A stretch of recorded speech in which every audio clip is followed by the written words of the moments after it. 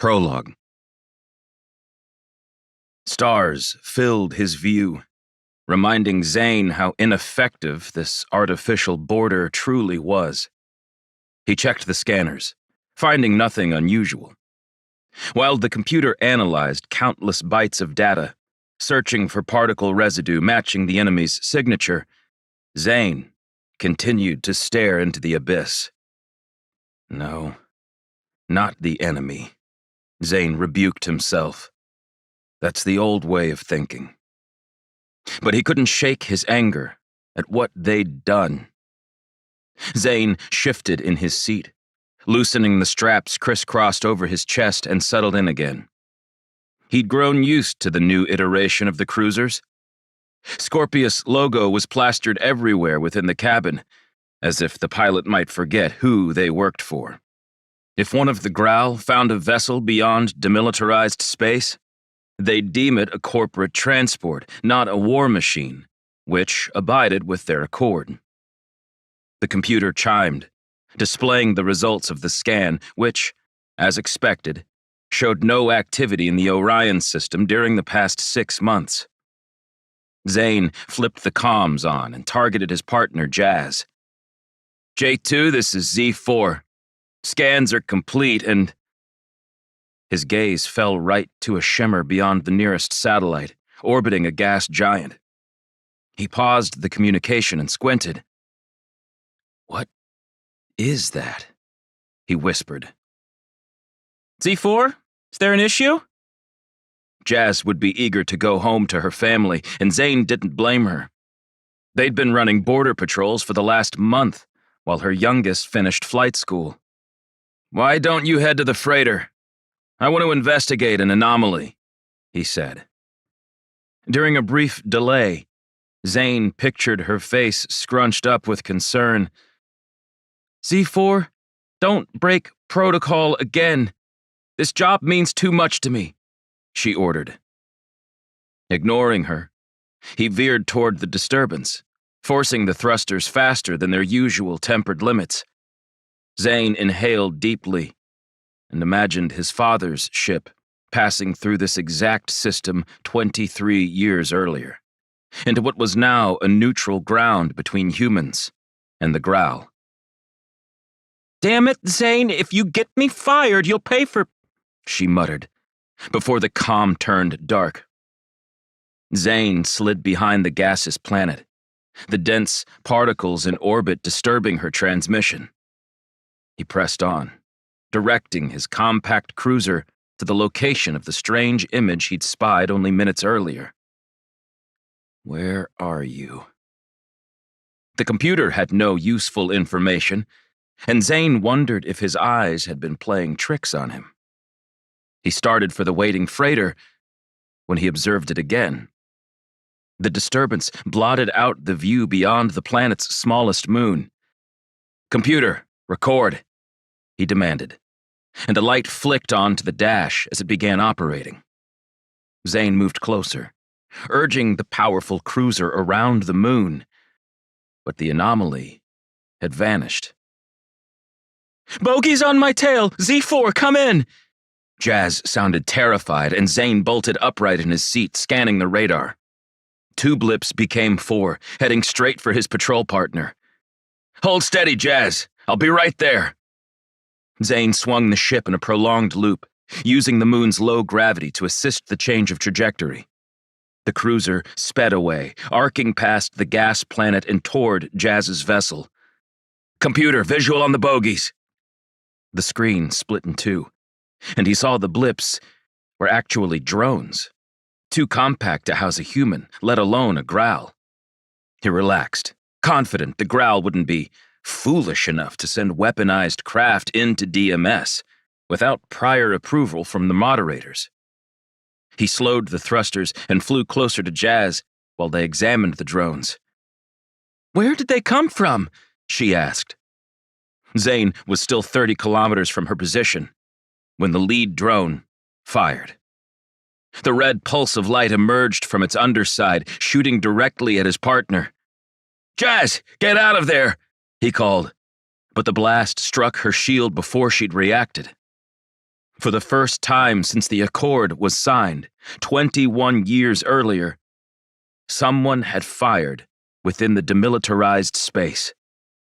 His shoulders slammed into the cushioned seat, his head pressed against the back of his helmet as he raced into action. While he retaliated, the drones resumed their assault, sending 7 more pulses at Jazz. Her cruiser's shields held for the 6, but the final attempt penetrated the last layer, and Zane shouted in fury as the vessel exploded. Zane's mind pushed away the loss of his friend and patrol partner for the past 5 years. He targeted the drones with precision and destroyed them within 15 seconds. The enemy craft became a spattering of electronics floating through space. His computer issued continuous warnings, suggesting there may have been a weapons malfunction, since they were rarely used. Zane silenced them all, but the red light kept flashing in the dash's corner. "Jazz, I'm so sorry," he breathed, realizing his comms hadn't turned off. "How about you stop whimpering and pick me up?" Jazz said through the helmet's speakers. "You're alive!" "The second they fired, I understood how this would end," she said. "You may have forgotten, Basic, but I didn't. The most important thing when being targeted by an enemy is to live to notify our superiors." Zane gritted his teeth, remembering how many arguments he'd gotten into because of the moderator's new philosophies on war. He'd barely graduated from the academy as a result. "Stand by. You'll have to clamp on tight until we reach the freighter." A gnawing worry that came with the drones consumed him. Once Jazz had secured to the cruiser, Zane set course for their ride home. Someone had sent military drones into DMS. War was coming. 1. Zane Lucas walked the streets of Draken, not bothering to stare at the endless rows of towering structures or admire the dozen fountains he passed on the way. He'd seen them 100 times, and what had once impressed him only reminded him of the cost they'd paid during the colony wars. Each fountain depicted a significant battle scene throughout the courtyard, and he stopped at the spout near the moderator's office. Antares was etched in stone, flying at 5 Growl warships. Zane sat on the bench, watching the water flow from the middle and spray into a fine mist. He closed his eyes as the sun beat onto his brow and remembered the moment his father told them he'd be leaving. His own ship, Antares, a thing of legends to a young boy. His father was heading into war to fight the evil Growl, protecting his wife and child as he traveled to exotic, distant worlds, seeking justice for the atrocities their new enemy carried out. Zane blinked his eyes open and wiped the mist from his cheeks. The inscription was short, but profound. "The fallen won't be forgotten." Each monument had a saying created in the aftermath of the Great War. Their memories were tainted by the moderators. When Zane was younger, he'd been so angry when he'd learned of the coming Accord. How could they make peace with the Growl after they'd taken his father away from him? Now, years later, Zane realized why they'd done it. Their resources were dwindling. The losses in the billions on each side. Without a promise of peace, Zane doubted humanity could exist beyond a few remote planets, where they'd remained secluded from the stronger Growl. They seemed to give their own people no regard in battle, their lives meaningless in the field. Yet it was impossible to defeat an opponent without remorse. Or that was what his training at the academy had instilled. He stood, gazed at the stone version of his father's old command ship, and headed into the moderator's office. He wore the official Scorpius uniform, and no one stopped him as he walked past the scanner, his internal ID chip granting him access. The orders had come in the moment he'd set foot on Draken, and Zane wished he could have had a night at home before meeting with Carl Rogers. He pressed the elevator's top button, and the doors closed, lifting him to the top floor. When he emerged, Zane was taken in by the sights. From the 70th story, he could almost view all of Draken, with its distant ocean, Reaper Falls, and the snow-capped Draconis Mountains, their twin peaks like dragon wings on the horizon. When the red sun rose each morning, it gave the illusion of a beast breathing fire. "He'll see you now." A holographic woman gestured to the large double doors and flickered off. Zane reached up to knock, but they opened at the same moment, and he nearly struck Carl in the chest. "Come in," the older man said. "Hello, sir." Zane offered his hand, but Carl just strode to the expansive windows, peering outside.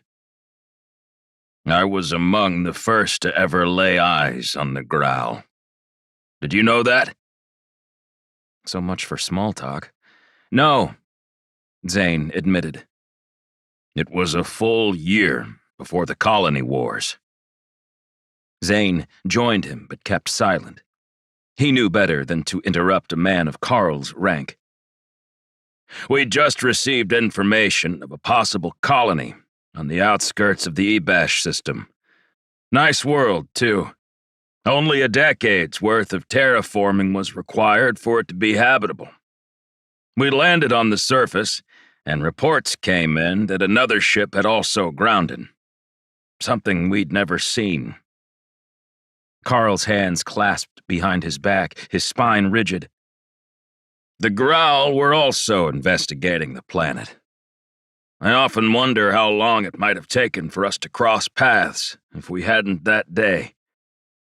Could I have avoided a war by rejecting the science team's recommendation to investigate Ebash? We had 5 other propositions on the table, and it was my decision to go to Ebash first." Zane had never heard this, and wondered why Carl was telling him now. Carl watched him intently. "Son, you've been with Scorpius for what? 10 years? "Yes, sir. Technically 11 if you count that, and you've proven to be a very capable pilot. Your test scores were among the finest at the Academy, regardless of the incident," Carl said. The incident. Zane nearly grinned. "He had it coming, sir." "I don't doubt that." Carl walked to his desk and took a seat, motioning to the opposite chair. "Commander Hoggart is anything but refined, but he's one of the best military minds we have." "He called Dad a coward," Zane declared while sitting. "Did I mention Hoggart's also a fool?" Carl smiled in return. "We have to talk." "I'm guessing you saw the footage?" Zane asked. Carl gave a slight dip of his chin. "Zane, your father was like a brother to me." "I recall, sir." Carl had been a staple in their home in the time leading up to the colony wars. His dad and his old military buddy would often be found in the living room long into the night, combing over files, scouring the reports for signs of weaknesses. "Then you know why I've kept you on.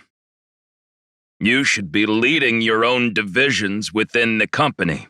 Instead, you're flying patrols on useless borders, trying to do what? Find him?" The comment stung, but it was painfully true. "We've had no messages or signs of Antares. It's literally the only warship from the entire colony wars that we haven't learned the fate of. It doesn't mean anything, Carl breathed out. Believe me, son. I spent far too much energy when the accord was struck. The Growl even offered— Don't, Zane said. Carl tapped the desk with a fingernail. I'd like you to take a leave of absence. What? Zane belted. Why? You've been showing signs of fatigue. You also failed to comply with basic protocol on that last mission. It's not the only time either, Carl said. I saw something, Zane told him, realizing how foolish it sounded. He'd watched the footage back, and there was no way to tell what the obstruction had been. It could easily be explained as a pocket of gas, or a flare from the giant he'd been circling. What about the drones? They were clearly Growl, and they fired at us, breaking the accord. You are not to speak of this again, Carl said. Zane's gaze drifted around the office. The clear shelves were filled with gemstones from every world humanity had colonized. 43 in total. He quickly realized what Carl was doing, and he could hardly stomach it. You're sweeping the drones under the carpet. There were no drones, his boss advised. But the footage disappeared. Jazz Badul has also retired, as of this morning. Retired? Zane's head reeled from the information. But she's my partner. Not any longer. Take a hiatus. Go to the pools of Yell. Scorpius has an office there. I'll message them to save you. No, thank you. Zane clenched his fists, furious with the man in front of him. Are you seriously going to let the Growl get away with this? You'd pay off Jazz to keep quiet and send me on my way? The drones could start another war, and I won't be part— Zane paused. These weren't the only ones you've encountered, were they? Carl steepled his fingers together. Enjoy your vacation. When you're feeling better, I'll ensure you get a position on the Darris run. Zane stifled a laugh. The Darris run was the most remote operation they had, a colony so far from their usual borders that only the most desperate pilots on workplace parole accepted the gig. It took 6 months each direction, and they were 100 years from earning a walkway. You can hide behind your company name, but it's obvious that Scorpius is a military operation pretending to be a colony logistics organization. I don't care what you say about the Accord. Has anything really changed? Both sides continue to violate DMS, guarding their own borders while slowly prodding into one another's space. We're as prepared for another war as the Growl. If they're sending weaponized drones intending to attack, you don't know what you're speaking of. Carl's shout stopped Zane in his tracks. You may think you comprehend what happened during the war, because of some textbooks and the teachings at the academy, but the general public only learns what we want them to. Let it go, son. At the end, Carl's bravado dropped and his expression softened. Take some time, but when you return, forget the drones and the war, and stop this incessant search for your father. It'll only bring more heartache. For all of us. Zane stared at Carl and saw deep lines in his face and a balding head filled with gray hair, and barely recognized him. Yes, sir. Carl seemed to hesitate, but kept his lips sealed, and Zane could tell they were done. 10 minutes later, he was on the street, ripping the company logo patch from his uniform and tossing it into the nearest trash can. After what he'd just witnessed, Zane was finished with Scorpius. He passed his father's monument without so much as a glance and stormed toward the nearest bar. Zane had been to the establishment a few times, since it was halfway across Draken. Being in the city's core, it was an elegant place, with a handful of people in Scorpius uniforms at a table. He didn't recognize any of them, so he continued further, settling at the bar next to a pair of men in expensive suits. It's a lie. There's more profit in trade with the Growl than in war, the guy beside him said. Easy for you to say, you're not in the weapons business. If we could just get approval from the moderators on our latest designs, I'd have that beach house on Polonius 4. You buy it, I'll supply the wine. They clinked glasses and glanced at Zane as he checked the holographic menu. The serving bot appeared from the kitchen and stopped behind the duo. Gentlemen, your table is ready. The robot gave a slight bow, and the taller of the two nodded to the bartender, flashing a big tip on his screen, then walked off, staggering drunkenly. What'll it be? The woman across the bar asked. She wiped a glass with a white cloth and he grinned. Something funny? I didn't expect to find a human bartender, Zane said. If you prefer, I'll ask. She waved for the robot. No, please don't. Zane sighed and closed the hologram. It's refreshing. She smiled and set the glass aside. The hotel wants to give a personal touch. It brings in bigger clients, according to the marketing team, which I'm sure is headed by a robot. She whispered the last part. Of course. I'm Belle, she said. She was oddly familiar, but he couldn't place her. She'd probably been here the last time he'd visited. She offered her hand, and he stood to shake it. Zane. Zane Lucas? Belle's grip went limp. I have to go. Go? You work here? He called after her, unsure what had upset her. Maybe you should leave. A Scorpius employee was behind him, arms crossed. Zane confronted him, standing an inch taller. And why's that? The man pointed at the feeds playing behind the bar, and Zane grimaced when it showed his face. A much younger version, granted, but it was him. Zane tapped his earpiece, linking to the feed, and listened to the reporter's voice. Zane Lucas, the son of the famous Liam Lucas, captain of Antares from the Colony Wars, is seen here, protesting the Accord. Is he connected to the dissenters from Pholus, or was he acting on his own merits? That happened 15 years ago, come on, Zane said.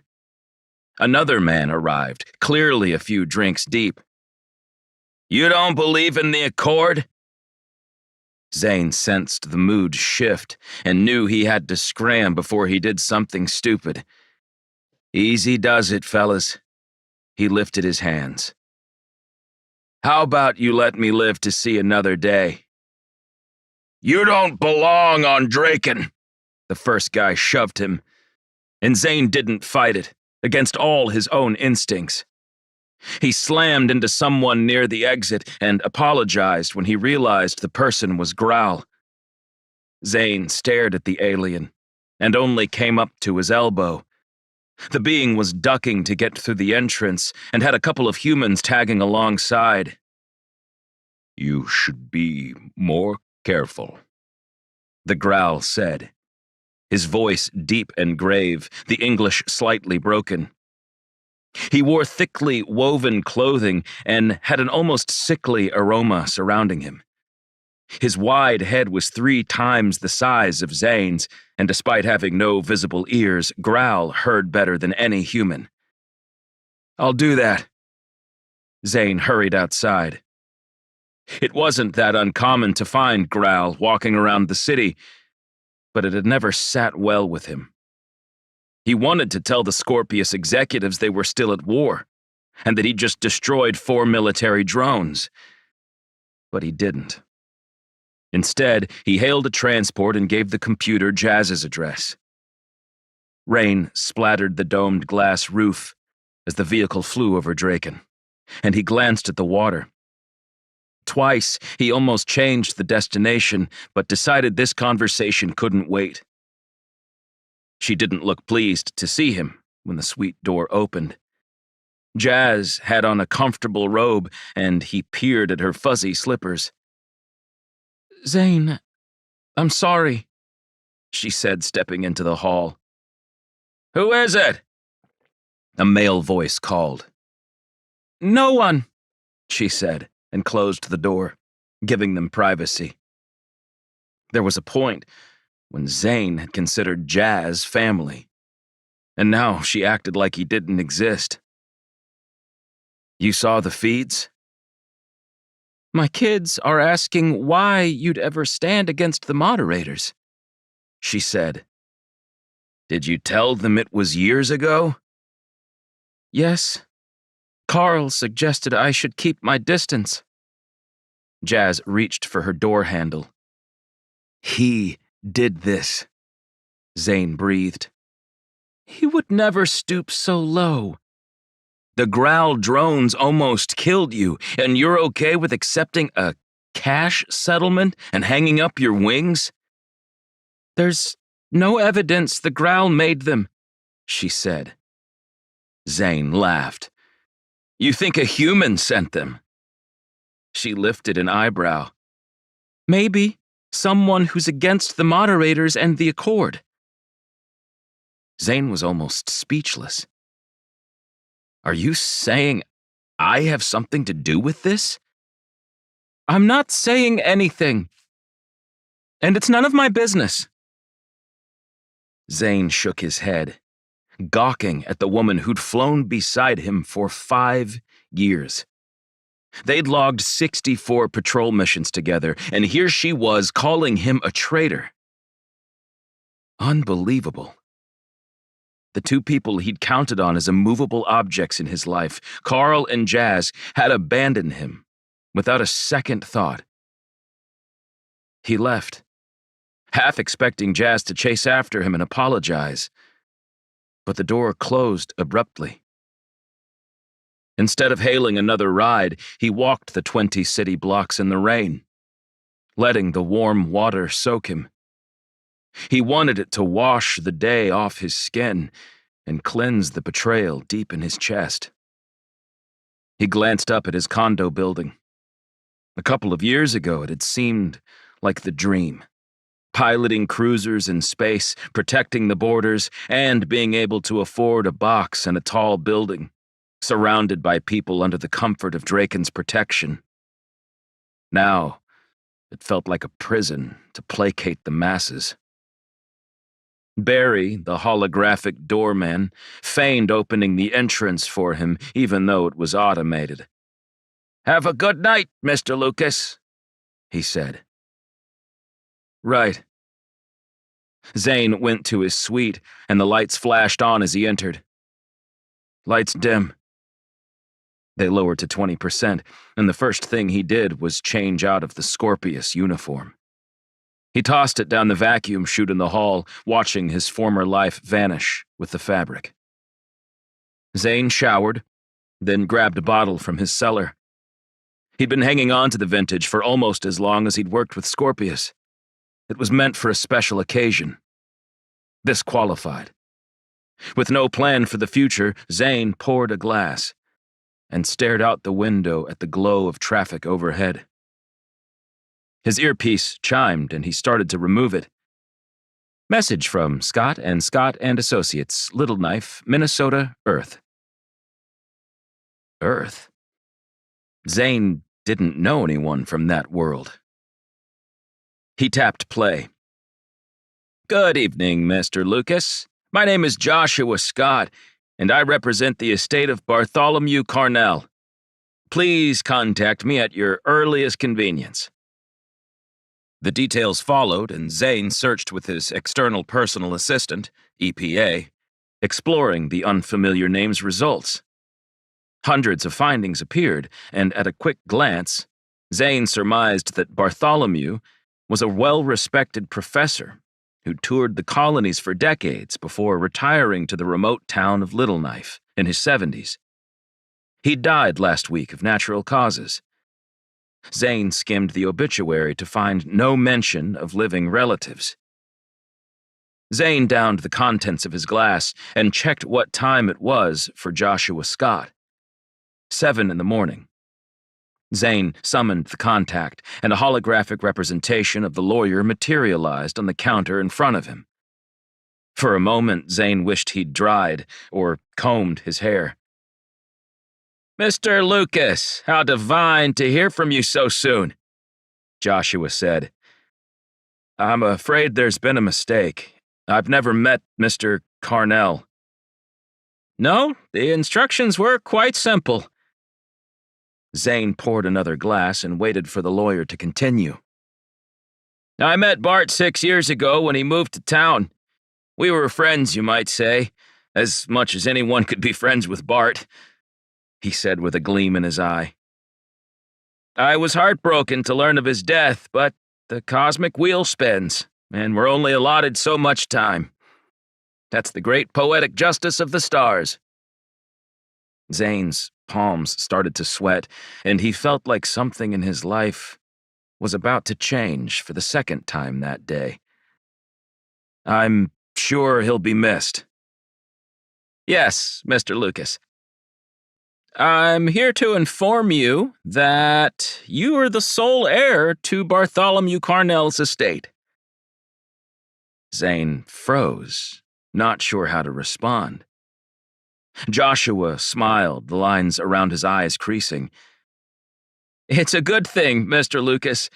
Bart was frugal in life, but a very wealthy man." "I don't understand," Zane said. "It wasn't my place to question his decision. I asked him why, but he dismissed me. That's how he was. His home is yours. His vehicles, the vacation properties. The entire estate is worth approximately $39 million, or 27 million Universal Colony credits." Joshua smiled widely, and the numbers swam through his mind, drowning his sense of reality. "Certainly, to garner such amounts, you'd have to sell off most of the assets. Remember, this is a rough estimate, and because many of his artifacts are deemed priceless, the value may be much higher. Of course, there will be taxes and a nominal fee for my services, but the estate will be quite plentiful." The lawyer winked at him. Zane had 1,000 questions. "How?" "Come to Little Knife. I've booked the walkway from Draken to Henderson and the subsequent transport from Henderson to Earth." Zane's EPA tablet chimed, and the digital tickets appeared on screen. "I will expect you within the month." Zane peered around his empty place, checked the flight times, and grinned. "How about a week?" 2. Zane had never enjoyed using the walkways, but this was important. Draken, being the capital of the colonies, had the largest and second most traveled walkway, linking them to all 11 of the principal colonies. The rest of the worlds were connected by commercial shuttles, moving between the colony planets on strict schedules. His destination, Henderson, was the logistic hub of their network, with thousands of passenger and freight flights being sent from orbit and the surface daily. He waited in line on his current home planet, receiving a few stares from the others in the crowded space. The feeds of his rant had stopped as soon as they'd aired, and he'd received a message from Carl, suggesting he'd ordered the story wiped from the feeds. If that was the case, who'd supplied the footage in the first place? Zane tried to forget it, focusing on his new agenda: getting to Earth. He'd read descriptions of the world and the origin of their people, but it seemed rare to even meet an Earthling. It was touted as a husk of a planet, with one of the lowest populations in their grid. They weren't even in the running for a walkway, which told Zane most of what he needed to know about Earth. "Next," the woman at the front of the line called. Zane stepped forward and she scanned his credentials. The walkway's courtyard was immaculate, with rising, smooth white tiles rounding at the ceiling. Miniature robots swept the dust and debris before vanishing into openings in the floor. No one seemed to notice them, or the pure artistry of the design. Gold accents had been added to the walls in circles and flourishes, indicative of the time they were created, in an age before anyone had heard of the Growl. While Draken hadn't been hit in the war efforts, 2 of their walkways were destroyed on other principles, with the moderators rebuilding them as a sign of peaceful times to come in the aftermath of the colony wars. The walkway itself was a much smaller part of the overall model. At 10 feet in diameter, it sat, dwarfed by its surroundings. The perfect circle emitted the lightest of hums when Zane stood near it. He checked behind him at the 100+ passengers waiting their turn. The operator, a bored-looking man with thinning brown hair and a dense mustache, changed the terminus, and the name Follis appeared. Another planet Zane had only visited once, and vowed never to stop by again. It was too uncomfortable. The locals adhered to an odd religion they called the Nebulous, which centered on praying to an ancient celestial god. Zane didn't think he could even pronounce the name if he tried. Zane walked closer when the attendant urged him on. His lips formed a grin when he saw Zane's ultimate destination. "Off to Earth," the man said. "That's the plan." "Have you been?" "Not yet." "I don't see a return trip booked," the attendant said. "I haven't decided how long I'll be staying." Zane wanted to tell him to mind his own business, but kept it to himself. "Henderson," the guy muttered, and changed the digital display on the walkway's header. Zane stared into the black circle. Beads of the dark matter's byproduct rose from the portal. "Sir, please step through." He took a moment, then strode directly into the middle of the circle, holding his breath. Zane had a fear of vanishing within the walkways. Rumors circulated that it happened on occasion, but the moderators claimed that their success rate was 100%. Zane never believed everything he heard. He arrived at the other end of the walkway, 50,000 light years farther into their occupied territory, at the heart of the colonies, on Henderson. People were everywhere, and he instantly recognized them as visitors like himself. Each planet had different conditions, so their evolution adjusted accordingly. Humans from Clestum had an average height of 7 feet tall, thanks to the lower gravity, and were often nutrient deficient because of their erratic climate's effects on their crops. They took a myriad of supplements to mitigate the issues, but never appeared quite healthy. He spotted a group of them approaching the shuttles in the bay, a half-kilometer from the walkway's courtyard.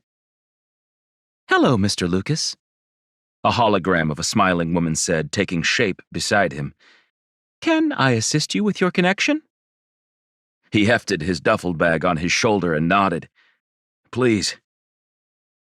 The cramped courtyard was starting to give him anxiety. Zane was used to the big city, but this was different.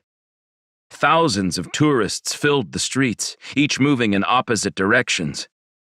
His gaze lifted as the enormous space elevator rose from the bay toward the space station in orbit. It made a grating sound, causing the ground to vibrate as it ascended. "Follow me," she said. The holographic guide flickered as she passed through objects and travelers alike. He had to hurry to catch up after being blocked by a group from Larkstone. They shielded their eyes with visors since their planet sat in perpetual darkness. Zane couldn't imagine choosing to reside there, but after generations, they were used to it. Zane spied the elevator lift near the water and stared out at the expanse, where hundreds of floating docks held shuttles.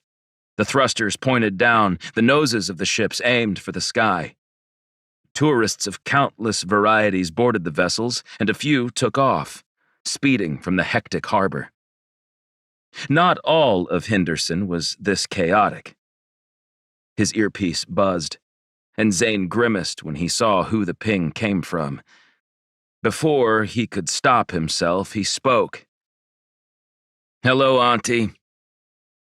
"You're on Henderson?" Of course she'd be linked to the registry. She'd worked at this very hub for 18 years, after her brother vanished. His aunt had wasted her entire youth trying to find a ghost. And he was no better off. What had he been doing? Spending a decade chasing his father through the border, trying to learn what happened to Antares. He could be running a division within the company by now, like Carl had suggested. Maybe it wasn't too late to turn things around. "Zane, are you there?" "Yes, Auntie, I'm on Henderson." "I expect you're coming for dinner." It was 9 in the morning at home, but it was near the end of the workday here. "I have to catch the lift," he said. "You're all the way in Henderson and you don't have time for me?" Zane sighed and relented. "I can change it. See you soon." The guide's projection waited for him. "I have business to attend on planet. Can you reschedule me for tomorrow morning?" The woman's face formed a smile and the hologram flickered. "I have made the adjustments. Thanks for choosing Walkway Express." She disappeared, leaving Zane alone with thousands of strangers. Zane watched the landscape as it shifted from the hectic hub to a cityscape, then to rural living. His private transport carried him over the ocean and lowered into the middle section of the Happer states. Everywhere he looked, land sat divided into crops, most of them the lush purple wheat his own grandparents had spent their entire lives cultivating and tilling. Being among the fields brought a rush of memories flooding back. It had been 4 years since he'd visited Auntie Lorna after his mother's funeral. Zane remembered her being a vibrant woman with more personality than anyone he'd met during his childhood. She'd recall her days exploring exoplanets for the terraforming committee, describing alien wildlife on a desert world or the ice snakes on Besley Prime. But that bright disposition shifted into something different when her brother vanished during the war. Now, with her sister-in-law dead and no work to distract her, she'd gone off the deep end. Her house was quaint from afar.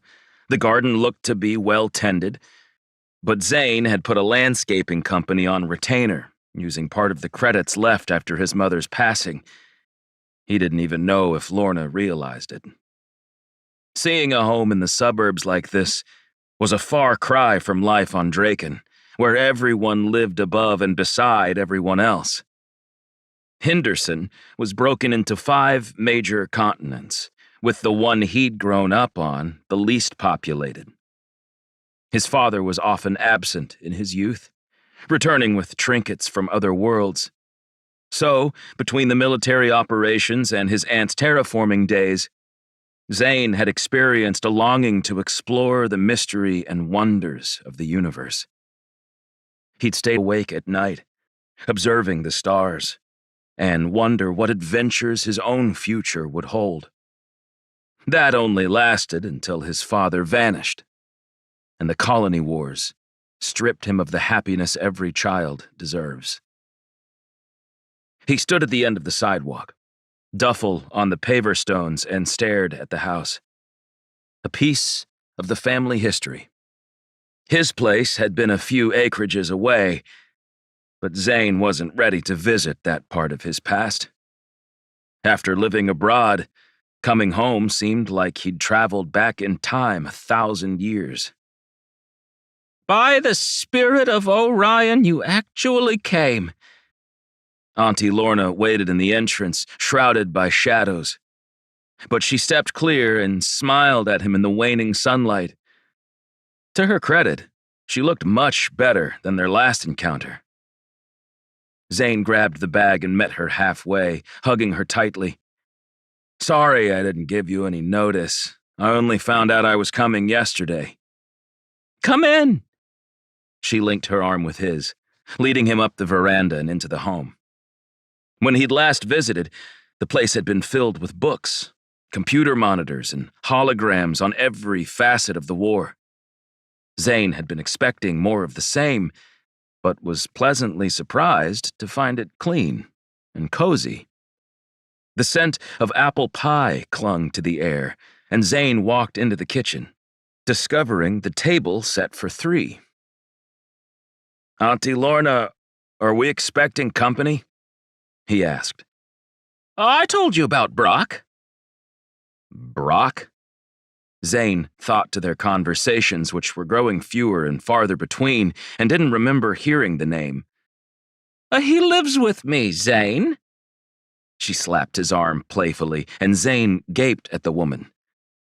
She'd been single for his entire life, and now she shared her home with a man? The back door opened, and a guy wearing a plaid shirt stepped in, gaze on the floor. I don't understand why we need so many potatoes, darling. Is your nephew really... He paused and set the wooden crate down. Sorry about that. I hope you brought an appetite. Zane realized he hadn't eaten all day and nodded. Yes, sir. Oh, none of that, Zane. The guy shook his hand, and his grip was strong. We're family. Zane shot his aunt a look, and she shrugged. I wish your parents could have met, Brock. I'm grateful you can. The next hour sped by, while Zane listened to the story of their meeting and subsequent whirlwind romance. It was evident they were happy, and he'd never seen Lorna so content. It wasn't Zane's place to suggest she'd rushed into a relationship with a stranger because he'd done that himself more than once over the last decade. While his aunt served dinner, Brock offered him a glass of wine, and they sat with steaming plates of food on the table. Zane reached for his fork when Brock cleared his throat and furrowed his dark brow. I just want to say how nice it is to meet someone from Lorna's family. We're excited to have you stay with us tonight. His glass lifted, and Zane had no choice but to toast himself. Thanks for the hospitality. The food was delicious, and Zane wondered how long it had been since he'd had a home-cooked meal like this. He was used to freighter food, items prepared in the galley of a massive Scorpius vessel, made for the masses, which apparently didn't require spices. Care for a walk on the property? Lorna asked him when they'd finished. The conversation had avoided talk of his parents, or the reason for his coming to Henderson so far, but Zane sensed something in his aunt's composure. Brock will clean up. Brock nodded, taking a few plates into the kitchen. Sure. Zane used to love visiting as a child. Her yard was massive, with old, gnarled trees and countless hiding spots for a boy seeking adventure. Insects chittered away as they walked, and his breath misted out, the temperature dropping with the sun.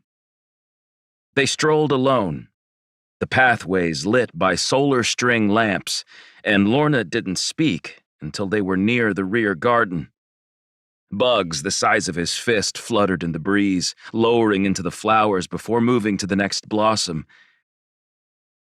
"Would you tell me what in the stars you're doing here?" Her voice stayed low, and she glanced at the window where Brock stood, tidying up. "There are robots for that," Zane told her. "I don't need a robot to maintain my house." Auntie Lorna frowned at him. "And don't change the subject." Zane sighed and told her everything. About the drones, the meeting with Carl Rogers, and the incident with the feeds. "Those stupid—" Lorna inhaled sharply. "If it was Rogers, I'll call him and kick his—" "He claimed it wasn't." "This still doesn't explain why you're on Henderson. Do you need a job?" "Do you know a man named Bartholomew Carnell?" Zane asked, and her entire demeanor changed. "Where did you hear that name?" The words were barely noticeable against the increasing breeze. "I take it that's a yes." "Bartholomew is a brilliant man. Perhaps a little eccentric with some of his theories, but he's done his research." "What research?" "He's looking for the forever world." Zane froze at the mere mention of the fabled planet. "Mom told me it's not real." "It probably isn't, dear." "If Mr. Carnell is so smart, why would he search for a world that doesn't exist?" "He was old, unconventional, probably had too much time on his hands. Do you remember me before I met Brock? He cleaned me up, got me help, and now I've never been happier," she admitted. Zane gazed at the silhouette, watching from inside the house. "You're not hunting for Dad?" Her cheek twitched when she lowered her chin in resignation. "No, I'm not." Zane appraised her, trying to see if she was telling the truth. "How did you meet again?" "Mr. Carnell?" "No, Brock. Something about their dinner time story didn't add up." "You've got me, Zane. We met at therapy." "Did you fall for your doctor?" "Brock was a participant in the group session. We projected in from our homes and met once a week. Eventually, Brock sent a private message, and the rest is history." Zane struggled to trust someone that jumped in on his aunt from a group therapy session. But she seemed blissful, and far healthier than during the last visit. He hugged her, noticing more strength in her. "I'm glad you met him." They let the words drift with the wind, blowing into the forest beyond. "Why are you here?" she whispered. "And asking about Bartholomew, did he reach out?" No. Zane thought that telling her the truth would be a trigger. The other end of Auntie Lorna's spectrum was a deep and dark tunnel from which she might never escape. "Then—" "I'm going to Earth." "Earth?" Lorna narrowed her gaze at him. "Why?" "I've spent my entire life as someone else, and don't even know who I am anymore, Auntie. I figure I'll trace my roots on Earth." "It's been generations since the Lucases were part of that colony," she reminded him. Zane nodded, watching the fields sway as a storm carried in on the horizon. The clouds darkened as Henderson's largest moon crested the mountains in the distance, a giant upside-down sickle. "Do you have to leave in the morning?" The first hint of rain fell onto Zane's head, and he peered up as more began dropping. "I'd better, and I don't want to impose." "It's never an imposition." Lorna leaned onto his shoulder, bundling her jacket around herself. You're like a son to me. Don't forget. I won't, he assured her as they started back. I have something for you. Yeah? She peered at him. It's from your parents' place, before we sold it. Zane's curiosity was piqued. What did you find? Your mom had a few boxes in the attic. The cleaners found them on the last day. Once inside, he returned to the table, where a steaming cup of coffee awaited him. He gave Brock an appreciative smile and sat patiently while Lorna scurried off in search of the mementos. He glanced to the living room hearth as a fire blazed and wondered if all the technological advances on Draken had sucked the soul out of their people. Brock sat by the fire, reading on his tablet, leaving the stranger in the house to his own devices. Zane was glad to avoid small talk, something he'd never bothered with. He preferred solitude, running patrol missions in his own star cruiser, checking in with Jazz occasionally as they scoured the perimeters of each demilitarized space system. Here it is. Lorna clunked a plastic crate down, the contents spilling from the top. Pieces of his past fell onto the table, and he gathered them. Zane picked up an eyepiece with hundreds of family photos and videos, only to find the charge had depleted. Beside it was his mother's apron that she'd worn for most of his childhood, and his father's first official uniform after he'd been promoted from lieutenant, back when Scorpius retained military ranks. Suddenly, Zane wanted nothing to do with the stuff. Can you hold on to it for me? Lorna gave him a small grin. You can come see them any time. Zane pocketed the eyepiece and noticed something at the bottom of the crate. He reached in, extracting a paper book. What's this? How did that get there? Lorna grabbed for it, but he snatched his hand away. The Forever World? It was a children's tale, and it spurred a recollection of his father the last night before he left for good. Zane heard his father's footsteps outside his dark room. He always knew when it was Dad, since the floorboards creaked louder. Zane pretended to be asleep, but opened his eyes a crack to find light spilling from the hall. Son, are you awake? Zane was angry with his dad. No. The mattress sank on the side as his father sat. I don't have a choice. Why do you have to fight the growl? Because they're hurting people. I hate them, Zane hissed. Me too, son. A rough, calloused hand took his into its grip and squeezed. Would you care for a story? Zane almost said he didn't, but now that his dad was there, the fury boiling in his chest had evaporated. Yes, please. Which one? Star Knight? Chester's Choice? The Forever World, Zane answered. Again? It's my favorite. His dad breathed deeply, as if the air suddenly was too thick, and returned with the book. In the far reaches of the universe lies a world of great curiosity. On it, the mountains rise into the clouds. The valleys are cut deep with roaring rivers. But even more wondrous than the sights are the people of the Forever World. Zane finished the line. Zane broke out of the movie in his mind and stood clutching the book. It's a children's story. Well, what did you expect? Nothing. Zane tossed the book onto the table, then changed his mind and shoved it into his pocket. Is it okay if we call it a night? Of course. Zane was ushered to the guest room and lay awake, listening to the storm as the wind ravaged the nearby fields with its presence.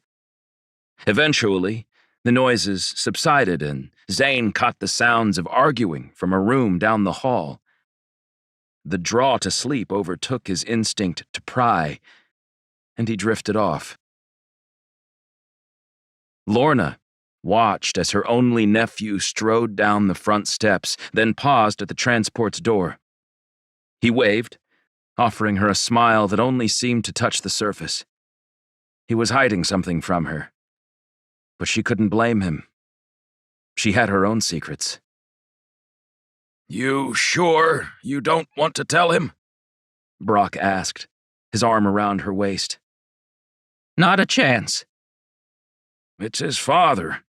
He deserves the truth," Brock said.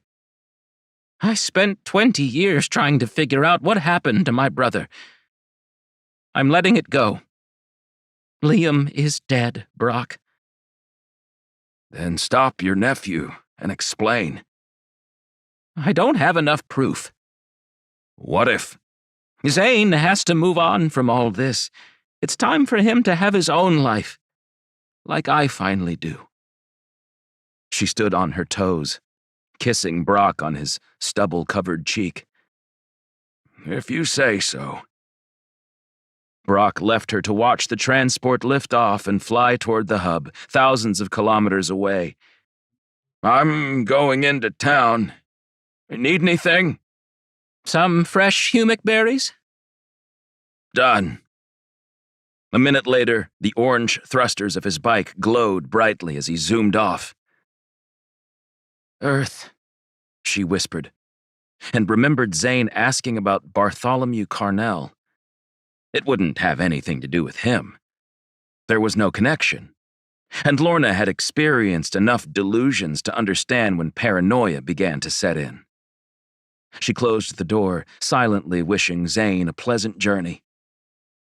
Lorna walked through the hall, glanced to make sure Brock hadn't returned, and lifted the key from around her neck. She used it to unlock the door and stepped into the mind of a madwoman.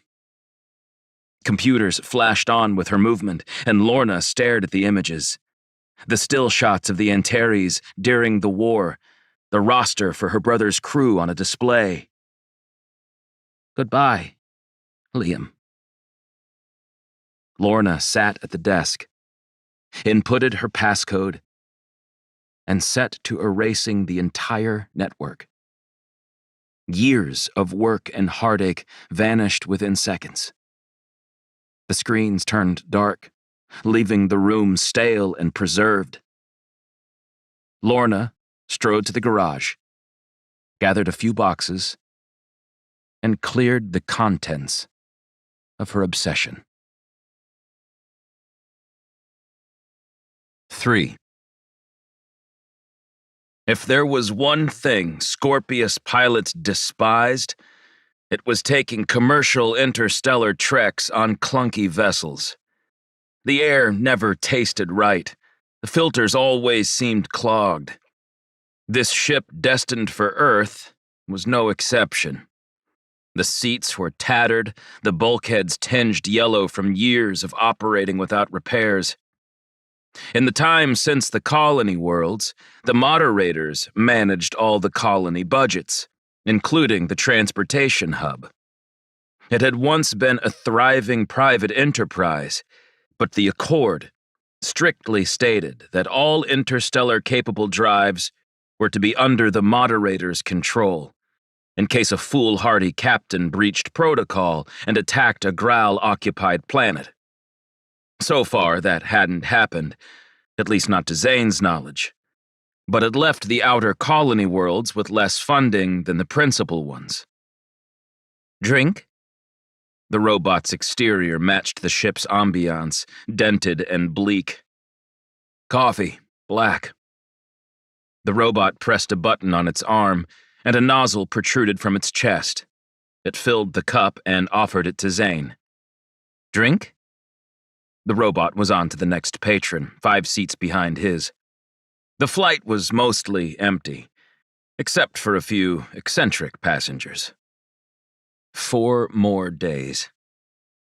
They went by painfully slowly, but Zane kept telling himself it was good for him to unwind. He reread a few classics and listened to a lecture on the ending of the colony worlds. He'd heard it all before, but the man's cadence was comforting, making it easy to fall asleep to. When the journey finally ended, Zane neared his breaking point. He'd already exhausted his limited library and walked every public corridor of the entire vessel 6 times. "Docking in 10 minutes," a voice said through a tinny speaker. Zane stood at the exit, observing the massive vessel while it thrust toward the waiting docking station. The moon was a glowing beauty, reflecting the sun's light from afar. The space station was at the pinnacle of Earth's orbit, a tired old structure, like something from the past, a perfect representation of Earth. He supposed the notion of heading to humanity's home should be romantic, but it left him feeling flat. Why had Bartholomew Carnell donated his entire estate to Zane Lucas? It made absolutely no sense. They'd never so much as corresponded. His meeting with Joshua Scott was scheduled for 3 hours from now, which gave him time to gather his wits on the surface. They docked with minor delays after a vent malfunctioned in the airlock, and the 23 passengers huddled near the exit, complaining about the wait. Zane stayed quiet, hefting his duffel bag when the lights finally snapped from red to green. The door buzzed and slid open, revealing a pair of luggage robots. He ignored their offer of help and found the nearest transport, passing the computer his destination. At least these models were from this century. It broke away from the station, giving Zane a view of the area. Instead of looking at the other transports disembarking, he watched Earth as they descended. It was stunning. Unspoiled like the rest of the civilized principal colonies. As he entered the atmosphere, the transport vibrating slightly, Zane couldn't help but think how far humans had come. He'd been near Earth for a moment, and was already inspired to do something bigger with his life than patrol runs. Zane almost asked the computer to continue on to the northern hemisphere below them, but he didn't want to be late for his meeting. So he sat back, viewing the ground as it grew closer. Zane hadn't seen snow in ages. Not since a visit to an outer planet he couldn't recall the name of. They'd been settling in for terraforming, and had 14 years before the world would be viable for human life. Here, the white blanketed the entire landscape. Only some old roadways had been plowed, and the houses stood out like statues outside of Little Knife. He'd researched the town and hadn't trusted the population listed, figuring it was out of date. Now, he believed it. The place was sparse, with only 100 homes in the town's perimeter. Outside, expansive fields were fenced off, probably crops, he assumed. As he lowered toward the transport landing zone, he wondered which of these properties he'd inherited. The door opened, letting in a blast of frigid air, and Zane quickly understood he was underdressed for the weather. He pulled his thin jacket tighter and grabbed the duffel, exiting the ship. His feet dropped into the snow, settling 6 inches down on the ground. He lifted his leg, kicking it off, astonished at the lightness of it. The transport rose without warning, sending flakes in a concentric motion, twisting before landing again. With a check of the time, Zane found he had an hour. He'd expected an attendant or someone to greet him upon arrival, but it became evident that wasn't happening. So, he trudged through the snow, marching for the cluster of buildings. In a faint way, this reminded him of home on Henderson. They also had a similar downtown. In Draken, all the necessities were within your own block, and the proprietors leased suites or entire floors in the high-rises. Here, they sat spread out. Each structure varied from the one before. Zane stopped at the first one to peer through the windows. Lights were on, and an older woman sat at a table alone. Behind a counter, a young man wore an apron and waved at Zane when he noticed him. Zane glanced at the chimes announcing his arrival. "Hello, stranger," the boy said, and the woman peered up from her old model of the EPA.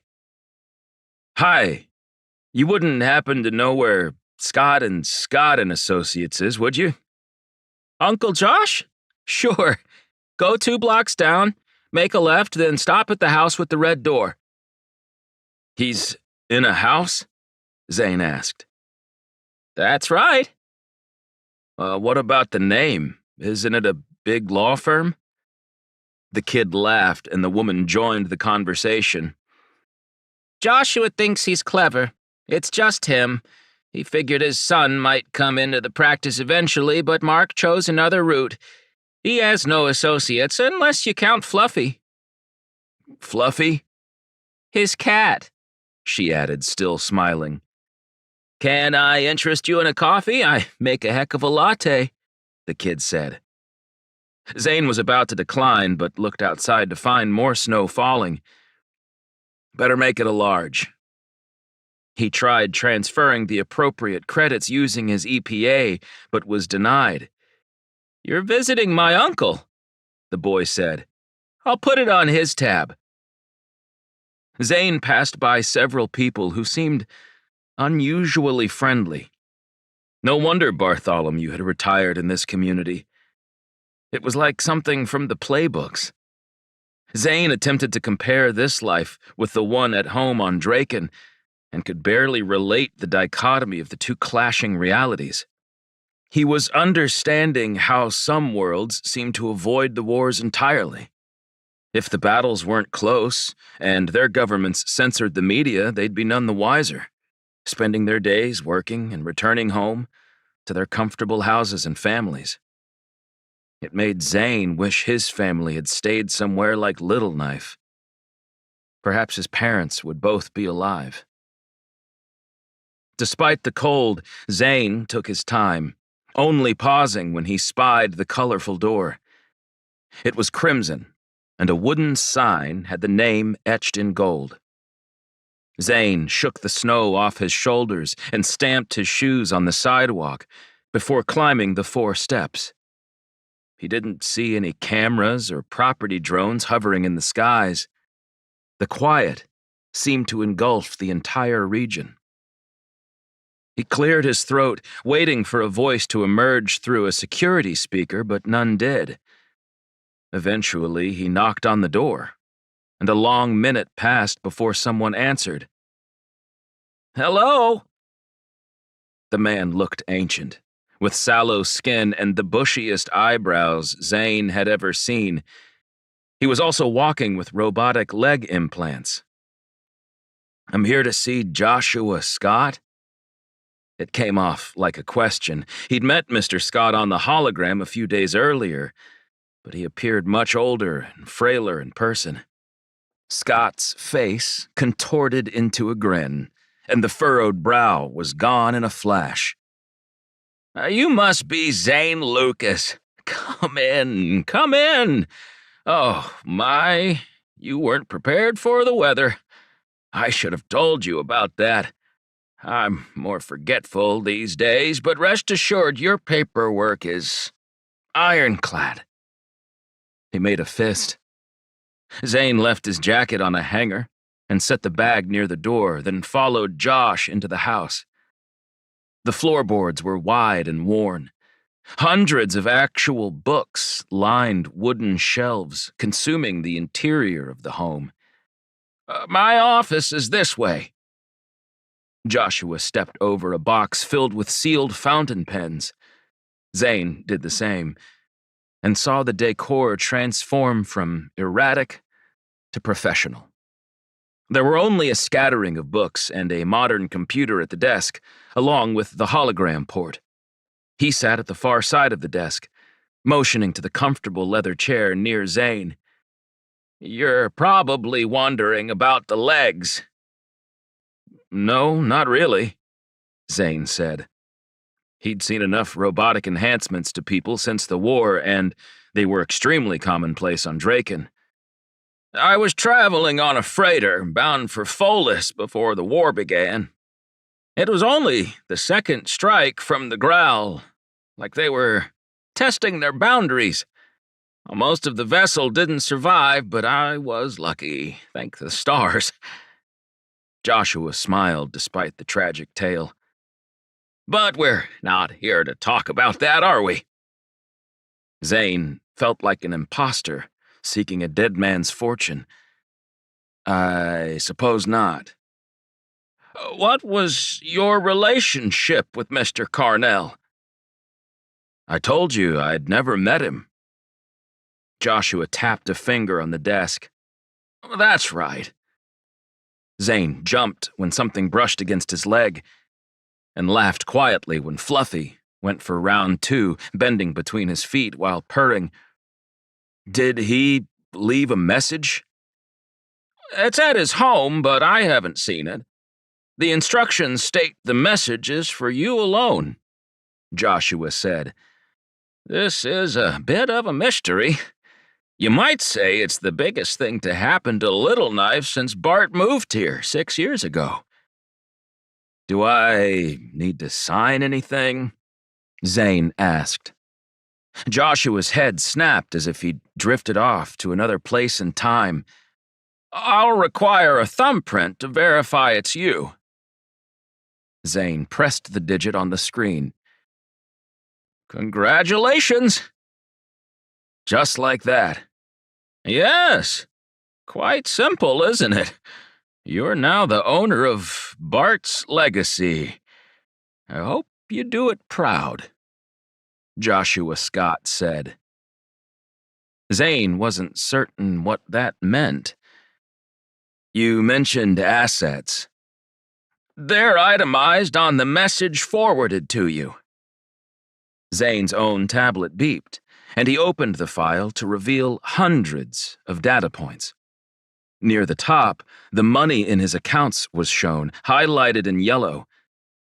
11 million Universal Colony credits. He checked his own accounts and saw the funds being transferred. Joshua peered at him quizzically. "What will you do with his properties?" "I have no idea," Zane admitted. "Well, if you need any help with the process, please don't hesitate to contact me," he said. "I enjoy Little Knife, but you'd be amazed at how few potential clients live in the area. I love my work, and keeping busy is something I appreciate." "You'll be the first person I consult," Zane said, bringing a smile to the old man's face. "Very well." He clapped his palms together and rubbed them like he'd grown cold. "Would you care to see the estate?" 20 minutes later, they lowered in the car, the thrusters belching out a thick plume of black smoke as it set down. "Sorry about that. I've been intending on having her serviced," Joshua said. Zane barely heard the comments. He was too enthralled with his surroundings. He lived here? The house was a castle by any right, with 3 stories and gabled dormers, complete with gargoyles. He'd read of them in stories as a child, but never witnessed them in person. He wondered what kind of evil spirits Bartholomew was trying to ward off. He noticed a stone fence surrounding the estate and wasn't certain how much of the land beyond was his. The ground depressed slightly in an oval shape at the far corner, and Zane guessed it was a large pond or perhaps a small lake. They walked toward the property, which proved difficult, as the driveway was covered in 2 feet of snow. Joshua's robotic legs made easier work of it than Zane's, but they reached the end of the courtyard and he stared at the yard. A fountain sat in the middle, almost as large as the monuments on Draken, and it forced him to think about his father's. "Shall we?" Joshua tapped his EPA's keypad and the doors unlocked. "You have the code as well." Before they entered, another ship lowered from the gray clouds, hurrying to park beside Joshua's car. The thrusters cut off, and a woman burst out of the vehicle, sprinting through the grounds. "Wait!" "Oh, for the love of the stars, not her again," Joshua muttered. "Who is she?" Zane asked. "Wait!" The woman arrived, hands on thighs as she breathed deeply from the exertion. "Someone really should shovel this." "Thanks, I'll keep that in mind," Zane answered, receiving a glare. "Joshua, you can't give it all to him," she complained. "I have every right to—" "Who are you?" Zane asked. Julia Rossi." "Is that supposed to mean something?" Zane glanced at Joshua. "You said he had no heirs." "He didn't. Julia was his assistant, though I rarely saw her," the lawyer said. "Assistant? I was his partner," she proclaimed. Zane assessed the woman and had to admit she was quite attractive. Her dark hair curled at the ends, drifting just past her shoulders, and her brown eyes burned with passion, though it was probably anger. At him. "I don't know what to tell you, Miss Rossi." "If you'd let me in, I can explain," she said, not begging but forcefully suggesting. Julia started to walk past Zane, but he stuck his arm out, blocking her from entering. "It's been a long trip, and I'd really like to be alone for a while," Zane said. The woman was agitated, and he hadn't even explored the manor yet. He also needed to watch the message left by Bartholomew Carnell in private. Hopefully it would clarify his current predicament. Julia must have sensed her options were shrinking. "Joshua, talk sense into him." "I will do no such thing. Bart hired me to grant the inheritance to Zane Lucas, and I've done that." Julia's shoulders sank, and the anger seemed to flee with the words. "Lucas?" "That's my name," he said. "As in Liam Lucas?" "My father," he whispered. "What in the heavens was Bart doing?" She sat on the snow-covered steps, palms holding her head up. Zane peered at Joshua, who shrugged. "You were really his partner?" He brushed the snow aside, then took a seat. "In a sense," she said. "But we were close. I worked with him for 10 years on and off, ran my own artifact business. Well, I still do, but it'll be different without Bart's opinions." Zane wondered if this was all an act. She hardly seemed like the same woman from a minute earlier, after her fire was extinguished. His own had gone out years ago, but now he sensed a spark igniting in his chest. "Tell you what." Julia regained some of her previous composure. "You'll listen to me?" "Tomorrow. Let me have a night, and come for lunch." "The place is stocked," Joshua told him. "I saw to it myself." The lawyer beamed. "Would you like me to be present for this meeting?" "That shouldn't be necessary," Zane said. "Thanks for everything, Joshua. I'll be in touch." Joshua must have realized he was being dismissed, because he cleared his throat and stepped down, returning to his car. "It was a pleasure meeting you, Zane." He met Julia's gaze. "Miss Rossi." She only moved when the lawyer had left in a cloud of smoke. Then Julia finally stood. "Tomorrow?" "Yes." "You promise?" He placed a palm on his heart but said nothing. She strolled into the courtyard and pointed at the snow. You really should have this dealt with. Zane stayed in the doorway until she was gone, and for a while afterwards, not wanting to forget the importance of the moment. This was his estate. The mere concept was baffling, but true. The entrance looked as impressive as he'd imagined. A dark staircase greeted him. The trim on the doors and the baseboards, along with the molding, matched the wood. It was like something from a history book. Clearly, Bartholomew had designed the house this way because the files listed it as being constructed 8 years ago, and it probably hadn't been completed until the professor had taken residence. Art hung on the walls, some with lights mounted above, offering a better view of the paintings. Zane scanned the first with his external personal assistant, finding it was created by an artist from the 17th century named Rembrandt. The image depicted a ship in a storm, and Zane valued the talent it must have taken to design. He felt like his life might capsize at any moment, mirroring the canvas. Zane tossed his bag to the floor and continued deeper into the home. He toured a room with an enormous piano, but it looked far different from the compact musical instruments that could be seen in a dragoon lounge or restaurant. He strode past it, wiping a finger on the black, glossy surface, which lacked any dust.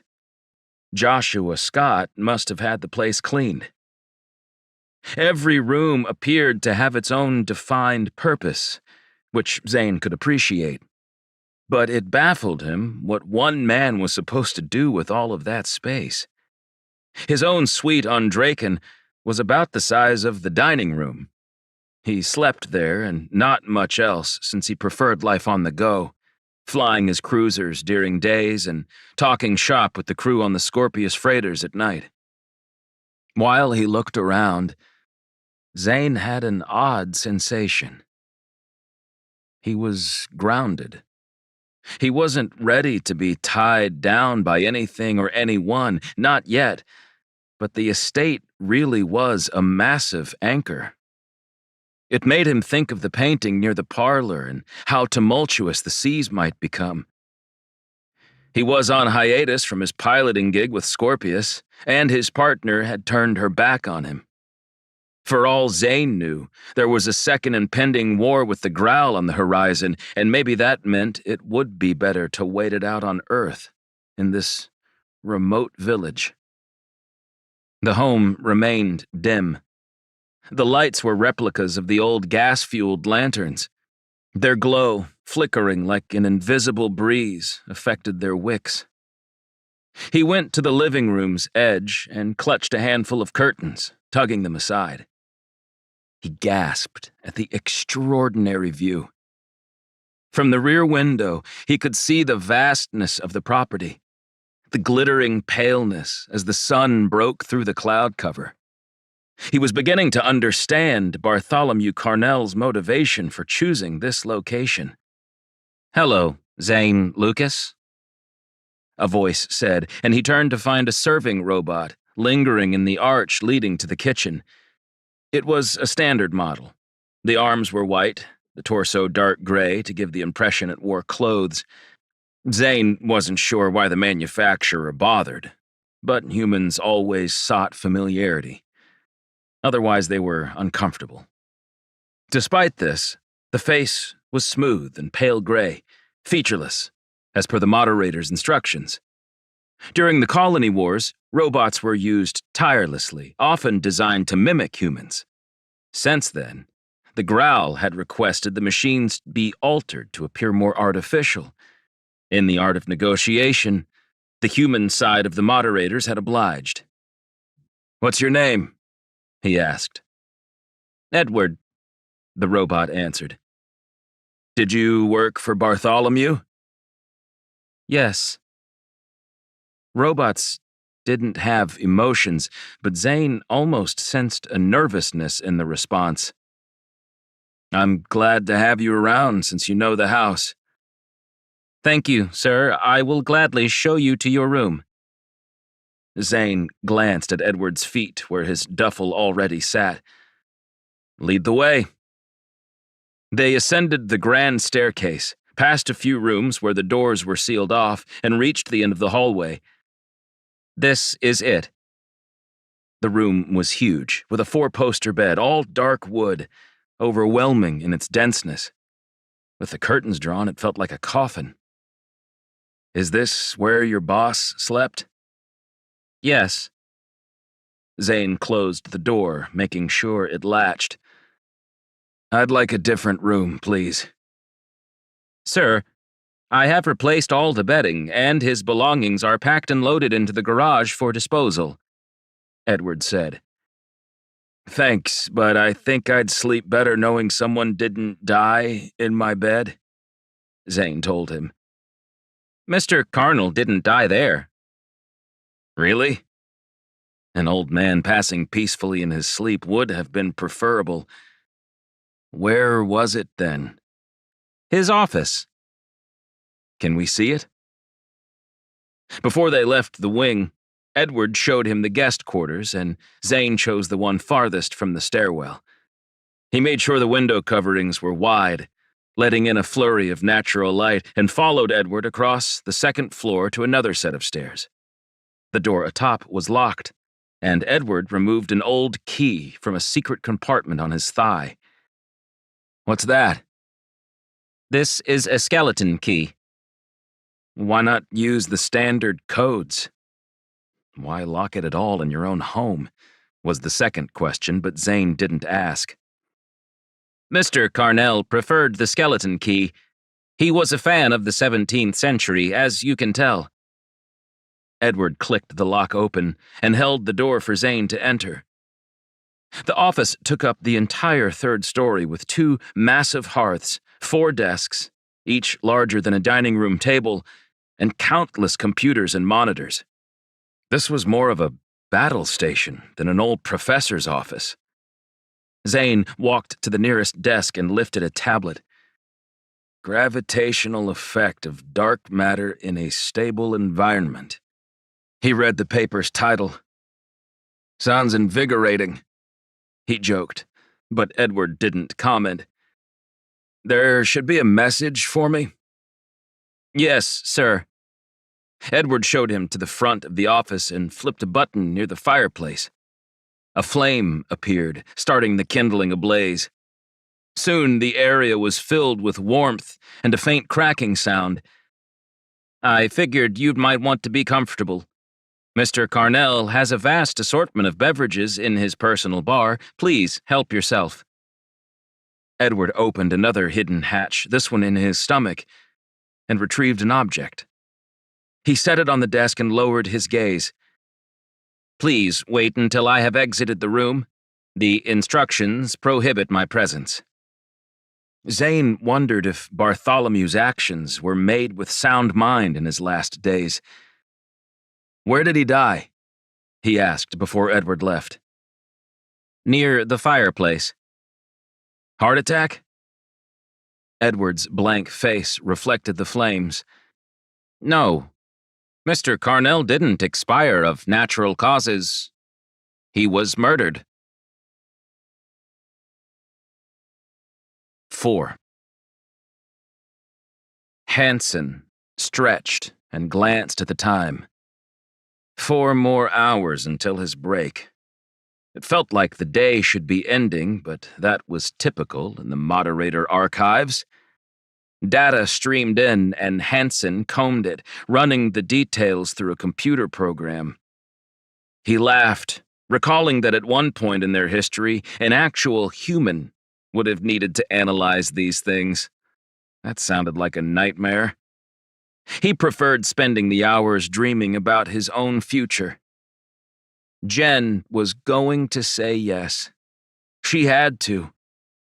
Hansen fumbled with his pocket, removing the band. Sure, a metal ring was archaic, but Jen favored the old ways and Hansen didn't mind, as long as he could continue using technology for convenience. Will you marry me?" he said, and shook his head, unhappy with the effort. "Will you marry me?" He lowered his voice, trying different alterations of the 4 simple words. Hopefully, her answer would be one word, and start with the letter Y. He got to his knee, testing it again, and quickly rose, not wanting to throw his back out before the big night. Tomorrow. Dinner after work at the finest larkish restaurant in town. If he was being honest, it was the second best. Fine, it wasn't even top 5, but they'd been able to sneak him last minute into their reservation system. The computer beeped, and Hansen checked the data stream. It had flagged something. When was the last time it had done that? He studied the logs and found it was almost a month since he'd reported an issue. What a disaster that had been. He'd been forced to work overtime for a week trying to determine what the breach was, and it turned out to be a faulty analysis in the program.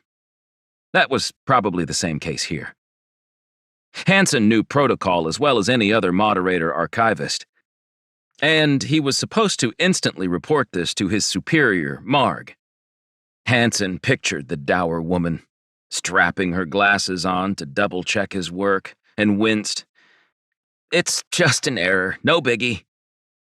Hansen manually typed on the keypad, which he hated doing. Obstruction deciphered. Suggestion inspect footprint. Location archive DS SC9911. The section was devoted to Scorpius, which almost caused Hansen to think twice before deleting the warning. Clerical issue, probably, he muttered, using his code to wipe the note. Obstruction deciphered. Are you certain you do not wish to inspect? Yes, I'm sure, you stupid machine, he said between clenched teeth. Obstruction ignored and filed. Filed? Hansen confirmed that it wouldn't reach Marg's desk and sat back, smiling. He once again gazed at the time. Only 3 hours and 53 minutes until break. Murdered? Why didn't anyone tell me he was murdered? Zane peered at the rug. Right here? Yes, sir. Why didn't you... How? We aren't certain. They turned the entire grid off and an isolated electro-pulse rendered me useless. Those are illegal, Zane whispered. But so was killing someone. Are the authorities working on it?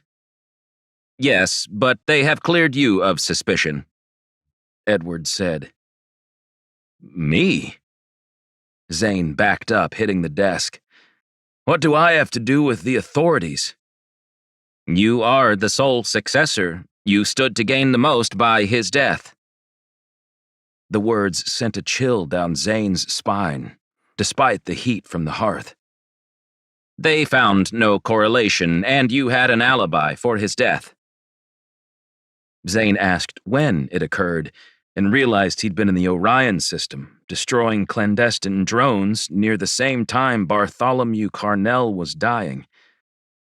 The coincidence felt too strong to ignore, but if there was a connection, he failed to make it. If that will be all. Did he have enemies? Not that I'm aware of, Edward said. Perhaps you can investigate later. He was excited for his heir to view the recording. Why did the feeds say it was natural? I do not know, but I assume it was to keep the media from sniffing around town, Edward told him. If there's nothing else... Zane didn't argue as the robot departed from the dead man's office. He moved off the throw rug and glanced at the holographic display device. With more than a slight hesitation, he pushed it on. The image that protruded from the desktop was of a tall, lean man wearing a well-tailored suit and holding a cane. Zane looked toward the wall, finding the same cane leaning there. the curve hand-carved with an etching of none other than the Antares along the edge.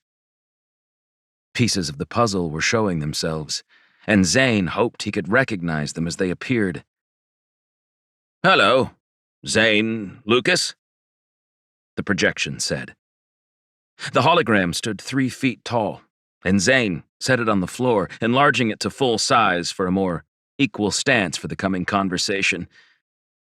"As you've probably guessed, I am Bartholomew Carnell, and I bequeath to you all my worldly and other-worldly possessions." The elderly man winked at his own comment and hefted the cane a moment before letting the soft-tipped end slap the floor again. "Have you heard the tales of the Forever World?" Zane nodded until he remembered the hologram couldn't see him, yet the recording paused, as if expecting a response. "I thought you might. I've spent decades flying from colony to colony, gathering stories from each of our cultures, and some from non-human races as well," he said. This caught Zane's attention because the only other beings they'd ever encountered in the vast reaches of space had been the Growl. It wasn't until a few years ago that I realized it was more than a fable. I've always been interested in the Forever World. Such a fantastical place, full of impeccable imagery. But it is not a children's story, Zane. No, it's so much more. I've found the means to locate it, but I fear someone's on my trail. You will need to take caution and trust no one. My colleague, Julia Rossi, whom I imagine you've already met, can aid you. Edward is also an asset. I have committed a certain level of treason, removing Edward's moderator-approved chip. But the censors should never reveal this. You can speak your mind near him without fear of imprisonment. Bart stopped, and a drink appeared in his projection. He took a sip and pursed his lips. Any questions? I have a few. Zane laughed that he'd been caught again. Did I get you? Bart's smile was infectious, and it was obvious the old-timer enjoyed jokes. I apologize for making light of the situation. I do not believe there's anything funny about death, which is undoubtedly what happened to me, or you wouldn't be watching this. I've had a good life, one filled with adventures and incredible people. What I failed to do is find the Forever World. He lowered his gaze and looked wobbly on his feet. There is a war coming, Zane, and not the kind you're guessing. We have larger threats than the Growl out there. We must locate the Forever World. Why me? Zane asked. You're probably thinking, why me? Bartholomew's hologram offered a crooked smile. I met your father once, in the years during the war. Despite the dire circumstances, he was cold and calculating, and people listened to him with the rapt attention one might give a master storyteller. He said something to me after his speech on Draken that stuck with me more than anything else. Zane leaned in, his gaze glued to the flickering hologram. What was it? He understood I was a historian, a professor of our people, with a keen interest in xenobiology. Liam Lucas asked me if I'd ever been told of the Forever World. Zane held his breath. He inquired because he was sure he'd encountered a ship from the fabled planet. It wasn't clear whether he'd given the coordinates to his superiors. Dad, what did you find? Zane asked out loud. I've spent 20 years since trying to decipher where they took it. And now, I have," Bart said, finishing his drink. In the projection, he set the glass on the desk. And Zane peered there now, finding the exact glass in the same spot. Bart must have died shortly after recording the message. "Where is it?" Zane whispered. "You'll find it." Bart's eyes widened and he stepped back, the hologram growing smaller. "Chaucy!" The last word was shouted and laced with fear. The room suddenly felt far too empty. Something banged loudly, making Zane jump in surprise. He searched for a weapon, and when he came up empty-handed, he reached for the cane. Zane moved swiftly, crossing the office, then descending the stairs in a hurry. The sound emanated again, coming from the front of the house. Edward appeared, and Zane sped past the robot. He should have accessed the security system, but didn't have time for that. When another impact boisterously thudded into the door, Zane pressed his back to the tall slab, worried he was about to share Bart's fate. "Anybody home?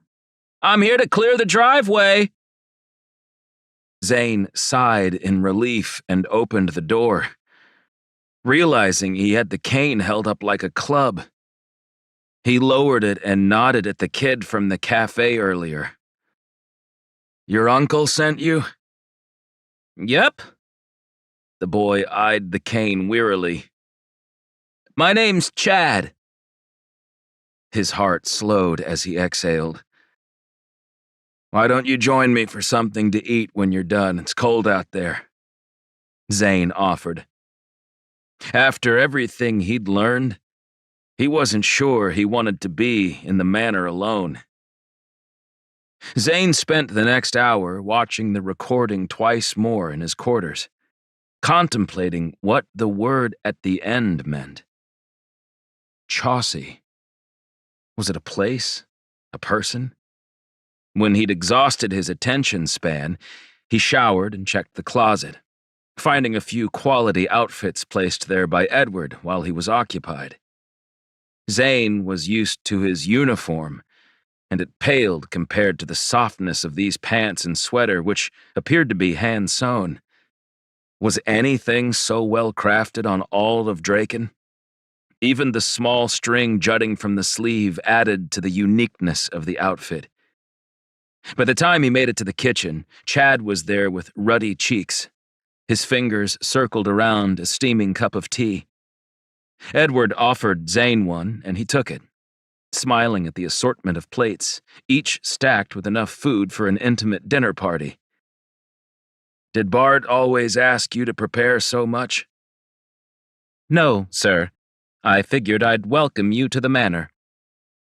"Thanks, but let's try not to overdo it," he told the robot. "As you wish, sir." Edward left them, excusing himself to some other chore. "Have you visited here before?" "Sure, plenty of times." Chad grabbed a plate, filling it to the edges with mashed potatoes, roasted chicken, and a pile of peas so tall it spilled onto the table when he slid the dish. "Once a month, I'd join Uncle Joshua and Julia when she was in town." Zane recalled their own family dinners when he was a child, and how Auntie Lorna would always be late, making up for it by bringing a fresh-baked pie. "Sounds nice." "It was." Chad took a bite and chewed with his mouth open. He didn't stop there. "I wanted to be just like him, hunting artifacts across the galaxies, selling items to bidders." "I thought he was collecting stories," Zane said. "He did a bit of everything. Julia hired him for the really hard ones, the artifacts that proved too hazardous to acquire alone." "He subcontracted for Julia?" "I suppose that's the word for it," Chad said. Julia had made it sound like she worked for Joshua, so maybe the kid had it backwards. Zane ate methodically, savoring every morsel. Until now, he'd been going through the motions since learning of the inheritance, but the meal grounded him, reminding him this was all real, which meant it was dangerous. Have you heard of the Forever World? Chad laughed and jabbed another piece of chicken with his fork. It's just a story for children. That's what I thought too. You mean it isn't? Chad didn't bother with a knife and chomped on the meat, tearing a section off. It would be pretty great if it existed. What with that device to render all weapons useless? That's a thing of fairy tales, isn't it? Zane paused and stared at the boy as he ate. What did you say? It's in the book. They fire a beam from their core, a light to break invaders from ruining their utopia. Or something like that. I was always partial to Star Night. Zane chatted with Chad for a while longer and walked him out a half-hour later. Nice work on the driveway. The hovering plow sat on the deck of his larger transport, and he shrugged as the vehicle turned on remotely. It comes in handy during the winters. We can have big snow squalls. Like now? Zane gestured to the falling snow. This is nothing. Wait until January, Chad said. There was a finality to the day as Zane closed the door, sealing his manor up for the night. He wondered if the tea had something to help with sleep, because he could barely keep his eyes open. He wanted to dive into Bart's notes, but it would be much easier after resting. He returned to his quarters and was under the covers in 5 minutes. Zane dreamed of his father at a lecture, telling a younger version of Mr. Carnell a secret. 20+ years later, the professor had been killed because of it. Julia Rossi was early. Zane had met her type on many occasions and was ready. He waited in the entryway as she stalked up the stairs with her arms full. Would you like a hand? He offered, but she grunted and walked past him. I can take care of myself. Julia proceeded to drop one of the boxes, and a glass object shattered inside. Edward! She shouted, and the robot arrived a second later. Yes, ma'am. Can you clean that up and bring the contents to the office? Edward glanced at Zane, who nodded once when Julia wasn't looking. Only then did the robot take any action. I've been up all night, wondering what the message from Bart said. Julia paused at the bottom of the stairs. And what did you decide? Come on, Lucas. You won't tell me? It was private. Truthfully, he didn't see any reason not to show her, especially since it blatantly told him to trust her, but it was worth the glower she gave him to say otherwise. All these years, and he leaves it for you? A traitor to the moderators? You saw the feeds, Zane murmured. They were already gone, but I read about it. Good thing no one knows where you are, she said. Is that a threat? I don't give you what you want, you sick the media on me? Tell them about Liam Lucas's son inheriting all this from a murdered man? Julia froze, her lips forming a sneer. Murdered? You didn't know? Zane was shocked. He hadn't even mentioned it to Chad last night, assuming everyone was aware. I thought for sure he had a medical emergency. He was always visiting a doctor in the city. Zane led her to the office and pulled the skeleton key from his pocket, twisting the heavy metal item in the lock. It happened here, right after the message was recorded. Julia looked disturbed, and Zane couldn't blame her. I warned Bart he might be asking too many questions, she whispered. He was stubborn, but also caring and thoughtful. Why would he choose me? She gazed up at him, lips bending down at the corners. He had this crazy idea that the forever world is real, Zane. All because of some passing comment from your father. And just what evidence did my dad offer him? A ship. Can you explain? Your father encountered a derelict ship far in space occupied by the Growl. They didn't have a colony nearby, and nothing about the vessel indicated our enemy created it. Then there was a marking. What marking? Zane swallowed, feeling the shroud of the mystery lift like a veil around the office. Julia undid her right sleeve's button and rolled it to her elbow. Like this. It was curved, depicting a comet and its tail. Give me a minute, he said, running down the steps to his quarters. Zane went through his duffel and pulled the children's book from the pocket and saw the very same marking on the cover. He hurried back, almost out of breath, from crossing the immense manor and passed it to her. The tattoo on her arm was identical. According to Bart, this comet was on the ship he'd located. And what happened to it? Bart thought if he could figure that out, we might find the planet. If Liam Lucas told the military about it, they must have investigated and concealed the truth, she said. They're good at that, he muttered, thinking about the drones. I bet. Julia glanced at the device Zane had returned to the desk. Can I watch it? Zane nodded, waiting patiently as she viewed the message from her longtime friend, Bartholomew Carnell. When it ended and Bart shouted Chaucy, tears were on her cheeks. What does it mean? Was he calling out his killer's name? No. Chaucy's a place, not a person. He was giving us the answer. Julia wiped her face with a tissue.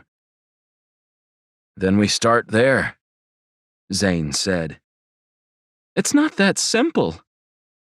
Why not? I can see why he chose you. Because he always claimed I was too methodical, and he preferred to spring into action. With the connection to your father, and it's adding up, but there are missing details. He only shared half of what he'd been researching, and there's a reason he recommended you trust me. He wanted me to see the message. She smiled brightly. Why are you so happy? Because the forever world might actually exist. And we're going to find it. 5. Carl Rogers read the reports again for the 5th time in a row and set the EPA on the desk. His head hurt. Not the usual pain of a minor irritation, but a full-blown migraine. Logan, his robotic assistant, stepped into his office. Sir, I'm noting you have elevated blood pressure and your medulla... Carl lifted a hand, silencing the machine. Not today. Yes, sir. He slipped quietly into the closet, the lights off. He dreamed of one day retiring from the military, working in the corporate world, turning his skill set into a career that might give his family a better life than he'd had. Carl supposed he'd achieved that in a sense. He flipped the holographic image on, staring at the 3D picture from years ago, when his children were young and his wife had loved him. He shut it off and viewed the Draconis Mountains as the sun rose. The gap between the twin peaks filled with a red glow, adding to his suffering. "Computer, tent," he ordered, and the massive windows became darker. His gaze floated to the tablet. Carl didn't want to believe there was yet another sighting of the drones. Astonishingly enough, they'd recovered one intact. That made 17 in the last 3 months. It was growing difficult to hide their presence. You could only bribe so many employees before word spread. Someone had sent war machines into demilitarized space, and it wasn't humans. "Call from Moderator Elian," the female voice said from the speaker. Carl accessed the hologram, and the giant growl woman appeared as a 2-foot-high projection. She stood as she always did during these conversations. He'd often wondered if it was a tactic to remind Carl how much larger the growl were. "Elian, what a pleasure." "Rogers, what have you done with the latest reports?" Her tone was imperious, re-emphasizing to Carl who was in charge. It sure as the stars wasn't him. "Done?" Her wide face seemed to expand when she frowned, the ridges on her brow deepening. "Someone's trying to start another war, and we must prevent it from happening." "Elian, are you absolutely certain these aren't growl?" He studied her reaction, and either she was a hell of an actor or she actually believed her words. "The growl have signed the accord, as your people did. We are in an alliance, an unstable one, perhaps, but it's held for over 20 of your years. The drone in question is being contained on Valamore Station. The moderators request that you personally make the trip to investigate its origin." Carl had been waiting for this and nodded. "I'll go." "Not that you have a choice, Rogers. Remember that, and you'll do well in your position." He refrained from stating he'd already had the chair for 15 years. "Thank you, Elian." She vanished, and the pain in Carl's head intensified. Discussing the drone made him recall the conversation with Zane Lucas last week. He was far too hard on the young man. Once he'd been an uncle to the boy, a fixture in his life, and he'd cast Zane aside without a second thought. That night, he'd told himself it was for Zane's benefit. War was imminent, just not the kind Zane expected. "Sir," Logan said from the edge of the office, "your vitals are—" "Yes, I know." Carl sat, grabbing a metastick and pressing it onto his wrist. The injection permeated his bloodstream, and he took a few deep breaths while it worked. Soon, the throbbing subsided, and he could once again think. He was dying, and had to save their people before time ran out. Carl considered contacting Griffin Chester to see if their old ally might be available to assist him, but decided against it. "Logan, book the transport to Valamore Station. I'm leaving today." Zane closed the office and followed Julia to the main level, then to another room he hadn't explored yet. There were too many sections of the estate to have seen in his short time at the manor. He was grateful for a tour guide in his own home. "What's this?" He touched the intricate carvings on the frame and stared at the cases held within. Julia smiled, the effect genuine. "Bart loved his trinkets." "Are these artifacts?" She shrugged and tapped the glass on the nearest display. "This came from his first trip to Clestum. He had plenty of evidence a race of intelligent bipeds once resided there, ages ago, and Bart was adamant this belonged to them." Zane gazed at the object. A stone piece, possibly in the shape of a knife or a bladed tool. Did he prove it? "The books say no, but Bart didn't always trust the teams in charge of investigating such sites. Not since the moderators took over." Julia was in her element, moving through the displays with grace as she recalled the stories of Bart's acquisitions. None were particularly impressive, other than the fact that Bart had a close connection to each of them. Zane doubted they held much value beyond a dead man's memories. "You seemed underwhelmed," she said, reaching the end of the dozen artifacts. I have to admit I was expecting more. Zane had the funds in his accounts and the estate. It was enough to change his life forever. The notion of delaying the adventure, seeking the forever world, left him feeling somewhat deflated. He didn't want to postpone the mission. If there was a lead, he needed to take it. The woman in front of him was holding him back. "You'd like to see more?" Julia's mischievous grin returned, and she depressed a hidden button on the last display. The glass rattled momentarily, and the case hissed before tilting to the floor, revealing a secret passage. What's behind that? "The real treasures." She stopped at the stairwell, watching him. "Bart placed these upstairs in case someone ever penetrated his immeasurable security. They'd focus on this room, leaving the basement alone." Zane almost reminded Julia that the security had indeed been breached, and that her friend was murdered in the home. The stairs were roughly carved into the earth, and he brushed a cobweb from his hair as they descended deeper and deeper. How far does this go? "You pilots really need more cardio," Julia joked. She'd been so serious for the first while, but as she talked about her friendship with Bart, her exterior had softened. Zane was used to the Scorpius crews mocking one another and grinned in response. The lights came on when they entered the underground space, and he gaped in astonishment.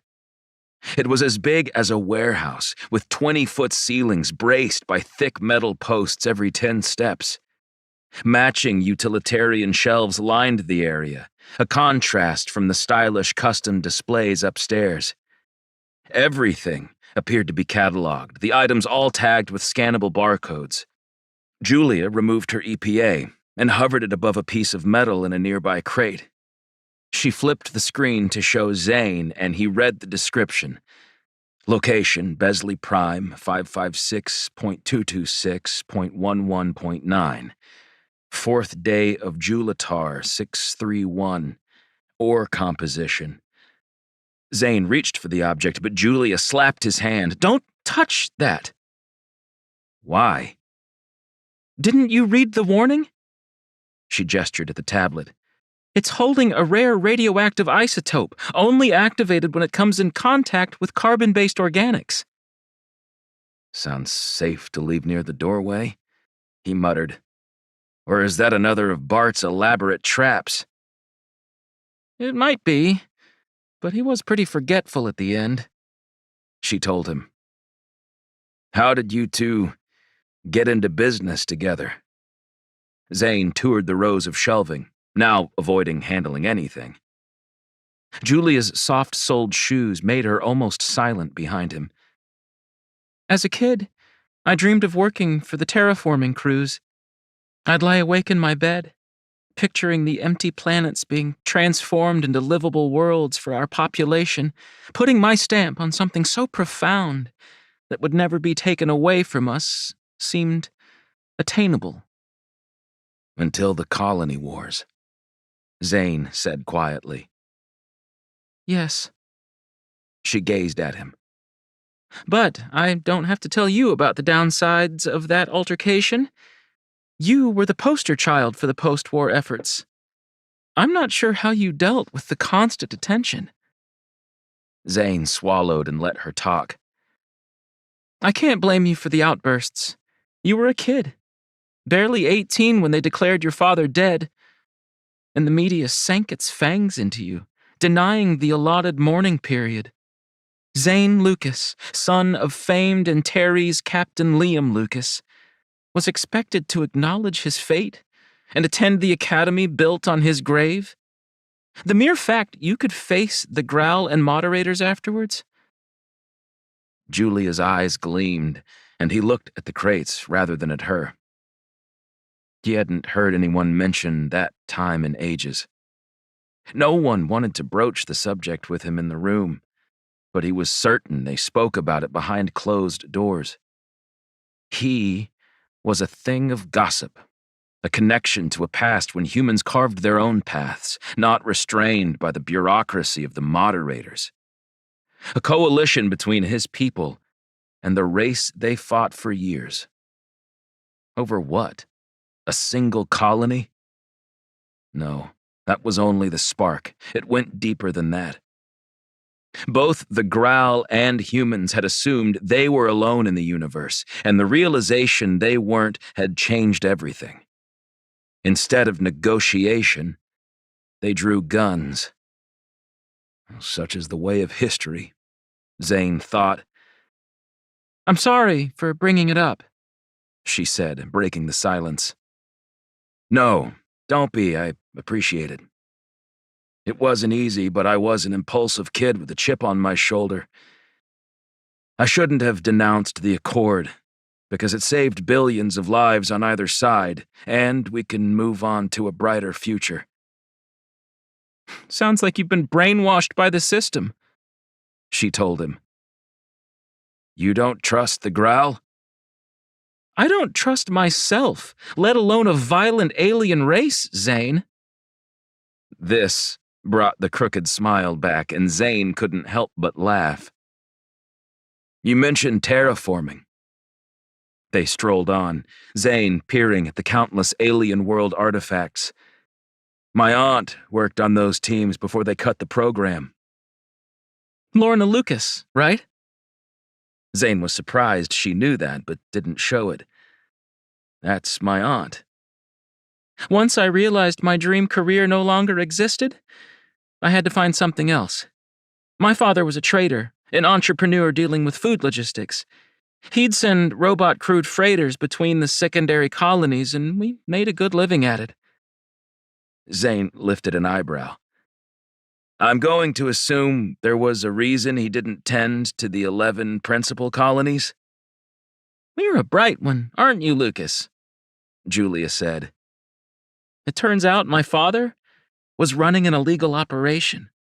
People will pay huge bucks for rupa flowers off Dextra, or for the meat of Goas from Zeltrozu.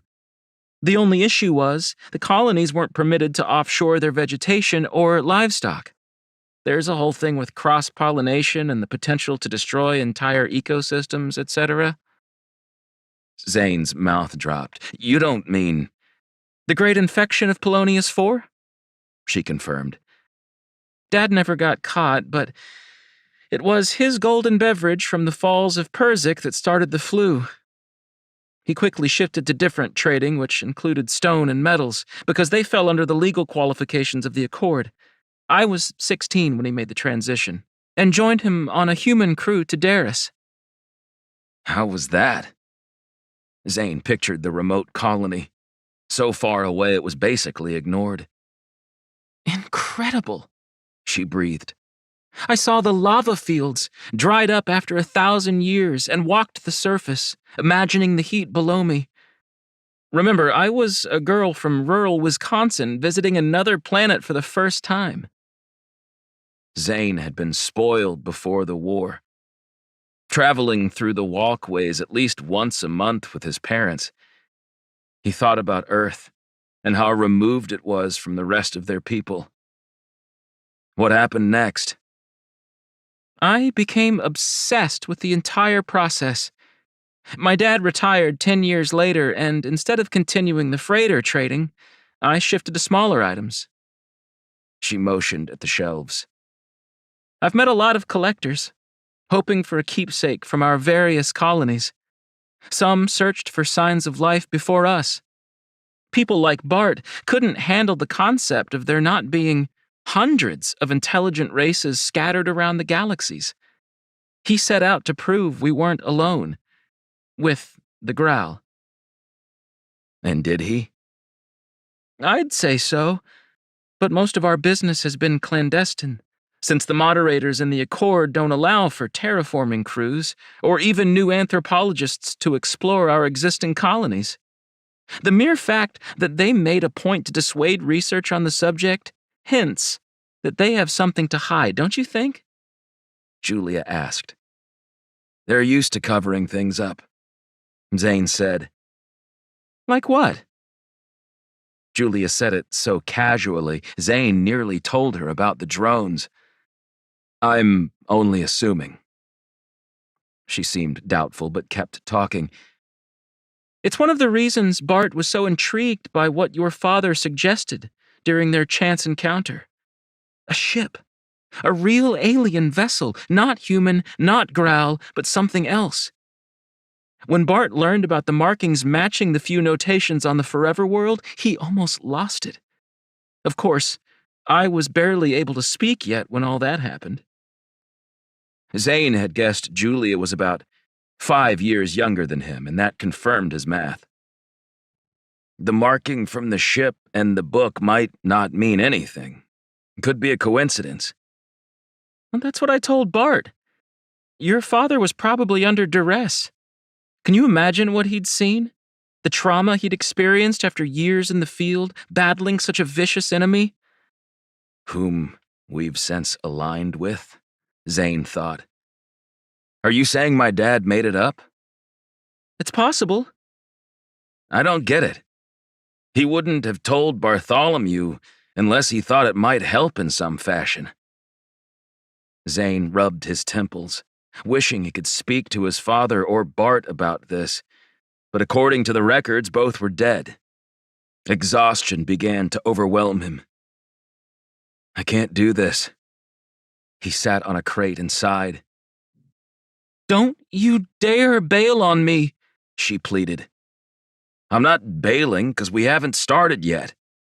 I told you I'd meet with you over lunch, and we've done that. Edward makes a heck of a bisque, doesn't he? Zane rose and Julia blocked him. She was obviously used to getting her way. No. No what? No! You aren't quitting. We have to do this, together. It's what Bart wanted, she said. Julia. Zane waved at the artifacts. I can't guess what most of these are, but I could hire you to update the inventory. You can suggest which of these might land me in moderator purgatory, and, if you're interested, advise the auctioneer of their value and set some bidding levels.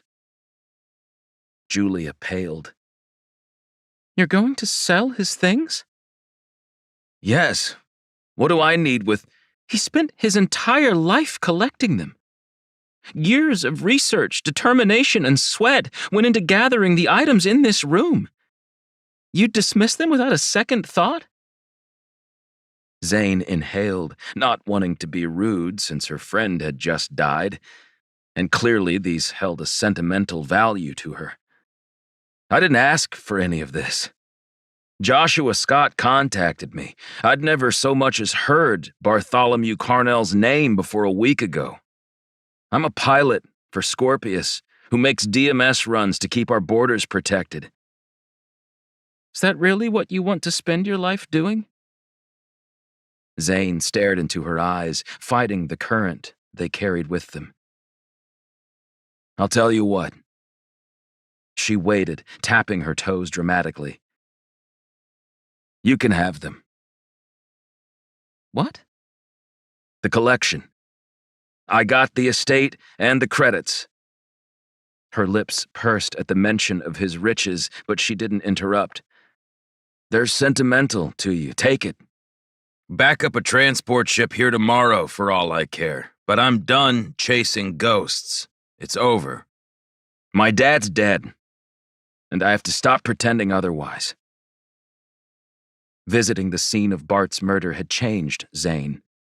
Death was all around them, no matter how often humanity pretended it wasn't. Julia gazed over the contents of the room as if she might agree to the offer, but something in her expression told Zane the conversation wasn't finished. He chose you, Zane. He could have left the money to charity or to another worthwhile cause. Or to you, he said before thinking.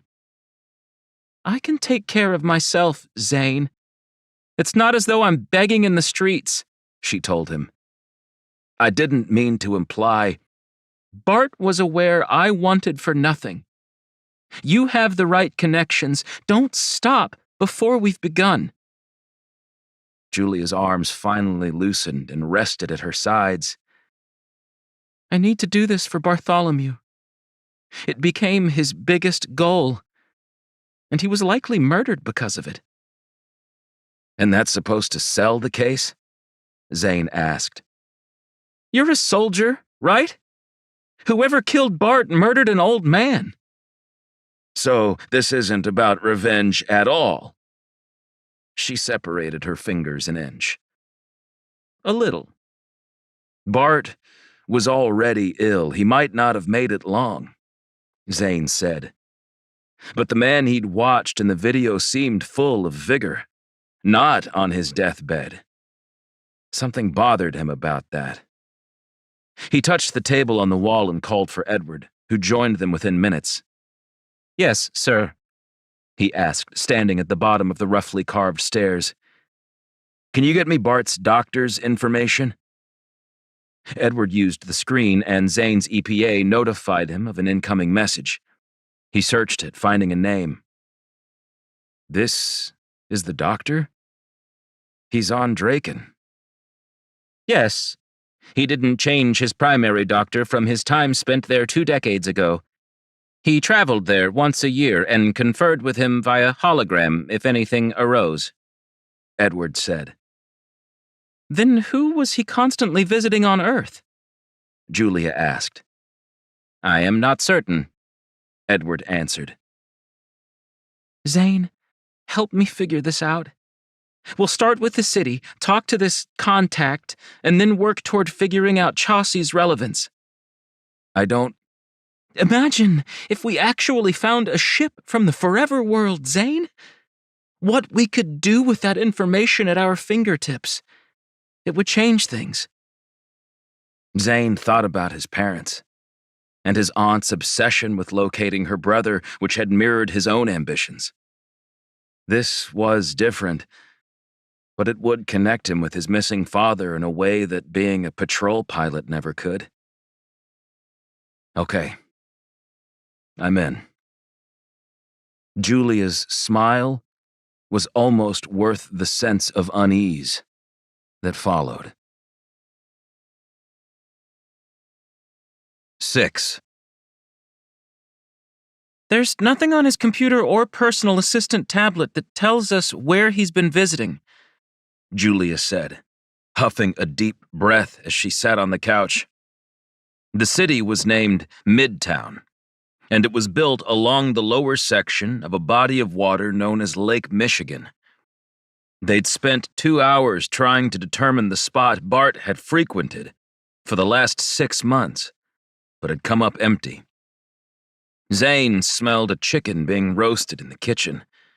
Having Edward around was going to be bad for his waistline. Want a drink? Sure. Julia gestured to the far side of the living room. Snow continued to fall outside, and with the drapes wide, the moonlight glittered off the landscape of his property.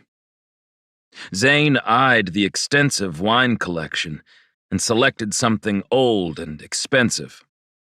He was only used to modern vintages on Draken, mostly made from synthetic vines and processed to ease the wait times. He was about to pour it into the pair of glasses when Julia intervened. Allow me. First off, Bart would be rolling in his grave if he knew you already opened that. He claimed the ideal seller time for the period was another 4 years. She gestured to the display screen next to the racks. It's all laid out here. Zane grabbed the bottle. Well, it's already uncorked.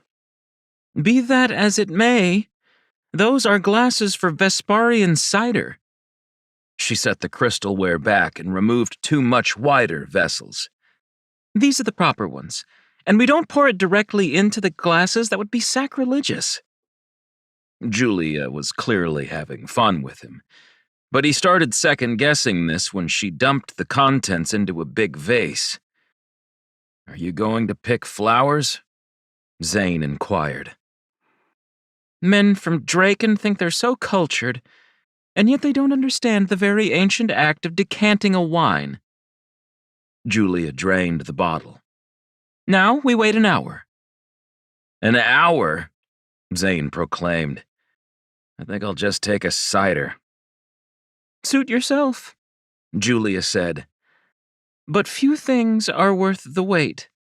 Only rare wines and rarer women, she said. "That's from a McDarnell novel," he said. "I loved his early works. After the war, he grew a little too preachy for me." So you do know something other than how to fly a cruiser. Julia settled onto the couch, and Zane eyed the decanter. "My mother loved to read," he told her. "She'd spend hours with a good book, devouring it until late at night. During the war, it was the only comfort she found with Dad being away." And what about you? Was she there for you? "I didn't take much work," he admitted. Dinner is served. Edward appeared, and for a second Zane forgot where he was, and that all of this, apparently, belonged to him. He figured it would be months before it all sank in and the reality took hold. Julia carried the wine, and they headed to the table, reviewing Bart's files as they dined. "It's like I've time-traveled," he admitted. Bartholomew loved this era. The Baroque music, the attention to detail in the artwork. He called it the lost years before the world changed with the Industrial Revolution. Nothing would ever be the same, once steam arrived and machines substituted for our hands. We've come a long way, expanding throughout space, but Bart appreciated being grounded in his retirement, returning to the place it all started, with the comforts of the modern era, combined with the backdrop of the years gone by. Julia stared out the window as she spoke, and they sat in silence while the fire crackled. No matter what happened, Zane would remember this moment. He felt it for what it was, a calm before the storm. He gestured to the decanter with a smile. "Can we have a drink yet?" It's only been 40 minutes. But I suppose it's ready for a couple of uncivilized brutes. He splashed some into each glass and offered one while Edward hurriedly cleaned up the table. "Should we toast to the forever world?" he asked, half facetiously. He didn't believe such a place existed. But if there was another race of beings out there, they needed to figure it out. To old friends and to new ones. She clinked his glass. Zane tasted it and wondered what he'd been missing all his life. "This is incredible." Don't worry. You have an extensive collection now. You might want to follow his guidelines, though, she said, and he could only nod as he took a second sampling. "How did Bart get to the city?" His transport, she answered, and paused while she set the wine down. I can't believe I didn't think about that. Come on. Zane followed her, unsure what she had implied. They burst through the exit and ran into the courtyard. He shivered, wrapping his arms around himself as they trudged the freshly dropped snow. He'd need to call Chad again soon, at this rate. The garage connected to the rear of the home, and it was actually more of a hangar. It held 4 ships and something that resembled an olden days cart with 4 wheels. Zane tried to imagine driving something on the ground and couldn't. Is that a cruiser? It wasn't too dated, only a generation past the current models supplied by Scorpius. You bet it is. How did he get that? I traded for it. Scorpius allows civilians to keep them? No. Julia said, without expanding on it. I am so going to prison, he mumbled. The transport was as plain as all of them, with no commercial markings on the exterior. Julia crawled into the cabin and sat at the computer, powering the craft on. The log entries have been wiped. Then we can't tell. Julia typed on the display's keypad, and a string of locations pinged onto it. The history never actually vanishes. I doubt Bart was aware of that. He was more interested in the past than modern technology. Where does it lead? Zane squinted at the address. It's the same every week. Shall we leave? Now? Julia glanced at her EPA. I suppose you're right. We'll have to go in the morning. I hope you're an early riser. Why don't you stay the night and we can leave first thing? Don't get any ideas, Lucas. We're business partners. Zane lifted both hands, palms toward her. I didn't imply anything, just that it's cold and snowing, and I'd hate for you to make the trip twice. Relax, I'm messing with you. Sure. Let's finish that wine and see what else we can discover on Chaucy. 3 hours later, Zane's eyelids drooped. He'd learned everything he could about Chaucy and more. The city was in a remote region of the colonies on a planet called 10, denoting the number in which it was terraformed. There was an old military outpost located there, but it had been decommissioned after the war. When the military began to hide beneath the corporate name of Scorpius, many similar structures were closed under direct orders of the moderators. 10 was a small planet with little to trade.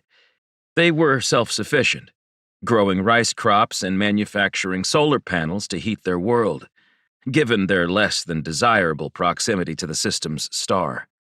It was rare to find a planet capable of terraforming that met the top criteria, and when they did, those became a principal colony, on the fast track to gain a walkway. The last one had been Pholus, 47 years earlier. A trip to Chaucy will take 5 days if we use commercial transportation, Julia said. And if we take the cruiser? He asked. You really want to get caught in one? I am still technically a Scorpius employee. They haven't trashed my credentials, he reminded her. Then we cut the trek by a third, she said. I think it's time to call it a night. Zane stretched and noticed the books were already cleared by Edward.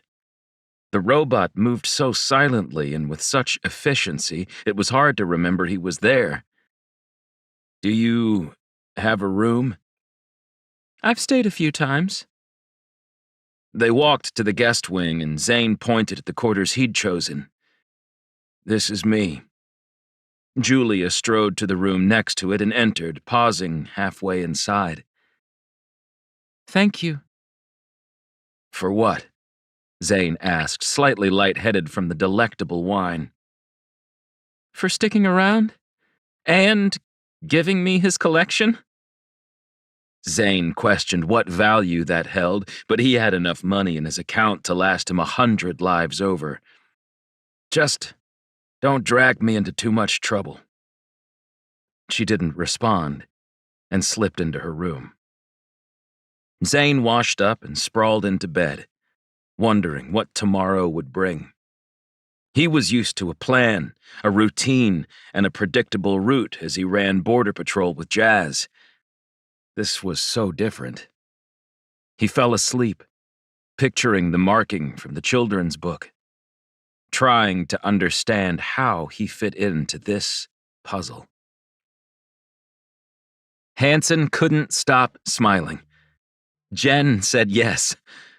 He wasn't sure why it surprised him. He was, after all, quite a catch. His mother told him so every Bell's Day over dinner. Hansen replayed the moment he'd revealed the engagement band last night. She'd gone silent, and the tears. He thought she'd never finish crying. At first, he'd anticipated her rejection because they didn't sound like happy tears. but she'd cracked a smile and wiped them away. The computer beeped. Obstruction deciphered. Suggestion, inspect footprint.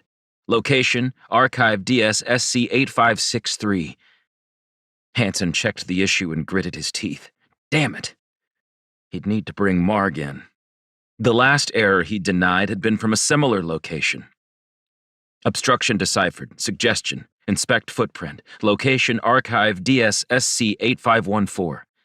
Obstruction deciphered. Suggestion, inspect footprint. Location, archive DSSD 1145. Obstruction deciphered. Suggestion, inspect footprint. Location, archive DSRQ 9847. Obstruction deciphered. Suggestion, inspect footprint. Location, archive DSUI 6632. Dozens of them appeared, then hundreds. His monitor blinked red as the attack came. The moderator's network had never seen something like this, and Hansen could only stare helplessly at the incoming messages as the screen filled with comparable warnings. Someone was hacking the moderators. Zane chose to use the transport to travel to Midtown rather than the cruiser.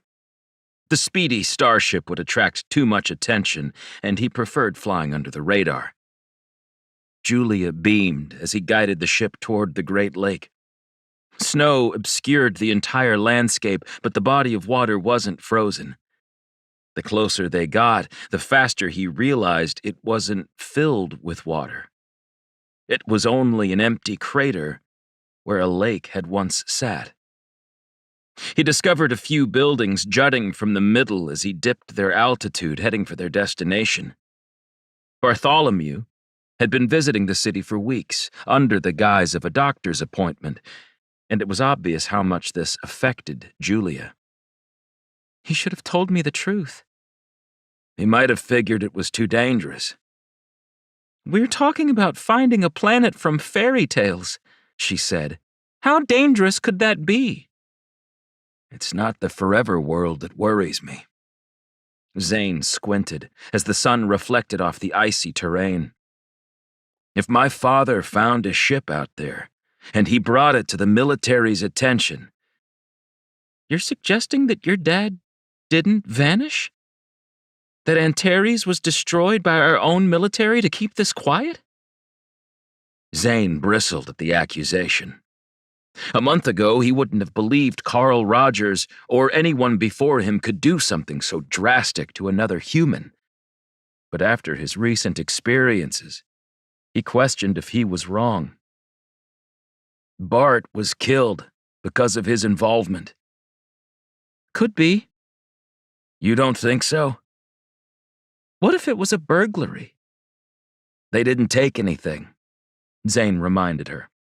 And to be able to cut the high-end security and use an isolated electropulse to temporarily fry Edward? That's legit. Sounds military to me, she stated. He had a few comments prepared but held back any retort. Midtown was once a booming city, but it appeared half deserted now. With a localized scan, the transport picked up the most energy emissions coming from what had to be their downtown core. A river ran through the region, and as curious as Zane was to explore, their destination was in the opposite direction. He descended, landing in the snow across from an old brick building. Discarded furniture lay on the side of the road, and the light posts flickered off as the sun rose higher. Doesn't look like much. Zane eyed the structure, seeing no signs on the exterior. What were you doing here, Bart? Julia exited before him, sending a gust of freezing wind into the cabin. Zane, now properly attired for the cold, zipped his hooded jacket and slipped his gloves on, jumping after her. They crossed the street, not finding evidence of anyone in the area. The freshly fallen snow was crisp. No footprints anywhere, except the ones they'd just created. Julia reached the doorway ahead of him and glanced up. Cameras. Good ones, too. She waved, smiling widely, What are you doing? I'm trying to look friendly. Julia returned her attention to the camera. Hello. We're acquaintances of Bart's, Bartholomew Carnell. We're aware that he's been visiting you. Can you let us in? It's freezing out. She chattered her teeth. That's never going to... Zane stopped when the lock buzzed, and Julia quickly grabbed the handle, letting herself in. Zane suddenly wished he was carrying a gun, though that wasn't common practice on Draken, or even on his patrol missions. Not since the moderators had banned most personnel firearms and placed limits on the corporations arming their employees. The door automatically closed, and the lock bolted. Zane reached for the handle, but it was missing. We may have fallen into a trap, he told her softly. What do you want? A man's voice called from somewhere deeper into the building. We need to learn why Bart was coming here, Julia replied, shouting loudly. Zane heard footsteps shuffling closer, and he braced himself. Did he send you? Where's Bart? The man emerged in the foyer, his gaze mistrusting. He had long white eyebrows and sagging jowls, but his blue eyes were clear and focused. Zane stepped around Julia. He's dead. That can't be. I just saw him. Oh, he missed this week's appointment. Appointment? Not really in the usual sense, but we called it that, to keep in reference to his story about visiting the doctor. The man looked younger when he smiled. Bart's really gone? Julia nodded. I'm sorry to break the news. I shouldn't be surprised. The years were catching up to him. He was murdered, Zane said, and the man's shock was clear. It can't be. He stood straight and started away. Bart didn't deserve this. He was a good man. Zane hurried after the guy and easily caught him. Who would want him dead? That's a mystery to me. What's your name? Julia asked. He tugged on his shirt's collar and blinked as if trying to remember what it was. Henry.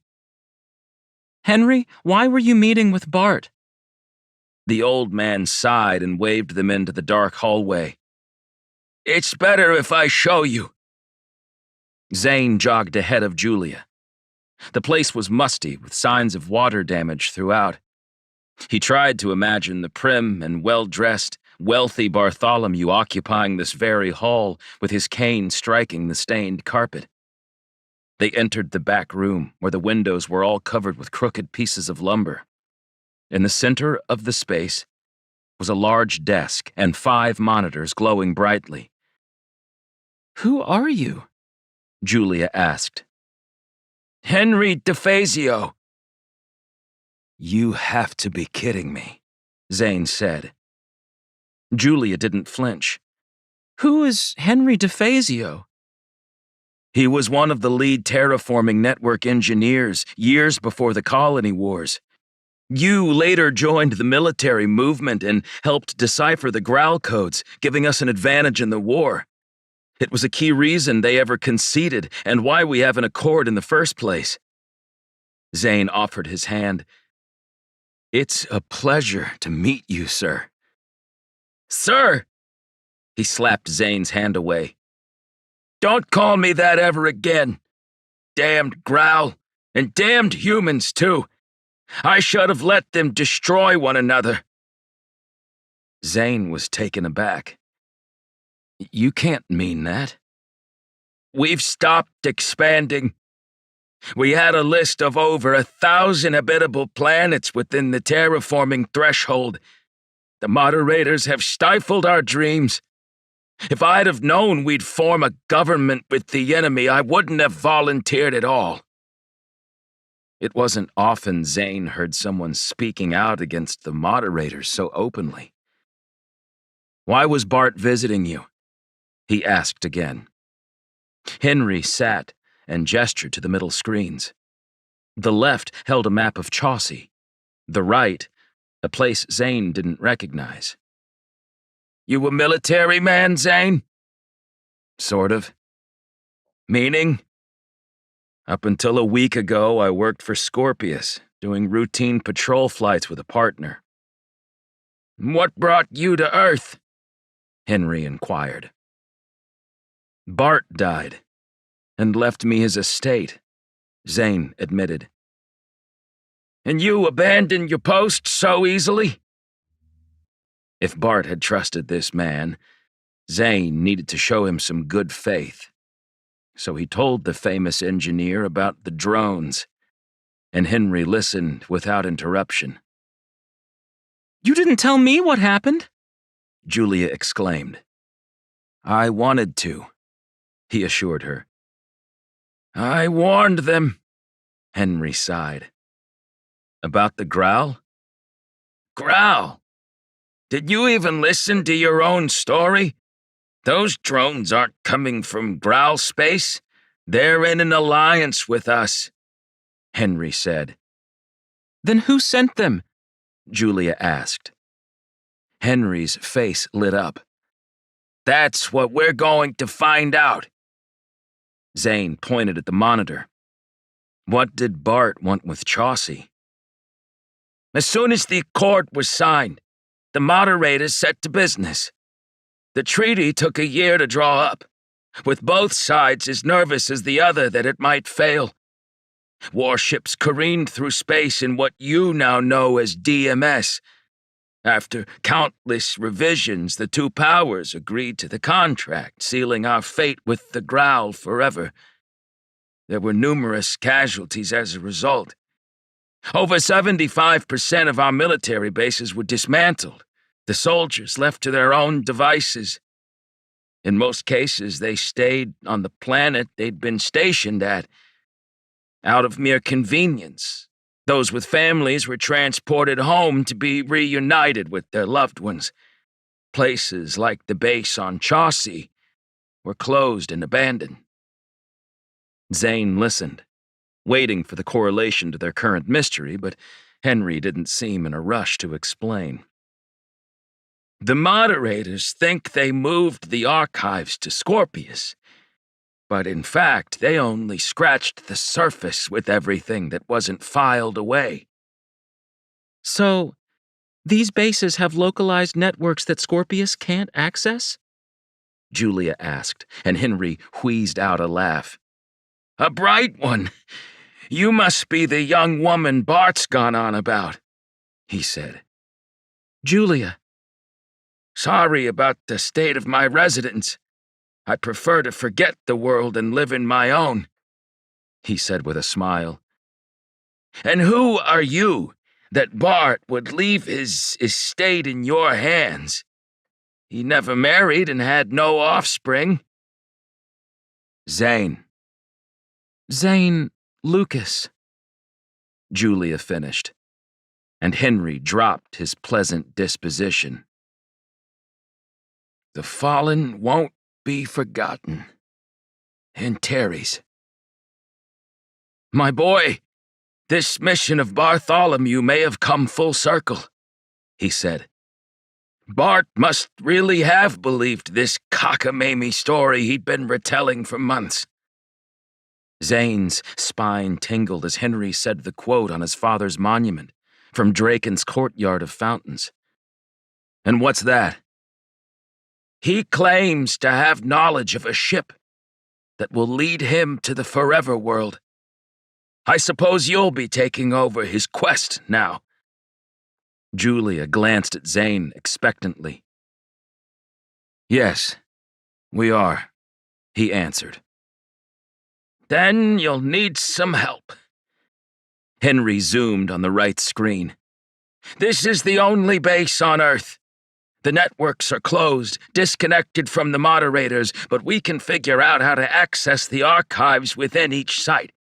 Bart was confident the whereabouts of the ship is stored on Chaucy, buried deep within where no one would ever find it. But My father may have told his commanders its coordinates, Zane said. Bart wasn't certain about that. He probably had the common sense not to report it. Captain Lucas was an intelligent man and a hell of an officer. But in my experience, he understood not to trust his leadership to the extent that some did, Henry said. Zane stared at the screens. You met my father? Yes. Henry rubbed his brow. I spent 2 years before the war working with Carl and Liam on strategic planning sessions. Zane tasted something foul when Carl's name was brought up. And you? Do you trust our governance?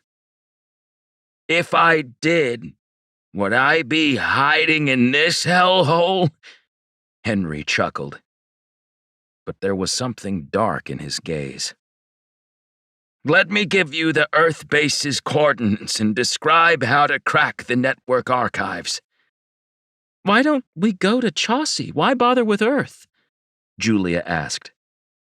Because if you screw up on Earth, no one's going to investigate. Chaucy is closer to Scorpius Patrol, so you'd better do it right. Plus, I've heard rumblings of a dangerous faction there. The quicker you can get in and out, the better. Aren't you coming? Zane asked. Henry stared at him, his eyes narrowing. No, I'm afraid my days of adventure are over. Now here's what you'll have to do. Zane listened while Julia recorded details on her tablet. They were one step closer to locating the strange alien vessel his father had crossed paths with. 7. Valamore Station was once considered a precious location in the military's presence, but that was 25 years ago. With no viable planetary options in the vicinity, they'd built the structure to act as a hub between principals decades ago. It was showing its age. Aren't we all? Carl thought as he disembarked from the transport and stepped foot onto the station for the first time since the accord had been signed. Then, it had been a vibrant base, with people of all ranks throughout. Now he was greeted by a faceless robot, its voice monotone and as colorless as their surroundings. Name, it said. Carl Rogers. The robot scanned his internal credentials. Welcome, sir. Is there anything I can... Carl ignored the robot and walked past it into the station. The curved halls were tighter than he remembered. For a moment, his cranium started to throb, but he steadied his balance on the bulkhead, closing his eyes. The pain subsided. He'd just jabbed himself with the metastick a few minutes before deboarding, and it had started working. When no human greeted him, Carl took it upon himself and hopped into a cart. The underside thrusters kicked on, lifting it 2 feet off the deck, and he shot forward, not worrying about encountering traffic on the empty station. It reminded him of his earliest years at the academy, when he and his fellow students had raced similar carts for credits after hours, while the instructors thought they were stowed away for the night. That was long before he'd met his now ex-wife, and years before he'd ever heard the name Growl. It was a better time. Carl stopped at the science quadrant and walked inside the laboratory, which didn't even have a soldier guarding the entrance. Am I interrupting anything? He asked, and a pair of women glanced up from a table. The Growl science officer towered over her counterpart. Sir, we weren't expecting you for another hour, the Growl said. Her name tag labeled her as Plea. Carl wasn't sure if that was her first or last name. What do we have? Carl peered at the drone. It was smaller than he'd assumed, even after observing footage of them in action. At 2 meters across, it almost seemed harmless, but the weaponry was obviously advanced. "It's unlike anything we've ever encountered, sir. We've been waiting for your permission to test the interior, since it'll involve removing the panels." "Why do you require—" Then Carl noticed there were no seams on the drone's hull. "You need to cut through?" The human woman nodded. "Yes, sir." "What do you have on it?" "Not much.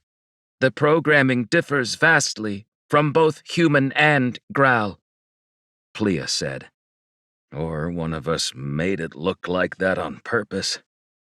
Then who sent it?" The science officers glanced at each other. "We can't say." "Keep working on it," he ordered. "Figure out what metals were used, and learn what galaxy this came from. I'm expecting answers. Do you understand?" They both nodded, and Carl couldn't handle the brightness of the laboratory any longer. He left them, taking the cart to the station bunks.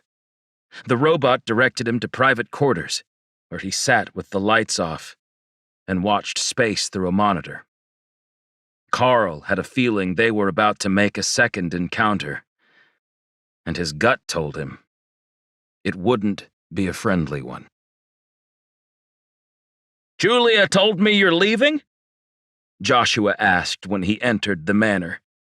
His robotic legs carried him inside, and Chad closed the door behind them as the snow continued to drop from the black skies. Zane hadn't minded the winter weather at first, but after a couple of dreary days, his opinion was changing. "We have a lead." "For what?" Chad asked. Julia shared a look with Zane, probably not wanting him to overshare, but Zane needed someone to know their destination in case they went missing. "I asked you here so we could discuss what Bart was working on," Zane said, while Edward took their guests' jackets. He escorted them into the living room, and the fire was already crackling, exuding warmth. There appeared to be an endless supply of wood logs, though Zane wasn't certain where they were kept. He still hadn't toured the entire manor, let alone the exterior of the estate, given the frigid temperatures. "Will you be selling any of the properties?" Joshua asked again. "Uncle, he's revealing something important." Chad put a finger to his mouth. "Stop trying to get business." "I merely want to offer my services." "Joshua, I haven't had time to consider selling anything." Zane paced before the hearth, while the others took seats. Edward remained in the room, standing behind the couches. "There's a chance we're dealing with a dangerous mission." Joshua's eyes widened with concern. "Dangerous? Oh, Bart never mentioned doing anything of the sort. He was a bright and pragmatic man, your predecessor. Ask Julia." "He was, but we might have uncovered an important detail, and it could be why Bart was murdered." The room went silent, with the popping wood the only sound. "Bart was working on locating a starship," Zane said. "Why? He owned a few of those and had enough credits to go anywhere in the colonies," Chad asked. "Not that kind of ship. An alien one."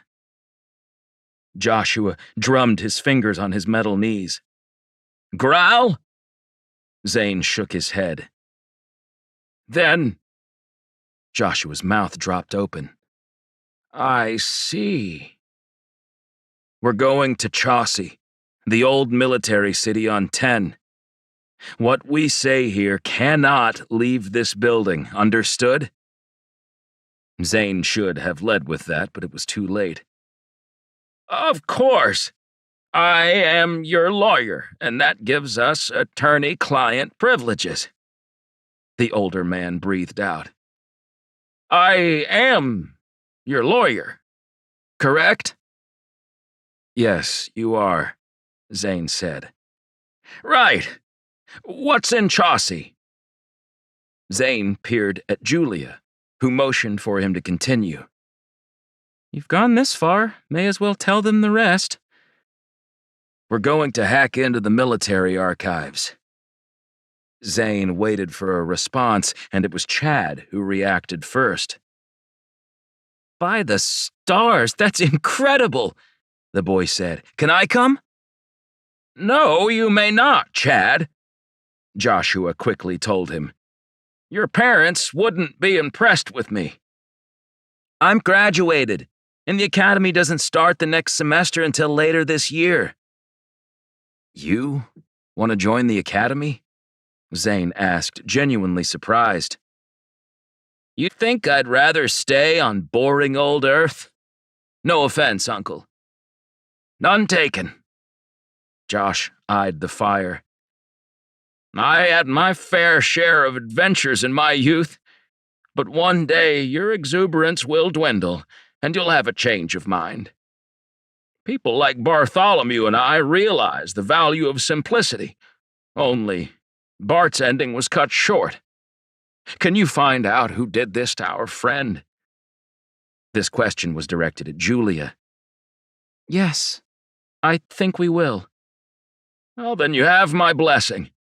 I'll maintain the estate in your absence, and if I don't hear from you in the meantime, I'll alert the moderators. Zane wondered who he could trust. Can you contact my Aunt Lorna instead? She's in the Happer States on Henderson. I'll send you her details. Lovely region. I grew up there, Zane said. Wait, the great Liam Lucas is from the Happer States? I always thought he came from Draken. Julia had obviously been doing her research. That's what he listed in his military files. Dad didn't want his actual home to be public knowledge. Joshua peered at Edward. And what are you doing with the archives? Searching for the ship. Bart believed it would be found there. Julia said. You may not be the only ones looking for it. If whoever was in this manor discovered Bart's lead, then you might already be behind, Joshua warned. We're leaving in the morning and I'm taking the cruiser. Zane caught the smile on Chad's face. Every young man dreamed of growing up to be a pilot, seeking his fame in the stars. Oh, very well. Since I can see we won't be able to dissuade you, can I offer you a piece of advice? Please do. Zane awaited as the man composed his thoughts. I've been alive for many years, and witnessed 4 of the principal worlds being colonized. I was blessed to visit all 10 of them, and some of the more remote planets as well. I lost my legs in the early Growl attacks, and have had moments of such revulsion for the colony wars that I thought I might never break free of the hatred I felt for the Growl. And perhaps I haven't, but I'm at peace. I don't forget that whatever you discover, life will go on. If there are other intelligent spacefaring organisms, we will persist. If the moderators are proven corrupt, or Scorpius is prodding for another war, or the people revolt on Draken, we'll still be here in 50 years. Take solace from the fact that we, as a race, are tenacious as the stars themselves. Our light cannot be extinguished. That was beautiful, Uncle, Chad said. Joshua grinned and patted the boy's arm. Thank you. They sat around for another hour before Zane suggested they'd better get some rest. After their goodbyes, Zane asked Edward to prepare travel bags with enough supplies for a week, and he went upstairs, finding Julia had already retired to her room. It wasn't until Zane lay in bed that he remembered the eyepiece he'd gotten from his aunt's home. He slipped out of the warm bedding and plodded to the closet, loosening the flap on his duffel. The object fit into his palms and he flipped it open. The screen remained dark and uncharged. Zane threw a robe on and headed downstairs, finding Edward in the living room, the hearth filled with only waning embers. "Edward." The robot looked up, the flames glimmering off his shiny, smooth face. "Yes, sir." "What are you doing?" "I am watching the fire, sir." He was more peculiar than the robots Zane was used to, and he wondered if it was correlated to the missing control chip the moderators stipulated each unit be tempered with. Zane almost forgot why he'd left his room. He held out the eyepiece. "Do you have a charger for this?"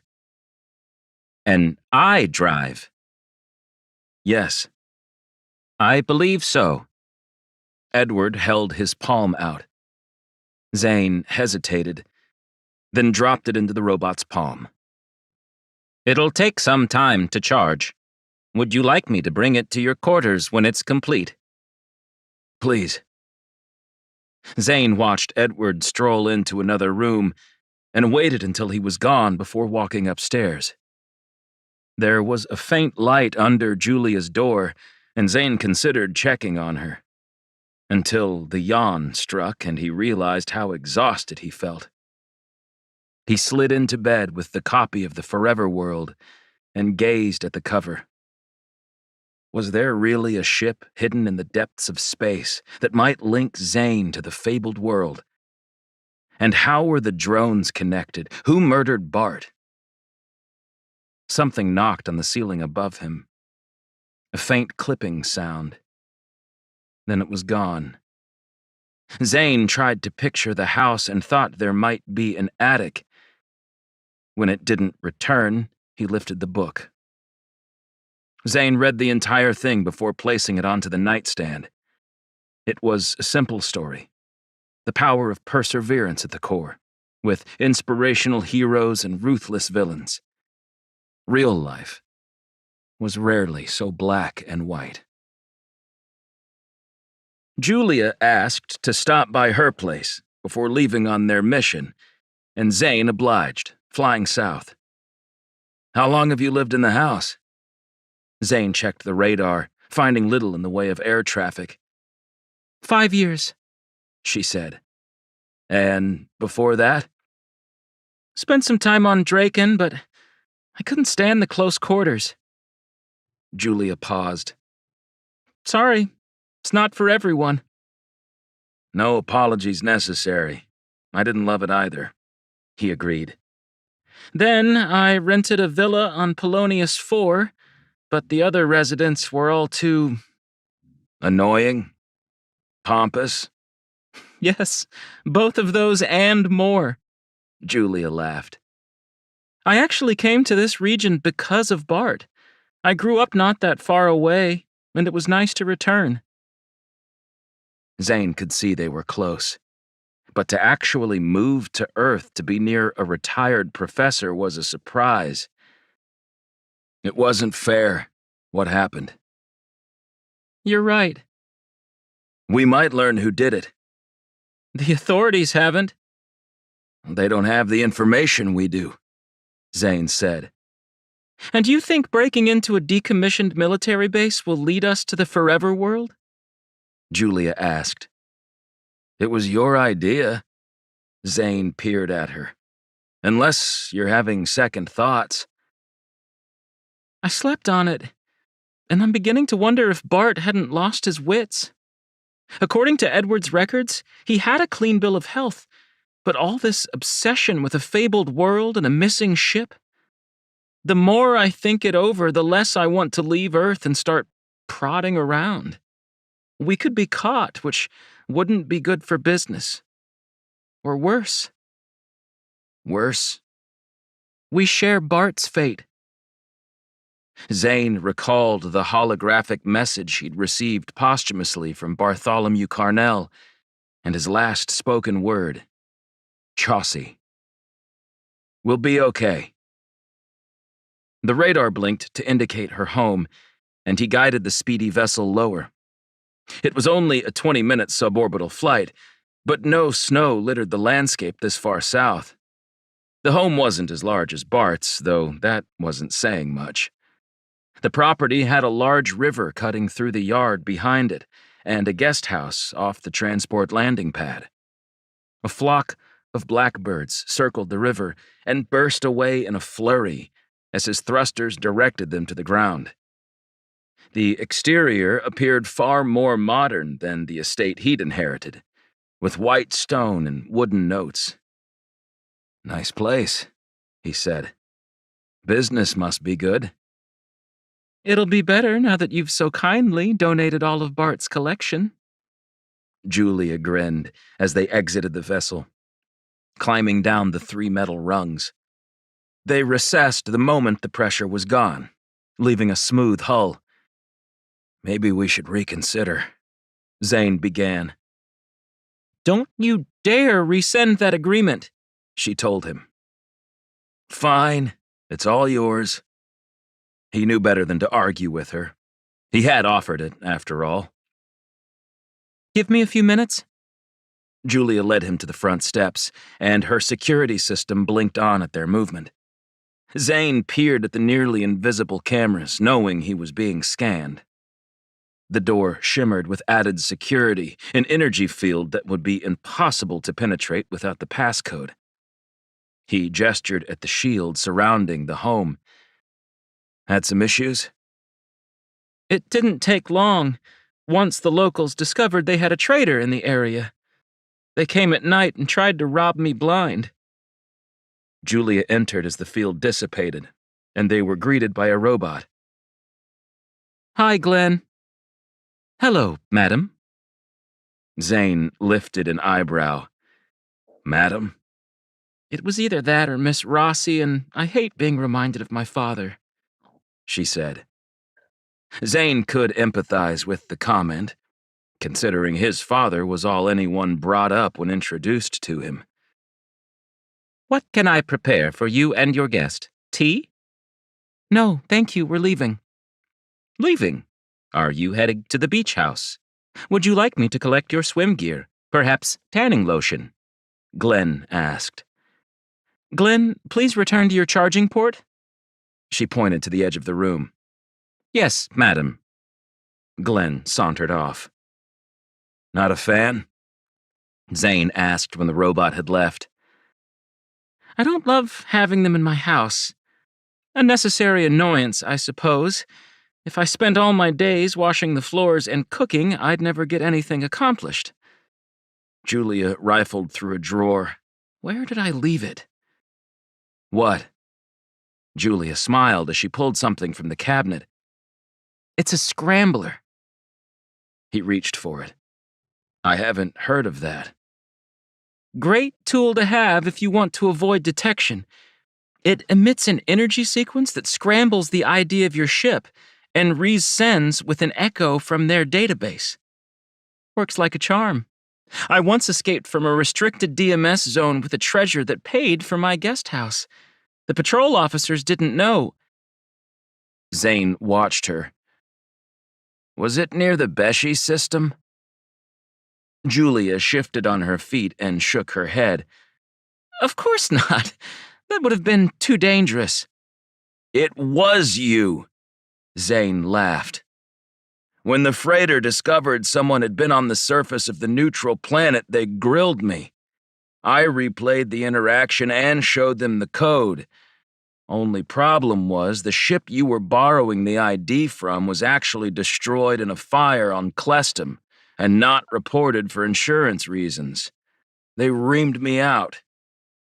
Julia shrugged and snatched the device. "See how handy it is?"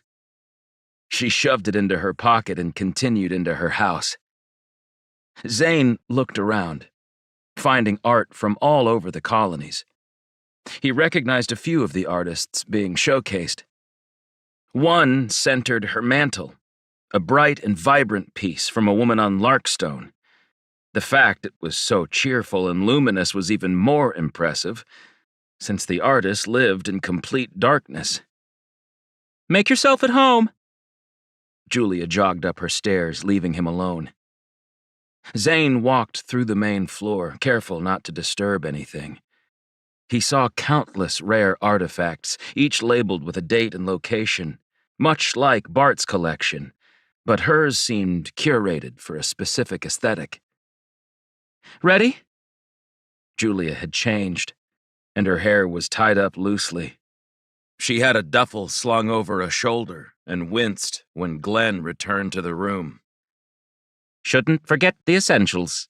How long will you be away for, madam? Shall I turn the house to energy-saving mode? And at what temperature would you— Julia ignored Glenn and left the house. Zane could still hear the robot talking through the closed door. The energy field initiated, buzzing slightly, and they went to the cruiser, stowing her belongings beneath them before hopping in. Instead of being nervous for what was to come, Zane's chest held a layer of excitement he hadn't felt in ages. They lifted off, speeding east. The decommissioned military base was located on a continent once known as Europe, and only took 40 minutes to reach from Julia's residence. The ocean had risen over the coastline, drowning half of the fenced complex in water. Luckily, their destination was on higher ground, with a panoramic view of the water. Zane parked the cruiser near the operations offices and stared at the horizon. The cruiser had enough room for the pair of them, but little else. Their supplies sat in the underside storage compartment, and Zane unclipped his belt, then pushed a button, sliding the hatch open. The ship had a sleeping bunk behind the seats, and an even smaller spot for relieving oneself. It was extremely rare to spend the night in a cruiser, since they were intended to return to dock on the freighters after each shift. Julia didn't seem excited by the prospect of that long in the cramped quarters, but wore her dismay well. 2 days in this should be fun. Julia reached into her bag and removed a gun. She handed it to him before securing a second. "Is that necessary?" Zane asked, checking the charge. It wasn't the latest model, but they'd blast a hole in someone just the same. Better to have one than wish you did, she said. Good point. Zane jumped to the ground and was relieved to find no hint of snow. Perhaps all of Earth wasn't as bad as Minnesota in the dead of winter. Zane had visited numerous military stations, but only the newer iterations owned by Scorpius. This seemed older, the metallic walls tarnished without upkeep. The sun glinted off the sphere-shaped domes atop the offices, and Zane could hear the base as it once was, with transports lifting off and cruisers protectively circling the region. To their left, a massive suborbital cannon sat at a 45-degree angle, and Zane wondered if they'd actually removed the energy source, or if this place was still operational. I've never visited anywhere like this, Julia confessed. It wasn't a surprise, because civilians weren't permitted on site. Zane described the different regions, the barracks, the training fields, and simulators, along with the various defense weapons mounted throughout the 20-square-kilometer fence line. The doors to the primary headquarters were locked, or maybe the metal was just that rusted. Bits of red flecked free as he banged a fist on the slab, helpless to get in. Now what? Julia asked. Zane chuckled when the idea came. We blow it off. Julia laughed and shrugged as she followed him. The storage facility was gigantic, and Zane was pleased to find a shattered glass window halfway up the exterior wall. Can you fit? Julia stared at the narrow opening. You Want me to jump through that? Let's try. I bet there's something we can use. She started climbing the rivets on the wall and grunted when she clasped the ridge, dangling her legs with about 7 feet of space to the ground. Julia hefted herself up and peered into the opening. It's dark, she called. Zane reached into his pocket and flicked on the portable light strip, clasping it to his collar. Be careful, he warned, but she was already in. He heard a muffled cry, then the grating of a lever moving on the other side of the doors. She pressed them wide and smiled with a dab of dirt on her nose. Look out! Zane shouted and lifted his gun, aiming at the dozens of men waiting in the shadows. Only when his light shone on them did he realize they weren't men, but artificial soldiers created before the war. Julia walked to the nearest, touching its humanoid face. The skin was shiny and obviously not human, but from a distance it was difficult to tell the difference. They were often used in ground skirmishes with the Growl, and for that reason, they'd been decommissioned from the Accord, along with these bases. Zane searched for a power source and found a knob. He slammed it on, and the lights came to life. Solar panels are operational. What he'd thought were dozens of robots were actually hundreds. They stood in organized lines like soldiers in formation. These represented a different era of humanity. During the peak of settlement expansion and before the colony wars with the Growl, humans had considered themselves unstoppable, a force none could trifle with. But the moment the Growl attacked, everything changed. They're creepy, Julia whispered. Zane couldn't argue with that. He'd seen a few in the years after the war, when he'd first enrolled at the academy, but that had only been for a history lesson. Even those models were destroyed once the moderators learned of their existence. The fact that this entire base endured and was fully stocked with soldiers made Zane uneasy. Let's see what else we can find, he said, walking through the rows of unmoving robots. Julia joined him, avoiding contact with them. Behind them, the massive pallet racking. Skids loaded with MREs and munitions alike were side by side, filling the shelves. What are we looking for? Julia asked. And Zane found it. He cracked the wooden crate at the edge and pried the lid off. This. He removed the foam, molded to the shape of the gun, and lifted the weapon. Men, Julia rolled her eyes. You want to blow open the operations building? Zane nodded, unable to wipe the smile off his face. Julia waved a cutting torch from the tool bench. How about we use this? Far less fun, but perhaps more effective, he admitted. Can I? Fine, but make it quick. They headed outside, and Zane leveled the weapon on his shoulder. He flipped the eyepiece, making an outcropping in the ocean his target. He took a deep breath, refocused the target, and tapped the ignition. For a split second, nothing happened. Then, the blast erupted, shooting through the warm air. It was nearly invisible, just a shimmer of heat as it propelled forward. The section of rocks exploded a second later, large stones diving into the water, sending giant splashes upwards. Now that you got that out of your system, would you mind putting your toy away so we can get to business? Julia chided him. You have to admit, that was pretty incredible. Zane realized he could have signaled their presence to anyone in the vicinity. We better hurry.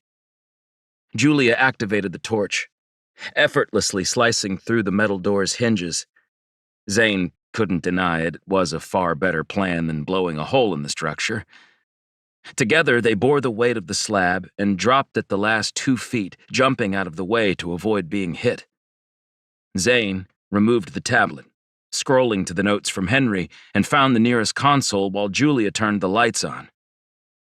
The operations office was much the same as any Zane had ever visited, but he rarely accessed their computer systems. He was a patrol pilot, and nothing more.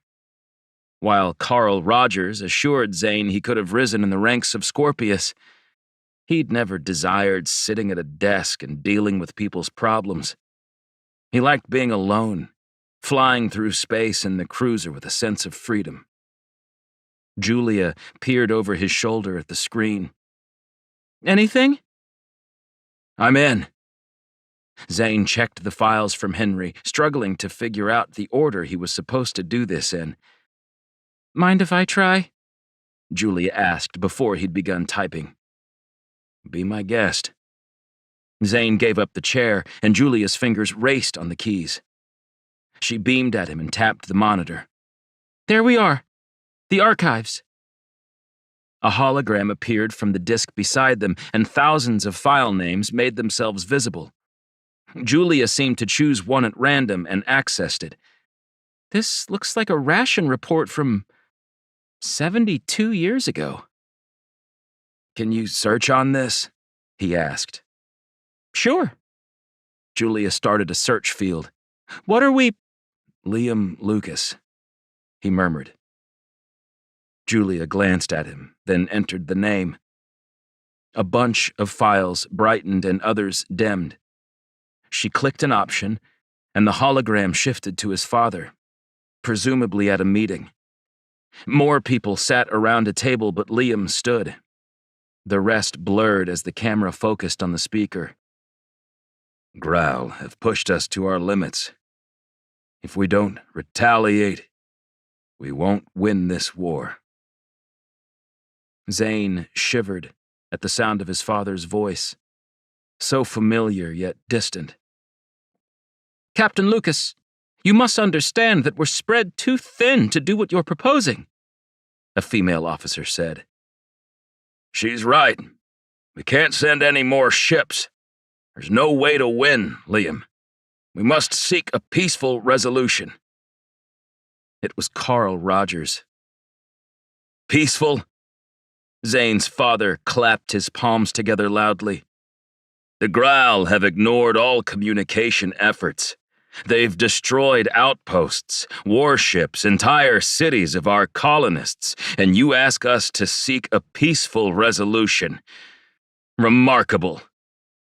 Liam, stand down, Carl ordered. You can lie down for all I care. Expose your weak belly for the Growl to tear through, Liam barked. I won't be part of it. The hologram ended. That was your dad? Julia's voice startled Zane.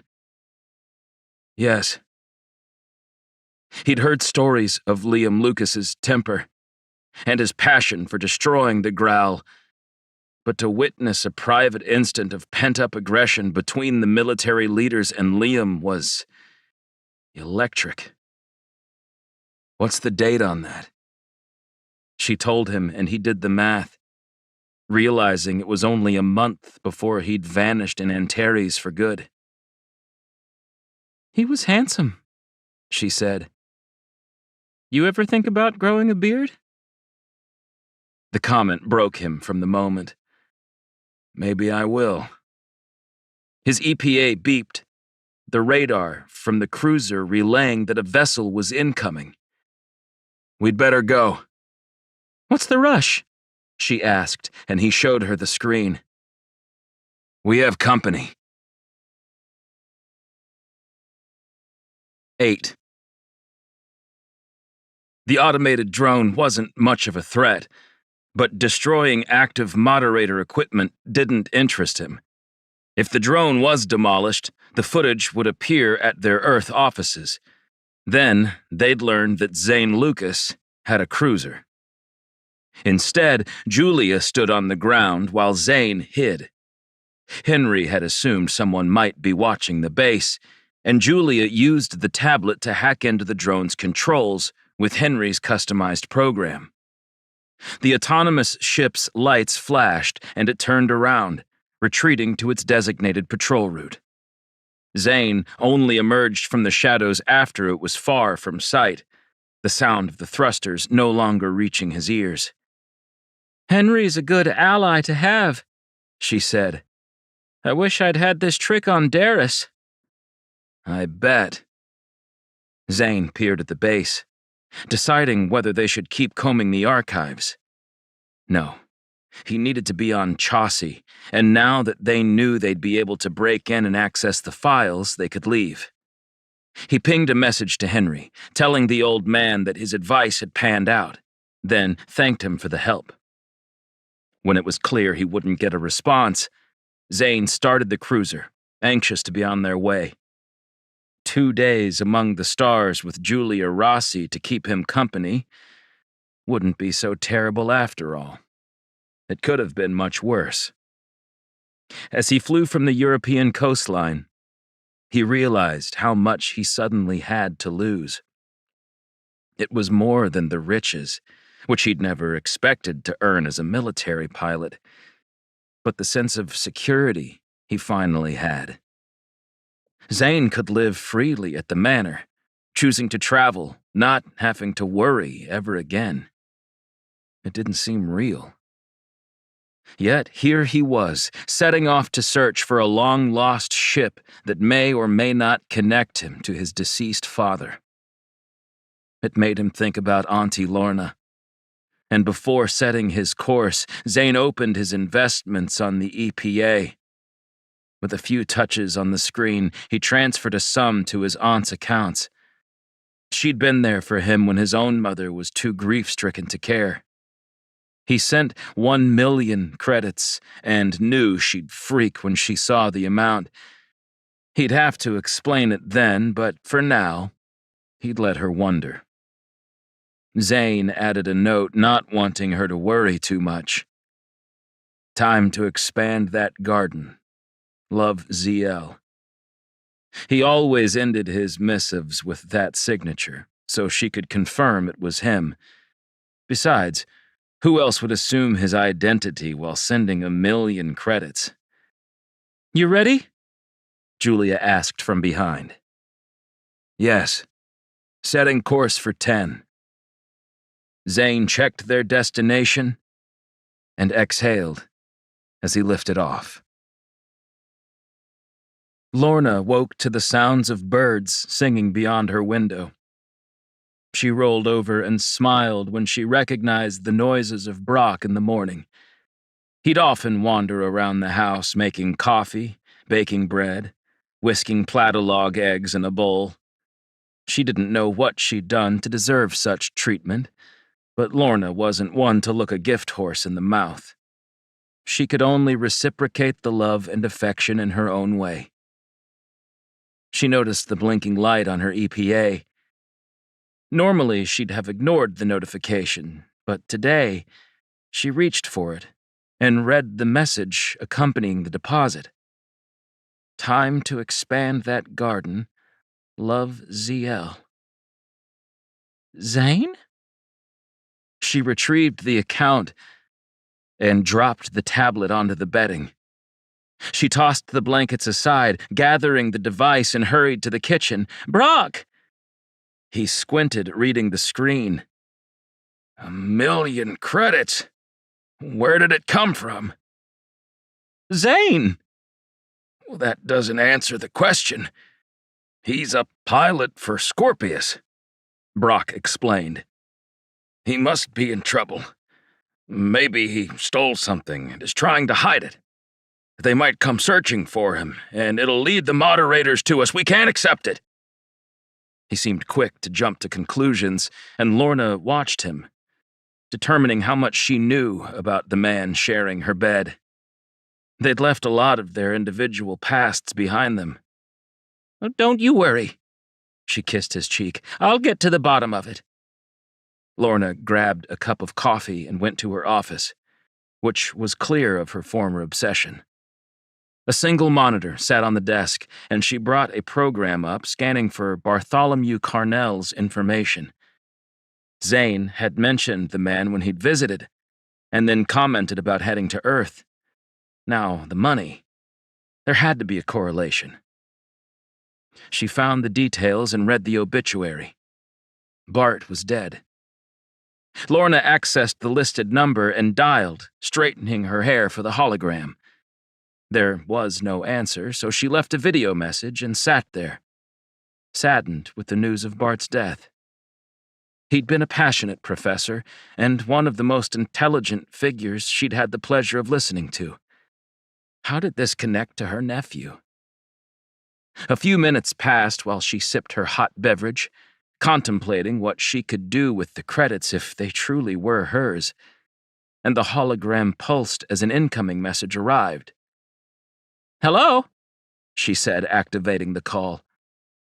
"Miss Lucas, I'm Joshua Scott from Scott & Scott & Associates, Little Knife, Minnesota, Earth. I understand you're looking for your nephew, Zane Lucas," he said. "Yes. He sent me an unworldly sum of money, and I wanted to speak with Zane, but I'm unable to contact him," she said. "Would you know anything about that?" Joshua's bushy brows lifted, and he seemed at a crossroads. "I shouldn't say, Miss Lucas." "Well, call me Lorna." "Lorna, as you're probably aware, Mr. Carnell has passed, and—" "Is Zane in trouble?"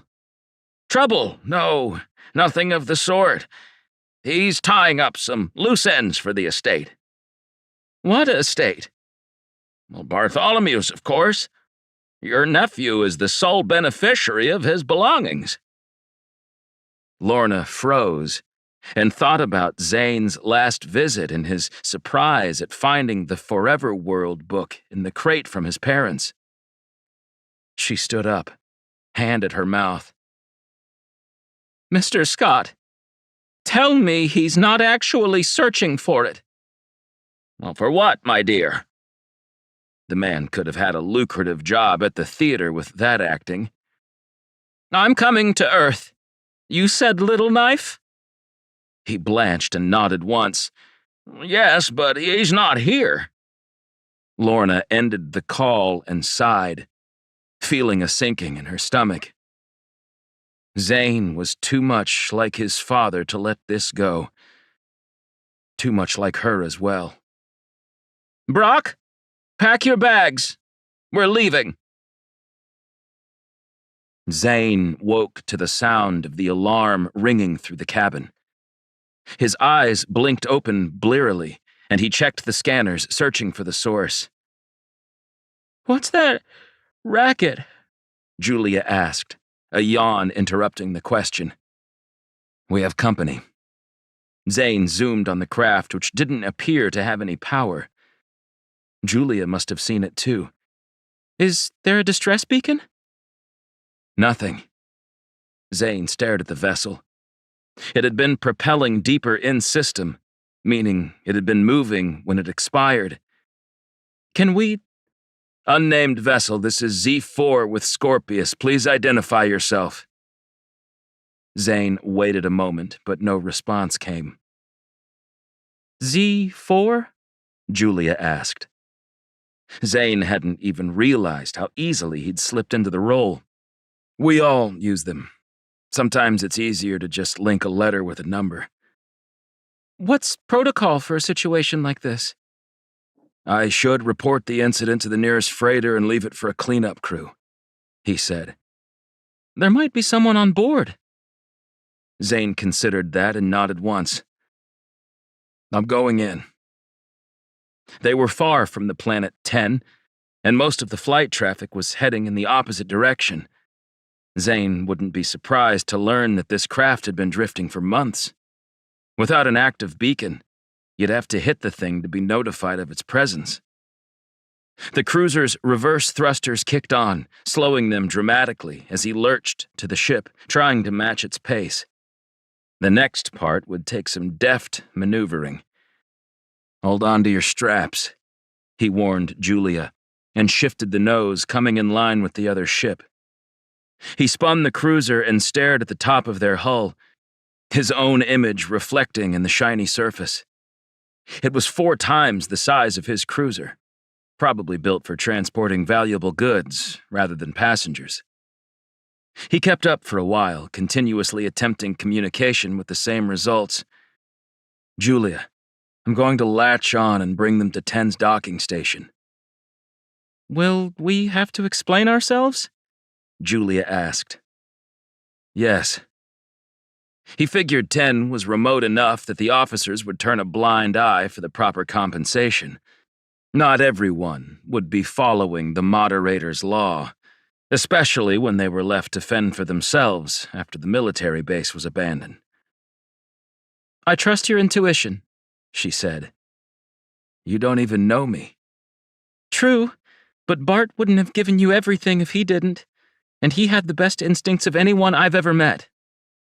Zane wasn't certain he could live up to that kind of pressure, but kept his opinions as he focused on the task. He'd done this only once, 12 years earlier, in his last year at the academy. He listed the options in his mind, choosing the hardest, knowing it had the best odds of success if completed properly. The cables jettisoned, their miniature thrusters firing when he tapped the screen on his console. They wrapped around the hull and cinched in tight, clamping into place. "I did it!" "You seem surprised," she said. "I mean, just a routine day," he chuckled. They made it to 10 3 hours later, and had yet to contact anyone within the vessel he towed along for the ride. "Should I activate the scrambler?" Julia asked, holding the device.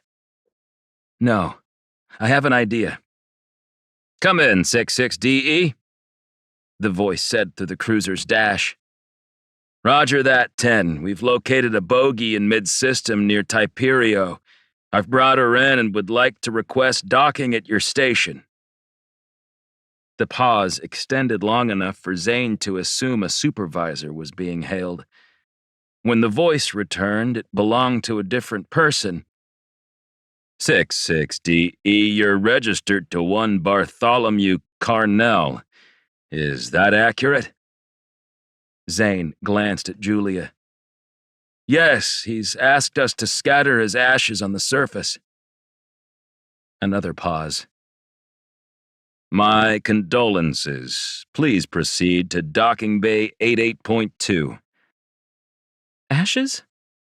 Julia shook her head. It's not as if they were going to ask for proof. Zane looped to the space station orbiting 10. Unlike the one at Earth, this was massive, with all the supplemental terraforming gear and storage. The previous military defense was attached to the second half, suggesting the station was an extremely deadly operation. Those weren't decommissioned as a result of the Accord, with the human negotiators refusing to relinquish their only planetary defenses, stating that a race other than the Growl might one day attack. The aforementioned bay blinked red on his radar, making it easy to find, and Zane guided both his cruiser and the second vessel beneath him into the hangar. He sat atop the hull and released the cables, sliding them to free himself from their craft. Before powering off, Zane lifted, then landed 10 meters away. This was not how I wanted to make our entrance to Chaucy. Julia was already out of her seat and standing in the open cockpit. "We couldn't leave them." She almost fell when she started down the rungs, and Zane caught her. "You've been sitting for 2 days. Ease into it," he urged, and Julia used the hull to prop herself up as she finished on wobbly legs. The hangar was well lit, and despite the lack of moderator presence on the planet, whoever was in charge took good care of the station. Zane gazed at the exit when the doors went wide. A man and woman strode with purpose, their uniforms the old military grade from before the Accord. Zane wondered if they were making a point or just being pragmatic by utilizing what the military left behind at the base. The duo stopped a short distance away. "What are your names?" the man asked. He was dark-skinned, his eyes piercing, and Zane doubted he could exist without scowling. Zane had no choice but to concede to his authoritative tone. "Zane Lucas, sir." He considered lying, but it would be simple enough for them to learn the truth. He bet the cameras were already running a facial recognition scan. "Julia Rossi," she added. "Miss Rossi," the woman said. "I knew your father." Julia smiled. "That's nice." "He was a pirate, moving illegal contraband under my nose. I wish I could have locked him up." "He's dead." "Good," the officer said, and Julia flinched. "What are you doing on my planet, Mr. Lucas? Is this official Scorpius business?" She eyed the unmarked cruiser dubiously. "As I said, we're friends of Bartholomew Carnell." The man gestured at the ship beside them. "Jackie, that's the third vessel this year." "The third what?" Julia asked him. The pair gazed at each other, and the man sighed. "Lucas, can you keep this under your hat?" "If you're wondering whether I'll tell Scorpius anything, I can assure you that I will not. I'm technically on leave of absence," he said. "My name's Herschel, and this is Jackie. We're running the show on 10 since the damned moderators abandoned us. We rarely have commercial freighters anymore, not that we expected tourism. Kind of hard to compete with the resorts on Polonius 4. He walked to the hull of the other vessel. "We've taken it upon ourselves to trade with the nearest colonies, often using smaller transports like this one." He entered a code near the hatch and it hissed, then descended, touching the deck. "Someone's been hacking our system and shutting down the robots." Zane peered into the cabin, finding a regular model like Edward within, head lolled forward. "Why?" "We don't know," Jackie admitted. "At first we thought it was a glitch, but when it happened again, we were sure we'd been targeted. From what our specialists can tell, only our transports utilizing the central system have been hit. This makes 3. "It's been nice talking with you," Julia said. "Shouldn't we be going?" Herschel crossed his arms and stared at her. "And where are you heading, Miss Rossi?" "Chaucy," she answered with a hint of boldness. "What's your business on my planet?" Jackie asked briskly. "We're planning to dump the remains of—" "Let's see them." Herschel glanced at the cruiser. "Go on, then." Zane walked to the ship and conferred with Julia as they pretended to search the storage compartment. "What should we do?" he whispered, their faces inches apart.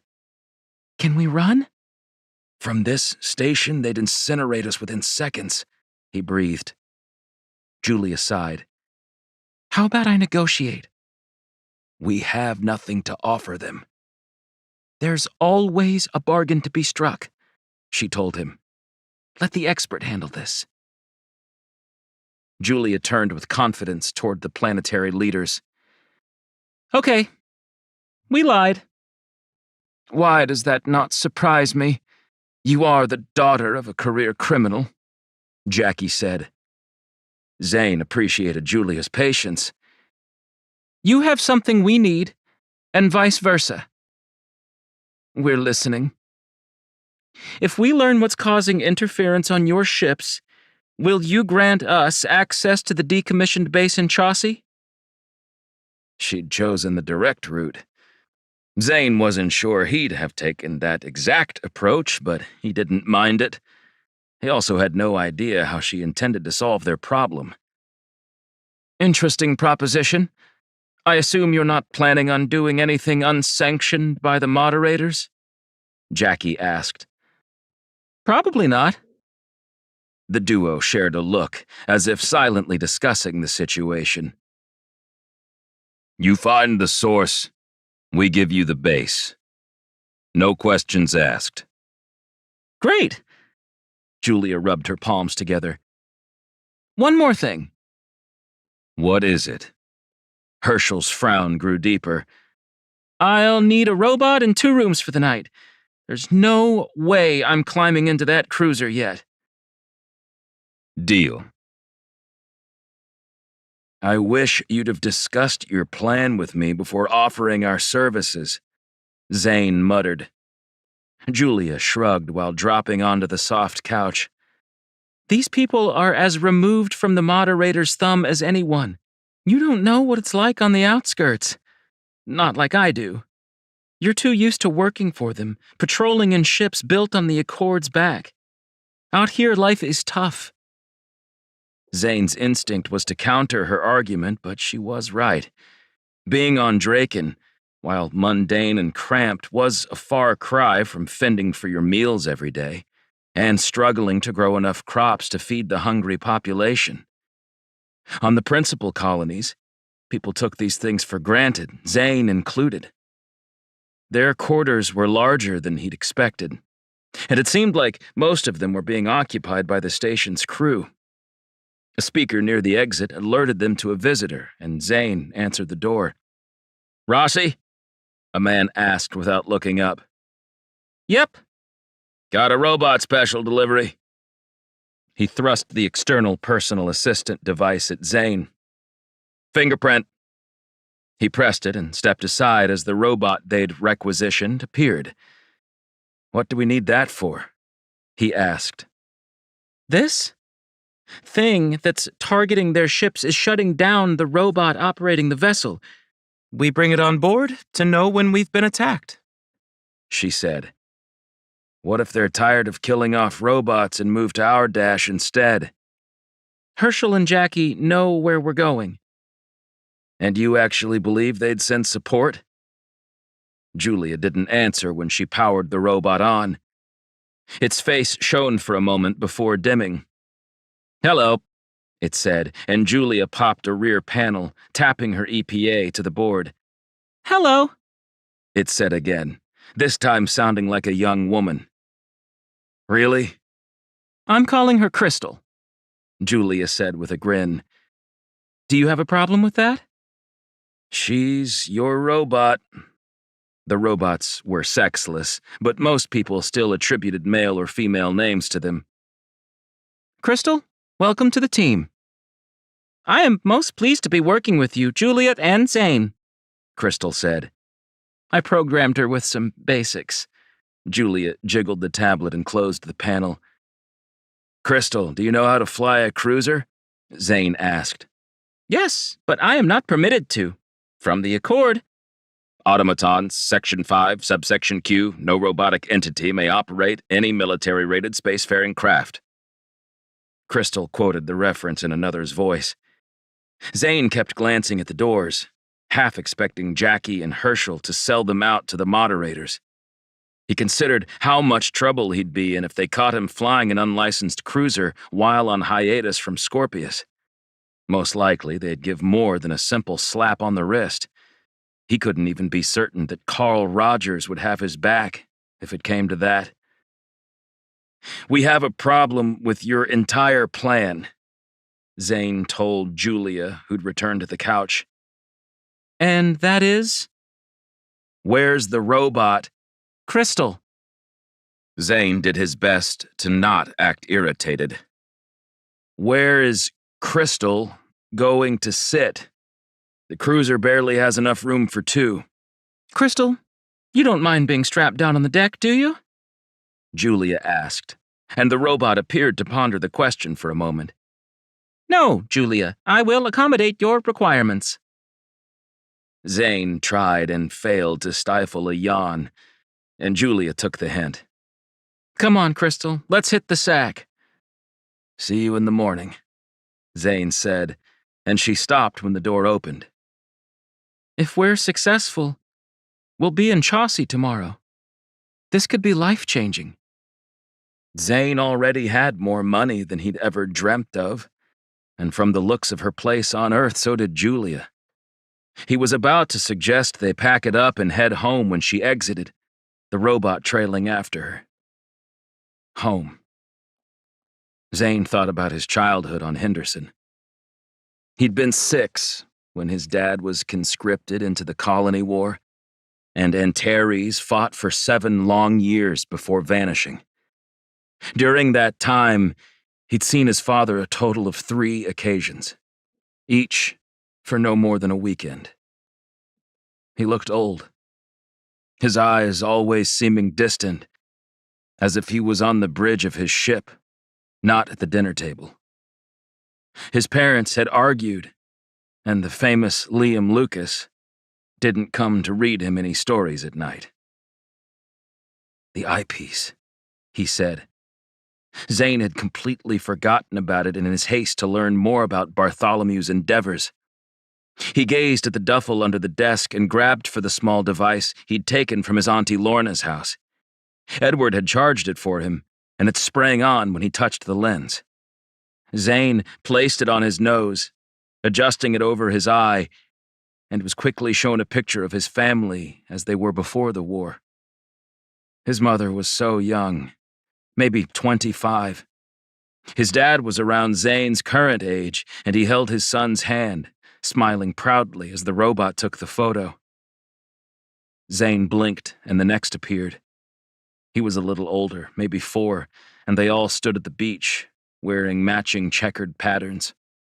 His mom's glasses were shaped like hearts, her chin tilted toward the sun. He removed the device, not wanting to be reminded of what came next. Birthdays without his father present, holidays and graduations. Eventually, his mom wouldn't even pose, and Auntie Lorna took the de facto role as caregiver when she hid from the world. Zane slept fitfully. Dreams of distant planets and Growl warships filling his thoughts. 9. Carl felt better than he had in ages. There was something about Valamore Station that agreed with him. His head didn't ache while he watched through the view screen. A supply vessel approached, slowly docking with the utmost precision. He'd been here for a couple of days, but Plea and the team still hadn't determined where the drones hailed from. He wondered if it would be best to depart and return to Draken. Carl was never comfortable abandoning his desk for this long. He had the nagging suspicion that his seat would be filled with a younger and healthier replacement. Maybe that would be ideal. He could retire and spend his days out on Polonius 4, fishing for sea barrack in the morning mists. He thought about his earlier conversation with High Moderator Young and Griffin Chester. While they gave him directions, Carl couldn't help but sense his role was only a small fraction of their entire plan. "Sir?" Plea had entered the common space without a sound. The old Carl wouldn't have let anyone slip behind him without knowing of their approach. It was the damned metasticks, filling his veins with mind-numbing agents, holding death at bay. "Yes, Plea." "I found an important detail." "Their origin?" She shook her head. "Not quite. But we've learned how to retrace their central processing system's automated locators." "Show me." They walked the halls, and Plea slowed her pace when she realized Carl was lagging. She was a gracious science officer, and he'd remember that, even if she was Growl. The laboratory was empty, and their footsteps echoed in the cavernous room. Only one monitor was lit up, and the drone lay lifeless on the table, cables connected to its underside. "They aren't so different from our own technology that we couldn't learn to use them. From what I can see, it's more similar to human schematics than my people's." Carl knew that didn't rule the aliens out, because they might have intentionally designed the drone to appear that way. The Growl were ruthless, brutal, and cunning. A terrible trifecta for an enemy and a partner. But the woman next to him was Growl, and she seemed kind, refuting his theory that all Growl weren't to be trusted. "And what were you mentioning when you came to find me?" Plea gestured to the center of the holopad as the image rose from the circular disc. "At first, we assumed there was an error. I believed the coordinates being shown were previous locations of this very drone, but that was wrong." Carl stared at the massive star map, seeing countless solar systems on the zoomed-out hologram. "What am I looking at, Plea?" "Drones, sir." He blinked, processing the information. "There have to be..." "On current tally, there are 104,152 identified drones, with more constantly appearing," she said. Drones. Carl stared at the one in front of him, the same design that Zane Lucas had shot down in Orion a couple of weeks earlier. "What do they want?" "I can't tell you that," she admitted. War wasn't coming. It was already here, and Carl had no idea who their adversary was. He needed to speak with the High Moderator, and quickly. Zane slowed when they arrived to the same location where they'd crossed paths with the dead ship the day before. "Now what?" he asked Julia, since this mission was her brainchild. "We wait." Zane cracked his neck and shifted on the seat. The view was magnificent. Stars everywhere.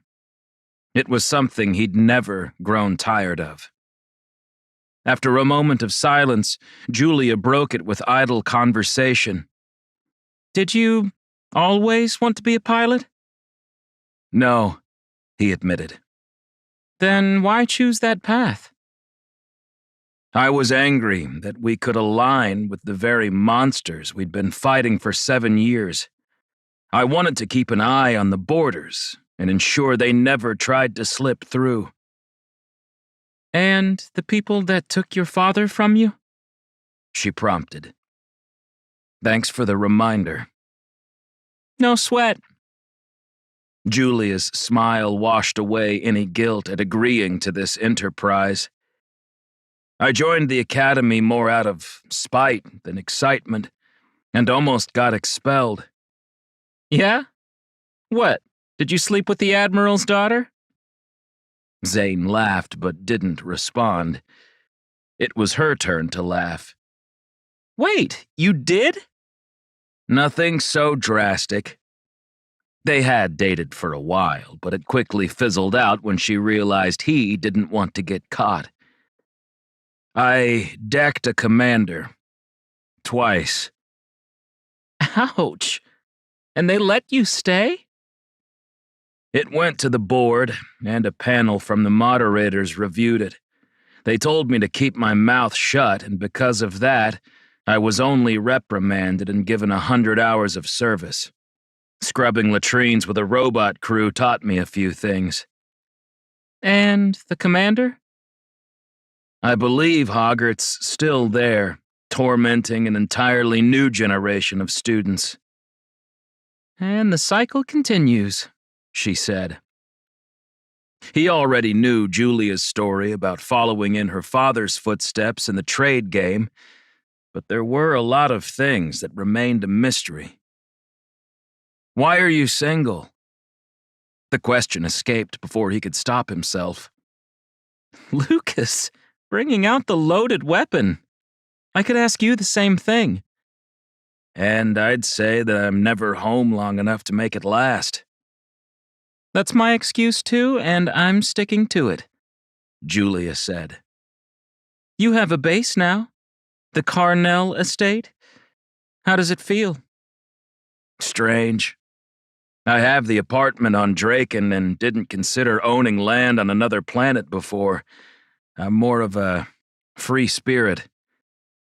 But can you picture yourself settling down? She asked. And since he was facing forward, he couldn't see her expression. Possibly. Crystal, what's your status? Julia changed the subject, addressing the robot. I am operational. Is there something I can assist? Crystal's voice trailed off, dimming as her power was cut. That's it. Zane checked the resonance meter, finding the coordinates of the disturbance's signal. What are we waiting for? The sooner we bring the dynamic duo the culprit, the faster we investigate Chaucy. Zane pushed the thrusters, but they failed. The lights darkened, and his dash flashed brightly, then died. Whatever shorted Crystal has done the same to the cruiser. What in the stars are we dealing with? Julia's voice had a hint of fear laced in. How much air is left? Zane calculated it, factoring in that he wasn't alone in the cruiser this time. 2 hours, tops. Julia began to hyperventilate, and he unstrapped, reaching for her hand. That's not going to help. He crouched on the deck, staring her in the eyes. We have suits for spacewalking, with backup tanks in the storage compartment. That'll get us a couple more hours, and I've been trained for this type of situation. You can fix it? She asked hopefully. Yes. Maybe, he thought, but didn't tell her that. Zane left Julia in the cockpit and headed to the cabin below, slipping into the cramped space with a tool pouch. Whatever the signal did, it wasn't overly powerful. None of the circuits were fried. It was almost as if the disturbance only placed a small barrier between the conductors, separating them from the power circle. With a focus, Zane set to it, undoing panels, removing wire harnesses, and reprogramming processes. His breaths were coming in ragged by the time he thought it might be fixed. Julia remained up top and had stopped asking for updates an hour earlier. That might do it, he assured her, while moving to the front of the cruiser. The dash remained dark, but he still had to... Zane restarted the board, plugging the harness in, and everything brightened. Power thrummed through the ship as the lights flickered, then stayed on. Zane, you actually did it! I can't believe you doubted a Scorpius pilot. These things are made to last. He knocked on the dash, and the lights turned off. When he hit it, they reactivated. Let's return to the station. We have to finish this job. He was surprised at her dedication. My alterations should prevent the signal from affecting us again. They found the source of the interruption an hour out, and Zane threw the shields up the moment he saw the familiar drone. It has to be them. Who? Growl, he said. The computer warned him of the signal attempting to transmit. Zane didn't want to destroy the craft, so he released his own electro-pulse array and sighed with relief when it worked. The drone floated uselessly in space. Herschel walked around the alien vehicle, glaring at it. You're telling me this thing has been shutting down my transport robots? Why? I have no idea, Zane admitted. Jackie looked worried. Do we report it? To the moderators? Herschel shouted. And have them out here poking their noses where they don't belong? I refuse. I'll show you how to search for them, and if another comes, you'll need to be on the offensive, Zane said. We appreciate it. Jackie motioned to the Planet 10 through the station's large view screen. We've granted you access to the retired base. You won't find any armaments there if that's what you're after. I've already stripped them for our planetary defense. You understand? Completely, Zane told her. Thanks for the hospitality. We forgot to return Crystal, Julia said. They stared at her blankly. The robot we borrowed? Keep it. We have enough. By the stars, we almost have as many as people these days. They walked away, leaving the drone in the hangar next to Zane's cruiser. He wanted to be as far from it as possible. Someone was sending the machines into human-run space, not just the DMS zones he'd been patrolling. This was important, but for now, Zane had his own mission to accomplish. Ready? Julia watched the unmanned vessel and visibly shuddered. I don't like this. Neither do I. Zane let her into the cruiser, and he quickly lifted from the deck, pressing from the station orbiting the 10th colony planet. Clearly, they'd moved on to bigger and brighter things, leaving the residents of 10 out of their thoughts. It wasn't this bad before the moderators, was it? He asked Julia as they descended into the atmosphere. That's a loaded question, she said. And the answer would depend on who you asked. If you polled the people living below, they might suggest it's always been challenging on 10. If you ask your fellow flatmates on Draken, they'd have a more favorable response. And others, like the remote areas of Henderson, wouldn't even notice a change, Zane added. Or Earth, for that matter. Earthlings prefer to mind their own business. That's one of the reasons I chose to return there. And Bart lived nearby, he said. I'll admit that played a part in it. Bart spoke to us about it, and we proposed Little Knife before he even visited. Is that so? Also, who's we? She looked abashed, and Zane wondered if she'd been dating a man at the time. He'd been considering a flashier spot, somewhere he could walk the beach and sip a cocktail while twin suns set. And you managed to convince him to build in Minnesota, of all places? With the glorious winters and never-ending gray skies? He joked. It's not always like that. There's also mosquito season. She laughed, but Zane didn't know what she was referring to. When he was silent for long enough, she explained. Tiny bugs, they suck your blood. You're really selling me on it. Zane checked the radar, setting the course for Chaucy. He'd read up on the city, but was shocked to find it no more than a barren husk. What happened here? The base was closed.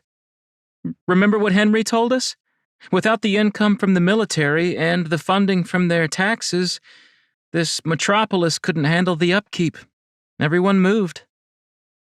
Zane noticed a few lights on in a couple of the domed towers. Not everybody. I doubt we want to run in with those guys. They're probably combing the city for anything of value. Happens all the time. Since his departure from Scorpius, Zane's eyes had been opened to the harsh realities of their current colonies. Unless they did something, he doubted they'd last another incursion. The people in the outlying settlements felt no connection to the rest of the principals. Without their support, the wealthy on those worlds would become soldiers, altering their future history. But that was far above his measly pay grade, and with his new riches, Zane didn't see a purpose in returning to a thankless job, flying patrol on make-believe borders. Chaucy's design was based on an older model, with large complexes connected to one another along 10-kilometer corridors known as tubes. It made travel seamless throughout the vicinity and allowed the population to get around without concern for inclement weather. From the color of the sky, Chaucy experienced its share of storms. Rain pelted the top of the cockpit, and white bits of hail clicked against the hull a second later. He aimed for the base's location and cringed when he saw its state. The fence was toppled, the brick crumbling into sizable, disorganized piles. Most of the structures had so much wear there were holes in the ceilings. Windows sat shattered, and when he found the operations office, he could only groan in dismay. "Cheer up. We made it to Chaucy," she told him. "Are you always this optimistic?" "Only when things are going well."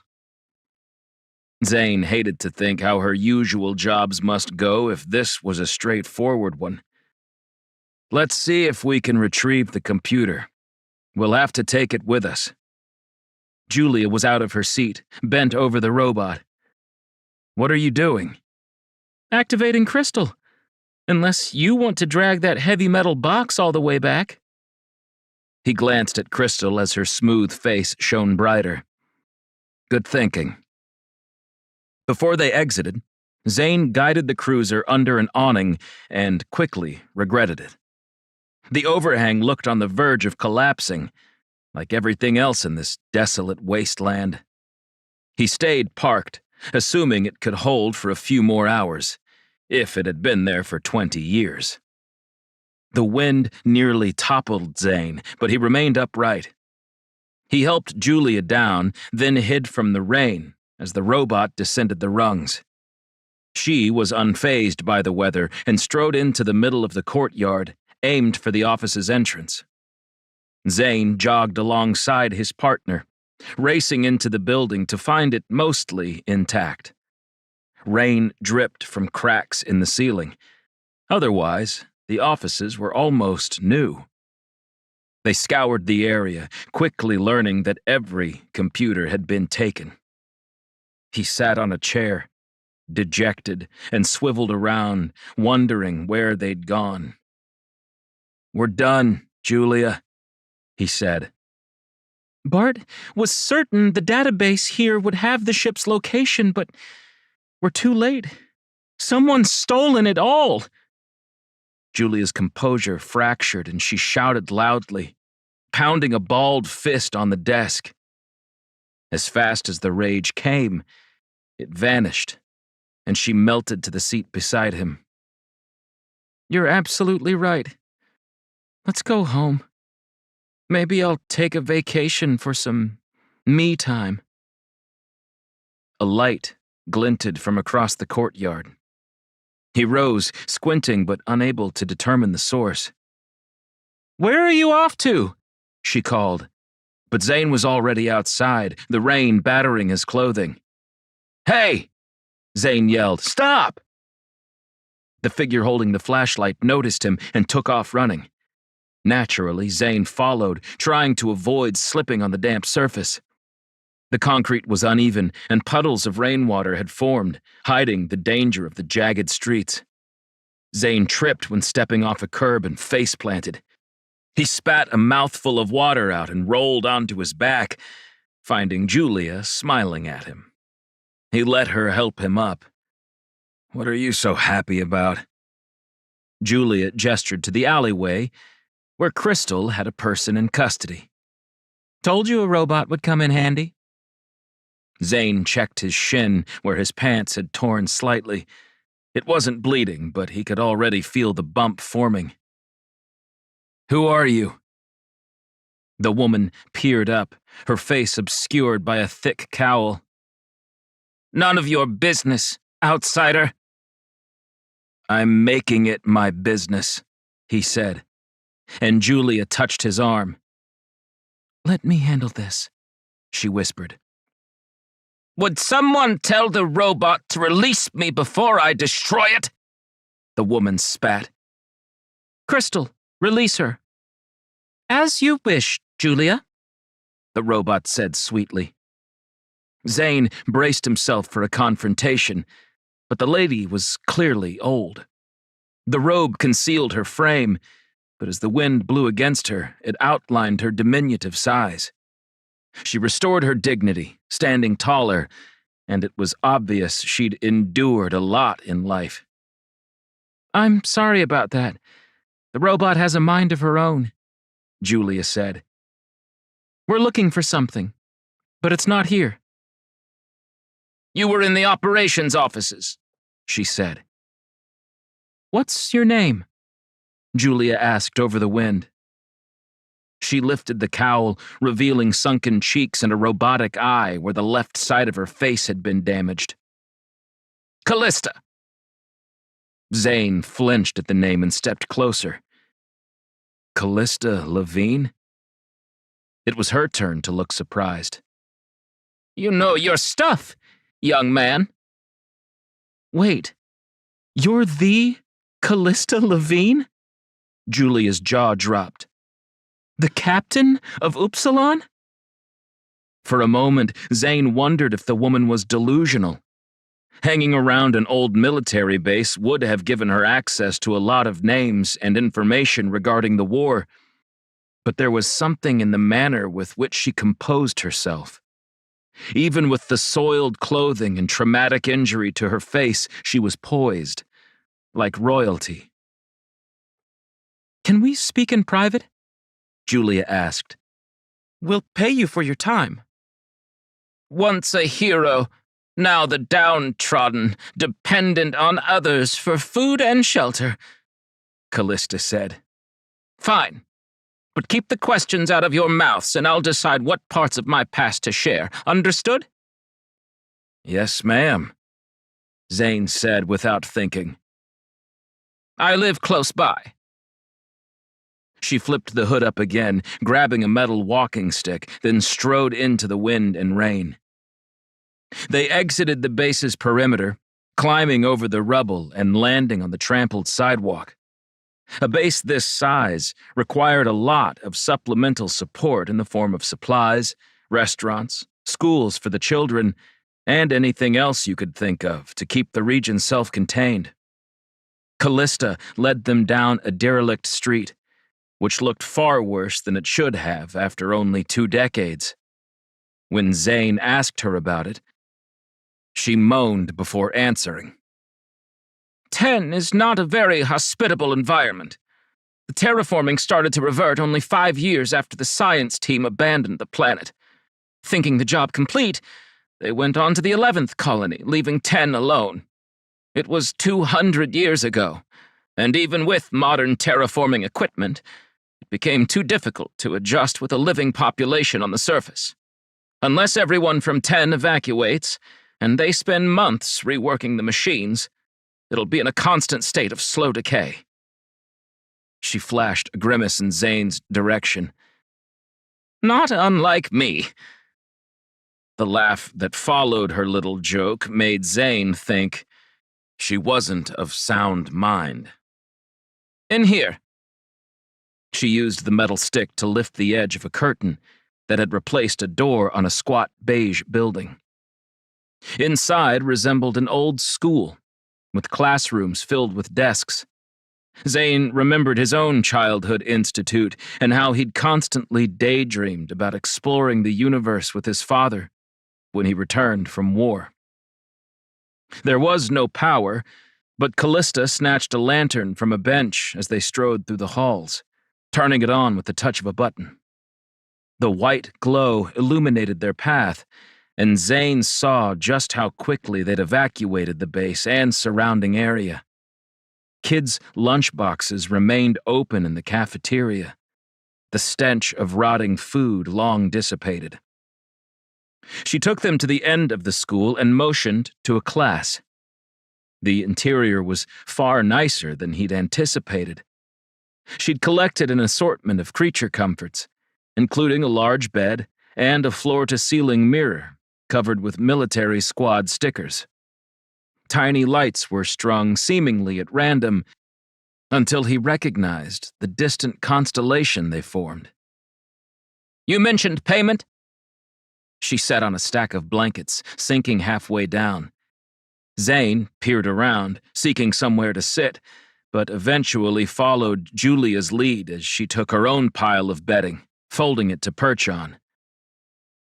"We need something." "What?" "A computer." She motioned to the corner. "I have an entire room full of them." "Not just any computer. The Military Operations Network. They stored all pertinent information on there, and it contains details Scorpius doesn't even have," Julia said. And Zane hoped Callista wasn't sympathetic to the moderators. Judging by the fact she lived in hiding by herself on 10, it indicated she and the government weren't on the same page. "You're seeking the archives," Captain Levine said. "You know of them?" "Yes." "And are you aware of what happened to the computer?" Zane asked slowly. "Sure."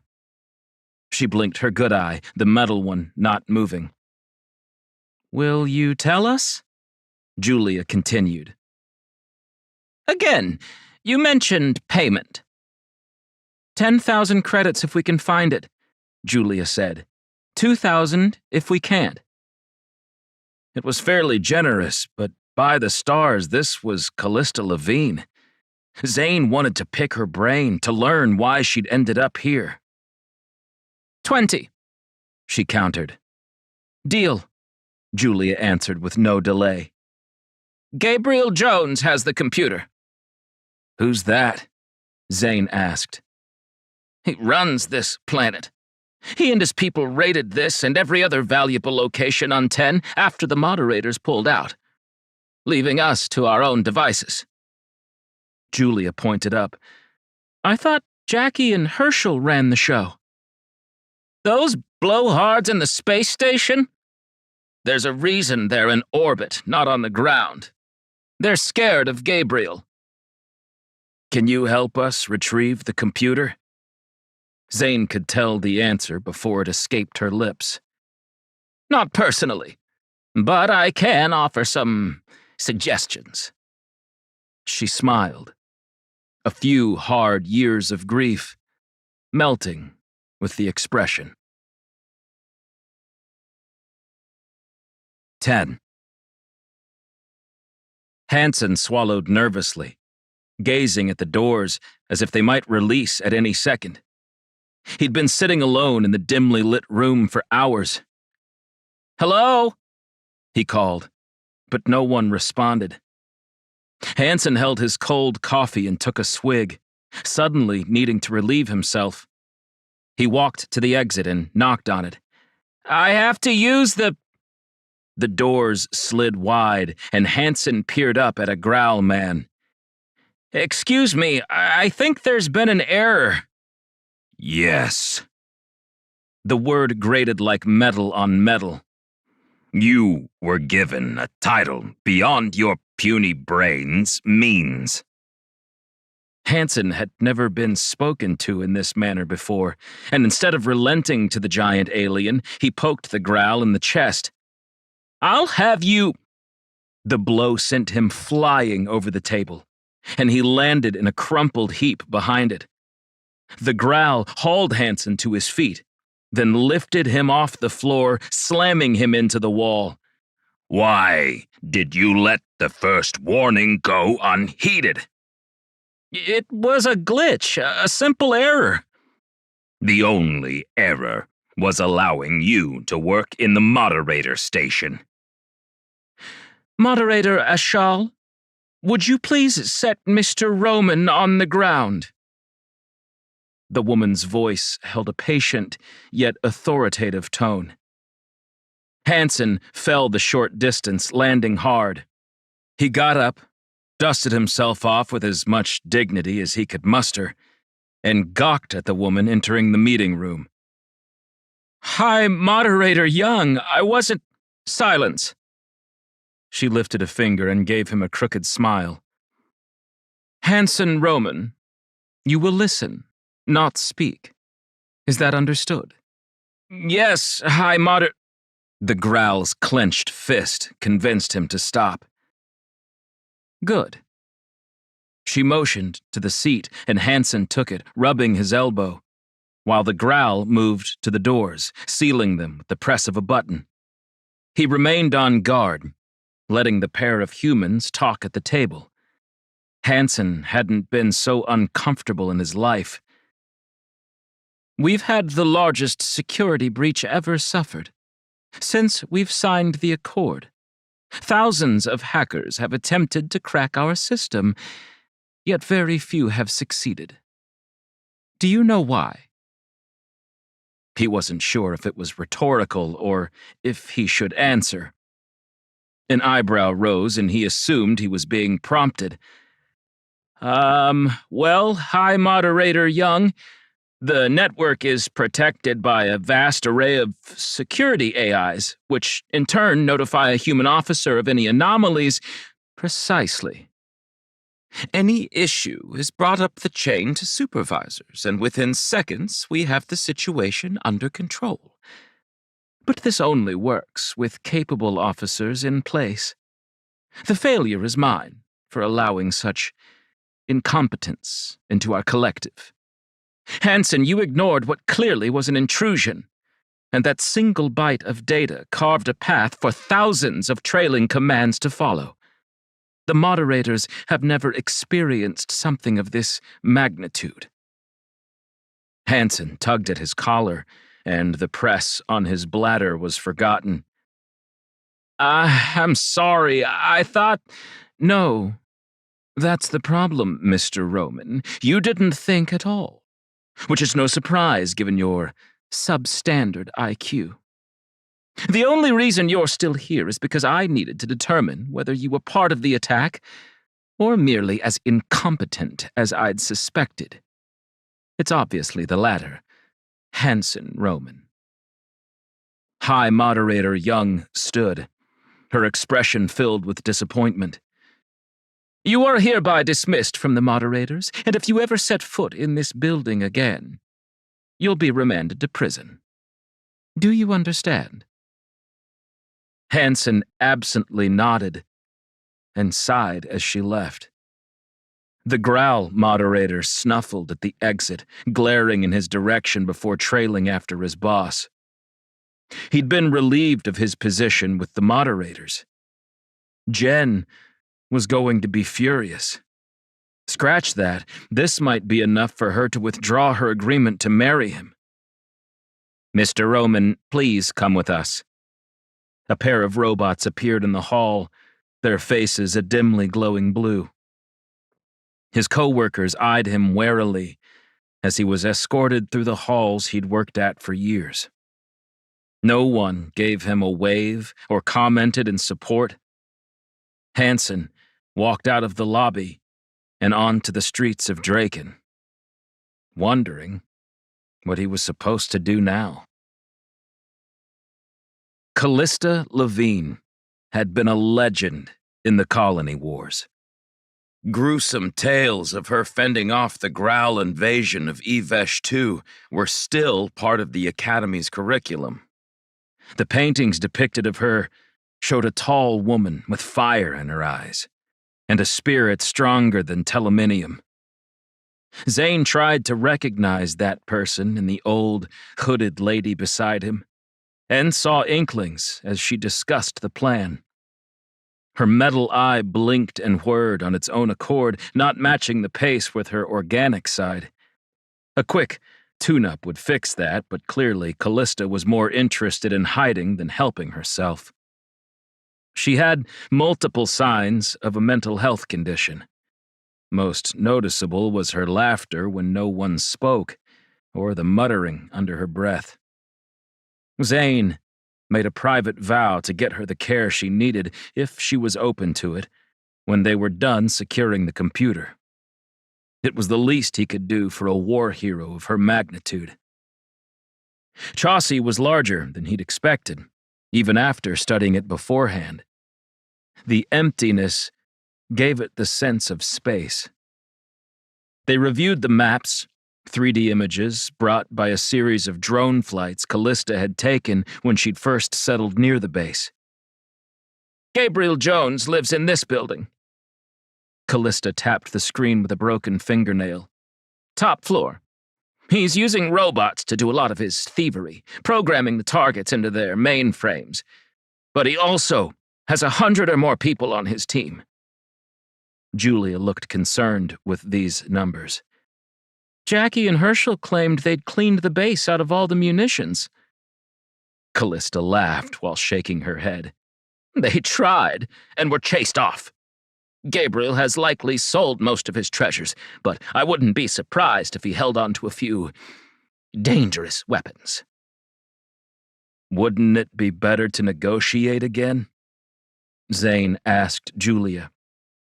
If Gabriel so much as sniffs Scorpius on you, he'll kill you on sight, Callista warned. He'll assume the moderators are onto his game and are coming to destroy him. Rumor has it that his group, the Salvagers, are hoping to make an attack on Draken. No negotiating then, Zane said. This mission was growing far more frustrating with each step. He'd been planning on getting the computer, then leaving. Instead, he was about to slip into a powerful criminal's house and attempt a burglary. How will we draw them out? Julia asked. Leave that to me, Callista grimaced. I've been seeking an excuse to take Gabriel down. Wait, I thought we were sneaking in and stealing the computer, Zane frowned. No one said anything about confronting the warlord or whatever he is. Can't we do both? We've come this far, Zane. Julia reached over the desk and touched his wrist. We're so close, I can smell it. That's the rotting wood. Zane pointed at the ceiling, where water spots clung to the surface. I'm serious. If Callista can lure Gabriel and his men from the tower, it'll make our lives a lot easier. Fine, he relented. But nothing too over the top, right? Callista smiled, which was more unsettling than her usual scowl. Don't worry about me, dear. I'll be okay.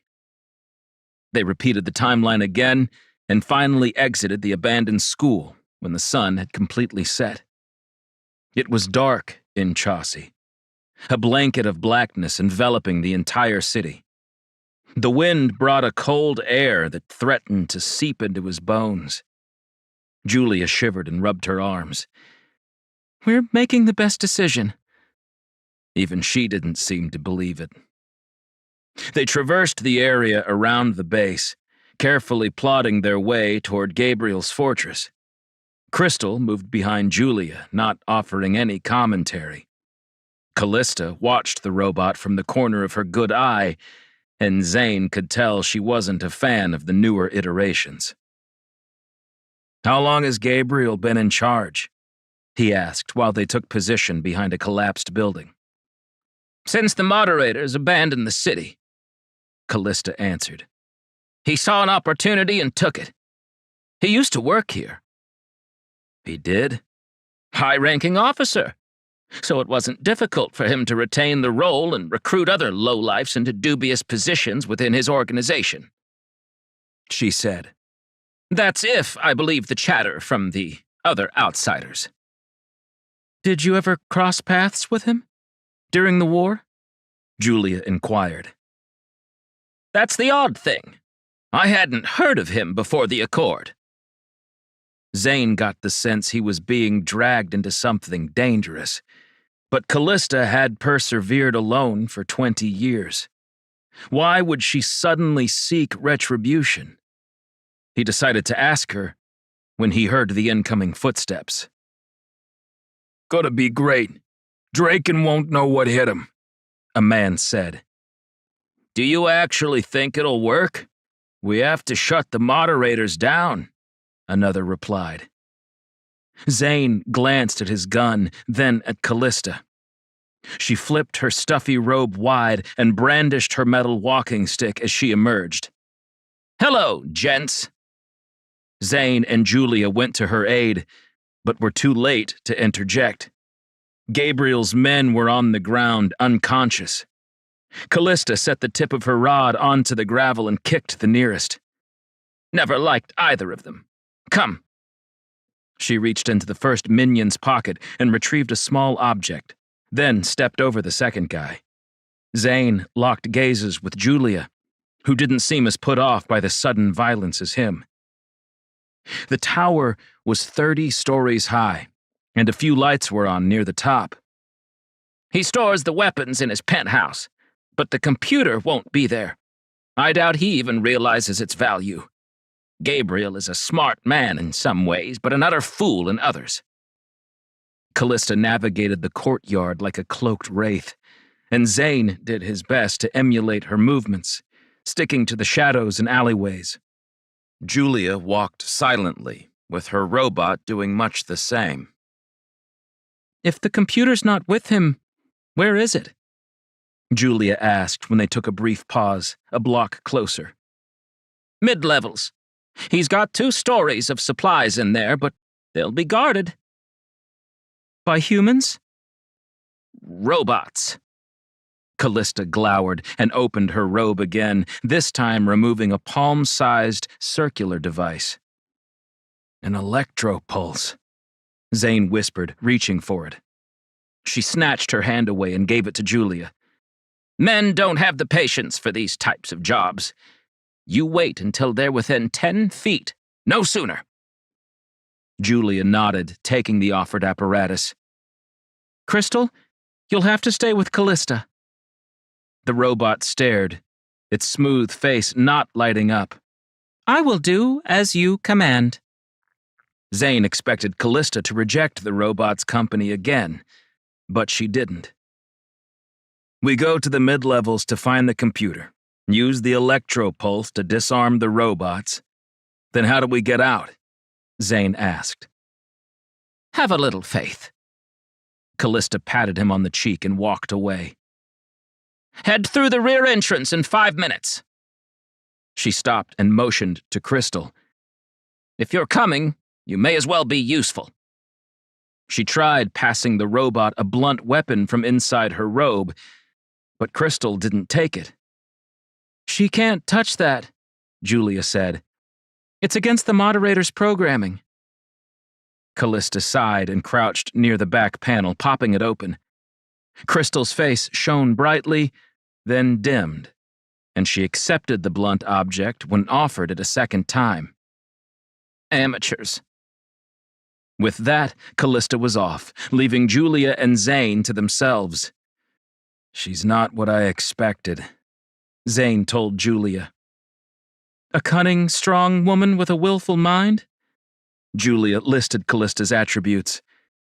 It's precisely what I thought she'd be like, minus the living in squalor and the whole smell part. Zane crept to the tower, peering at the top from the near angle. It looked even bigger up close. He pictured 100 men marching from the exit, aiming guns at the pair of them, but no one came. It was silent in the square surrounding Gabriel's base.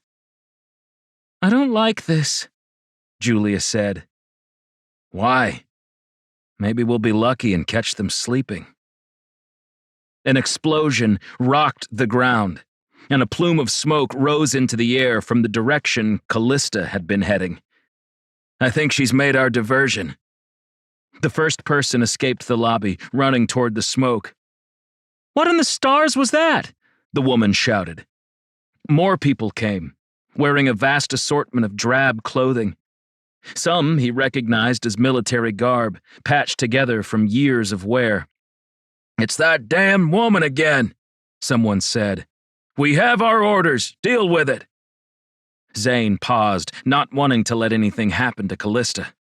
She knows what she's doing, Julia assured him and dragged him to the rear of the building. Zane's gun pressed into his palm, and he confirmed the charge was full before testing the handle. It depressed, and he went ahead, blinking in the bright corridor. Going from the black of Chaucy into the light almost blinded him, but after a moment he acclimated to it. Julia bumped into him, and he stood huddled against her for a breath, until she made for the stairwell. These places were built with elevators, but safety regulations always had them add stairs in the off chance the structure lost electricity. With the solar panels and geothermal electricity on most worlds, the power would never fail. But on an older planet like 10, the upgrades were never coming.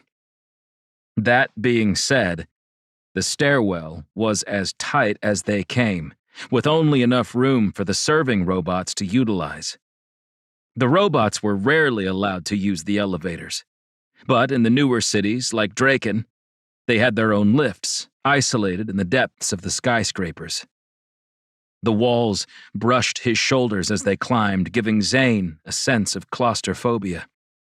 He was a pilot, used to spending hours or days in the confines of the cruiser's cockpit, and it never bothered him. But here, it began wearing on his nerves. He jumped when a second explosion echoed from outside, this time in the opposite direction. Zane pictured Callista manically running through the deserted streets, setting off detonations to distract Gabriel and his men. From the sounds of things, it hadn't been her first attempt at chaos. Julia counted the levels as they jogged upwards, sang them under her breath. Zane's legs burned when they arrived at the 10th story, and he slowed, listening for signs of trouble. "You good?" "Totally. We're almost there." She gestured for him to continue his ascent, and he did so, going 4 more before stopping. "Callista said the middle 2. Let's check it out." Julia touched the handle and slinked past Zane onto the 14th floor. The separate walls had been removed and replaced with thick metal girders, maintaining the structural integrity. It sat plush with supplies from the military base, much of it recognizable to Zane. Spare parts from every type of spacefaring craft were laid out in disorganized piles, and he held the inducer coupler from a skid hopper. "Let's see if there's an inventory list," Julia breathed.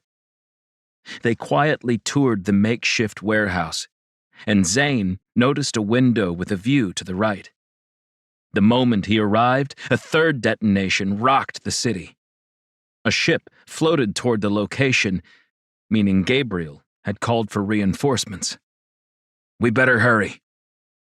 Zane scoured through more of the same, finding a few old iterations of the EVAs they used pre-war to do spacewalks on the orbital docking stations. Since then, they'd implemented the Growl technology, which was superior to theirs. Julia huffed and stared at him, a dab of grease on her nose. "Any luck?" "You've got something." Zane grabbed a towel from a desk and reached for her, wiping the spot clean. "Let's check the floor above." Julia turned, and Zane caught the glow of a robot's face too late. He spun slowly, discovering they were surrounded by 4 additional guards. He lifted his hands, still holding his gun. "What if they're programmed to—" Zane was cut off as the nearest punched him in the stomach. "You're trespassing and will be brought to Gabriel for sentencing," it said. Zane glanced at Julia as he tried to regain his breath and saw the electro pulse in her grip. "Lead the way," she told them. It had been years since Lorna had visited Earth, and viewing the blue waters and empty terrain brought back a burst of memories. She'd been in training as a terraforming science officer, and one of their last tests involved living in nature for a month in teams of 6. Lorna had been paired with 2 very competent students and 3 equally incompetent trainees. She often wondered if that was part of the test. Seeing how they'd deal with the pressure. They'd been abandoned in remote northern Saskatchewan with only the barest of tools to survive. By the end of the month, they'd established a routine, built a log cabin capable of housing all of their team, and despite the harsh conditions, she'd gained a couple of pounds, eating fresh, fatty lake trout each day. Lorna graduated a few weeks later, prepared to move on to bigger and more impressive colonization missions. But that time period had always stuck with her as something transformative. Brock dozed in the seat next to her, and she nudged him with an elbow as the ground came into view. What had brought Bartholomew Carnell to Little Knife, Minnesota, of all places? And more importantly, why had he gifted his entire estate to her nephew? It made no sense. Are we there? Brock rubbed his eyes and inhaled deeply as he watched through the private lander's view screen. She'd spent a hefty sum of her newly acquired credits to take the fastest transportation possible from Henderson to Earth. And now, only a couple of days after learning about Zane's inheritance, she was lowering to the humans' original world for the second time. Perhaps this trip would be just as life-changing as her first. The thought brought a faint smile to her lips, and Brock grinned with her. Thanks for letting me tag along. Are you kidding? She kissed him, lingering for a second. I wouldn't be here without you. You give me far too much repute, he said. You just needed something else to put all your energy into. I'm glad it was me. This brought on another kiss. Lorna was so distracted that she didn't realize the lander had settled to the town's commercial pad. From above, it had been a small square plowed out in the snow. It's a good thing we checked the weather before arriving. Brock threw on a jacket. They experienced some frigid nights in the Happer states, but nothing like this. Computer, stay in place, she ordered the lander. She had it for another 5 days, and didn't want the craft to depart abruptly, leaving them stranded. Lorna didn't trust technology to abide by their commands, not after the horrific tales of their civilization's past. The incursion of 2447 sprang to mind, and she shuddered, imagining someone hacking the moderator's network and gaining control of their robotics division. If it happened once. Her boots dropped to the concrete, which was heated. Water from melting snow dripped past the grates near her feet. Which way? Brock asked. It was nighttime, and the town looked abandoned. I have the address for Scott & Scott and Associates. Smoke rose from a few of the building's chimneys, and witnessing the village in rural America offered a sense of significance that she couldn't quite put a name to. Perhaps it was a form of nostalgia, a kinship to the people that remained at the birthplace of humanity. From an anthropological standpoint, it wasn't too difficult to understand why that happened.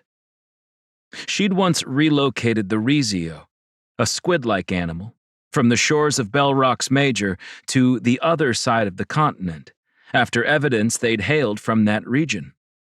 It didn't hurt that their presence caused a fatal rash in some of the colonists. Given the dilemma, Lorna had suggested bringing the entire population home, and when they did, the sluggish sea creatures regained much of their vigor. And in the years after, they'd thrived like never before. More humans needed to experience their origin, like the Rezio. They might be more grounded and centered from the practice. I don't know if I could handle this weather.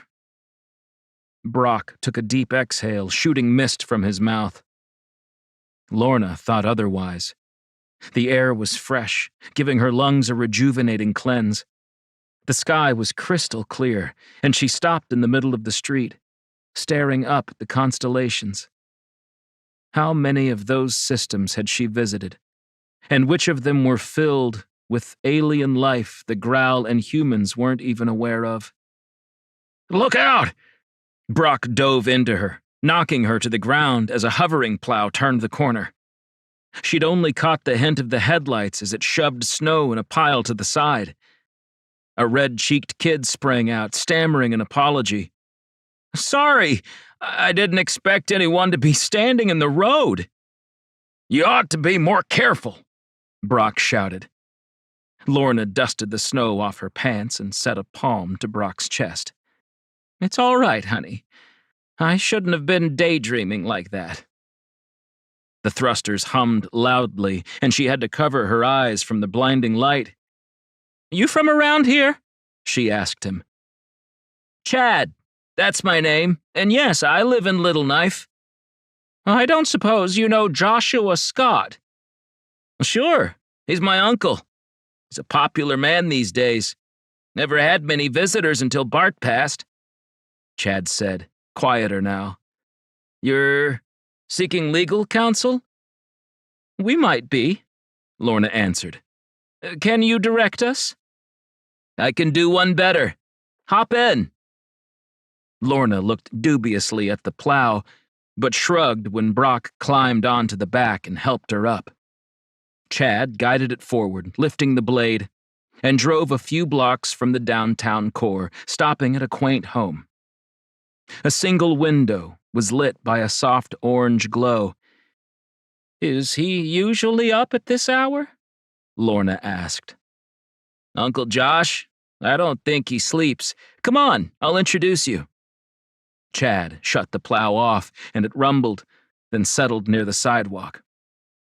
A minute later, an elderly man answered the door, first looking pleased to see his nephew. The smile drooped when he laid eyes on Lorna. "Miss Lucas," he said, "I didn't think you'd actually come all this way." "Miss Lucas?" Chad asked. "Are you related to Zane?" "Oh, you've met my nephew." The boy nodded. "He's a cool guy. I want to be a pilot just like him. If my uncle helps me get into the academy, that is." Brock thrust his hand out. Lorna noticed his gaze flicker to the robotic leg enhancements as he shook with Joshua. "Brock." "Come in. You two must be ravenous after such a trying journey. Would you like a tea? A warm meal?" "Josh, cut the hospitality routine. Where's Zane?" Lorna asked. The man's thick eyebrows bunched, and he shared a quick glance with Chad. She could tell he'd fess up when his shoulders relaxed. "We're not entirely sure. I've sent them both messages, but neither has responded yet. Chad, take their bags. We have a lot to discuss." Lorna closed the door and stepped into the warmth of the lawyer's house, feeling a tingling in her fingertips like she always did before a significant event. She didn't know how, but everything was about to change, and that suited her just fine. 11. After being forced into the hallway leading to the elevators, Zane worried that Julia wasn't going to use the electropulse. He judged their odds of surviving this should he open fire. 6 robots, each with lightweight metal-alloyed bodies far denser than his skin. They could be destroyed, with enough accuracy and ammunition, but Zane wasn't as practiced as he'd like to be. Once you became a Scorpius pilot, you were only required to do biannual training at the Draken Academy campus, and that was more of a class reunion. Julia wasn't a soldier, and he hated that he'd even let her get into this position. He'd been dragged into the adventure since meeting the war hero Callista, and now he regretted their decision to carry through with the ridiculous mission. What did it matter if they found an ancient ship? There was no forever world. That was a fairy tale from a children's book. But as Julia had suggested, some truths were meant to be hidden. And what better place than within the pages of a story? The hall was lengthy, and it curved at the tower's exterior wall, From there, he noticed a fire in the distance. Dozens of drones released from the rooftop, flying toward the flames with searchlights activated. Just when he thought they might discover Callista and Crystal, another explosion rang out, this time from 10 blocks farther. He smiled, then was shoved by a robot sentry. Zane caught himself near the doors and peered at Julia, blinking rapidly, trying to remind her about the tool in her possession. She frowned as if he was giving away her plan, and Zane averted his gaze. The elevator arrived, and they were roughly escorted into it, with 2 of the robots remaining behind. Zane watched as the numbers rose before it stopped at the top floor. What was Julia doing? Why hadn't she turned on the electropulse? The doors opened, and Zane pushed the robot and reached for Julia's wrist. She can walk out on her own. How chivalrous, someone said. The room was dark, the ceilings tall and domed, like much of the design on Chaucy. You must be Gabriel. Julia held her chin high and walked with self-assurance. Please excuse my bodyguard, Clem. You can bring the man out of Darris, but you can't take the Darris out of the man, am I right? Clem. What game was Julia playing? Gabriel Jones stepped into the light, his arms poised at his hips. I like you. It's a shame you'll have to die with your Darris bodyguard, Clem. Julia ignored his comments. We're here to make a deal. Gabriel wasn't as old as Zane expected. He was probably 5 years Zane's senior and had a thick head of hair, long over the ears. His face was clean-shaven, and his cheeks had dozens of tiny scars, like he'd survived an explosion at some point. His hands were gnarled, his knuckles knobby and white. This was a man who wasn't scared of anything. A deal? Gabriel gestured at the fires in the city. Is that why you're destroying Chaucy? We needed a distraction, she said. There are other ways to get it. We're under the impression that a meeting with you directly is nearly impossible, Julia added. Our sources suggest you often put your second-in-command out front as a proxy, but you rarely emerge from the shadows. Julia walked by the man and toward the darker part of this spacious room. Well, you have me now. What kind of arrangement are you seeking? Julia's back was turned to Gabriel. I want to speak with your boss. I told you, I am. Julia faced him and smiled. We're with the rebellion. Zane watched her closely. She was either a great actress or he was being had. Is that so? Gabriel asked sardonically. Let me guess. You're here because you need munitions to strike at the heart of the moderators. Will you hit the principal bases first, destroying the walkway at Henderson to cripple their logistics? Or do you plan to attack Draken directly, turning the moderator's office into rubble? That would get them going. Tell me, which one of the dozens of rebellions are you actually with? Zane flinched as he so casually mentioned those targets. Were the salvagers really willing to take down the moderators? As much as Zane opposed pieces of the Accord and what they stood for, he wouldn't want a civil war among humans. That would knock them back centuries. They were supposed to be more civilized than that, learning from their sordid history among the stars. As I said, I'll only speak with your boss. Julia sat on a chair and crossed her legs, looking indignant. Gabriel showed a fracture in his facade and muttered under his breath, then motioned for the robots to follow him to the exit. "What are you doing?" Zane hissed when they were alone. "We could have dropped those bots and found—" "Trust me," she hissed, and Zane drew his attention to the corner as someone began to slow clap. "Very good," a woman's voice said. "I can't believe it took this long for someone to figure it out. Leonard has done a wonderful job filling the role of Gabriel. He worked in the forge for 10 years, manufacturing RRI munitions. Best in the biz, until the accident nearly took his life. But he plays the part of a power-hungry criminal warlord with a thespian's flourish." She strode with a slow cadence across the shiny black floor. Julia rose and met her halfway. "You're Gabriel." "Gabrielle," she corrected. "We needed to be taken seriously after the war, and I decided to let someone else's throat be exposed. Those were hard years."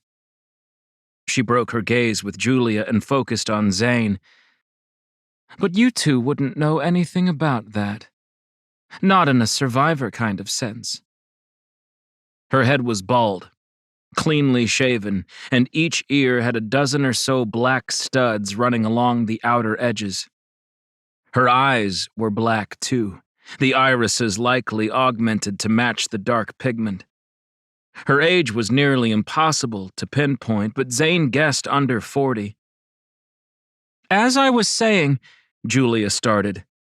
"Cut the act, Julia Rossi." Julia stiffened. "And Zane Lucas himself." Gabriella moved closer, her gait that of a stalking animal. She touched his chin with a long, pointed fingernail, polished and black as well. "You're better looking in person. I saw the feeds of your descent with the Accord the other day. It was surprising how quickly they removed it. Time has aged you like a fine—" Zane tried not to let her proximity bother him. "How do you know who we are?" "Because I brought you here," she said. Zane stared at her, only inches away. "That's impossible." "Is it? Did you meet someone named Henry DeFazio?" Zane clenched his teeth. "Yes." "And did he tell you to come to Chaucy?" They'd already been pointed in this direction in Bart's goodbye message, but Zane wasn't about to divulge that information. "He may have." Julia came to his side. "What's going on?" "When I saw a young Zane Lucas telling the colonies of their mistake in partnering with the Growl, it reminded me of myself. I was angry, too." Gabrielle released her finger and turned, walking to the windows. "And why's that?" Julia asked. Gabrielle didn't speak for a moment. "Do you know what it's like to lose your entire family in a heartbeat? A single breath, and they're gone." She snapped loudly and met Zane's gaze. "That's what happened to me. I was a lucky one, ushered onto the escape transport mere seconds before the Growl assault hit Teal City on Benzidar. Everyone I ever knew or cared for was killed in that first wave. And that's all I can take solace in. From what I heard, the second wave, with the Growl ground troops, that's where their true nature really took hold. Persecution of a magnitude rare among our kind. Not entirely unheard of, mind you. We've all lost people we loved, Julia said. "You'll never understand, you pompous child," Gabrielle shouted, and quickly regained her composure. "Not all of us had trust funds and business ventures to fall into. And you, Zane Lucas, The son of the most famous figurehead in the entire colony wars. The man that couldn't be defeated in the field, but managed to lose himself and the crew of Antares. Zane listened, telling himself not to react. Why did you bring us here? The idea that he'd been tricked into coming to Chaucy didn't sit well with him, and he felt less in charge of his destiny than he had while working for Scorpius. There's a war coming, and we need someone at the front lines. Seeing the feed the other day, it has to be you, she said. Zane bristled as she walked closer. You want me to lead a rebellion? Not just a rebellion. The rebellion. Join the salvagers, and together we'll dismantle the moderators from the source. If we can send the Growl home, we'll once again stand on our own two legs, free of control by the dreadful monsters we were fighting only 2 decades ago. They destroyed my entire city. You lost your father because of them. Why do we allow them to walk all over us and make demands when we should be stomping on the Growl's graves? It's an atrocity. Help us salvage what's left of our colonies and continue to live on our own accord, not by someone else's. Zane couldn't help but agree with some of her rhetoric, but he couldn't throw his support to these salvagers.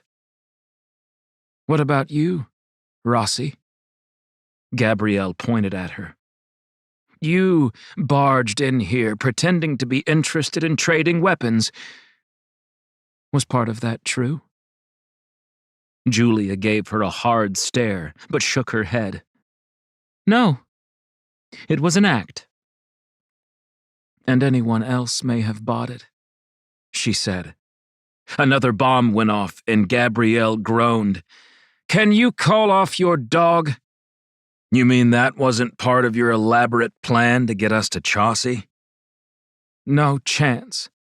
That woman has been a thorn in my side for years, Gabrielle told them. We need something from you, then we'll ask her to stop, Zane said. So you are willing to bargain? Gabrielle looked amused. What is it you came here for? Was it the miracle computer Henry told you about? Zane grew more agitated with each of her laughs. There had to be an archived computer. They'd found one on Earth. Is it here? Yes. Zane shared a glance with Julia. I suppose you still want it, even after everything I've revealed, she said. That's why we came. I'm telling you it's useless. Unless you're interested in knowing every meal plan for the Chaucy base for the last 100 years. We're making a cookbook, Julia said wryly. Zane, you're not going to bail on me, are you? I led you to Chaucy. What were you doing on Earth? Such a strange place to visit. And a shame to hear about Bartholomew Carnell. From what I've read, he'd lost his mind over the years, much like your new friend out there.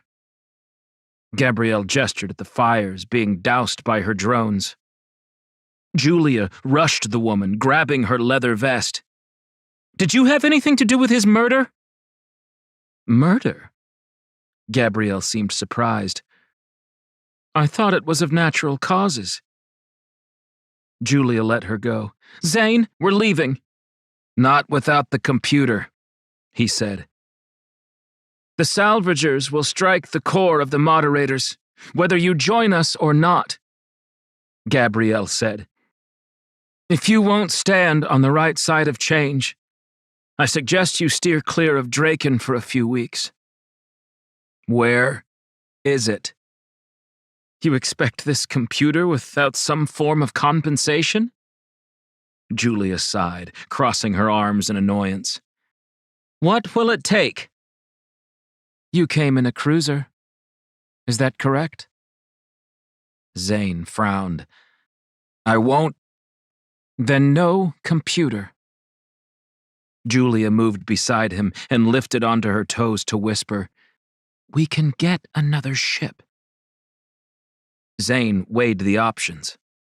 If he traded the cruiser, he was giving these dissenters a military-grade starship, even if it wasn't armed with traditional Scorpius weaponry. She'd still cause damage with it, and he expected this warehouse held something she could add to the hull. But he couldn't leave Chaucy empty-handed, not after all the effort. Zane thought about his father, wondering what Liam would do. Probably nothing, because he'd never be in a warlord's lair negotiating with terrorists. It's a deal. He lifted a finger. What are you doing with the drones? Drones? They're putting out the fires. Not those. You're cutting off the supply transports coming to 10. Why? And I encountered one in the Orion system a couple of weeks ago. They tried to kill my partner. Gabrielle's expression said it all. She wasn't the one behind the dangerous drones. That's good information to have. Anything else you'd like to share? He realized his mistake and sealed his lips. Have it your way. Gabrielle took his hand, not quite shaking it, but holding it momentarily. They followed her to the elevator and lowered to the 17th floor. Gabrielle walked past 2 robot sentries and into a cluttered room filled with crates and tarped mechanical pieces. She paused, as if trying to recall the location, and continued to the center, removing a brown sheet from the computer monitor. It was the same old model they'd visited on Earth. Why let us go? You went to all the trouble to lead us to Chaucy. Zane wanted to urge Julia to keep quiet and not antagonize the woman. Truthfully, it wasn't much effort. Henry just nudged you in the proper direction. But the offer stands, Zane Lucas. You know as well as I do, the Growl aren't our allies. It's time the colonies saw that. Zane hesitated, almost wishing her luck. Instead, he observed their recovered antique. I need to know it works, he said. By all means. Gabrielle powered it on, and he gazed at the blinking lights while it searched for a network. As good as new. Now, where's my ship? 2 hours later, they watched as Leonard, Gabrielle's previous proxy, flew their cruiser into the air, shooting toward the tower. This was a terrible idea, Zane said, palm resting on the terminal. We got what we came for. And we have no means home. He picked the computer up. Can we contact Crystal? I thought we had the robot to do the heavy lifting. The return trip took 20 minutes, and they tried to make it difficult to track them through the barren streets. Zane would cut into an alley only to change trajectories when under the cover of a walkway. His arms were exhausted from carrying the terminal, but they found Callista Levine's hideout eventually. Callista was already there, Crystal standing with her at the entrance. Did you find what you were after? Zane set the unit on the ground. What do you think? Then I expect the payment to be sent. 10, right? Julia asked. 20. Zane caught a glimmer in Julia's eyes, and it was clear she was used to haggling with difficult clients. My mistake. Julia used her EPA and requested the account number. Callista rattled it off from memory. That account is on Draken, Julia said while transferring the sum. It's my daughter's. Zane stared at the war hero. You convinced us to pay you 20,000 credits and you're not keeping any of it? You could leave 10. Start over. You don't think I've chosen to live in Chaucy? Zane thought about the squalor of her quarters, the dirty robes and the filthy hair. You want to be here? Out there is war and strife, not to mention the growl. I prefer solitude, and to occasionally harass Gabriel Jones and his cronies, Callista said, the last with the hint of a smile. Her robotic eye closed before twitching and snapping wide. Come with us, Zane told her.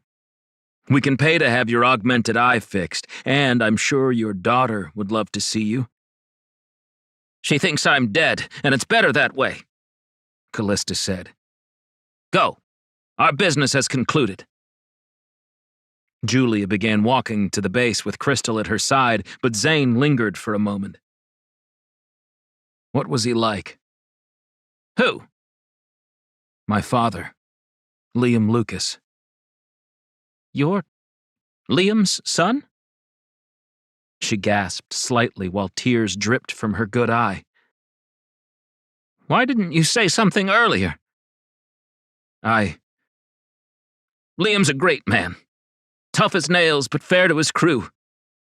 We're lucky to have him fighting with us, she said. He's gone, Callista. For 20-something years. She paused and stared at the back of her hand, as if realizing she was older.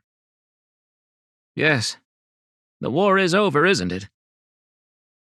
Tell Liam I said hello, and that he owes me a trinket if he ever gets to the Forever World. What did you just say?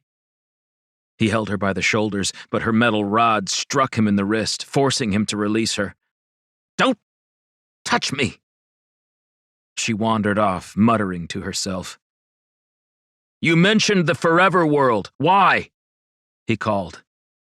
I did no such thing. Now stop harassing me. The door slammed closed, leaving him outside the school. Carl took in the view from his office at the moderator's station on Draken. Billions of humans, each with their very own story of struggle and strife, love and perseverance. Thinking about that many individual lives almost hurt his head. But that was something more. In the aftermath of the colony wars, a few people began experiencing a strange illness unlike any of their physicians had encountered before. With 43 colonized worlds, they had a vast catalog of ailments. When humans expanded to a new planet, another strain of influenza or extreme allergic reactions would arrive in the terraforming camps. Usually, by the time the world was prepared for colonization by real inhabitants, the doctors had anticipated vaccines for anything they might confront. The diseases of the past had been eradicated centuries ago, with each new iteration contained before it became widespread. They still weren't certain what Carl was dealing with, not in a fixable sense. Tens of thousands had died in the last 2 decades, and he believed it was directly related to his proximity to the Growl. While none would come out and say it, most affected by this disease were among the first groups integrated with the aliens after the Accord. Even now, there were 16 of the large aliens stalking through the halls of the office tower below him. Despite the high level of particle filters in the air vents and the UV fixtures in the elevators, the presence of the Growl made him sicker. It was night, and the stars were nearly drowned out by the light pollution from Draken. Carl sat at his desk, activating the program he'd gotten from Plea on Valamore Station. The number of drones within their occupied space had doubled in the mere days since their discovery. He didn't know what to do about it. He felt inadequate for this job, to be the protector of their people when he couldn't find a solution for their current predicament. He shouldn't hide this any longer. He had to call a meeting, mostly because he needed outside minds to tackle the problem with him. The headaches didn't aid his efforts. Carl winced, stabbed another metastick into his skin, and waited for the slight ease it offered. He then drafted a message to all the Scorpius top officials, along with those from the moderators. Carl read it twice, then a third time, but couldn't bring himself to hit send. High Moderator Young would be infuriated if she found out he'd let the details of the drones slip. She had a plan above his pay grade and only dripped the pertinent instructions as she deemed fit. He needed to solve this without advising the Growl, in case they were behind it. Carl reached for the hollow drive and activated it. There was only one person in the greater human colonies that might be able to assist him, and it was the man who'd brought the Growl to their knees during the war. Call Henry DeFazio. 12. The commercial transport vessel had seen better days, but so had Zane. Despite hours of attempts, the terminal gave them only what Gabrielle suggested. It was filled with boring files, dates and places, training session data, and mess hall requirements. The archives at the Chaucy base were a dud. We're probably missing something, Julia said. Her hair fell into her face as she leaned forward, and he could sense the frustration emanating from his partner. I gave a terrorist my starship. Zane sank deeper into the chair. For a box with outdated nonsense no one cares about. 10 was out of the way, but they'd managed to contact Jackie and Herschel in the space station surrounding it, and were on the next supply ship running out of the system. It was empty, since 10 had few viable exports, unless you counted terrorists because they had those aplenty, and Zane had aided them. I should turn myself in. Give me a break. Even if these salvagers do attempt an attack, it's not because of us. The moderators were the ones that closed all the bases, leaving them flush with weapons and armaments. If they're used in a retaliation, that's on the moderators for being so careless. He sat up straighter. You know what? What? You made me feel better. He grinned at her, finding himself appreciating her company more with each passing day. Zane usually flew solo, even though Jazz would be in a cruiser nearby. They rarely spoke, and when they did, it was more about the patrol mission than anything of substance. This was different, and he enjoyed it. It didn't hurt that Julia was extremely attractive, but it was more than that. She was an actual friend, not an associate. He understood why Bart teamed up with her so often. Well, I'm not here to ease your conscience. I want to find this ship. Julia had her sleeve rolled up, and she stared at the comet-shaped tattoo. What drove you to get that? He asked. I spent countless nights alone when I was a young girl. She looked around the cabin, pausing on the one other passenger who was asleep, loudly snoring. I must have worn through 5 copies of that book. My dad would demand I read the digital version, but I couldn't bring myself to. I needed it to be tangible, to feel the paper between my fingers. I feel connected to our past when I'm reading it. But the people of the forever world aren't human, he reminded her. We don't know what they are, and that's part of the fun. The story describes them as similar to us, but they might be so different we can't even fathom. I'd imagine walking through the salt marshes, battling the elementals with Ralliad at my side. I would pretend to be his paramour, a queen risen from a low-born station. Having recently read the book from start to finish, Zane smiled at the reference.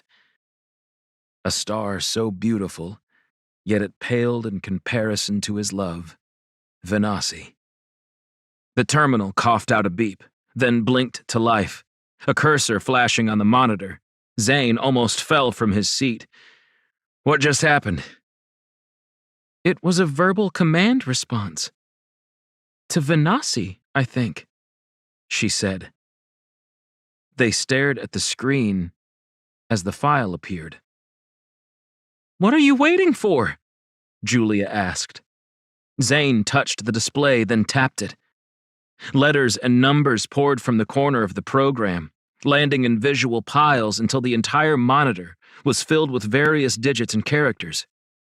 A few of them began glowing, lifting from the stack to form together in the center of the screen. It's a location, he said softly. Julia already had her tablet out, marking them down. The moment the last letter finished the sequence, the display went dark and a puff of smoke escaped the vents on the rear of the terminal. Zane attempted to turn the computer back on, but it failed. Did you get that? Julia smiled and showed him the tablet. Good thing you have a partner who acts before thinking. I know that's much easier for you. She pressed a finger to his temple mockingly. What does the sequence mean? It was unfamiliar to him, and not any form of coordinates he'd ever seen. I have no idea. Julia switched programs and held a button. Crystal, please join us. The robot arrived a minute later, coming to stand near Julia. Yes, Julia. Does this make sense to you? Crystal's face dimmed, then glowed brighter, and finally settled to normal. Yes, it's related to a code from the early years on Larkstone.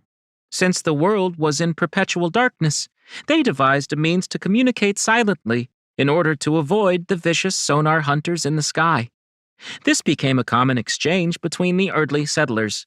Of course, they eventually relocated the winged creatures and did away with the secret code. Can we decipher the message? Zane asked. No. For reasons I cannot explain, the files are encrypted and have been for 23 years. Crystal answered. 23 years? That's about the same time as your father met with Bart and then went missing. Zane stared at the view screen as their transport shot deeper into the system, the stars in the distance drawing his eye. He hid the location of the ship in these archives, then locked the ancient Larkstone code away so no one could find it. This coded message was a concrete connection to his father. We have to talk this through, he said. Talk what through? Julia laughed. We just found a clue. Let's head to Earth and regroup. From there, we might... Someone will trail us, Zane. Julia stared at the odd cipher. We've already nearly been kidnapped by a band of rabble-rousers. Which we could have dealt with easier if you'd used the... Zane lowered his voice. Electropulse. It might come in handy. Besides, I had to find out if my theory about Gabrielle was accurate. You still didn't expect her to be... So young? A woman. Come now, Zane. A lady can be a warlord if she wishes. If you won't return to Earth, what's your idea? The files are sealed on this archaic code, so the way I see it, we have 3 options. Zane waited, drumming his fingers in the armrest of his seat. 1. We break into Scorpius and hack the network from the inside. 2. We bribe someone in a high-ranking position with the moderators. This keeps getting better. What's the 3rd option? Go to Larkstone ourselves? He smiled, but let the expression fade when she lifted both eyebrows. No, you can't be serious. Are you scared of the dark? Only a certain type of person chooses to visit Larkstone. Adventurous? Those with a death wish. Times have changed, Zane. You've only heard the cautionary tales. If it were so terrible, would they have a walkway? Her response gave him pause. Julia Rossi always has the answers. Does that mean you'll go? It's really not terrible. I've been there twice. You could have led with that. We'll buy visors to ease your concerns. We can do that? Of course. Things have changed since the moderators were introduced. The Growl had incredible technology for night vision. I remember lessons of the attack on Bell Rocks Minor. They slaughtered us. Now we're allied with them and about to use their visors. Not everything is a win-win, Julia said. You're banking on an important detail being true. What detail? That someone remembers the code and can translate this for us, or will be willing to, Zane said. Odds are kind of my thing. And I'd bet your house on it. At least she was confident. Wait, my house? After a day of mundane space travel, they docked above Dextra, and Zane wished he'd held on to the cruiser. He'd traded a near-priceless vessel for an old computer that no longer worked. Instead of keeping it, they left the device in the back corner of a warehouse on the transportation hauler, covering it with sheets of metal. It would probably be years before anyone discovered the garbage, and even then, Zane doubted they'd know what it did. Dextra was their 37th colony, and with a population of 14 billion, it was the 7th most populous. Their economy had grown quickly, and it was part of the reason they'd set the record for the fastest walkway to be constructed on a terraformed planet. Julia seemed a lot more excited to be there than Zane. Crystal trailed behind Julia like she was tethered to the woman, and Zane kept pace, until they were lowering from the station on a high-end elevator to the surface.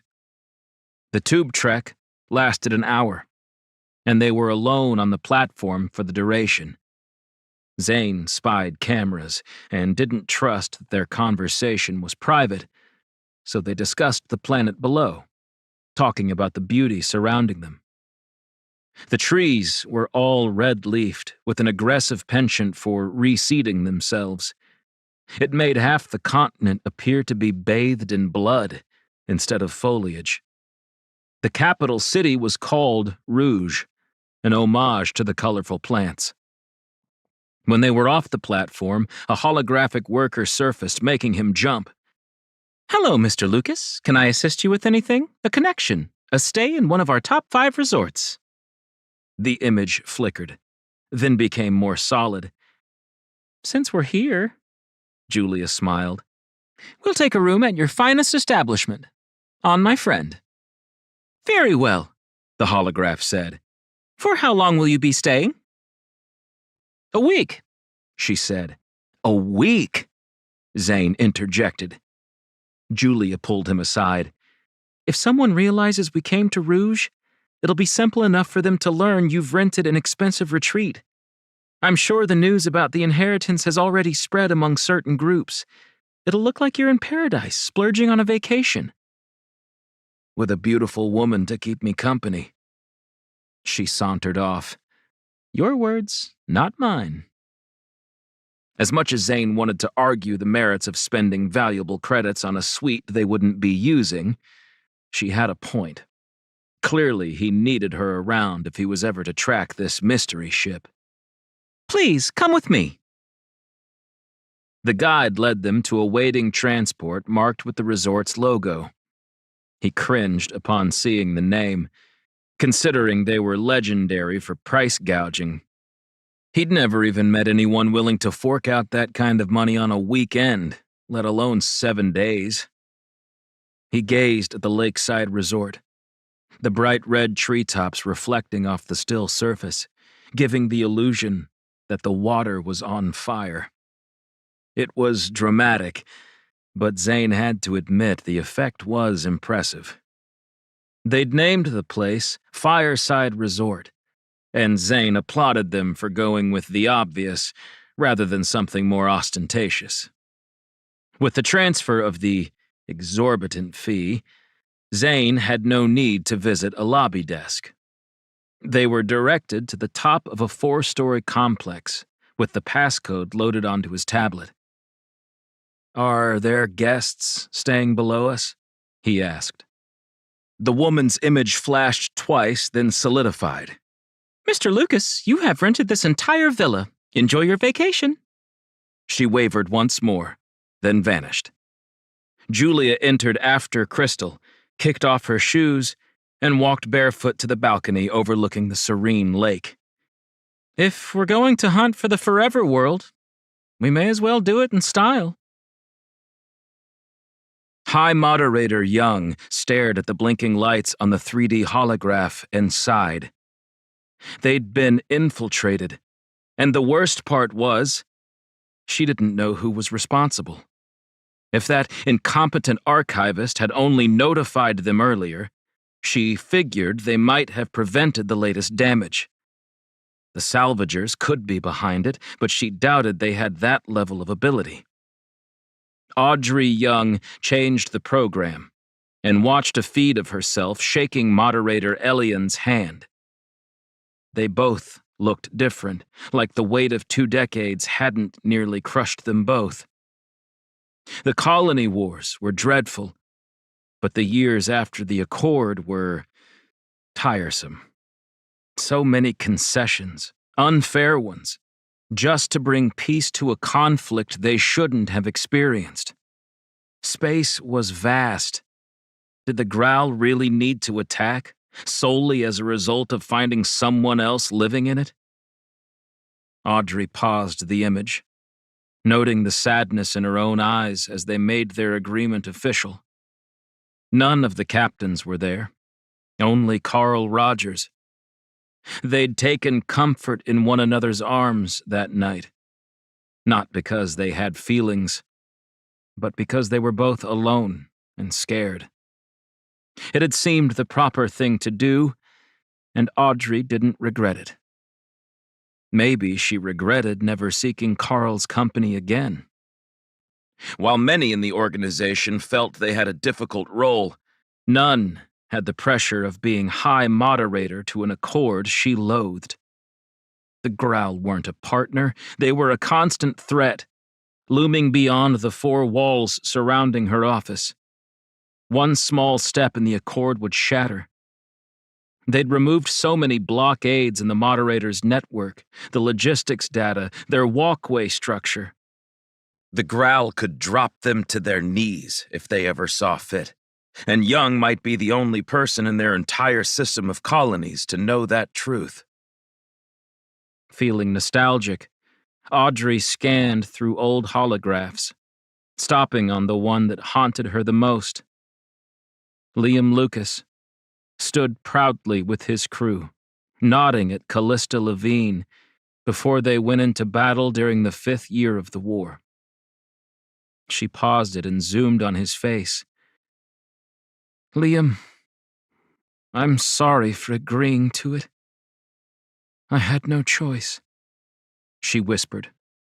"Hi, Moderator. There's been an alert sounded," her robot assistant, KC-18, said. Audrey preferred to keep their relationship professional, hence the impersonalized name. "Which one?" Audrey asked, concerned the hackers might have returned for another bout of chaos. "Your arrow has been taken," KC-18 said. "Show me." Audrey sat back while the footage played. The arrow was a gift from the Growl, as impressive a vessel as their people had. The only other belonged to her old friend, Griffin Chester. He'd proven his value in the war, and for some reason, the Growl had allowed him to be humanity's single spokesperson on their home world of Pisha. Even Audrey hadn't been permitted into Growl space. Carl stalked through the orbiting station, entering a code in her private hangar. He examined the corridor before ducking inside. A few minutes later, her arrow detached and sped from Draken space. "Where are you going?" she asked out loud. "KC, give me everything on Carl's movements for the last week. A list appeared on her computer, and Audrey scrolled through it.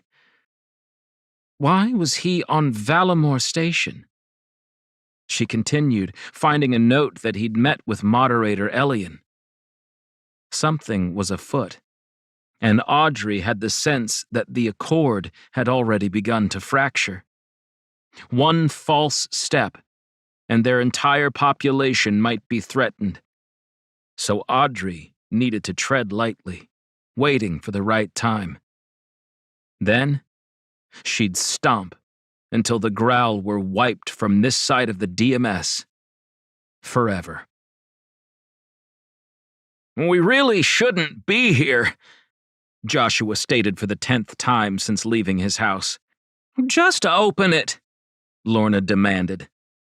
The estate was enormous, and the fact that her nephew somehow owned it wasn't registering. If she hadn't seen the 1,000,000 credits in her account, Lorna wouldn't have believed it was his. "Hello," a robot said. "Edward, I apologize for coming unannounced." Joshua wrung his hands like a desperate proprietor about to lose a sale. Edward's blank face remained aimed at Lorna. "Why are you here?" Brock stepped past the robot and into the home. "This is outstanding. 1700s, if I'm not mistaken. I recall a Hollow documentary about it. Fascinating period in both Europe and the newly formed United States. An era of birth. Their expansion into North America wasn't unlike humans' later development into the stars." "Why are you here?" the robot asked again. "Have you heard from Zane?" she inquired. "No, I have not had any communication from him," Edward admitted. Joshua entered and closed the door, cutting off the chilly breeze. It was snowing again. Apparently that was all it did in this region of Earth. If it hadn't been for her missing nephew, Lorna would have already returned home. After years of sticking close to the Happer States on Henderson, she realized that leaving her house filled her with a dangerous level of anxiety. Lorna noticed the fireplace was lit, the wood crackling out a deep warmth in the hearth. "Why is that on?" "Bartholomew preferred to have it burning until midnight each day," Edward answered. "Why didn't anyone think to reprogram this thing?" Lorna reached for the robot, but Joshua made a gurgling sound with his throat. "Bart had some modifications done to Edward. You won't be able to alter his programming without being the estate's owner." "Meaning only Zane can change his directives?" she finished. Precisely. Joshua hung his jacket and motioned for her to enter. "This is not my house, but I can show you around if you like." Lorna draped her coat on a chair, and Edward was there a moment later, snatching it up. Brock muttered a thank you while tossing his to the robot. It landed on his head, so Edward removed it, proceeding to the mudroom. "You'll have to excuse us," she said. "We're not used to having robots at home." "He's harmless, I can assure you." Joshua walked past the fireplace, gesturing to a door. "You mentioned wanting to see Bart's private office?" Lorna had known that Bartholomew Carnell was influential in his circles, but how had he accrued this much wealth? A professor wouldn't pull that kind of salary, even on the lecture circuit. She was about to ask the lawyer that very question when they reached the top of the stairs. The office was huge, with multiple tables and seating areas, as if he hosted a weekly meeting of local intellects. "Did he have a lot of company?" "Well, not to my knowledge," Joshua said. "He didn't mingle with the townsfolk, you see. I was his friend, but more of an acquaintance. Bart mostly stuck to himself and his studies. And there was Julia, of course." "Who's Julia?" "Julia Rossi, a serial entrepreneur. Though you can say she specializes in acquiring rare artifacts for wealthy collectors." Like Bart? Brock asked. They were partners. Bartholomew enjoyed a good quest, and from my understanding, he'd gone on 6 various month-long ventures with the young Miss Rossi since arriving on Earth. Is Zane with her now? Joshua looked unsure, but nodded. I'm only telling you because I've received no word from him, and he asked me to contact you personally. Otherwise, I wouldn't have allowed you into the estate. Lorna appreciated that and strolled through the office, not finding much in the way of information. Do any of these work? A door banged, and hurried steps echoed in the stairwell. The red-cheeked kid arrived, panting, with a paper bag in his arms. Sorry I'm late. The storm's got me working double time on the plow. I brought dinner. Such a good lad. Edward, please serve this. We'll be down momentarily, Joshua said. Lorna was shocked to find the robot was in the office. He hadn't even followed them up. A robot was neither to be seen nor heard, and now she'd witnessed it firsthand. Lorna focused on the desk with 2 monitors. Can we turn this on? What would you like to do? Chad powered them on, and Lorna took a seat. Well, you said earlier that Zane was heading to Chaucy. They're not on the registry list, but most other colonies are. Lorna wished she'd thought of this earlier, but getting to Earth had been the top of her priority list. She entered a backdoor program, using a secret passcode she'd created before leaving her long-running job at Henderson's hub. If he's hit any of the major locations, I'll find him. Those ID tags are difficult to hide. She ran a scan, linking it to her tablet. There were 43 planets to search, and out here, on Earth, the connection between the networks was spotty at best. Why don't we eat and discuss any legal requirements you may have? Joshua asked, and Chad rolled his eyes. Uncle, can you take a night off? Well, maybe Lorna's interested in a will. She seems to have come into some money, after all. You can't be too careful. Lorna followed the pair down the steps, with Brock's hand resting on her shoulder. 13. We should stay another day. Zane bit into the fruit and relished in its exotic flavors. I like the way you think, Lucas. Julia swung on the hammock overlooking the lake. Crystal brought a tray of beverages, setting them on the table without making any noise. You know, the resort has their own robots, Zane told Julia. I don't trust them. But you trust Crystal. She's only been with us for a few days. I've made modifications. Crystal had a tracking device and was recording our conversations at the start. Herschel and Jackie were curious people. Julia took the last piece of fruit. Would you care for more, Zane? Crystal asked. No, that'll be all. Zane reached for the drink and appreciated how the bitter notes hit his tongue after eating the sweet snack. I feel like I've been living in another universe my entire life. I've done both, and believe me, you grow tired of sycophants sucking up to you, and the fatty foods take a toll. It's better to straddle stations, never committing to one or the other, Julia said. Is that what you do?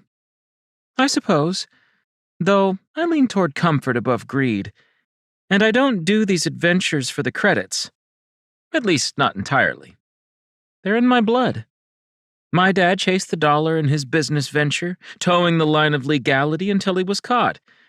He had his own kind of high, but I only reach that when I find my treasure at the end of a mission. I guess I'm wired differently. I'd say you're wired just perfectly. Zane sipped the drink and observed the view as the sun rose above the lake, bringing out the red tones even more. Julia slipped from the hammock. her bare feet carrying her across the patio deck. Well, we should pack up. You just agreed with me that we'd stay, he protested. No, I said I like the way you think. But we still have to leave. Why? Zane finished the beverage and stood. Because if we're being followed, they'll be here today. Who's going to come for us? Did you forget about the moderators? Scorpius? The fact that drones are flying around human-occupied space, and you were involved with them on 2 completely separate cases? Zane thought about it and nodded, finally in agreement. I'll collect my things. What would Carl Rogers say if he showed up to find Zane Lucas on the patio of the most expensive resort on Dextra? Soon, they were at the exit, Zane longingly peering into the villa. It's a shame we can't let someone else stay here. The fewer that know our plan, the better. Let's go. Julia left without a glance back, with Crystal keeping pace. Zane grudgingly closed the door and carried a pack on his shoulder, holding their weapons, a tablet, and the copy of The Forever World he'd brought. They stopped at a store, and Julia perused the aisles, being followed by a heavy man in a billowing white outfit.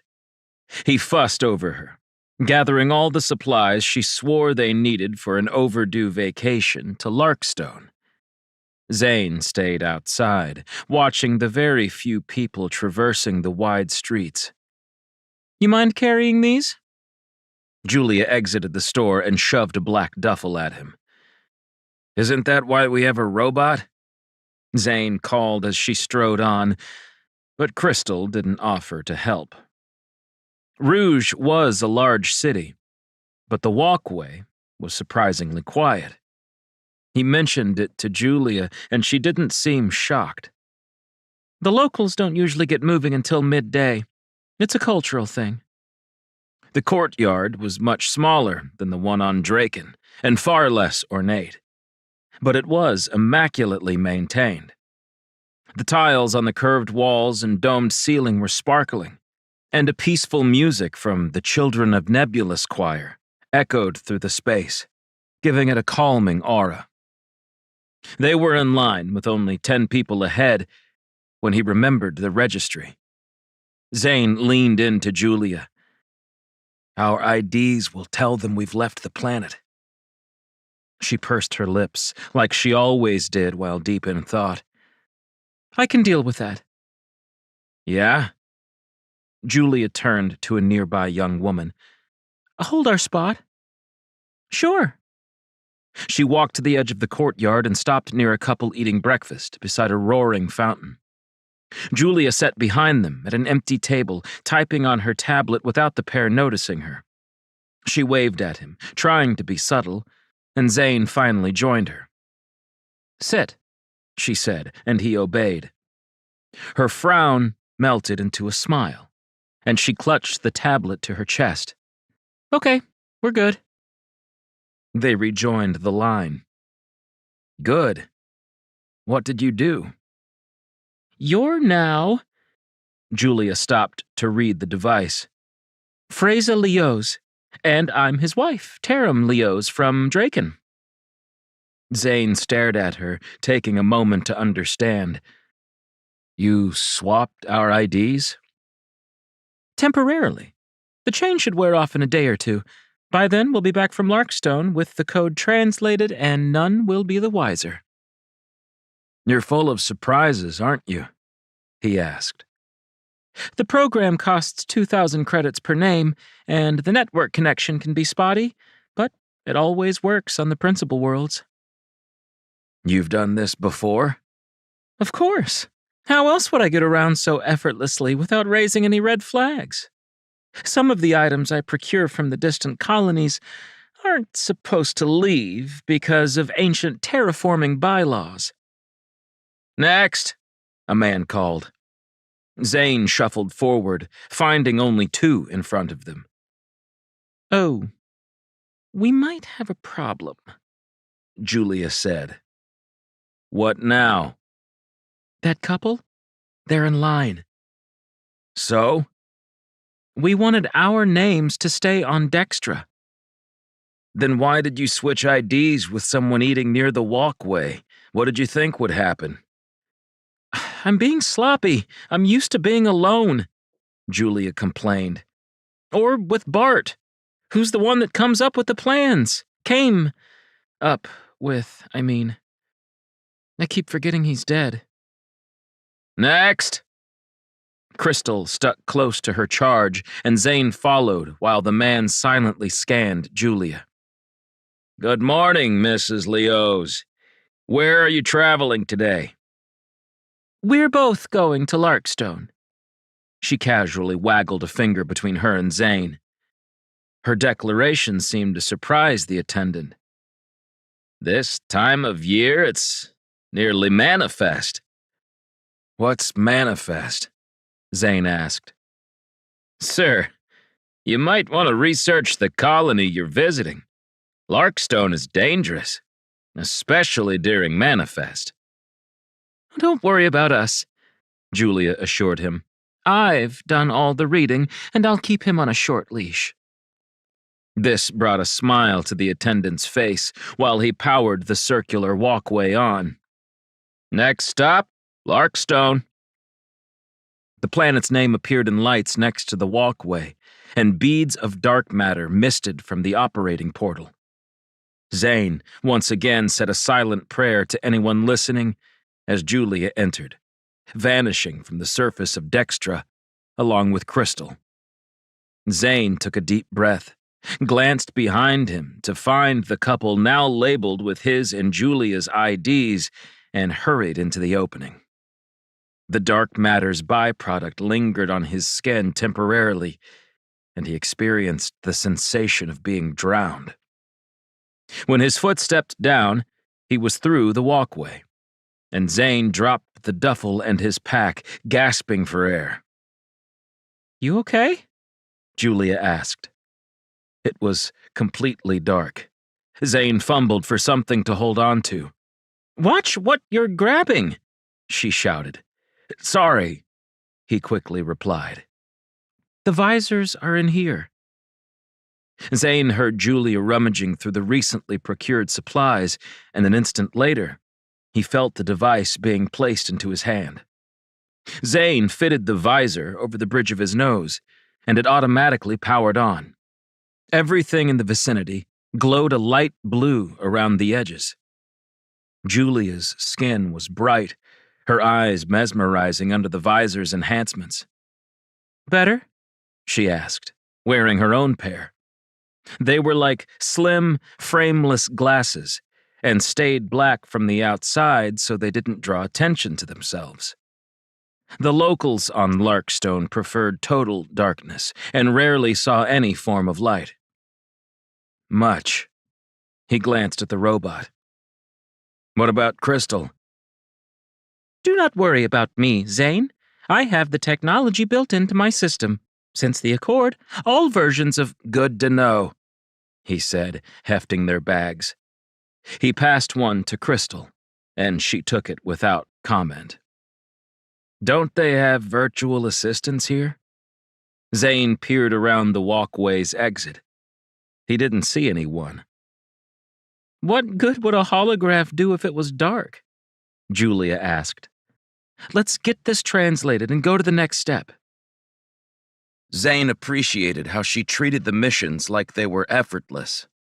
But from his brief experience alongside Julia Rossi, they were anything but. He wasn't certain why the world remained shrouded in shadows, but knew from the Academy that it had something to do with the 10 various moons surrounding the planet. The system's star was smaller than most, but it gave off plenty of heat, considering their position to the celestial body. Because of the moon's orbits, light never reached the surface. Larkstone was essentially in a constant state of eclipse, which seemed impossible to Zane until that very moment. He removed the visor when they stepped clear of the walkway terminal and literally saw nothing. It was like being in a nightmare when you weren't accustomed to it. His own apartment on Draken had lights that activated with movement to prevent bumping his toes or shins on an object.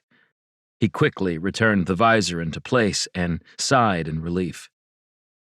"I found someone," Julia said, tugging on his sleeve. They crossed the road to a woman, sitting on a bench.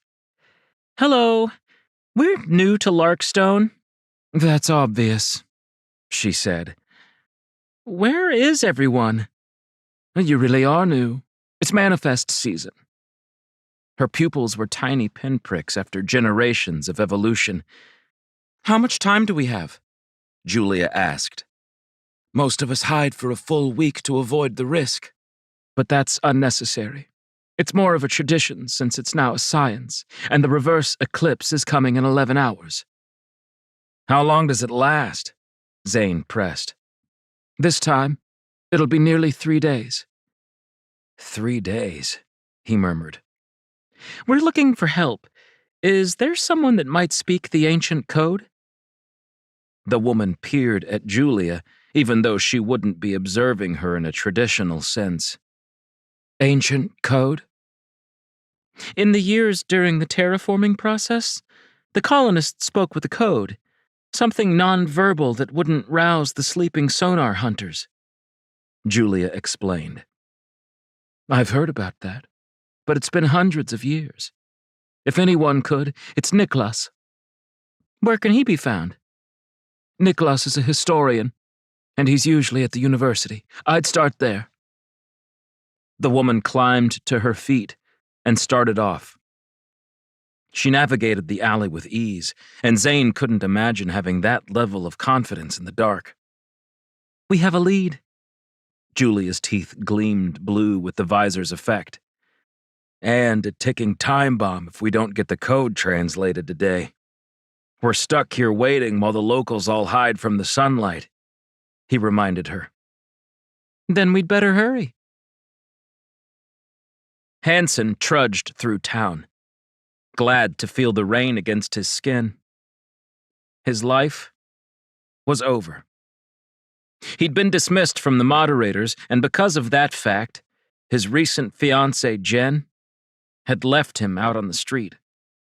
Without work to prove a stable income, none of the fancy Draken leasers would let him view any of their suites. Hansen wasn't sure what to do.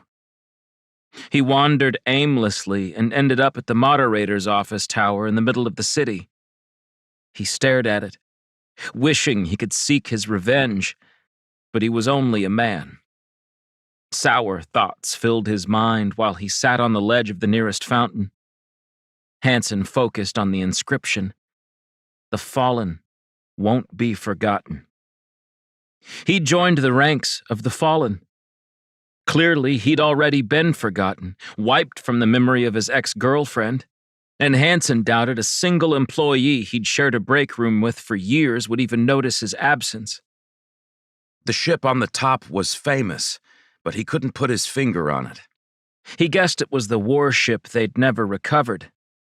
It was a big story ages ago, but it no longer mattered. The inscription was a lie. Everything about the moderators and their accord with the damned growl was built on a foundation of deception. Someone laughed, and Hansen's gaze followed the sound. Men and women entered a fancy establishment a short distance away. It was a hotel, usually reserved for visiting dignitaries and the well-to-do. He glanced at his clothing, damp with rainwater, and shrugged. Hansen walked with purpose, the last few credits in his dwindling account burning a hole in his wet pockets. With only a slight hesitation, Hansen went into the lobby and turned to the lounge. It was half full, with a few groups chatting amiably in booths. He made straight for the bar itself, desperate to numb the pain. He'd screwed up by ignoring the messages on the database, but how was he to know it was an attack? Who would be so dumb as to attempt to infiltrate the moderator's network? It was a combination of the Growl and human complex systems, and everything they operated, from payroll to the walkways, was controlled by the network. What'll it be? A woman asked. Hansen was startled, expecting a robot to serve him. He gazed at her and smiled. Jen nearly disappeared from his mind with the simple gesture. Drink? She laughed and waved a hand, activating a holographic menu to show him how many varieties they offered. You'll have to be more specific. Beer. Polonius Light. Scratch that. Make it a regular. No, a Dark Harvest from Larkstone. Are you okay? The server crinkled her brow and rested her elbows on the bar, watching him. Hansen felt her gaze and realized no one had actually ever looked at him with any sort of interest. When he thought about it, he couldn't recall what color eyes Jen had. Wasn't that crazy? This woman's were the color of a deep ocean. Sure, He sighed, feeling the tension escape through his lips. I'm terrible. She poured the beer, returning with a beverage so dark, he wondered if the pigment itself had ceased to exist. Bits of reserve dark matter floated from the black foam, rising into the air only to pop like bubbles a few seconds later. He sipped it, wiping the resulting mustache. Tell me about it. Hansen appraised her, questioning if she was joking. Well, you see, I worked for the moderators, the data archivist, the best, I assure you. He took another drink, finding it easing his mood. I bet. I was framed for missing something, but it was a faulty computer program, not me. It is a poor archivist that blames his tools. The old idiom from his days in the Technology Academy rang through his head, and he forced himself to ignore the saying. You don't want to listen to this. Sure I do. I was grilled by High Moderator Young. She treated me like... Hansen gulped a large mouthful. Anyway, I lost my job, my fiancé, and my home, all in the span of a few days. The server didn't move. My name's Belle. Have you heard of the Salvagers? She whispered the last word, so Hansen had to replay it in his mind. Salvagers? He repeated louder than her, and got a reproachful glare from Belle. Who are they? Let's just say we're on the same page. We all have vendettas against the identical group. Why don't you come to a meeting next week? In the meantime, how about another beer? And I'll get you a room comped upstairs. She pointed at the ceiling. Here? In the hotel? Hansen had seen the place 1,000,000 times, but never figured he'd be in a position to book a reservation. Are you interested? Something about the words unsettled Hansen, but the effects from the beer, combined with Belle's electric smile, made him quickly answer, Where do I sign up?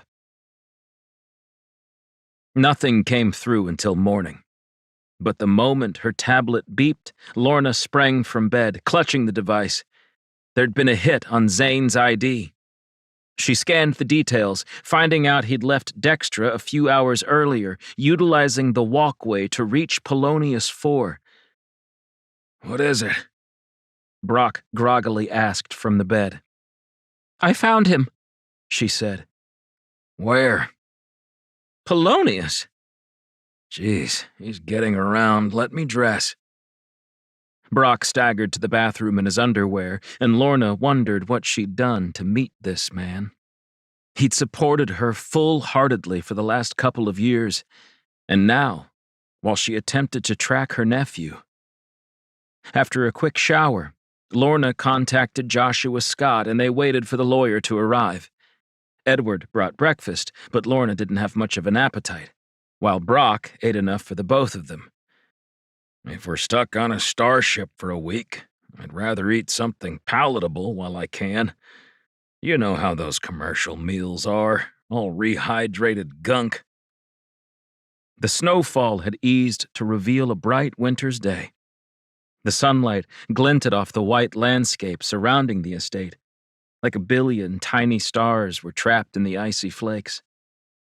The roof shuddered and shook, drawing her gaze to the northern window, where a vessel lowered. It wasn't a run-of-the-mill transport either. She knew the kind well.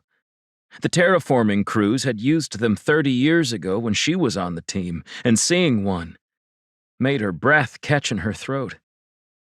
After the war, the crews were disbanded, with the promise of no immediate expansion.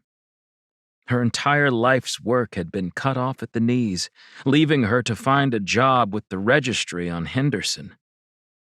The dark orange thrusters aimed toward the landing pad, and the heat emanating from the twin tubes melted the snow in a flash. The thrusters remained upright as the ship settled, and a moment later, Chad ran down the ramp, with his uncle following at a much slower gait.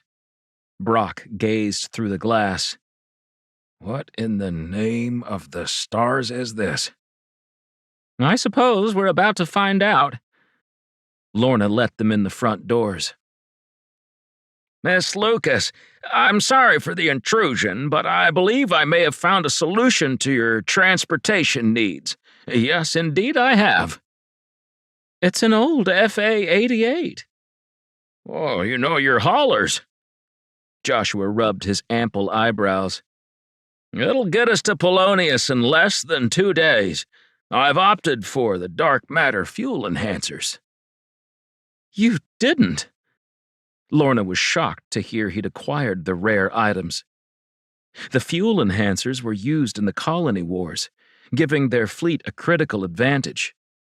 Because of the cost to manufacture and the dangers of keeping them stable, only the warships like her brother's Antares were afforded these treasures.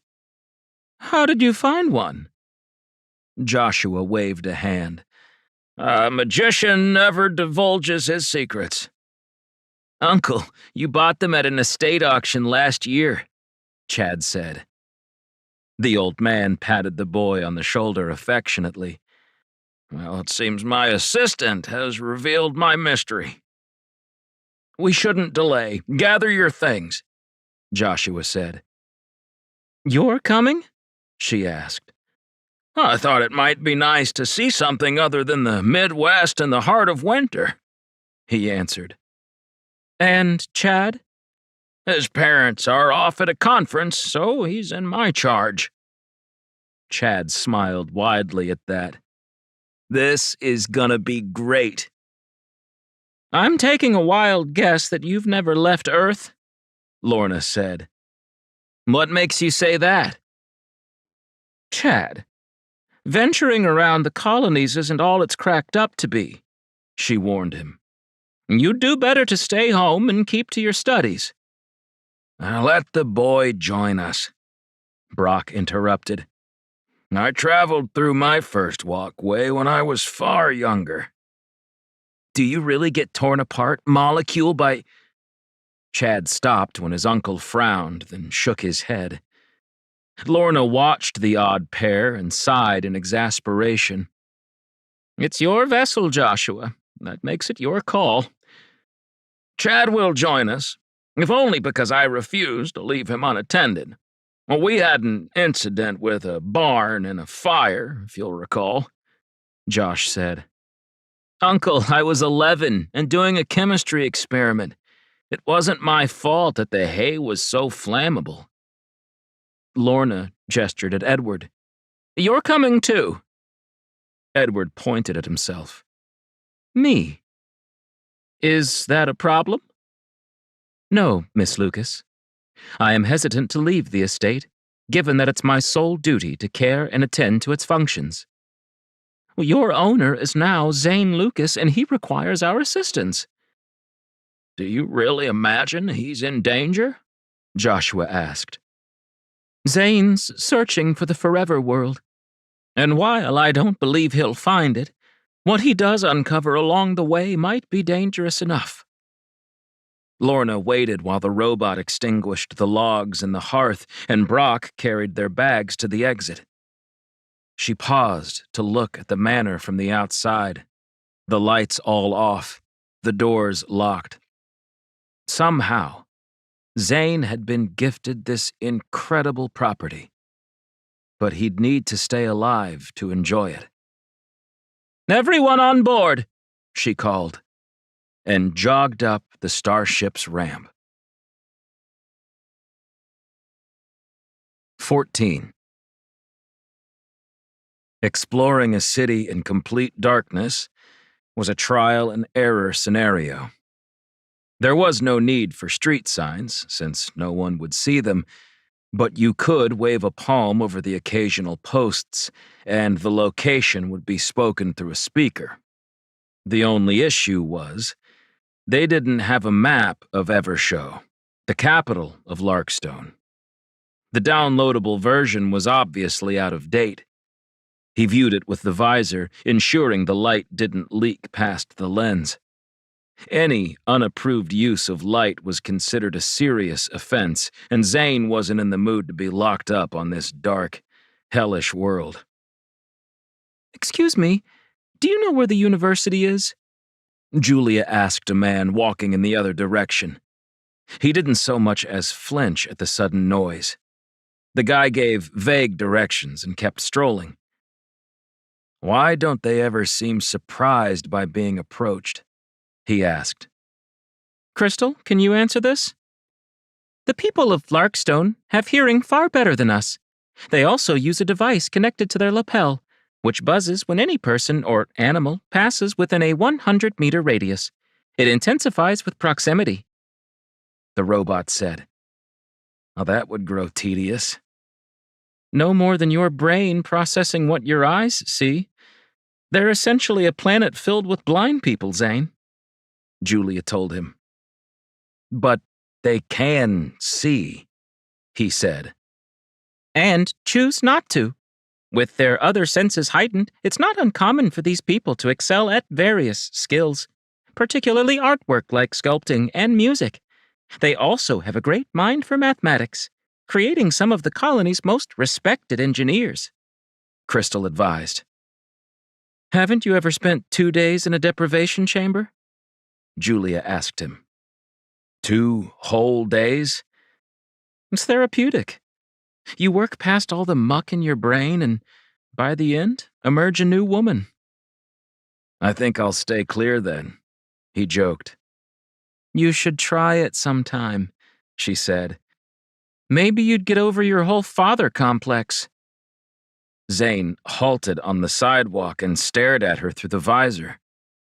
Julia's mouth opened and she dipped her chin.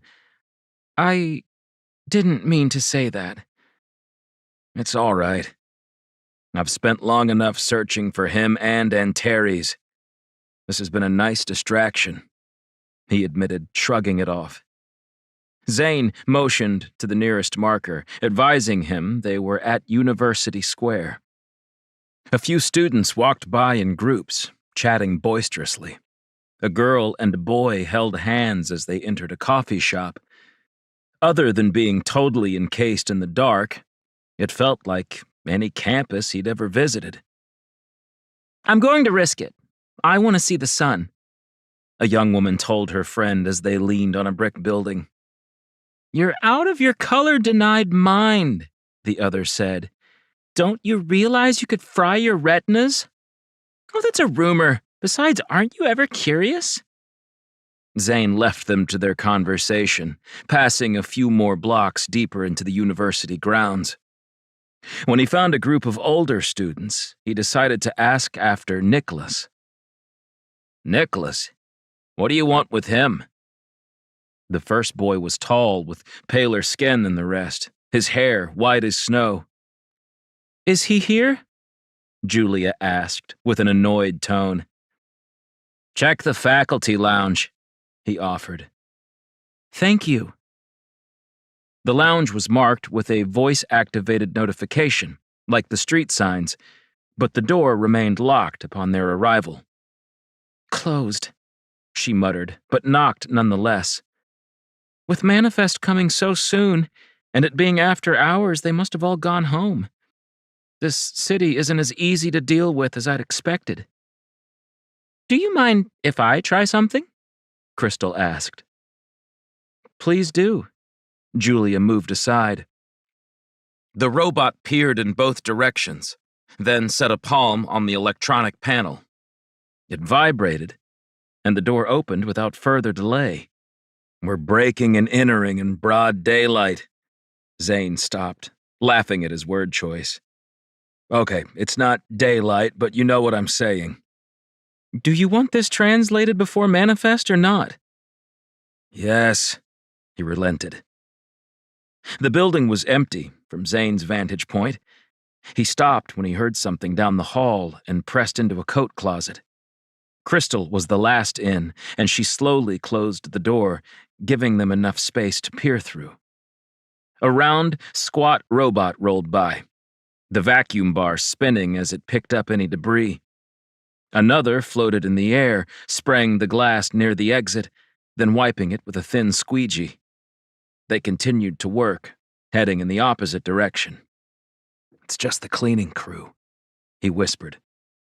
Julia shot him a glare, and he remembered these people had a far more advanced ear. Zane decided to stay silent for the rest of their trespassing session. Crystal led the way, and eventually, they found a computer. She turned it on, and the screen stayed black. Hello. Welcome to the Evershow University Central Hub. A cheery voice called from the speakers. What are you searching for? Sorry, Crystal said as the noise diminished to nothing. I have it. That was simple, Zane said. A hinge creaked, and Zane inhaled when the footsteps began stomping outside the room. Manifest is being taken far too seriously, a voice said. Charles, it's tradition. We've chosen to remain in the dark on Larkstone. Why challenge this holiday with the board? The students need tradition now, more than ever. It's something we've observed since far before the moderators. Larkstone is an old colony, and everyone should be reminded that we were here prior to the war, and will stay steadfast for centuries to come, regardless of who's in power. A woman countered. Oh, my sweet, naive Penny. You really think they'll let us keep our independence after word leaks about the mines? Zane peered through a crack in the door, seeing the duo. They were both well-dressed, groomed immaculately. Penny seemed livid after being spoken to by Charles in that fashion. The moderators won't learn about the deposits in the Lake of Grace. It's our government, our nation to care for, and our people. If only it were that simple. Credits talk, and so will a government official for the right price. I give it 5 cycles before the moderators circle our planet, with Scorpius landing in every damned corner of Larkstone to remove the deposits, claiming to give us a fair share. It shouldn't be like this. The dispersion of colony prosperity isn't a new concept, and it was in place before the Growl ever started the war. I agree, having the Accord makes me rethink our old human contracts. Some will argue those should supersede the Accord. Now that we've signed it, anything found on Larkstone is shared with the Growl. They walked off, their voices shrinking as they exited outside. Interesting, Zane said quietly.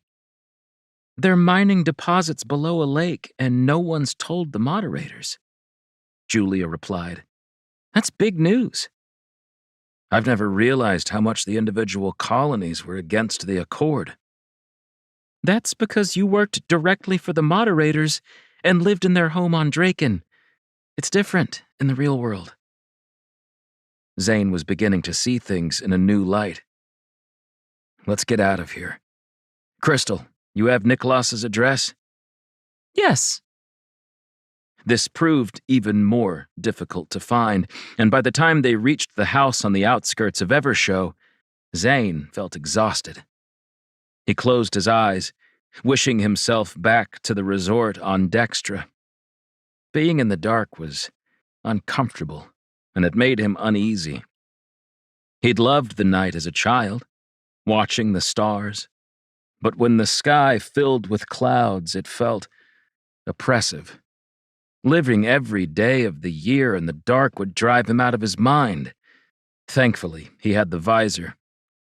The edges of the home glowed a dim blue, and Zane slowly approached, feeling like an intruder. He knocked and briefly expected no one to answer. Zane turned around, ready to regroup, when the handle spun. Hello? A deep voice asked. The man attached to it was extremely skinny, his hair white and thin, parted over his bald head. We're looking for Nicholas? Julia said. Then you've come to the right place. May we have a word? In private? She asked. Nicholas blinked twice, his tiny pupils unfocused. I have nowhere to be. Come in. The place was small on the outside, but didn't feel cramped when they entered.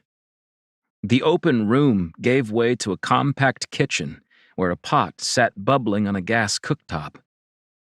You have a very nice home, Zane said. I've made crab soup. Would you care for a bowl? Nicholas hadn't even asked what they wanted and limped into the house, grabbing a ladle. I love crab soup on a cold day, don't you? Of course you don't. You're foreigners. With those accents, I'd say the lady is from Earth, and her escort is from Henderson. You have a good ear, Julia said. Did you know that's one of the highest regarded compliments on Larkstone? He smiled, revealing a missing tooth. Sir, we need your help, Zane told him. Nicholas kept ladling out the meals, filling 3 bowls with the steaming concoction. Zane had no idea what a creb was, but it smelled delicious. Eat, eat. He slid them onto the table, where there were only 2 chairs. Please accept my humblest apologies.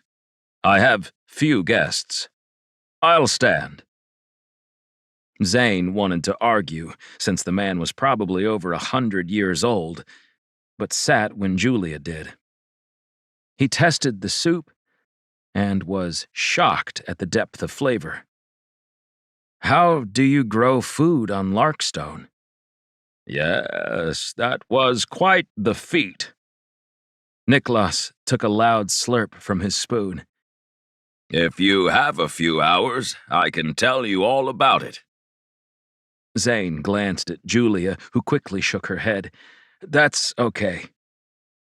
I've always been fascinated by our history, and not just Larkstone's either. I've spent years recreating Earth's expansion into the universe, from that first colony to the 44th. Zane lowered his utensil and watched the elderly Larkstonian. We only have 43 colonies. His eyelids fluttered. That's what they teach you. Are you saying there's another we've never heard about? Julia asked. Not for me to say, because I've already been silenced more than once in my tenure at the university. The colony isn't to be spoken of, Nicholas said. Zane had a strange sensation and decided there was no harm in inquiring. Is it the forever world? The room went silent. and Niklas began laughing, which turned into a wheeze, then a loud cough. He slapped a palm to the countertop and wiped his mouth with a cloth napkin. "My boy, where did you come up with that?" "It's a book," he said. "For children? No wonder we're hardly advancing as a people. You ask me about a fairy tale. I'm a well-respected historian, not a librarian at a middle school." Niklas's good humor seemed to vanish into thin air. "Perhaps it's time you finished your soup and—" "What do you know about the ancient code used by the settlers of Larkstone?" Julia blurted before he could kick them out. His posture went rigid, his bent back straightening slightly. "So, you are here for a real reason." Niklas collected their dishes, placed them into his sink, and returned with a bottle and 3 glasses. He poured the exact same amount into each glass. "Thank you," Zane said, not wanting to offend him again. Julia sniffed hers and took a sip, while Niklas drank the small serving in a single swallow. Zane copied him and expected it to burn, but it went down like a bouquet of flowers. "Why are you inquiring about this piece of old history? That's been buried for centuries, since we moved the hunters from the bays of Evershow." "We're on an investigative exploration for the Earth Inquisitor, in search of a missing vessel. We tracked the trail to 10, where we uncovered a computer with a pre-war archive from the military database. The file was there, but it was written in code, and we determined it came from Larkstone. But the moderators locked that from the general public." Zane continued to be impressed by how quickly Julia came up with cover stories. He wondered how much of what she'd told him was shrouded in half-truths. "When?" Niklas asked. 23 years ago, Zane answered. He stroked his chin and poured a second round. "Our expansion was intended to broaden our horizons, to stretch our reach and allow us, as a people, to learn the hidden secrets of the universe. But nothing has really changed in the centuries since we departed Earth. And since we've made peace with the Growl, it's only grown worse.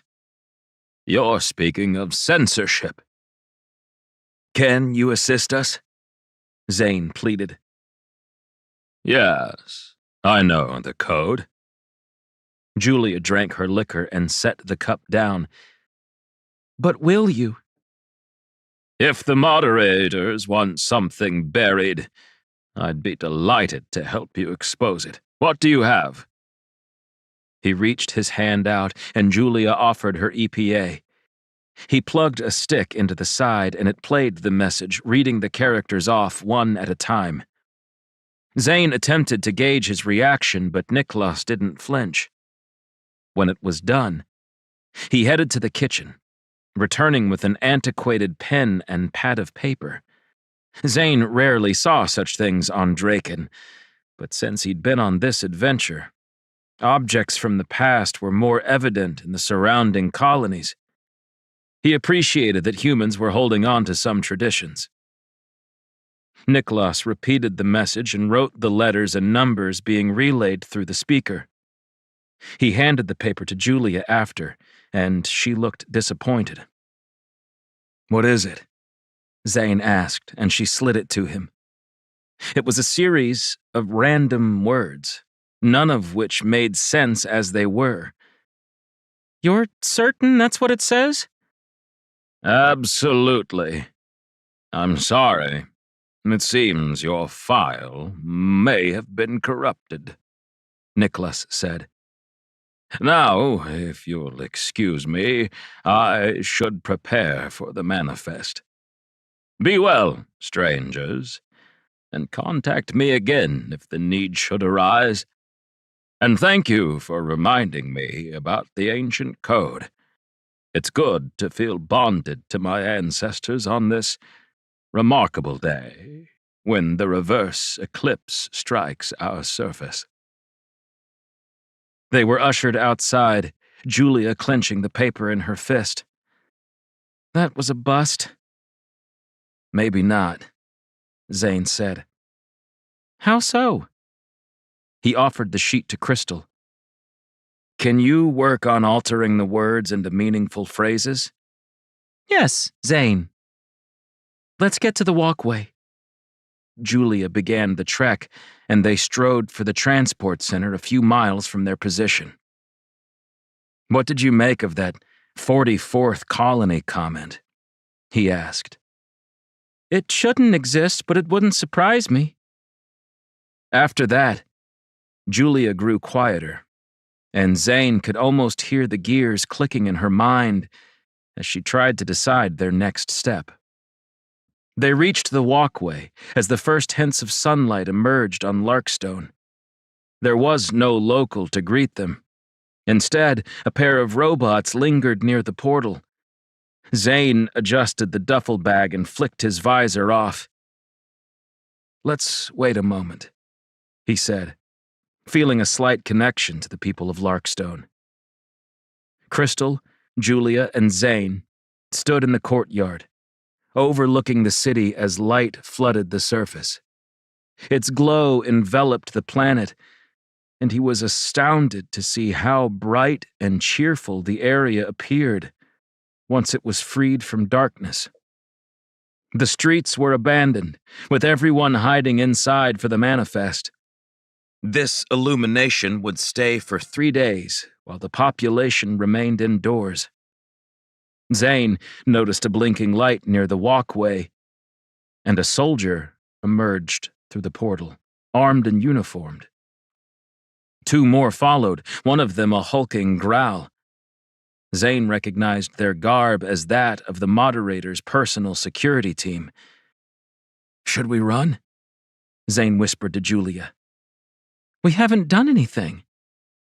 What about the cruiser we gave to Gabrielle? Zane's heart pounded in his chest as the trio stalked across the courtyard toward them. Freza and Taram Leos? The lead soldier asked. It took Zane a moment to recall those were the names of the people they'd switched IDs with before leaving Dextra.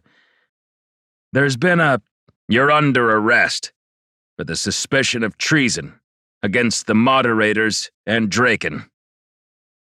Zane tensed. Can I call my lawyer? Are you certain? Griffin asked. High Moderator Young stared out the window of Carl's office. That pair needs your help. I thought you hated it when I flew around in my arrow. Griffin grinned, and while it disarmed most people, it only made Audrey worry more. He was getting too old for this kind of mission. He'd served her well for 2 decades, representing their people to the proper contacts on Pisha. But this was different. Moderator Elian has been keeping secrets from me, Griffin. Carl, too. Audrey showed the tycoon what they were up against, and he blanched. He took my arrow. What are those? These, she waved a finger through the projection, are drones, directed by an unknown alien race, and we can be rest assured they haven't sent them as a welcoming party. They're everywhere. Nearing all 43 colonies, she said, almost mentioning the missing colony wiped from the records. And the Growl as well? Griffin ran a hand through his gray hair. What if the ship isn't real? Did you ever know Liam to lie? No. Fabricate a story? No, High Moderator. Then it will be there. And if what he predicted is true, we'll need the protection. You mentioned another enemy, he said. The salvagers are amassing. I don't know when or where they'll strike, but we're watching. Hopefully, they have the common sense to wait, because we're lacking the capacity to fend off 2 assaults at once. The Growl will also take advantage of our misfortunes if we're vulnerable. She wondered if it might be possible to use the converging predicaments to their advantage. Griffin Chester held one of Carl's gemstones, which Audrey knew to be from Besley Prime. And Carl? Why isn't he on this mission instead of me? Because this is what you do, Griffin. Or did you forget that day on Pholus? Griffin's expression twisted, and he set the stone back. I couldn't if I wanted to. Do you believe we have a chance to rid ourselves of the Growl? Should we find the Forever World? It's our only hope, she said, and gestured to the drones on the holograph still playing. Someone intends on causing us harm, but will twist it to our benefit. Understood. Griffin sure was a dashing figure. He reached for her hands. Audrey, watch your back. You too. 15. Zane peered around the Draken walkway, where hundreds waited in line for use of the principal transport device. It was nearing the end of the day on his current home planet, and even though he'd been gone for a couple of weeks, he felt like a stranger here.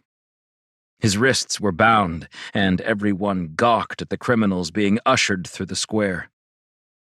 "Follow my lead," Julia hissed. The soldiers had already removed Zane's duffel, but hadn't inspected it. "I don't like the sounds of that," he said. "We were tourists. Manifest." "Stop talking," the Growl soldier said.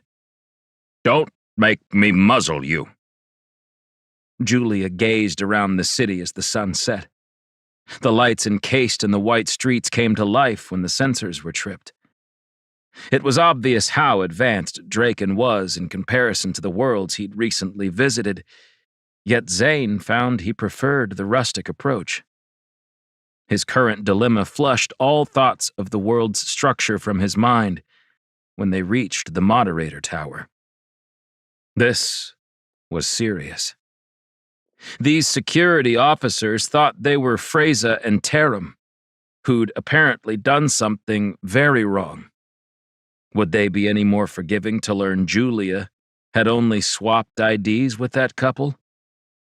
Zane examined the top of the structure, high into the sky, and recalled his recent conversation with Carl Rogers.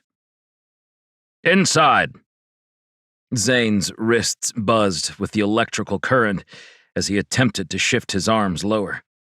He'd never worn these before, and felt a new admiration for anyone that had.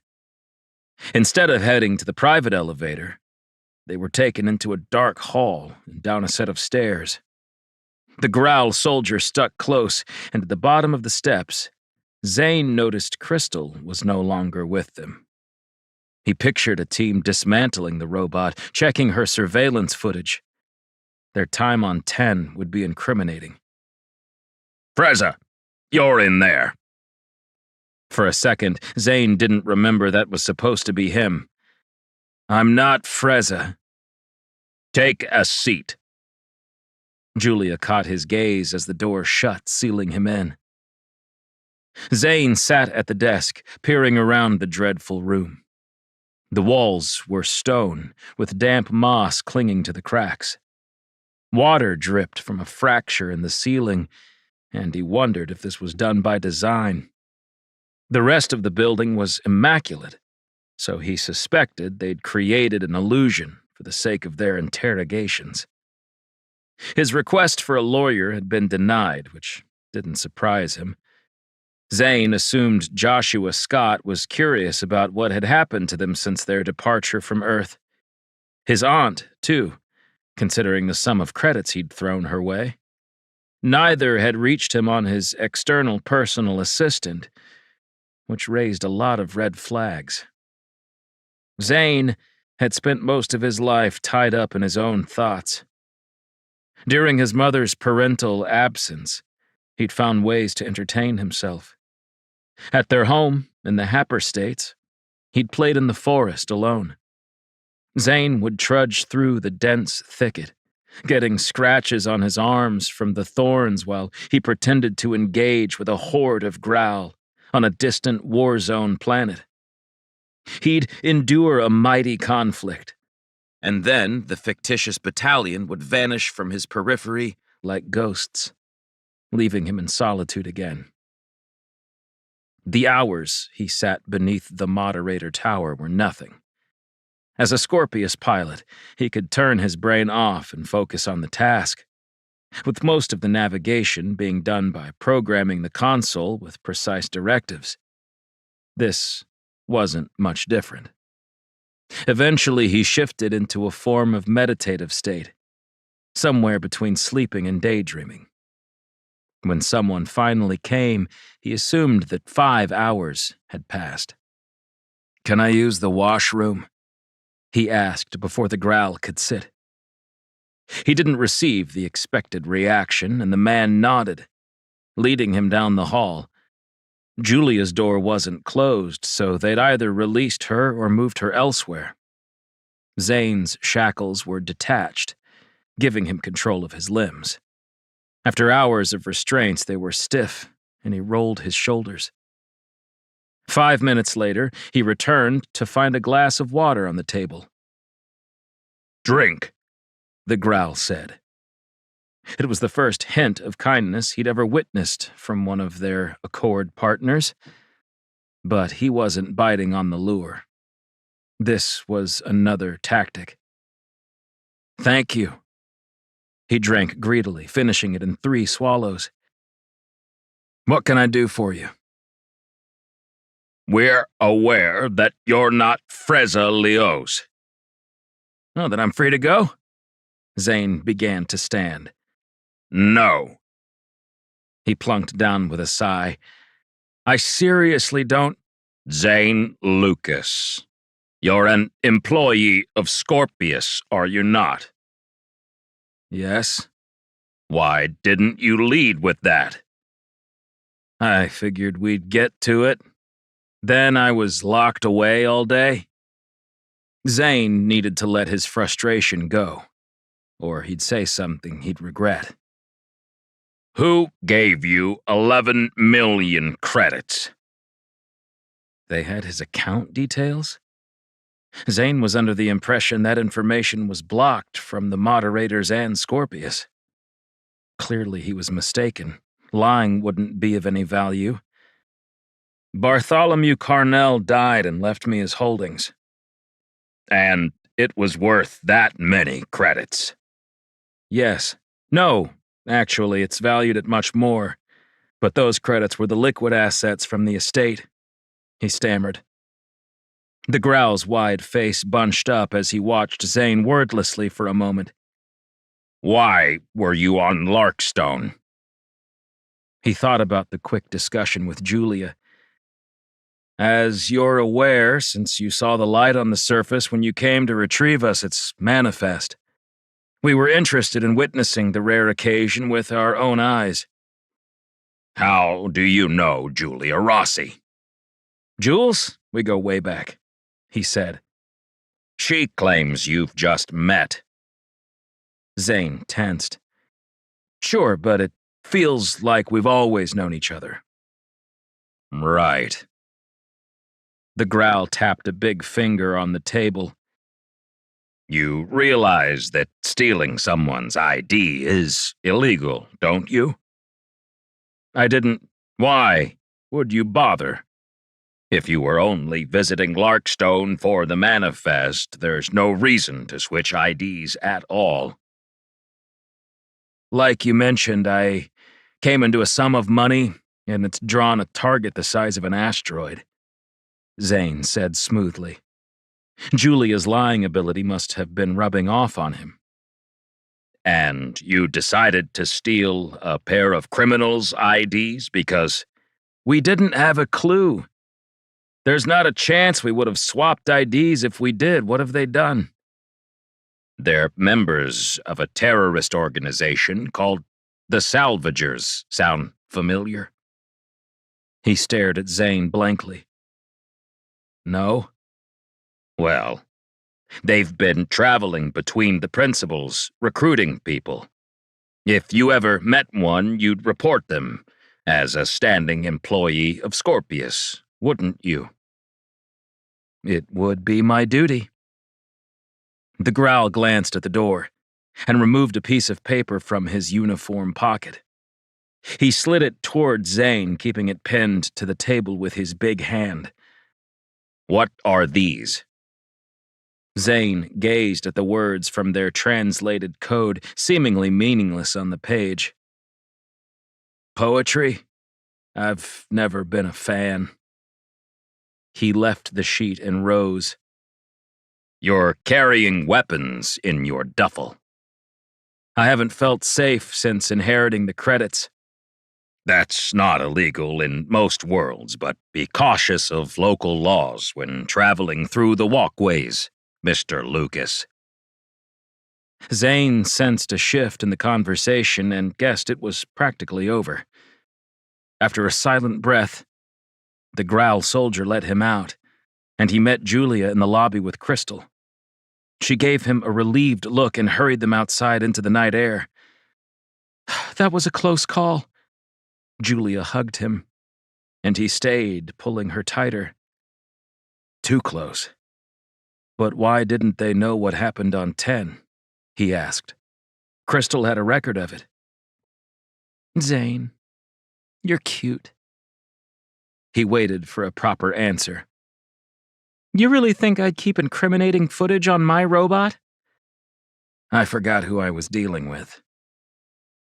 Zane stared at the courtyard of fountains, and a piece of the mystery clicked into place. He still had the sheet in his grip, and he unfolded it, checking his theory. Zane marched past Julia to the nearest memorial fountain, and Ro, the first warship destroyed by the Growl, was etched on the surface. The saying under it read, "A light unlike no other, a spear in the night sky." He ran a finger along the translation and found the matching word, spear. Julia commented, but he could barely hear her. The next fountain, an homage to Alnatak, was a handful of steps into the courtyard, and he read the phrase, "Fought so we didn't have to, forever in our hearts." Hearts. They combed the remaining fountains, each lit by the soft shine of the sidewalk fixtures. The place was empty at the late hour, with only a few offices glowing through window panes from the neighboring structures. After 20 minutes, he had the words from their translation circled. Zane slumped to his father's memorial, listening to the gentle flow of the fountain. Water misted his hair, and he protected the paper from getting damaged.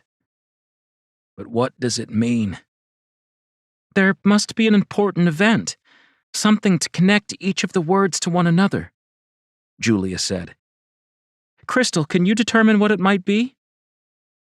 The robot, who'd remained silent for most of the day, started speaking. These warships were all lost or destroyed in the colony wars. I've run each captain's birthday, every skirmish recorded, and dates of their battles. None of that forms a viable clue. What about the location of their final battles? Zane asked. Her face brightened, then dimmed, going dark. If I take the first digit of each, we have a position that might be an option. Zane couldn't believe it. Show us. Crystal took Julia's tablet, and a star map appeared. A dot pulsed deep in space, somewhere far beyond the reaches of the human colonies and outside the Growl territory. It was further than their shared demilitarized space. It sat in a double star system with 17 planets and dozens of satellites, along with a hefty asteroid belt trailing the orbit. The location was on record from probe data, in the earlier stages of humankind's terraforming efforts, but with no viable planet, it had been filed and disregarded. "Why was your father out there?" Julia asked him. "I have no idea, but they've gone to a lot of work to keep it hidden," he said. "Who? Who's hiding it?" "My dad, before he left on his last mission." Zane held up the paper translation. "This has been sitting in the archives for 23 years, waiting to be found." "Or hoping no one ever did. Maybe your father only made a note of it so he'd be able to locate it again." Julia looked at her feet. "But he didn't come home." "If that's the case, it makes no sense," Zane said. "The monuments were created after he vanished. Someone else would have designed the code." "Whoever it was didn't expect us to find it," Julia said. "It's our chance to make history." "Where do we go from here? We have no ship, and the moment we jump through the walkway, our path will be traced." "They're already going to think we're staying at the Fireside Resort in Rouge. We may as well return and regroup." Zane was tired, and the walkways wouldn't open for a few hours. He glanced at the hotel he'd had a drink at the day he'd spoken to Carl, and considered renting a room, but decided on an alternative instead. "How about we crash at my place?" "Are there 2 beds?" Julia asked. "I'll take the couch." "What a gentleman."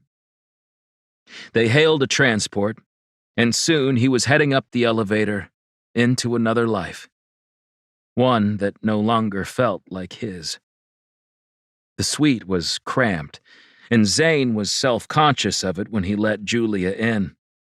She had a sprawling manor on Earth, and for years he'd been living in a tiny box with hundreds of other people surrounding him. "It's quaint," Julia said, entering. She checked the kitchen and grimaced when she found it empty.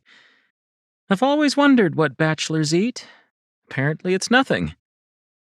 "I have a bottle of synth wine." He grabbed it from the cupboard. "Since trying Bart's collection, I'm sure it'll taste like turpentine." "After today, I don't care." She huffed and sat on the couch accepting the offered drink. "We really did it, Lucas." "One step closer to the forever world." He clinked plastic cups with her. "That is awful." Julia shrugged and took a second sip. After an arduous journey, Lorna sat in the registry office on Polonius 4, using her old credentials to gain a meeting with the principal world's walkway manager. "We tagged them, and it appears your duo visited a warehouse on the edge of town," Maisie Barker said. She'd liked the woman during Lorna's tenure at the Henderson hub, and she hadn't changed a bit. Maisie was still headstrong when necessary, but helpful when needed. Lorna marked the location, wondering why her nephew had come to Polonius 4 in the first place. He wasn't much of a clandestine visit-a-warehouse type character, but she was about to find out what in the stars was transpiring. She only hoped Zane hadn't gotten in deep trouble. He hadn't responded to her countless messages, and now they weren't even showing sent, which increased her stress levels. It was her responsibility to keep her nephew safe, the last reminder of her big brother, the larger-than-life Liam Lucas. Zane was more like his dad than he knew, and it went beyond their appearance. "Did you get it?" Brock asked when she exited the office. She grinned at her partner. "Would you expect anything less?" Polonius 4 was the most beautiful colony they had. With 16 hours of sunlight a day and an average temperature of 27 degrees Celsius, the conditions at the equator were ideal. As much as Lorna loved her home on Henderson, she thought a vacation might be in order. Joshua Scott stared at the ocean as the waves lashed against the white sand beach. Chad had his shoes off, his pants rolled up past his knees, splashing in the water. "I like that kid," Brock said. "So do I." The boy was 17, and almost of age to join the academy, but he brought a youthful exuberance she hadn't seen since Zane was that old. Even then, her nephew had been far too serious for his own good. "Do you regret it?" Brock asked while they watched Chad. "Not having a family?" "Yeah." "Maybe." Brock's arms circled her from behind, and he rested his chin on her shoulder. "Me too. If only we'd met earlier," he said. Lorna turned and kissed him. "I believe things happen when they're intended." Chad raced up the beach, clutching his shoes, and smiled at them. "This place is epic. Wait until I tell my friends." "We found Zane and Julia. Let's go," Lorna said. Joshua squeezed Chad's arm. "Are you ready?" It was the perfect morning, and Lorna wished they could enjoy it. "Why don't you guys stay here?" Brock suggested before she could. People were beginning to file from the resorts along the beachside town. "Uncle, can we?" Chad asked, staring at a young woman heading for the water. "I don't see why not. Lorna, bring Julia and Zane with you, and we'll have lunch together," the lawyer said. "Fine by me." Brock stayed in step with her. "You didn't think I'd let you go alone, did you?" Lorna slid her hand into his. "Of course not." Polonius 4 had plenty of options for private transports, and Lorna opted for the larger, since it was large enough for 2 more once they found her nephew. The autonomous vessel rose from the beach's landing pad and lifted above the dozens of resorts. They flew for a couple of miles and eventually lowered into an industrial area. There was little in the way of manufacturing on Polonius, with most of their supplies being transported in on commercial flights, hence the series of warehouses across town. She checked the location of the one Maisie had tagged Zane at, and that was where they settled. Lorna first realized something was off the instant she exited the ship. The air had an odd energy. In her time with the terraforming crews, she'd picked up a knack for sensing trouble. The warehouse district was full of it. Most of the buildings were quiet, the workers absent for their weekly hiatus, but one had hundreds of people milling about. "Wait," Brock warned, and kept her from walking into plain sight. 3 distinguishable beeps sounded from inside the structure, and the group began moving into the facility. Lorna scanned for Zane, but didn't spy him among the crowd. "Should we go in?" Lorna asked, but Brock shook his head. "We have no clue what's going on here. It doesn't seem normal to me." Brock motioned to the far corner of the warehouse's lot, to an entrance that appeared to be unused. They crept the length of the neighboring building, which held huge piles of white sand in the rear yard. They were cut off by a 6-foot-tall fence, but Brock climbed it easily and reached down for her. Lorna deftly ascended it, landing on the other end without breaking a sweat. "The time to strike is upon us." Lorna crept to the entrance, which was propped open, but she couldn't see the entire crowd. She could view the speaker near the bay doors. The woman was bald, and even from this distance, Lorna spied the black jewelry covering both ears. "Thank you for coming to Polonius. Time is of the essence, since we only have a week before we begin the full-scale assault. The moderators will shatter, and will force the Graal out of our colonies." Lorna's skin prickled, and she wondered how Zane was tied up with these revolutionaries. She gazed at Brock, but he remained stoic as they eavesdropped.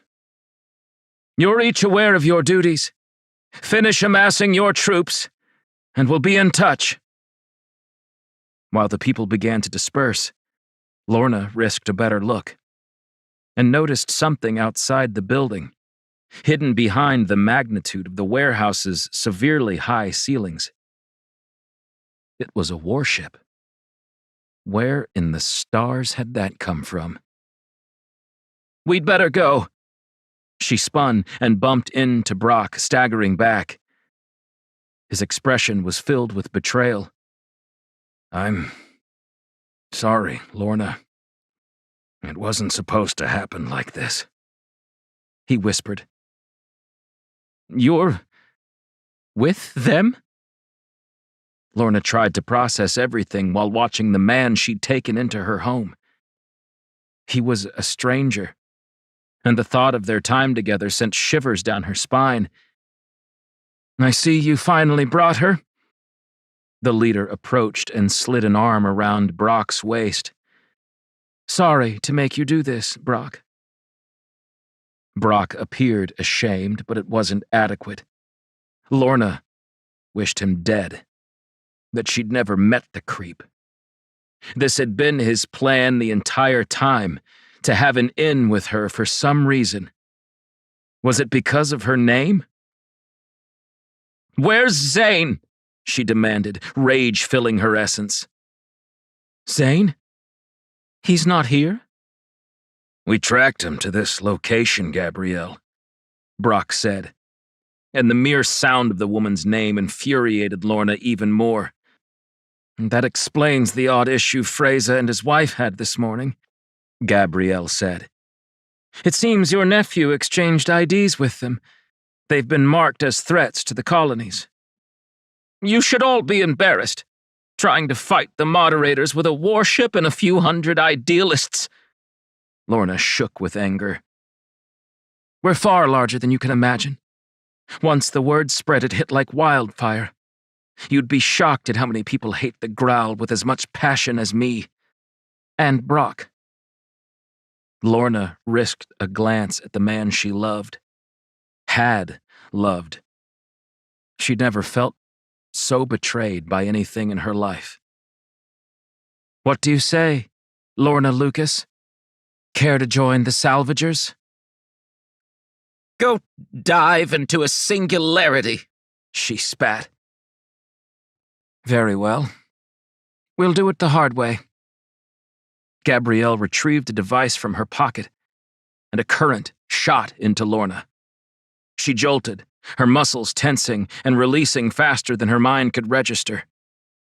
"That's enough," she heard from Brock, but he was only a silhouette over her. Lorna had collapsed to the ground, and her vision swam. Gabrielle commented, but Lorna couldn't comprehend the words, as darkness consumed her. 16. They required transportation. Draken didn't lack for starships, with thousands docked at the Scorpia station in orbit, but Zane couldn't access one of those without some barriers. They'd dined at his favorite breakfast spot a few blocks from the apartment. He'd gone through his belongings while Julia showered and realized there wasn't anything worth keeping. Zane had lived for over 30 years, and he'd always considered himself a nomad. But after seeing how Bart and Julia existed, it made him depressed. Instead of lingering on Draken, they'd returned to the walkway, choosing Dextra as their destination, since there were a few days remaining at the Fireside Resort. They were using their own IDs now, and he planned on leaving soon. What about the JS-19s? Julia asked between bites of her berry concoction. Too clunky. Not enough thrust-to-weight ratio. Great for fast or short trips, but not suitable for our mission. Wait, Julia said. We could use dark matter fuel enhancers. How are we supposed to buy those? Zane sipped his coffee, savoring the richness. He could get used to this living. Let me guess. I know a guy. Sure you do. And where is he? The Circle? The fun never ends. Zane had visited the Circle on occasion. While it wasn't technically a colony, since there wasn't a planet, it was classified as a non-military human base. In the early days of expansion, the Circle, a cluster of planetoids, centered their known space, making it the ideal location for terraforming supplies to be held, then later fabricated. The asteroids were ideal for a mining operation, which became a massive industry. Expansion, at a large scale, necessitated a vast assortment of minerals and materials. The Circle had everything they could ever want, and the regolith offered the ability to vaporize ice crystals from the material, giving them immense water stores, solving a complicated issue. Once humans found better and more efficient means of operation, the Circle was left behind. But not everyone had abandoned her. We're still without transportation, he said. Crystal appeared from the other room, pressing a holographic disc. Hello, Mr. Lucas. How can we assist you today? The hotel AI staff asked. We require the fastest ship to the Circle as we're able, he told her.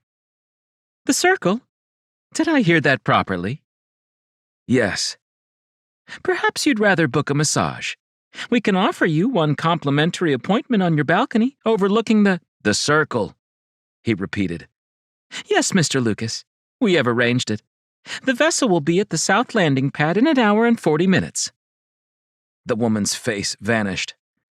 But we just got here, Zane said to the empty air.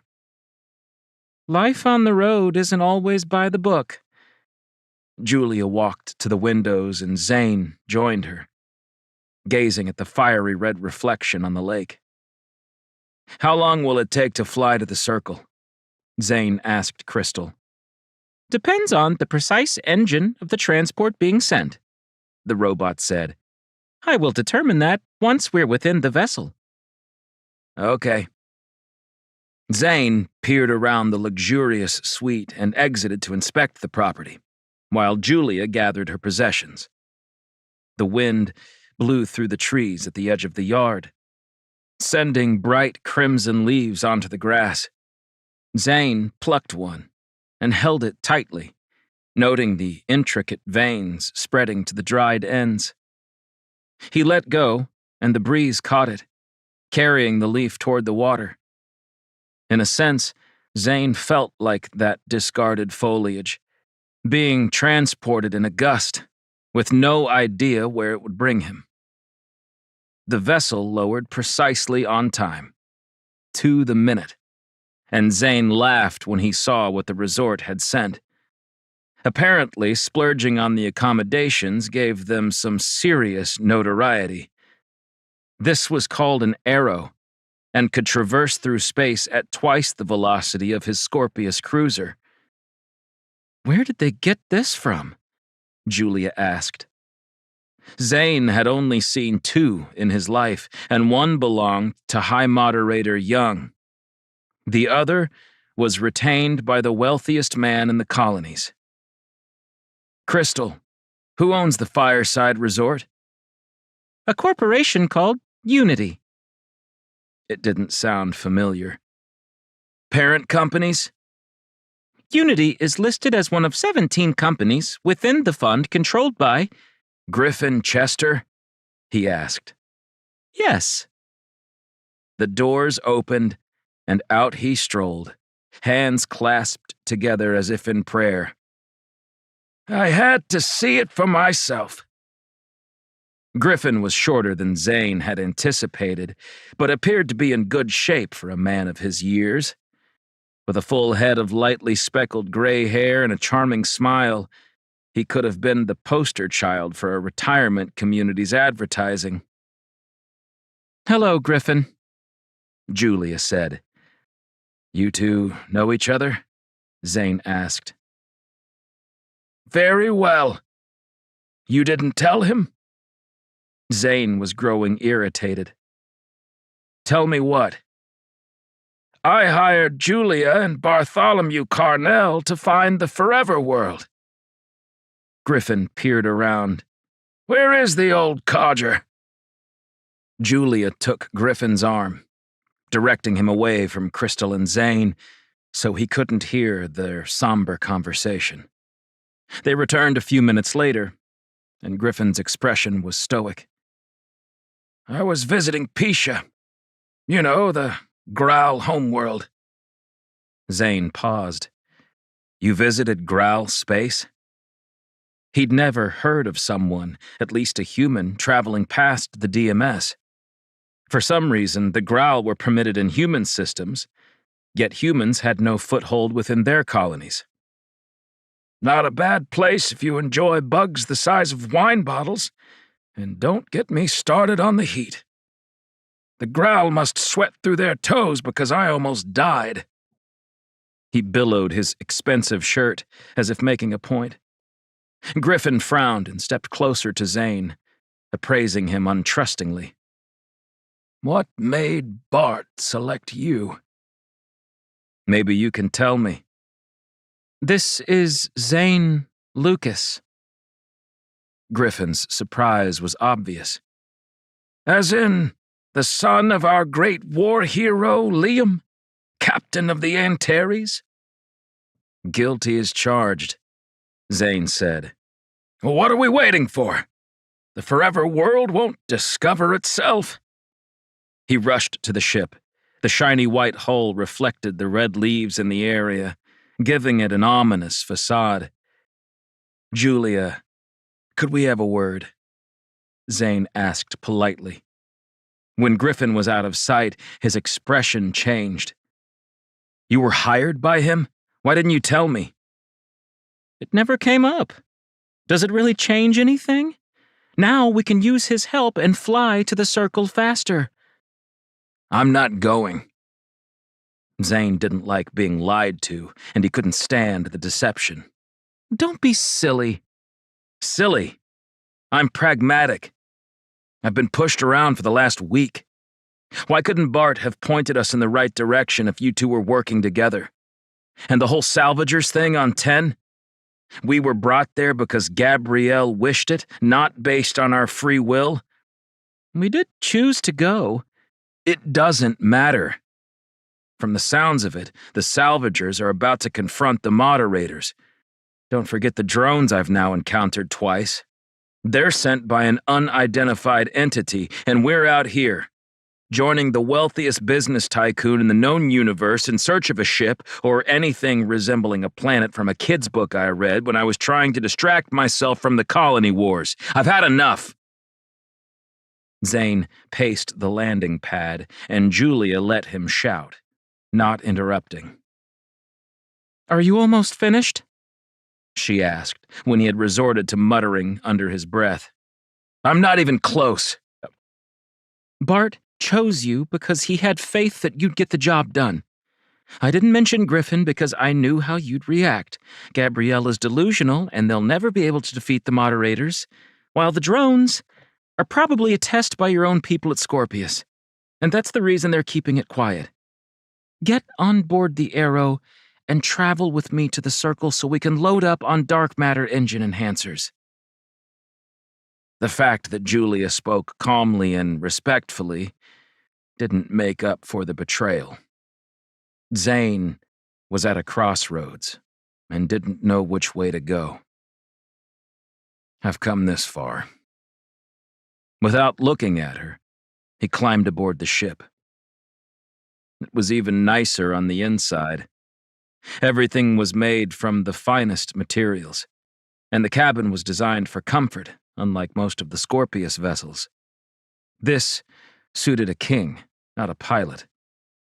He eyed the expensive art on the bulkheads and touched the supple leather furniture, noticing the contrasting thick stitches on the fabric. "I'm glad you joined us, Zane." Griffin offered his hand, giving Zane no option but to shake it, sealing an unspoken deal. He'd find the planet. And then what? Did their agreement ensure Griffin kept the rights to whatever they encountered? A robot sat in the pilot's seat, and Zane tapped it on the shoulder. "Out." "Pardon me, sir?" the monotone robot asked.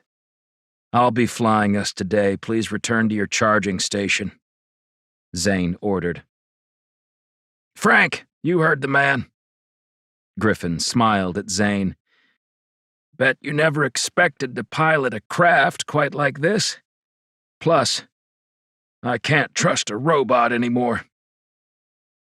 Zane thought about the drone neutralizing the robot's near 10 and shook his head. "It's more of a safety thing." "What do you mean?" Griffin turned to Julia when he didn't respond. "What does he mean?" It's a long story. Julia sat at the station next to Zane while he activated the manual controls, clicking his straps on despite the artificial gravity aboard the craft. "You should ask for clearance from—" Griffin stopped when Zane thrust them upwards at incredible speeds. He shot from the atmosphere, leaving Dextra in his dust. "Next stop, the Circle," Zane said, sensing the raw power of the vessel beneath him. Carl trudged through Midtown, hating every second of his return to Earth. He, unlike most of the people from the war, had grown up in the western part of the old United States, along the coast in Arizona. Once, a place called California had been between them and the water, but that had fallen centuries earlier. He'd avoided coming back for years, but this was too important to do with a holographic conversation. Plus, Henry DeFazio wasn't a trusting man. He never had been. It was part of the reason he'd been so successful in solving the Growl Code over 2 decades ago. Snow crunched below his boots, and wind battered Carl's balding head, freezing the skin within minutes. Who in their right mind would choose to live here? That question was fitting, since the last time he'd met with Henry, he'd seemed different, distracted, and possibly irrational. When he did the math, Carl realized that they hadn't met in 8 years. The building was in tatters, the entire area devoid of human life. This was where Henry claimed to be living, so he strode across the street, peered at the cameras, and furrowed his brow before knocking on the door. It opened quickly, and Henry limped toward him. He looked almost the same, but fast-forwarded. Carl figured he'd probably aged as much or more. "Carl?" Henry said, stopping in the building's lobby. "Henry." They stared at each other for a second, and Henry broke first, cracking a smile. "You old boot! How the hell are you?" Henry embraced him, patting him on the back twice before letting go. "I'm alive, and that's gotta count for something." Carl peered around. "I see you're enjoying retirement." "It's not much, but it's mine." Henry waved a hand like he was giving a tour. The walls and ceiling were water-stained, and the aroma wasn't pleasant, but Carl did his best not to show his disgust at the living arrangements. "Can we talk?" "Come to my office." Henry led him through the carpeted hall and into a rear room. The windows were boarded, and Carl recognized the computer terminal as one of the moderator's own models, with some modifications to the exterior. Henry always had been a whiz with that kind of stuff. Carl was more of a point-and-shoot soldier, while Henry had a knack for figuring out how to cripple an opponent in unorthodox ways. They sat, and Carl removed a bottle from his bag, setting it on the cluttered desk. Your favorite? Henry's eyes lit up. Darris whiskey. The planet's not good for much else. Carl had never been a fan of the drink, but Henry had enjoyed a glass or two after their meetings back in the day. I haven't seen a bottle in ages. That is why I brought 2. Carl took a second out and offered it to his friend. What do you need? Henry opened it, sniffed the contents, then began pouring. I've encountered something. It's dangerous business. To whom? Us or the Growl? Carl accepted a glass from Henry. Both. What kind of trouble are we talking? Asteroids coming to Draken? Black hole about to swallow the DMS up? He smiled at his own comment, making Henry seem years younger. Drones, unidentified. Carl opened his EPA, showing the data. There are nearly 500,000 in our system, and almost that many in Growl territory. They haven't admitted to encountering them yet, but it's only a matter of time. What in the stars are they? Henry shot the tablet's contents onto his central screens and took control of the program with his keypad. He quickly scrolled through the schematics Priya had supplied, and his expression told Carl he was stunned by the findings. Incredible! They're alien! That's what I think, too. But who? Where are they coming from? We're not certain, but I anticipate they're going to strike. Carl winced when he sipped the brown liquor and set it aside. It can't be coincidence, Henry whispered. What? I had company last week. Carl waited, knowing Henry would continue. Zane Lucas came. He could have said Liam Lucas, and Carl wouldn't have been more surprised. I don't understand. I just saw Zane. He was one of the first to discover these drones. Did he mention that? No, he did not. Henry downed the contents of his glass. But he seemed determined.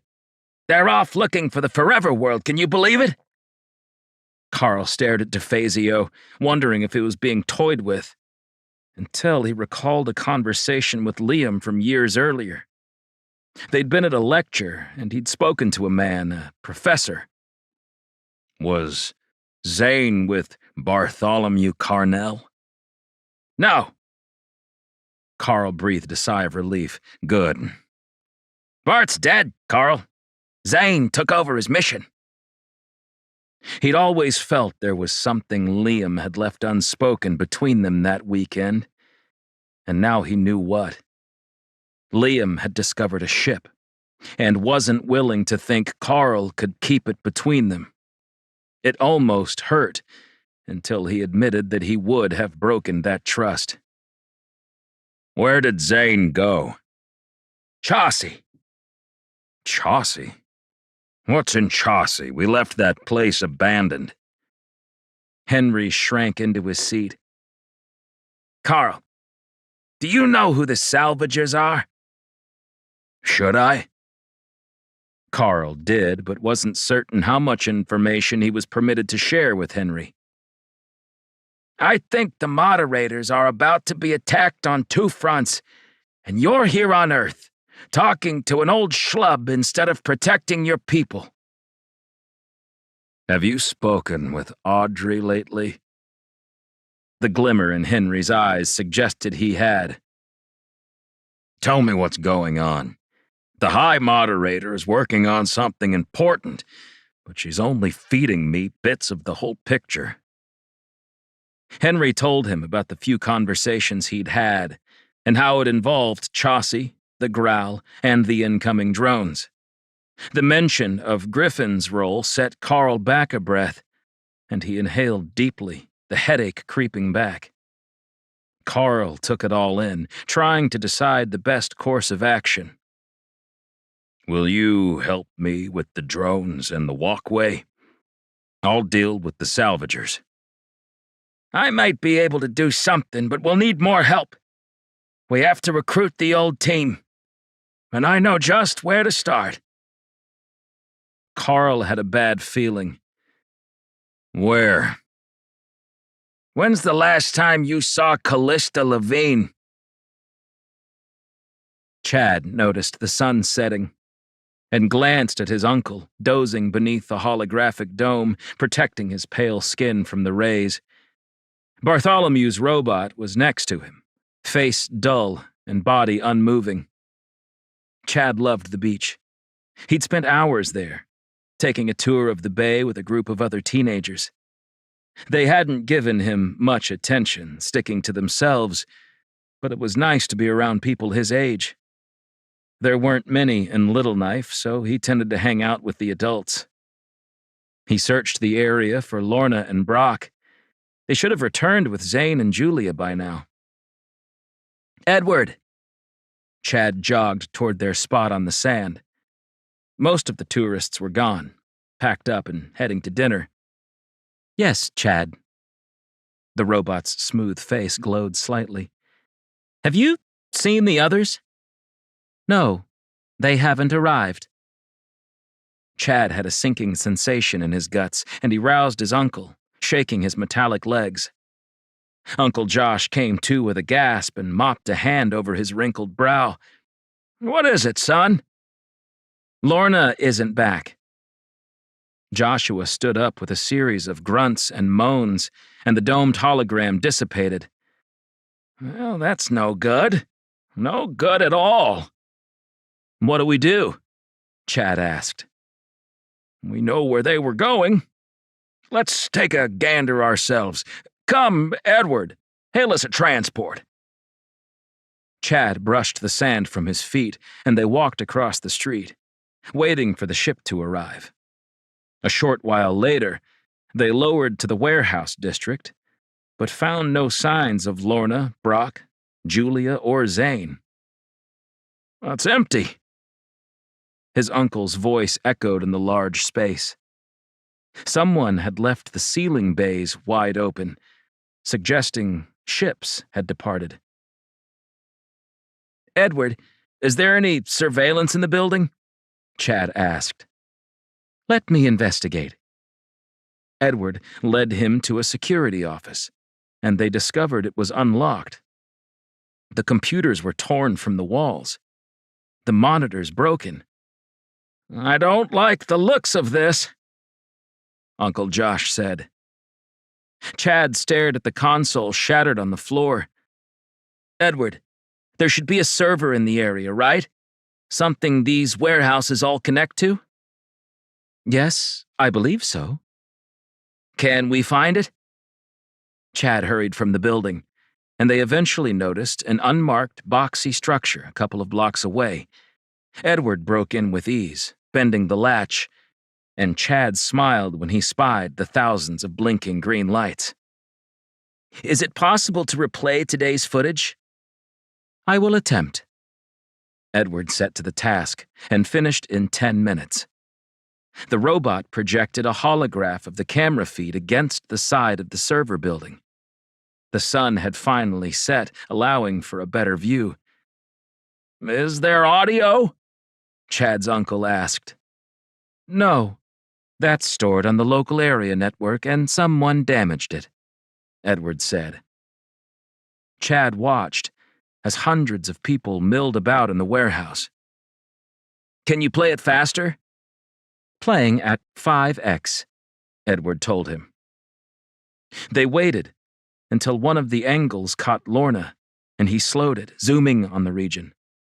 She was on the exterior camera, and they observed as Lorna tried to leave, then bumped into Brock. Lorna shoved him, and it was obvious she was shouting. A bald figure approached, and Chad realized it was a woman when she touched Brock's waist. They seemed to argue before Lorna was shocked and fell to the ground. The rest of the footage showed people gathering and departing in various starships. Lastly, a massive warship rose from the rear yard and sped into the skies, vanishing from sight. The footage ended. "I didn't see Zane or Julia," Edward said. "I ran a recognition scan, and they were not among the crowd." "That's the only positive thing about this," Uncle Josh said. He was always so sure of his steps, but Chad saw his surface cracking. Chad pictured the nice lady seeking her nephew and understood that Brock had betrayed her. "We need to help Lorna." "And how do you suppose we do that?" his uncle asked. "We're an old man, a kid, and a robot."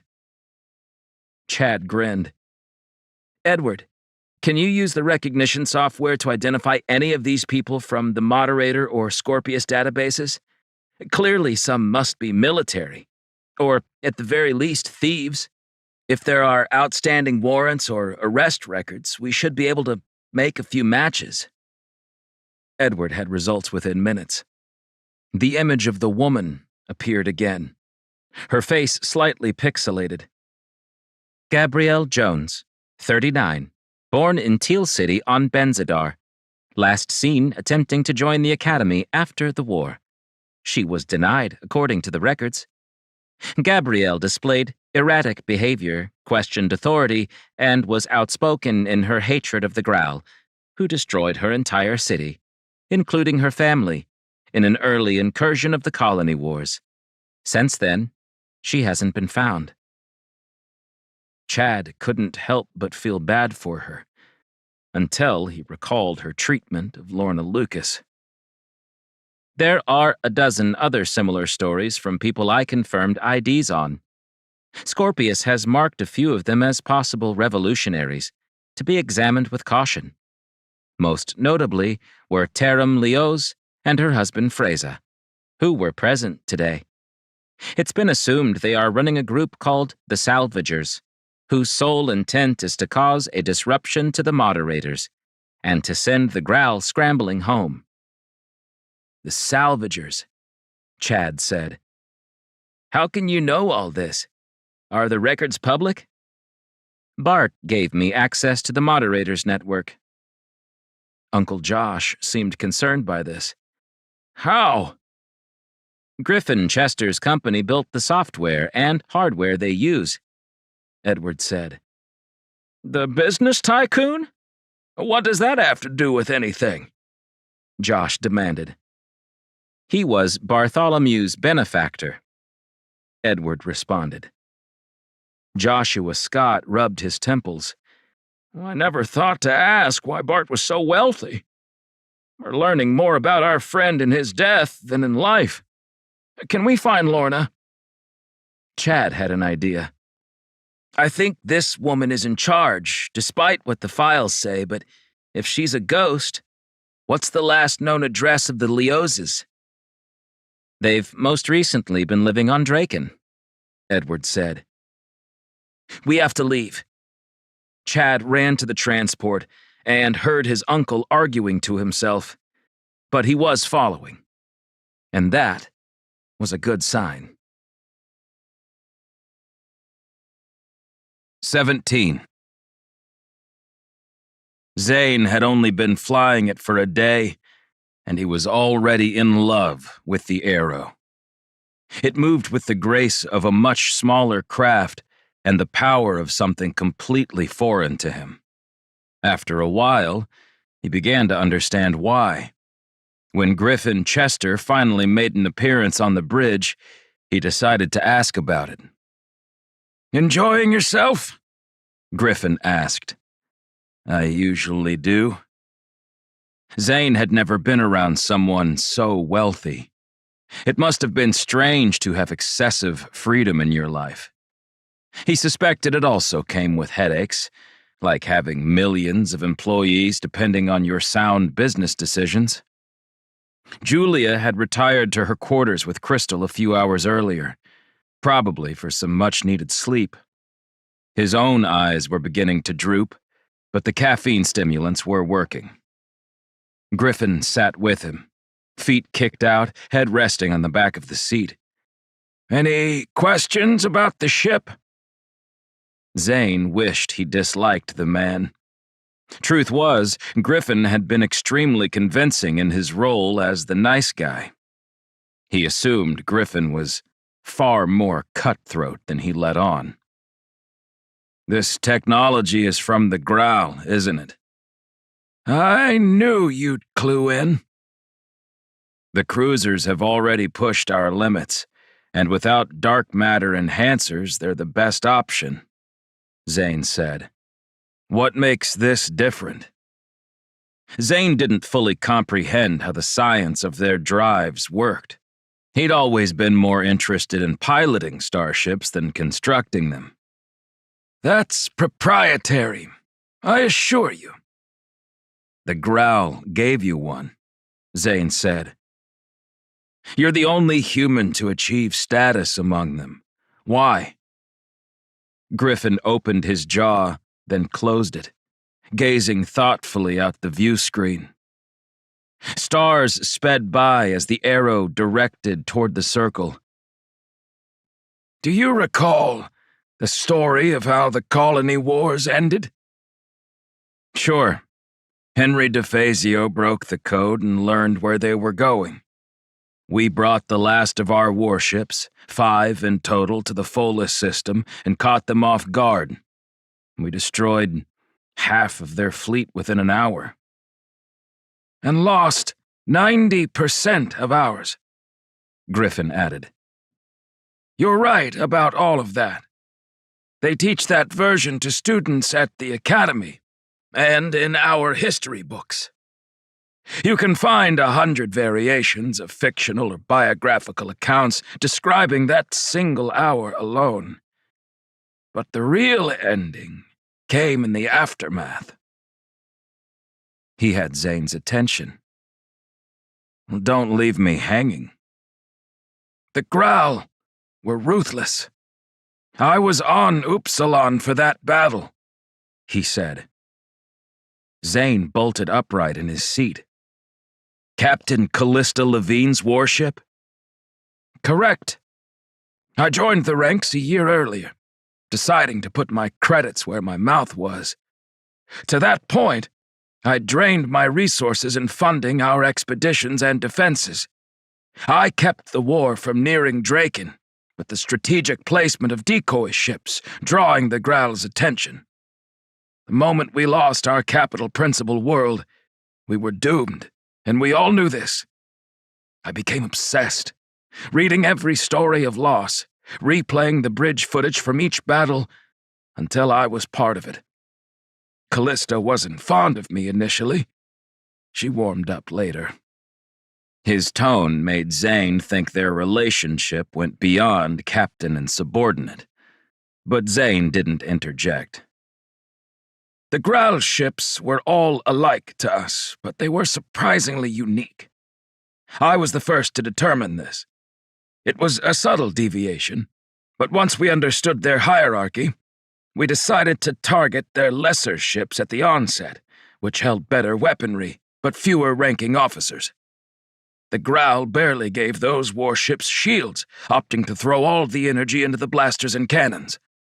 In that last battle, we destroyed their front lines within minutes, hitting them before they discovered we were there, and spent the next 45 minutes chasing their leaders through Folis space. They were in arrows, essentially, but much larger. I was Upsilon's weapons officer by then, after spending 11 months proving my worth to a difficult captain." Zane tried to imagine this rich, eccentric man in uniform during the colony wars, and couldn't. "Why wasn't it public knowledge that you were in the war?" It was my request.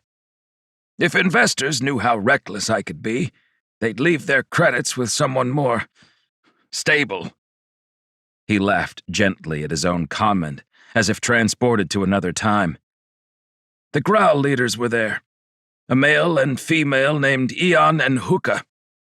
Miserable duo, but we had them in our sights. I blasted their thrusters, finally causing enough damage to dissuade the ship from attempting to flee, and we made contact." Zane activated the autopilot function and listened intently. "There we were. Captain Callista Levine of Upsilon, the hero of the war. We'd battled their fleet, disarming most of it.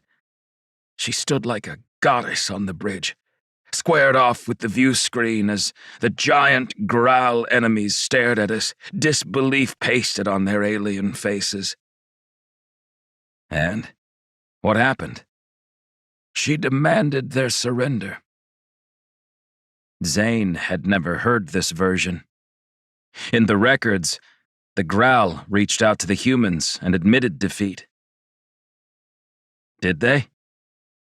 Griffin shook his head. "They agreed only if Callista fought Hookah in hand-to-hand combat." "You're kidding," Zane muttered. All this time he'd thought Griffin was telling him a true story, but clearly he was making it up. Griffin turned in his seat, and the misery in his expression told Zane he wasn't lying. "I wish I was. We arranged the encounter on Pholus, without anyone's watchful eye on us. Callista was remarkable, taking the challenge in stride. I still remember what she said when I tried talking her out of it. 'Griff, this is my chance to make a mark. I've spent 7 years chasing these monsters, and it's time to end it. If I fail, please don't mourn me.' She touched my cheek, in contrast to what was about to transpire. It broke my heart witnessing that brawl." Zane imagined a younger Callista confronting a giant growl in the field without weapons. But he had seen her in Chaucy, blowing off explosives at random, and she'd seemed quite fearless. "Callista wore her captain's uniform, and the female growl had a vest on. She had to outweigh our challenger by 4 or 5 times, but Callista was wiry. She didn't spend those 7 years in Upsilon sitting behind a desk. Callista walked the corridors, surveying each deck every damned day. When she wasn't studying footage and past battles, she trained in the gym. I had the audacity to join her once when I first arrived, and left with more than a bruised ego," Griffin said with a gleam in his eye. "How could she defeat a growl?" Zane asked. "With a ton of tenacity, and maybe a little luck." Griffin smiled. "Let me set the stage. Pholus isn't my favorite place, with the moss and marshes, but that's where we settled the war. The ground was damp, mist clinging to us like shadows. Each group was allowed 10 witnesses, and I stayed with half the bridge crew, leaving the other half aboard Upsilon, should they require a quick escape. At that point, none of us trusted the growl would actually surrender if she won. Then, why bother fighting them in close combat? Callista said it was our best shot at a resolution." "And if she lost?" Zane asked. "We would surrender to them," Griffin told him. Zane swallowed, grateful it hadn't come to that. No wonder the moderators covered this story up. "Callista seemed to fight Hookah without fear, though afterward she claimed otherwise. Hookah stood her ground, slapping her fist into the other palm while waiting for her rival to attack. Callista didn't. She just stayed there, knees slightly bent, her shoulders loose. As we all realized by then, the Graal were not a patient race. She swung a meaty fist a second later, and Callista easily dodged it, striking Hooka on her ankle with a well-timed kick. The remainder of the fight was difficult to follow, as the fog enveloped them. We heard the combat, the grunts and cries of fighting, but I was helpless to intervene. Not that Callista Levine required my assistance. Zane peered at the dash when a notification pinged onto it. They were closing in on the circle. This continued for 10 minutes, and finally the pair of them pushed through the thick, misty veil, Callista missing an eye. I rushed forward, but she lifted a hand, stopping me. They both staggered, Hooka bleeding from a dozen spots. For a moment I thought it was going to be Callista who fell, but the Graal crumpled into a heap, giving the victory to us. Griffin said. True to their word, the Graal retrieved Hooka and left Follis space. A week later, we were in discussions for the Accord, and it was all thanks to Callista Levine. Incredible. She was never the same after that. Once she learned no one would be told about the real ending, Callista vanished. I can only assume she's either dead or doesn't wish to be found because I spent a vast amount of resources attempting to locate her. Do you have any what-could-have-beens in your life, Zane? Of course you do. Good-looking fellow like you. Zane stared at Griffin Chester. Callista Levine is alive. How do you know? Because I met her earlier this week, he said. Griffin's smug expression twisted with doubt. That can't be. She's on 10, in Chaucy. Callista helped us get the coded coordinates for the ship we're searching for. A life is but a series of unexpected surprises, always coming in full circle. Accept this as gospel early, and the future becomes much clearer. Griffin quoted. Zane knew the author, a man from the initial stages of their colonization, a visionary named Prosper. Didn't he die of suffocation when the domes failed on Tyree? I like to think Prosper died of a broken heart, Griffin said. I'm going to take Callista's survival as a good omen for our journey. Thank you for letting me come along on this mission, Zane. I know we caught you off guard. Julia Rossi is a great woman, and Bart will be missed. She didn't mean to deceive you. I've asked that neither of them ever discuss their relationship with me. How would it look if the people of our colonies discovered I was wandering across the stars in search of the forever world? It probably wouldn't be great for your business ventures, Zane admitted. Why do you want to find it? The forever world. Haven't you read the book? Sure, many times. Then you recall they were invaded, and their defenses fended the enemy off. It's a story. Are you aware that we're currently being infiltrated by drones? Griffin asked as Julia entered the bridge. I've seen them, twice. I believe the people of the forever world were attacked by the same enemy that's entering our space. And the only way to ensure our survival is with whatever was used to defeat their first invasion, Griffin said. Zane let the comments float through his mind. That's impossible. Nothing is impossible, Zane. Only improbable. Now, take us to the circle so we can save our entire 43 colonies. Lorna's head throbbed, but at least they hadn't tied her up, She rolled her neck and wrists, then stood, stretching her tight muscles. The hum of the starship was clear.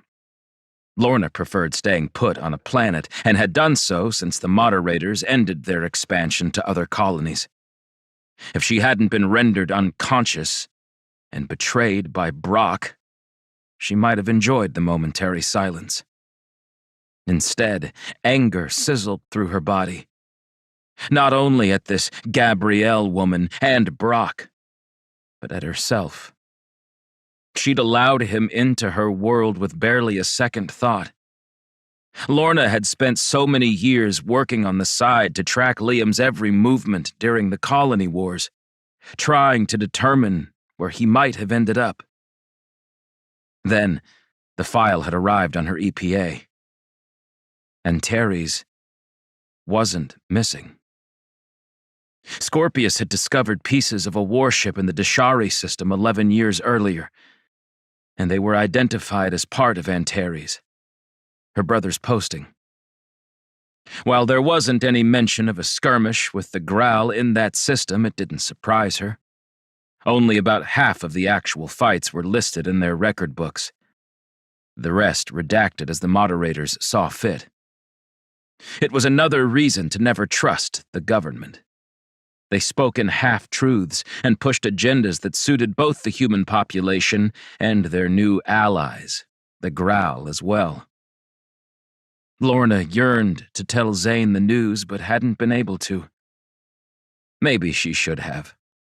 Her nephew needed closure, no matter how difficult it would be. Liam, you fought so hard for these people, and they didn't deserve you, she thought.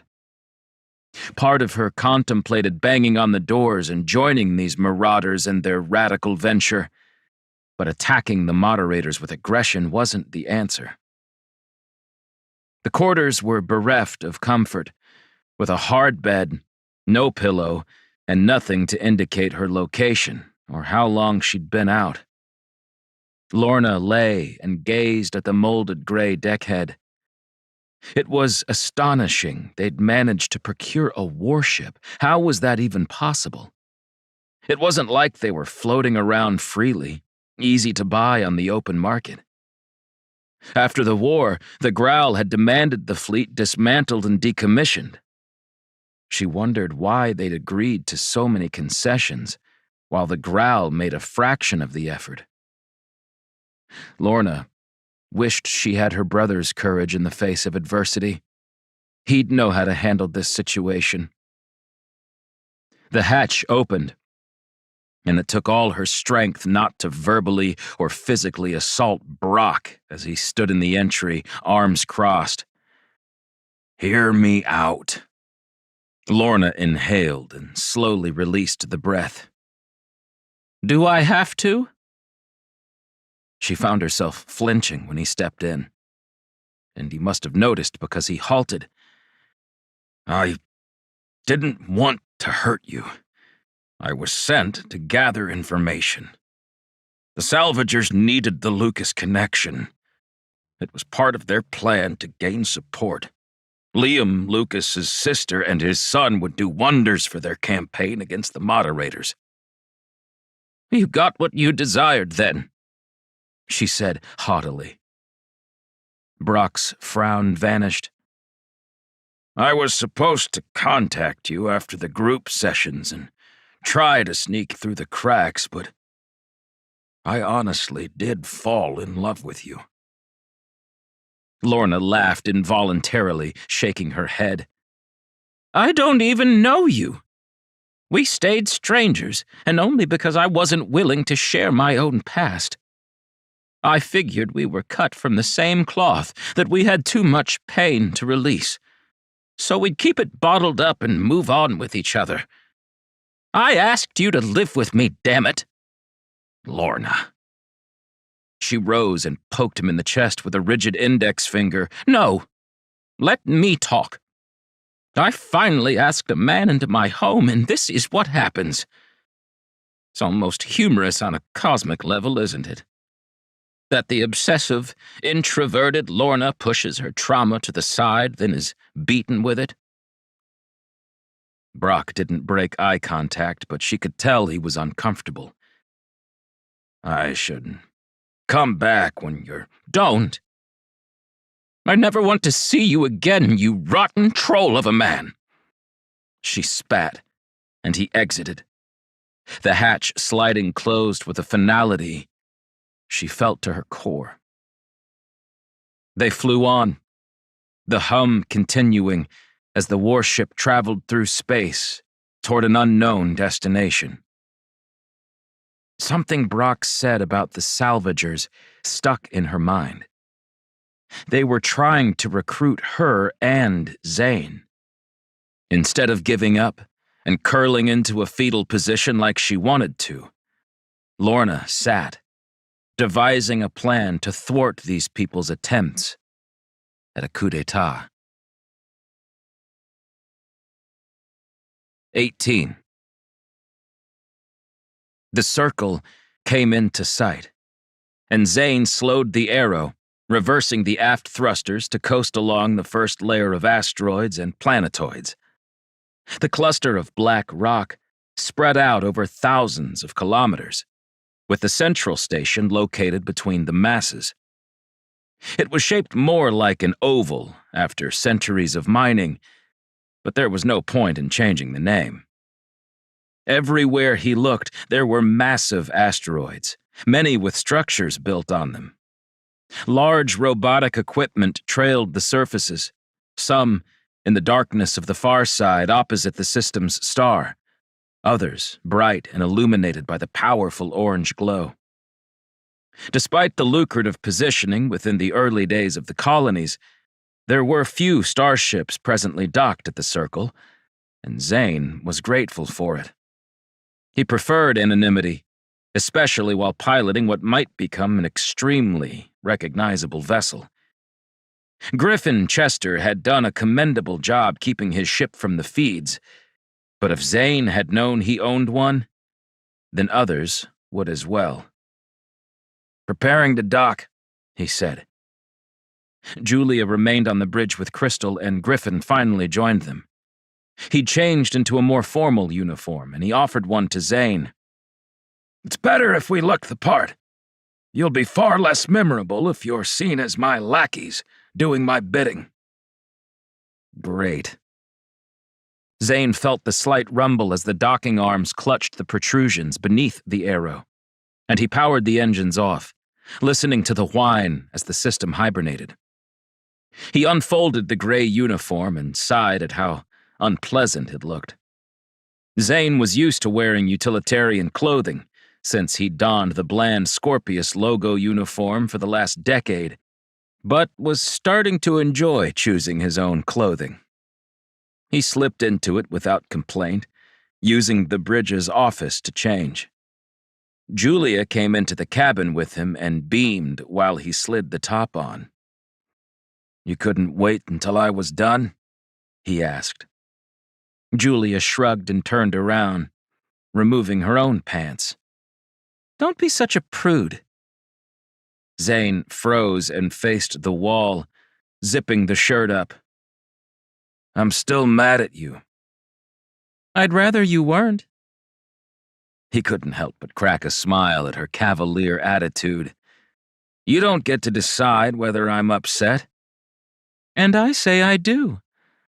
Please let it go and we can move on. So I didn't tell you about Griffin. It really doesn't change anything. Actually, it's better this way. We have an arrow, Zane, and unlimited resources." "It's not like we were hurting for credits as it was," he said, gaze still averted. He only turned when he heard the final zip of her outfit.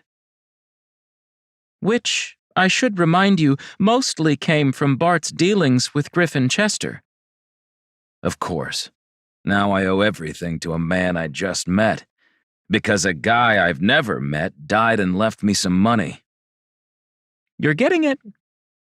Julia walked up to him and took his hands in hers. She lifted on her toes and kissed Zane on the cheek. "Forgive me?" She batted her eyelashes. "Geez, pulling out all the stops, are we?" Fine. You're forgiven, just don't let it happen again. Deal. They returned to where Griffin waited patiently. If you two are done, we have some dark matter to purchase. Griffin began the trek from the bridge to the hangar and stopped at the exit tunnel, connected to the station. I'd have thought someone of your stature would already possess a closet full of enhancers, Zane told him. And be disbanded by the moderators for breaking the law? I don't think so. I have been known to skirt the rules, but possession of enhancers falls under the first section of the Accord, since the Growl demanded we never use them. From the way he said it, Zane could tell he didn't appreciate the aliens making any such decisions. Crystal, stay on board and notify me of any issues, Julia ordered the robot. Yes, Julia, I will remain on the Arrow. Who's your contact? Zane asked as they traversed the tube, grateful the glass was blacked out. Some stations left them clear, giving an uncomfortable sensation of walking through space without an EVA. An old war veteran. You'll like Garth. Just Garth? I have no idea what his full name is or where he served, but he's a character. Julia followed Griffin into the station, and they passed a sign which triggered the appearance of a holographic woman. Welcome to the Circle, the home of production for over 12 terraformed colonies. Her image wavered, and Zane could tell it was an old model. He didn't think they'd made that version for almost 100 years. What can I do for you? Julia took the lead, walking ahead. I'm here to see Garth. I'm afraid there is no one named Garth on file. Can you check again? He has a tattoo of a bullseye on his... She glanced at Zane. Don't look at me like that, it's on his arm. The holographic woman vanished and appeared again a second later. Garthmont Archibald III lives on planetoid 9.32. Would you care to be escorted via the tunnels? Do we? Griffin asked. Yes, please, Julia answered. Proceed to Detachment Area 7. Have a circular day, she said, and vanished. What in the stars is a tunnel? The wealthy entrepreneur asked. Julia lifted an eyebrow. You've never taken one? It's an experience. After finding the appropriate location, they waited for their transport to be prepared. Two men in blue coveralls grumbled while they connected a wide metal clasp into an airlock, and it hissed as the atmospheric pressure adjusted. It's all yours, one told Julia, giving her a nod. Thank you, she called, but the pair of men was already gone. The station was quite empty, and Zane guessed they didn't receive many visitors these days. Julia entered the airlock and gestured at a pod connected on the opposite end. The design dates back to the age before Draken had been discovered, and our people were optimistic about space exploration. That being said, it's basically like being thrown from the station, with hopes of orbiting the proper planetoid. It only connects to habitable spots with gravity to create an orbit. The pod is released, and we have to hope it reaches the set destination to end up in orbit?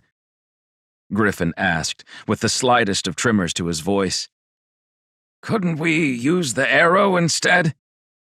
No way to land it, she said. I'm afraid it's our only option. And getting back? Zane inquired. That's easier. It has a cable system. Great, Griffin said, eyeing the cable through the round port window above them. I wonder when those fellows last greased the pulleys. Zane strapped into the pod, finding it extremely cramped. He tried to imagine being here centuries ago, when the people of Earth had finally expanded, and this station and mining operation gave them the means to accommodate their colonization developments. Considering how archaic it was to him now, it would have been extremely advanced then. The pod made 3 consecutive beeps, and they shot from the station, the straps digging into his shoulders as they flew toward a distant planetoid. Griffin paled, and Julia looked like she was just out for a stroll on the beach. Zane felt somewhere in between, but tried not to let his anxiety manifest. He thought they should have flown directly to the coordinates, without the use of the dark matter enhancers. But even with the arrow, the trek would have taken 3 weeks. After an extremely long 15 minutes, the pod activated its thrusters again, adjusting their trajectory, and he saw Planetoid 9.32 quickly filling their view screen. "We're going to smash right into it!" Griffin shouted, and it did appear that way. "Don't be so jumpy," Julia whispered, but even she squinted when they didn't seem to be slowing. A burst of blue suddenly darted from the front of the pod, slamming Zane into the straps as they eased velocity. They floated to the misshapen hunk of rock and began to rotate around it. "Now what?" Zane asked. "We hope Garth's home."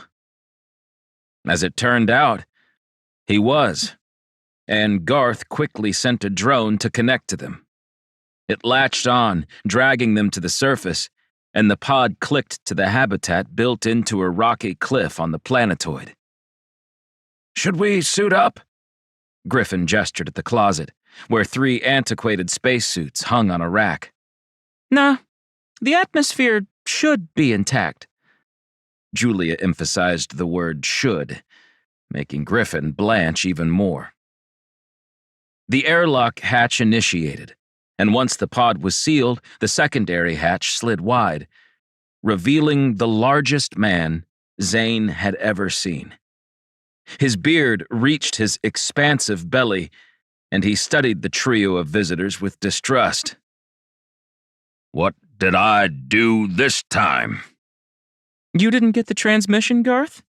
You've won the award for the handsomest Circle colonist, furnished by the one and only Griffin Chester of Unity Enterprises."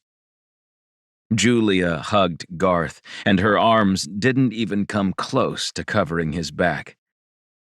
"Julia Rossi, as sassy as ever.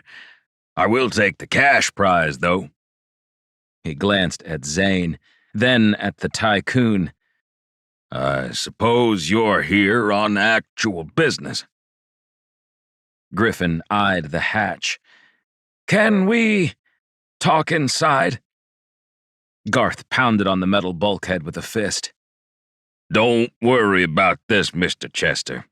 It's held up for centuries. I'm sure it'll last another hour." He smiled and laughed deeply. When he stopped hitting it, an alarm sounded and Garth's voice trailed off. "Excuse me. There seems to be an error." He used a monitor beside the hatch, and the alarm's monotonous tone ended. "See? Good as new." Zane gawked at the interior of the domed habitat. He'd read about asteroid living while waiting for a mission in the Scorpius freighters, but it had only briefly touched on the actual home itself. "Care for a tour?" Garth asked. "Please." Zane viewed the surface of the planetoid from the thick polymer window and was surprised to find old mining drones roving through the regolith. "You're still mining?" "Sure. I could live another 10 lifetimes and have nearly enough materials to heat this place. It's quite the extensive process. But I won't bore you with the details of the decantation, filtration, or centrifugation." Garth didn't look like a chemist, but he sounded like one. "Thanks." "I keep the processing facility on the sunny half, though that changes with our orbit of the star. Better to have my habitat across the terrain, away from the dangers, should something explode. Garth laughed, a booming sound. Does that happen often? Griffin asked. Not in a while. There are countless cautionary tales from our early years settling the circle. We've learned to perfect our daily rituals. You do that when your lives depend on structure and routine. Garth waved them farther in. Come, let's check out the greenhouse. They passed through a plastic curtain, the other end dripping with condensation. It's colder than my ex-wife, so we funnel heat from the processing plants in tubes below the surface. The rock is actually quite pliable, so digging wasn't too difficult. Zane strolled with Julia in front of him, eyeing the various vegetable plants. You must have 40 varieties of food. 51. Garth plucked a green bean and tossed it to Zane. It's pretty tasty, too. Zane bit into it and nodded his agreement. They moved on to the second story, where a nice white kitchen centered the round level, with quarters on the left. A living room set to the right, and it sank a couple of feet, with a massive polymer window, making it look like 5 nearby asteroids were lingering in his backyard. The effect was disconcerting. But the longer Zane peered at it, the more it grounded him. Griffin didn't seem inclined to stare into the abyss, and he turned from the view, opting for a seat facing the countertops. Nice place, Zane told him. How long have you lived here? My entire life. Well, that's not true. I grew up on a neighboring planetoid until my parents realized there were other colonies with actual water and heat you didn't need to process. I stayed until I joined the war efforts and came back the moment the accord was struck. Far as I'm aware, the Growl aren't aware we exist out here at the Circle, and that suits me fine. He went to the kitchen, and Zane smelled a drink akin to coffee brewing. A minute later, Garth returned with a pot of thick, black liquid and offered them each a cup's worth. Griffin was the only one to decline. Rumor has it you're in possession of dark matter engine enhancers, Griffin said. Julia frowned and gave a look that suggested Griffin leave the talking to her. I don't know what you're going on about. I'm but a mere survivor on the Circle, struggling to live each day while... Garth had a smile and stopped when Julia cut him off. We're in the middle of an important mission, Garth. How important? Let's just say even the Circle might be in danger if we don't succeed, she said. Garth combed his big fingers through his dark beard. You don't say. We're desperate. The trip will take us 3 weeks, but we have to narrow the gap. And how much are you seeking? They all looked at Zane. His knowledge was more theoretical than practical, but the enhancers had been used during the war to evade the enemy and bring warships into hazardous parts of space to surprise the Growl fleets. I'd say 5 micrograms should do it. Garth's mouth twisted down. 5? We'll take 20, Griffin said. Zane did the math and shook his head. We can't possibly trust it won't tear our ship apart. Then we'll use 10, and add more if the hull holds. Griffin had regained his color, and seemed the usual self-assured entrepreneur again. Garth peered at Julia. This is serious, isn't it, Rossi? Extremely. Does it involve the Growl? We don't think so, she answered. I'd like a second shot at them. They aren't the issue, though they've hampered us for long enough. I believe this new enemy is the reason we've encountered so few races. They're presently coming for the members of the Accord, probably hoping to eradicate both the Graal and the humans in one silent attack. We won't allow that to happen." Griffin sat up straighter. "You mean it?" Garth asked. "I spent my days building a fortune, trying to create a lasting impression on our people, all for my pitiful ego. After my experiences in the war, I've been humbled. My sole mission is to protect them and to stop this incoming adversary by any means necessary. If I have to risk being torn apart in the Arrow, I'll do it." Zane swallowed. "How about we find out if Garth actually has any before we start talking about imploding?" Do you? Julia asked hopefully. "I have something even better. Come on, let's visit the plant." Instead of risking an EVA or rover across the surface, Garth led them to a tunnel beneath the 4-story habitat. Though it was sealed and filled with breathable atmosphere, he still requested everyone don a pressure suit. Garth's suit must have been custom created for his bulky frame, and he needed to crouch while walking through the tunnel, which was nearly 7 feet tall. "How far is it?" 1.3 kilometers, Garth said, taking the lead. The tunnel was pitch black, but the suit had built-in lights, which bobbed and shone against the darkness ahead. Occasionally, Zane noticed a decline or incline in the floor, but it remained mostly a straight shot to the other side. They didn't speak while strolling, and Zane welcomed the quiet. That he was currently traversing a planetoid in the fields of rock in the circle wasn't lost on him. Eventually, they reached the airlock hatch, entering the decontamination chambers in pairs. Any amount of fine dust could affect the machinery in the processing plant, and that would mean certain death for Garth. The plant was far bigger than Zane had pictured. Robots of every size moved about the facility, with a handful of older models that resembled people, rather than faceless, sexless metal figures like Crystal and Edward.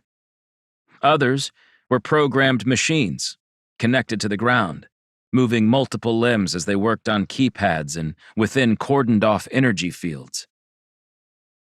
"This is incredible," Griffin said. "And I thought you Circilians were living like drifters in caves." Garth peered at Griffin but didn't comment. "Julia, I've designed something that might help you." She followed him to a closed hatch, and he covered the screen with his back, typing a code. It whistled and slid wide. "Be careful. The materials are extremely volatile. And it's best if you keep the pressurized suit on, for your own safety." Zane entered through the spherical opening and gaped at the materials contained in the center of the laboratory. "Dark matter on its own isn't really an issue. It's what happens when we've tried to process it. You've all heard the tales on the early days of interstellar travel, where private companies attempted to rush their engine cores in order to be the first to pass into another solar system. Most experiments turned absurdly wrong, due to improper dark matter storage and alterations. They eventually realized the stuff was best used in tiny, powerful bursts, aiding our thrusters. This also allowed the engines to not overheat once the great minds reinforced the drives with teleminium." Zane listened with interest as the giant of a man gave a lecture on the subject. "I won't get into all the history, but I've developed a way to harness only the elements that bond with the engines we're currently utilizing," he said. Zane had assumed Garth was a black market trader, not a chemist designing his own enhancers. How do they work? Julia stepped to the containment field, crouching for a better view. Zane did the same, noticing the black tendrils shifting within the cylinder. The foundation hasn't changed. You have to manually place them in the tanks, and they'll adhere to the trihydrogen molecules. Are they more powerful than before? Zane asked. Garth slapped him on the back, nearly sending him into the cylinder. My friend, they're 100 times as potent. What kind of starship are you flying? A modified cruiser? Freighter? An Arrow, Zane told him. By the stars, you're going to live up to that name. Add a drop of this and let loose the bowstring. Garth broke into a bellowing laugh. Where in the universe did you... Oh, yes, I forgot. We were in the esteemed company of Mr. Chester. Garth gave a slight nod. I'll run the numbers, but I think we can get you to the destination a lot sooner than you'd expected. How much sooner? Griffin asked. Garth stared at the shifting black energy he'd contained. 3 days? That'll still leave us over 2 weeks out, he proclaimed. No, you misunderstand. With this... Garth gently tapped the energy field with his gloved finger. You'll arrive in 3 days, not shave 3 off. Hansen walked through his hotel suite, sensing his luck was about to run out. The girl from the bar hadn't contacted him in days, and when he'd asked after her in the lounge below, they claimed no one named Bell worked there. It didn't make sense. He checked his EPA and confirmed the date and time for the meeting she'd invited him to. The first day or two had been nice, relaxing in the spa-like accommodations, but after a while, he'd found himself missing Jen. When he reached out, she told him she needed space. Space. The ultimate in breakup lingo. Hansen left the hotel, and the tablet blinked with a survey of his recent accommodation. He ignored it, now realizing an entirely different dilemma. He had nowhere to sleep tonight. If only he hadn't spent all those credits on the ring. Perhaps he could ask for it back and pawn it for credits. That might tide him over while he figured out a plan. Someone would want to hire an archivist, especially one with experience working for the moderators. He'd have to make up an excuse, a reason he'd been let go, and ensure they didn't holograph Marg for a reference. Hansen activated his EPA, clicking the location Bell had supplied, and found it didn't show. Instead, a pop-up hologram appeared from the screen. Are you alone? Yes, he verbalized. Do you wish to join our meeting? The words flowed in a line, vanishing one after another. Hansen experienced the slightest hesitation, then spoke. Yes. A black map darkened his display, and a single yellow dot shone near the banks of Draconis. That also disappeared, leaving Hansen quite bewildered. Hello? He rotated the device, but it was normal, no longer hijacked. He'd been in programming his entire career and hadn't witnessed something like that before. He had an odd thought and wondered if this clandestine group was behind the attack on the moderators. Were they at fault for his dismissal? Surely Marg would suggest Hansen himself was to blame, since he'd ignored the warning signs. But if no one had attempted to hack their network, then he'd still be employed, and Jen wouldn't have dumped him. Anger tightened his chest, and Hansen made a decision. His feet carried him through the courtyard, past the moderator tower, and farther from the core of Draken.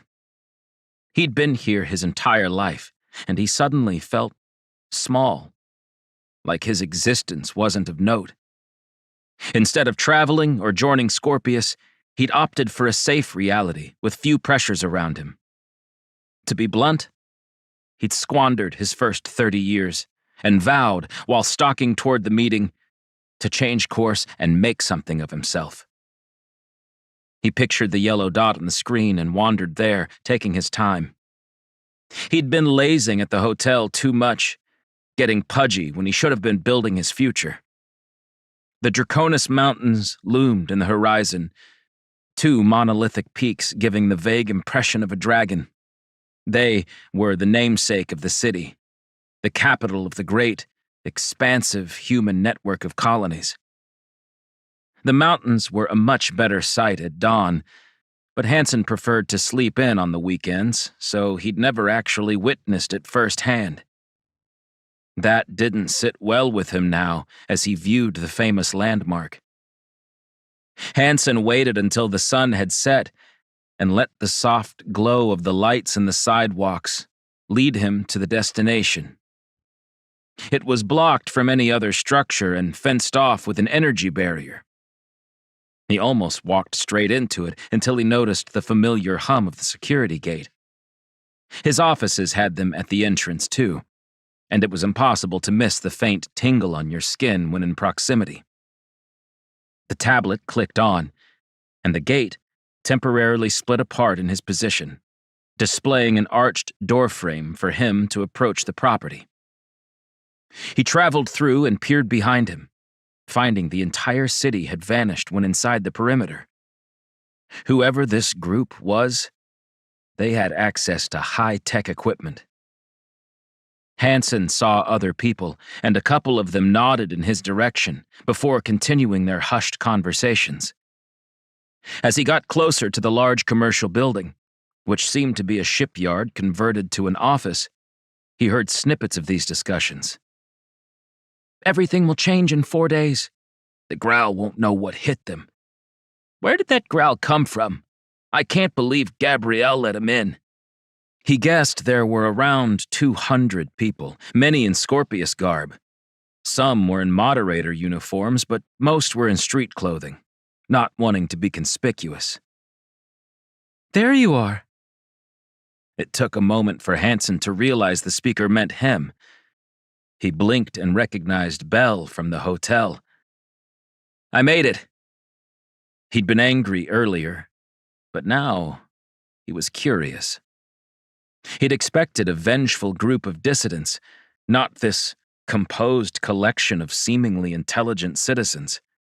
That was enough to disarm him. There's someone I'd like you to meet, Bell said. Hansen had no option but to follow her, and did as they navigated the crowd, which became denser within the building. He nearly toppled over when they stopped at the room's border, coming face to face with a growl wearing ceremonial armor.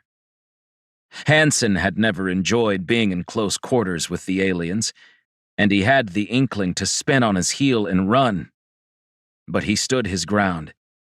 Maybe because Belle was there, her warm hand on his forearm. Dardos, this is Hansen. He's going to help us with the network. I am? Hansen asked, and the growl smiled, his sharp teeth flashing white. Good. I have the office prepared. The alien rose, and his sheer size dwarfed Hansen in shadows. Hansen glanced at Belle for support, but she only watched while the alien warrior escorted him into a room. The massive man gestured to a desk with a single chair. This is it. What am I supposed to do? Shut down the moderator's network. Hansen thought this must be some kind of joke. That's not possible. You have the knowledge, Hansen. We knew you were the one when we sent the probes into the system while you were on duty, the growl said, his voice like molasses and rocks. The salvagers have waited for an opportune time to break the moderators apart, and it's come to fruition. You will be hearkened a hero of the moderator wars, and when my people leave, all of mankind will cheer, showering you with affection. Because, Hansen, you will have freed them of the accord. Hansen puffed his chest, tilting his chin upwards. A hero, he whispered, and glanced at the terminal. Let's see what I can do. 19. Zane watched as Julia closed the fuel tank hatch and secured it. Done? I sure hope so. Julia, usually composed, was nervous, and it showed. They'd said their goodbyes and thank yous to that bear of a man, Garth, leaving his lab behind after negotiating for the supplies. It had cost Griffin an absurd amount of credits, but he didn't flinch at the sum, claiming the price for humanity's survival was cheap at 1,000,000 times that. Not in front of Garth, mind you. The Arrow was already detached from the Circle's docking station, and when they returned to the bridge with the empty containment field, Zane pushed the ship from the dangerous collection of rocky celestial bodies. Griffin excused himself, claiming the need for a rest after the day's adventures, and when Zane suggested Julia do the same, she plunked into the seat beside him. Do you believe Griffin's theory? About the drones being sent by some distant alien that once attacked the Forever World? Zane grinned at how ridiculous it sounded when spoken out loud. He's probably half right, but the whole imaginary angle has me doubting its credibility. It's a book, Julia. Who wrote it? She asked. What? Who wrote The Forever World? Zane stared at her while thinking about it. I've never seen a listed author. Crystal! Julia called, and the robot arrived on the bridge a moment later. Yes, Julia. Who wrote the children's book The Forever World? She asked. There is no known author, Crystal said with a feminine intonation. Give me a second. Zane left the ship on autopilot, not trusting the enhancers yet. Garth had recommended they let the substance merge with the fuel for 2 hours before pushing the engines. Zane rushed through the corridors, and once in his quarters he searched his duffel, bringing the book out. Its spine was creased from his countless reads, and the cover had tears. The author wasn't listed on the exterior or inside. He took it with him, returning to the bridge, where any details on the text was on the left view screen, blocking their view of the Circle System's largest planet. Anything interesting?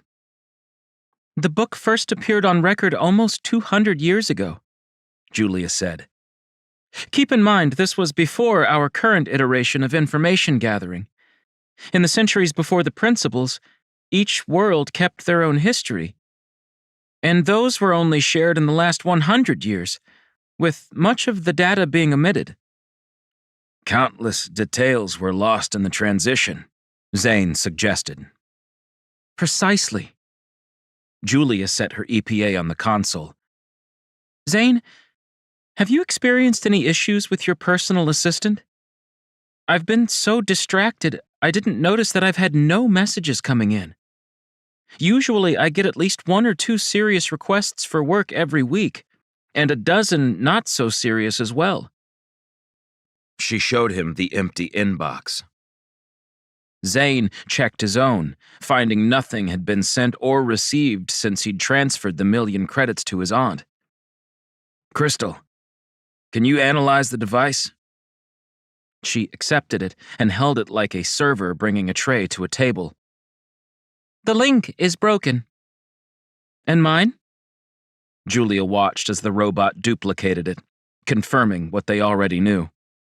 It is also severed. How would someone do that? Did they access our tablets? Everything is linked through the moderator's network. I would assume that's the source, Crystal told them. Zane was far from a whiz with this kind of technology. If he had an issue, one of Scorpius's many technicians would just fix it. Julia, do you have any way to reconnect us? She shook her head. No, but Crystal must. I do not have the permission. Crystal jolted when Julia opened her panel again. Give me a minute. There are still a couple of restraints I forgot to remove. She stuck her tongue out while using a small screwdriver on the control panel within the robot's chassis. Crystal's smooth, round face shone, and she took the EPA again while Julia closed the panel, latching it. The robotic fingers moved so fast they blurred as she typed, and within 5 tense minutes, she was offering it back to Julia. She did the same with Zane's, and he grinned when the messages began flooding in. Zane read the first transmissions from Auntie Lorna, and he found they quickly escalated into panicked pleas for him to contact her. Julia scrolled through hers and eventually met Zane's gaze. Joshua Scott sent me one last night. Read it. Dearest Julia, I fear the worst since you are not responding, but I pray you regain access and will find out what's been transpiring. Lorna Lucas visited Earth, demanding to be brought to Zane. I obliged to the best of my ability and left with Chad and Edward, but when we tracked you to Polonius 4, Lorna searched while we waited at the beach. She and her partner never returned. Upon Chad's insistence, we are heading to Draken to investigate a group we believe is responsible for their disappearance. The Salvagers seem to be a dangerous bunch, and I'm wondering if they're the reason I have been unable to contact you or Zane. I hope this finds you well, and remember you have friends who miss you and want you to come home. Your attorney, Joshua Scott. She lowered the screen. Your aunt is gone. Zane reread parts of the message and cringed. They were on Polonius because we swapped IDs with those 2 criminals. Your quick decision cost us a lot of trouble. I'm sorry, she said. What do we do? Zane glanced at the star map, where the location of the secret ship remained on the 3D image. Lorna was in danger, but he had to consider Griffin's dire warning that they were about to be attacked by an influx of remote-controlled drones. If he hadn't seen them firsthand, not once, but twice, he might have given up on the mission to save his aunt. His training from the academy echoed in his head. The safety of the masses outweighs the few. If offered the choice, when engaged in battle, you protected the majority, not the individual. As much as it pained him, Zane selected the route to the coordinates they'd worked so hard to retrieve. He knew they might come out empty-handed, considering the information had been stowed away 23 years earlier. But they had to check. With the enhancements on the Arrow, Zane tried to convince himself they could still find Lorna when this task was completed. We shouldn't have left that tower in Chaucy intact, Julia huffed. You want their blood on your hands? She lost all of her usual smugness and sat up, turning to stare him in the eyes. Zane Lucas, are you saying I can't make tough choices? I'm not a pushover and never have been. If someone is coming for me or the people I love, I will cut them. Zane saw a new side to Julia Rossi, one that he'd been expecting to materialize for days. I can tell. If you'd mind focusing that energy on our enemies, we might stand a chance. While they waited, Zane pushed the regular in-orbit thrusters, sending them in the proper direction, and returned to his thoughts of the forever world. The author clearly had some insight, if the place actually exists. Or we're chasing a lead that will only end in disappointment. It wouldn't be the first time, she said. Since they had a while to kill, Zane decided to learn more about the woman he'd been partnered with since leaving Earth. He also needed to distract himself from worrying about his Auntie Lorna. What was your biggest miss? Miss? A job you were hired for that failed, he said. Julia's nose wrinkled while she thought, and Zane drank from his water bottle, wishing he had something warmer. Instead of bothering Crystal, he used the computer to request a coffee from the galley. According to the program, Griffin Chester's Arrow had a fully stocked kitchen and a few robots inside to prepare anything on the limited menu. He ordered after conferring with Julia. I was 19, she said, and almost shrugged her eyebrows. I know. It couldn't be that long ago because I only look 22. 23, tops, he added. I had to prove myself, but leaned on my father's connections for a while. It annoyed me to have to resort to his contact list. The young always think they have all the answers, don't they? She laughed lightly, while the coffee was delivered by a thin robot, who left without comment. The ignorance of babes, Zane quoted. I lied to the dealer, said I was insured by the moderators, and quoted him far too little just to secure the job. What was it? A relic from the early days of Pholus, she said. A religious artifact? You know it. What was the item? It was said that the people who'd terraformed Pholus came across a god while they were digging in the clay grounds in search of a deep water source. He escaped from the depths of the mantle and made himself known to them each, personally welcoming them to his planet. In the centuries since, scientists had debunked the theory, claiming it was actually a gaseous substance that had been trapped below the surface for millennia. The locals shunned such nonsense, and the population couldn't be told otherwise. They prayed to Nebulus and were extremely devout. A journal, she said. Back then, the terraforming crew couldn't risk using electronics out in the field. The particulates being dredged up would short anything. Their EVAs were also at risk, so they'd leave the protection of their habitats one at a time, surveying the land with notepads. Hence the journal. Zane sipped the steaming drink, tasting the best cup he'd ever enjoyed. It went missing shortly after the first wave of colonists arrived. Nearly every one of them experienced the same message when visiting the fields, which had begun to fill with monuments. Some believe it was stolen by heretics and burned, but this collector had it on good authority it was concealed within a storage facility orbiting their smallest moon. Zane remembered what he'd read about the terraforming sites in the early inception of their expansion, and they usually kept the supplies in space in case of catastrophe on the surface. When dealing with a new planet, the transformation process could take decades to complete. The change of atmosphere could cause terrible consequences, mostly in tectonic matters or weather patterns.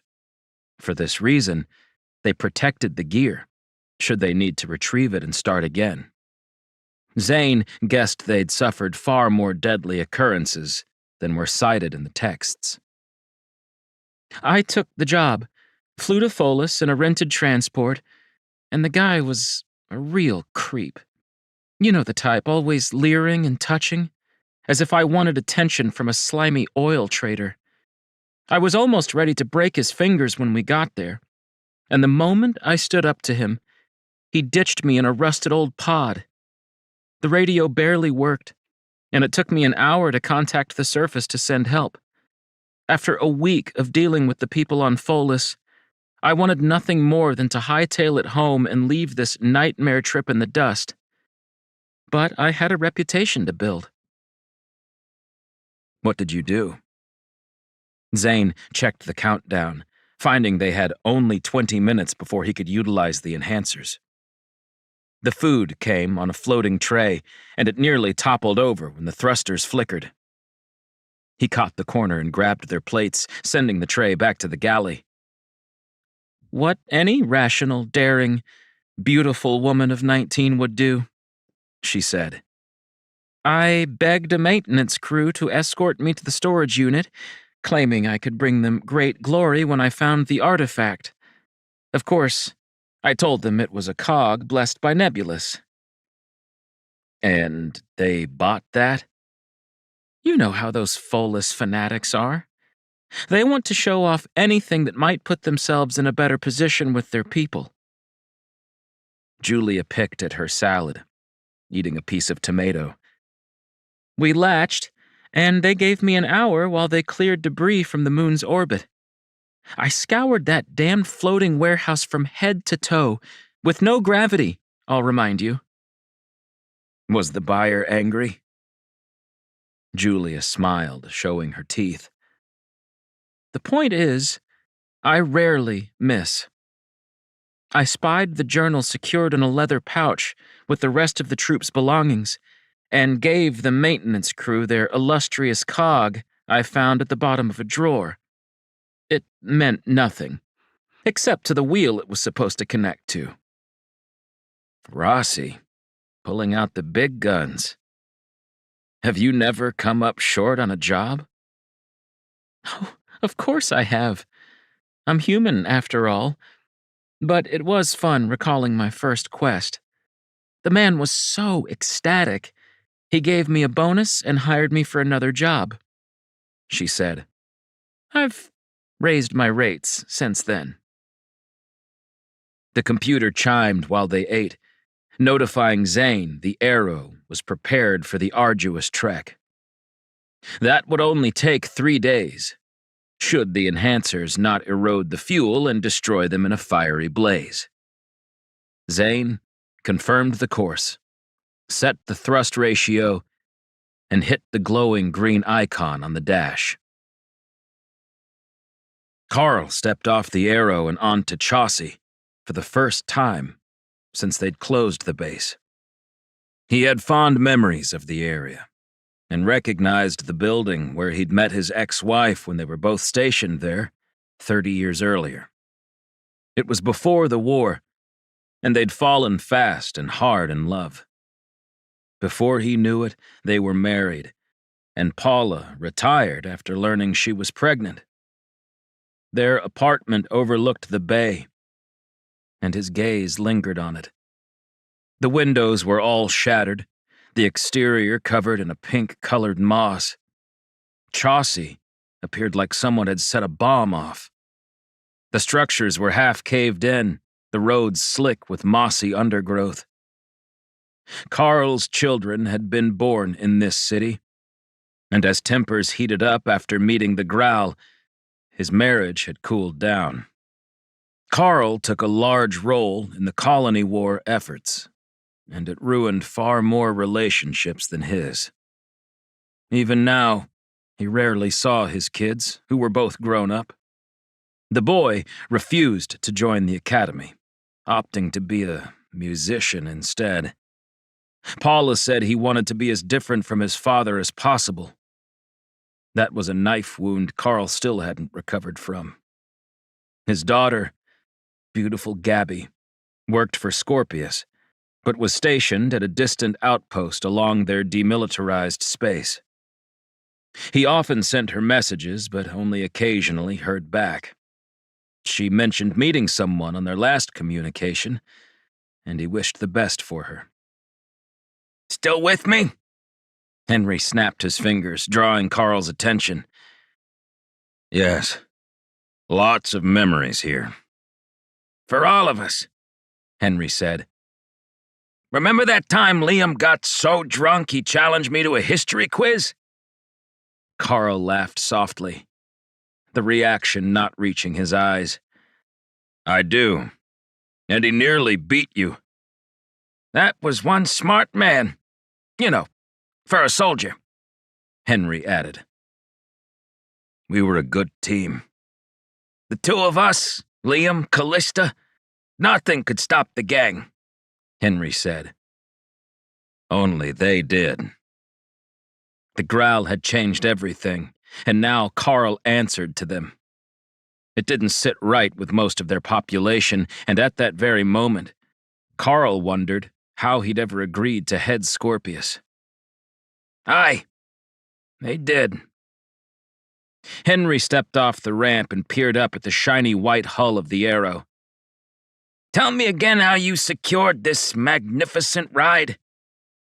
Seemed a shame to leave it parked in the moderator's garage. The Growl built it for us, and no one ever uses it. High Moderator Young has her hands full anyhow. Won't you get in trouble? Henry nudged him with an elbow. His friend looked much better after a long shower and a change of clothes. He'd shaved, and with a haircut, he almost resembled the version of the war hero Carl had known ages ago. It's over after this, Henry. Either we're destroyed by a fleet of alien drones, or I retire. I'm done dealing with the Growl and the blasted Accord. We knew better, but we'd all seen too much death and destruction. When Liam vanished, and Callista, we had no choice, did we? There was always a choice, Henry said. But circumstances demanded we do what was necessary for humanity. It's the burden of the great, isn't it? Great, Carl muttered. I have done nothing truly great in my life. He stared at the empty husk of a city. Yet. Henry went ahead and Carl joined him, walking the streets of Chaucy like they were ghosts in another period. He saw the people as they'd once been, marching through the city on military drills, ships flying overhead, robots carrying crates of supplies from shop to shop. When he blinked, the apparitions dissipated, leaving him in a cold, dark place. When did we get so old? Henry asked while they walked.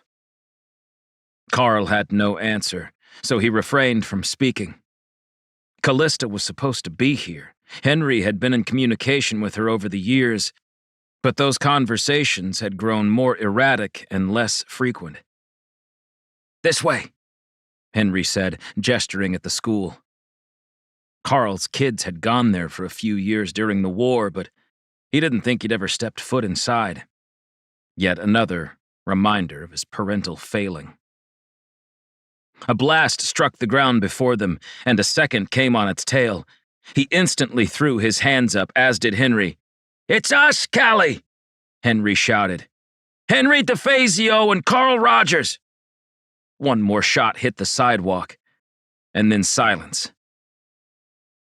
Carl watched the entrance, and a billowing flurry of dark robes and a deep cowl appeared, filling the doorway.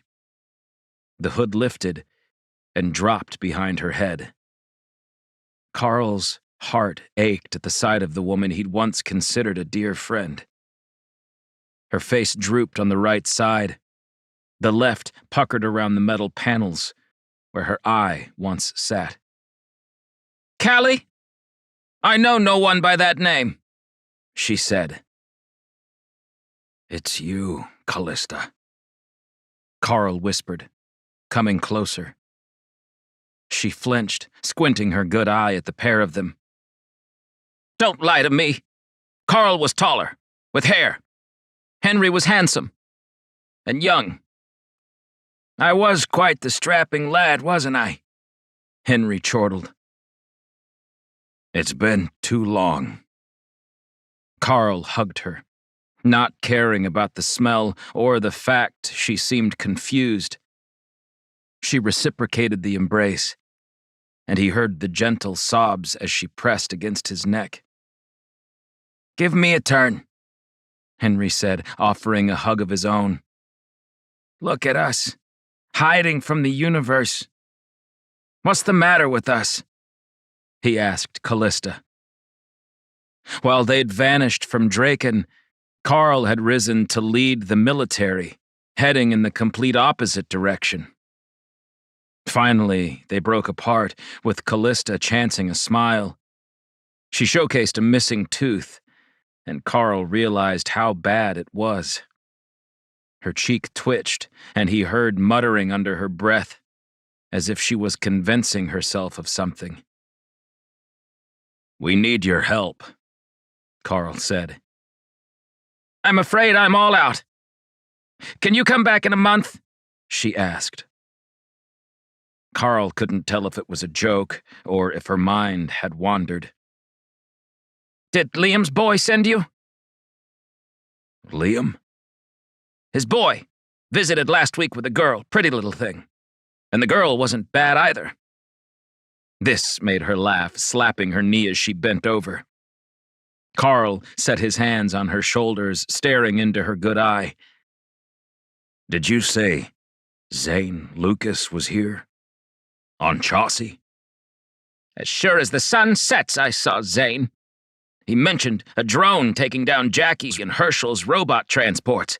Then I blew some stuff up while they tracked a computer from Gabriel Jones, evil man." Carl tried to process the information. "Zane talked about drones? That's what I'm here for." "I don't have any." "What?" "Drones." Carl sighed in frustration. "Callista, what did Zane want with a computer?" "It was from the military base. Gabriel stole it all, and Zane needed the archived files." "I already told you this, Carl," Henry said. "But we didn't have confirmation they'd come. What does it all mean? Does it have anything to do with the drones?" Carl asked. "I don't see how."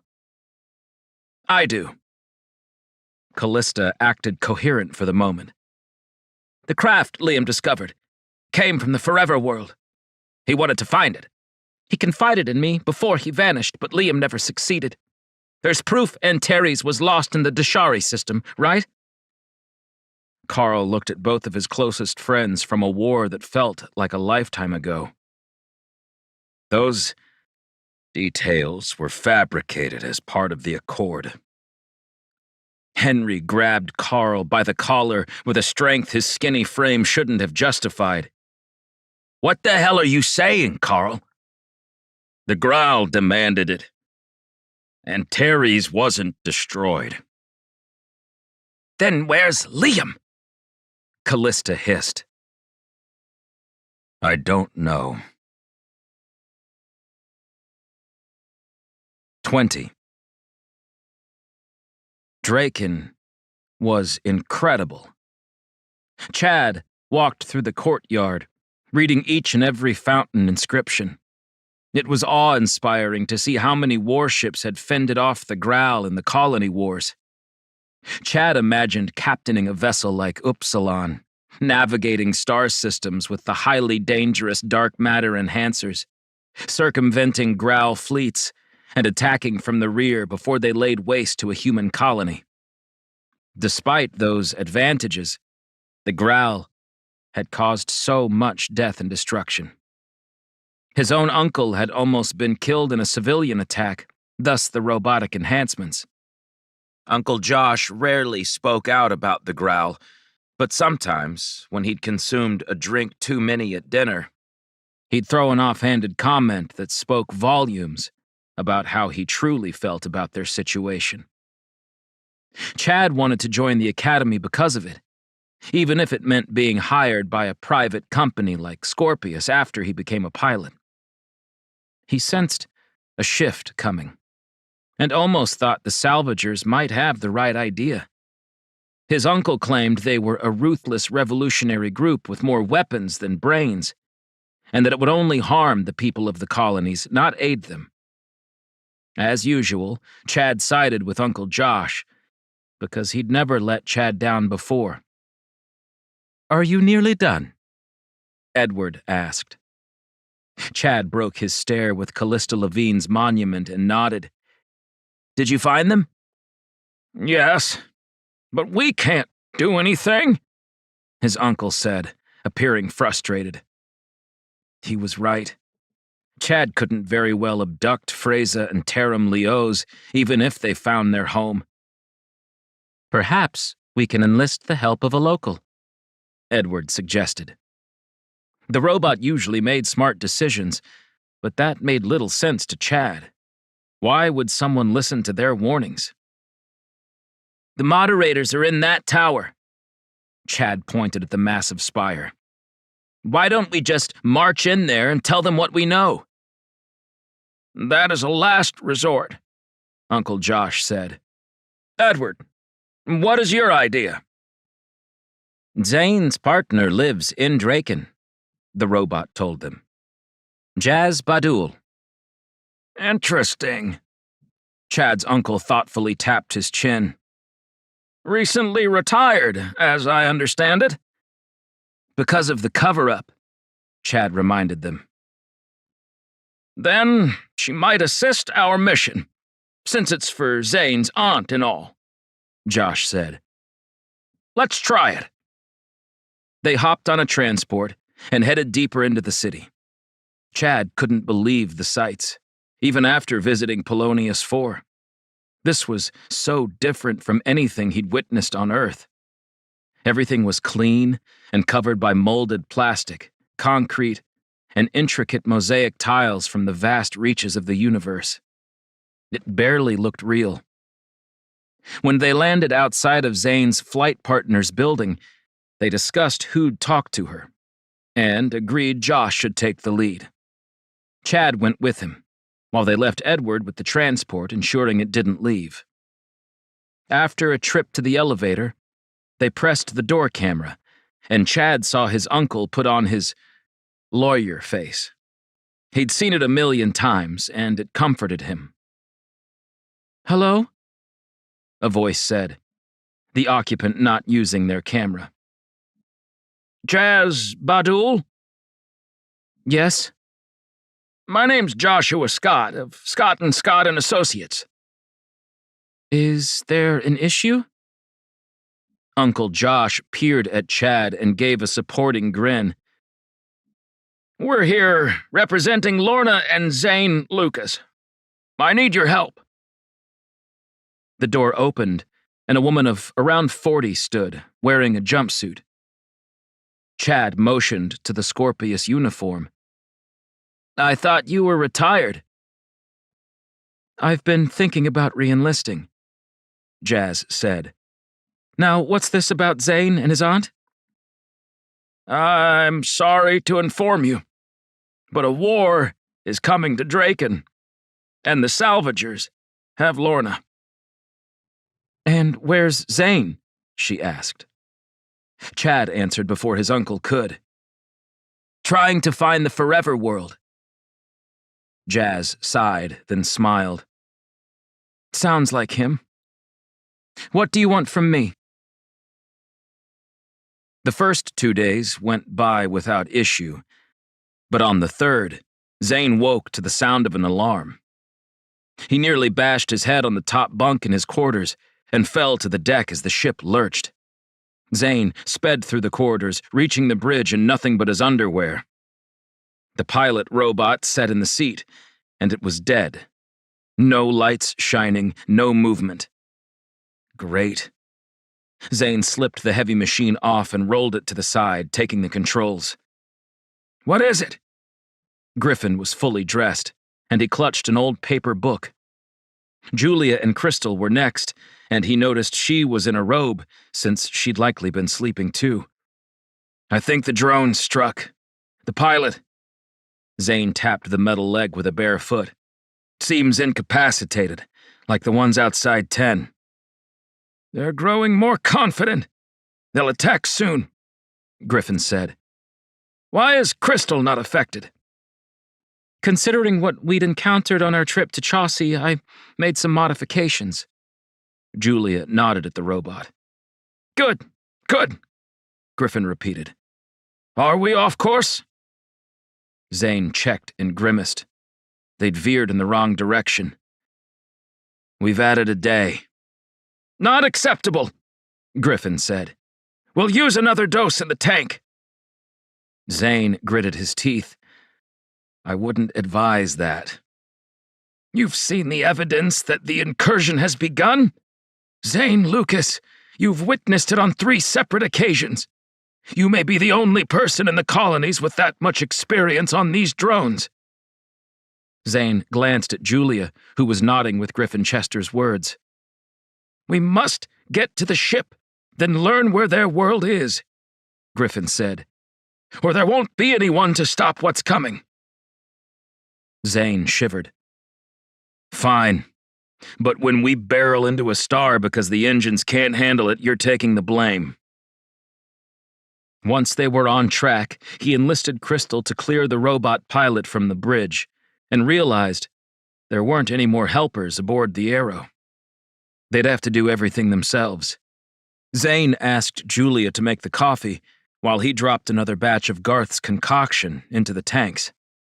This time, they didn't need to prime the engines, since the rest was already mixed in, and the results were nearly instantaneous. 3 hours later, they were gathered on the bridge, eating sandwiches Griffin had haphazardly thrown together. He took a bite and peered at the tycoon. What kind of meat is this? I couldn't tell. The food's all labeled with barcodes. The rich man shrugged and chewed another section of his meal. The newly tabulated estimated time of arrival's ready. Zane sent the results onto the view screen. 4 hours? Julia almost dropped her plate. Are you kidding? As long as the structural integrity of the Arrow holds up, he muttered. Zane contemplated the steps it had taken to get to this point. He discovered a drone outside the Orion system while on a routine patrol with Jazz at his side. They destroyed her cruiser, making him think they'd killed his partner. In reality, they had attempted to murder her outright, and would have done the same to him. It was easy to forget this, but Griffin wasn't lying when he urged expedience. These drones would wreak havoc should they let loose on the colonies. After Jazz's accusations and the brief smear campaign against Zane on the feeds, he'd been contacted by Joshua Scott, advising him a deceased stranger had bequeathed his fortunes to Zane, all because Bartholomew Carnell had crossed paths with his father over 2 decades earlier. During the war, that wasn't enough. He did desire to locate the Forever World, and it turned out that Bart's gut instinct was correct. With Julia's help, they'd done the unexpected and were mere hours from reaching an alien vessel. Before the Growl, humans were confident they were alone in the universe. The Fermi paradox, a thing of the history books. If what Griffin implied was true, then the drones came from a third race, and the ship Zane currently headed for was a fourth. Their universe was quickly expanding, and something had to give. Speculation raced through his mind while the Arrow soared at record velocity, and eventually, they pressed into the barriers of the distant region of space.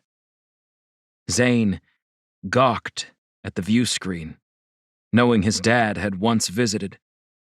Every part of him assumed they'd find nothing out there, that the vessel would be gone.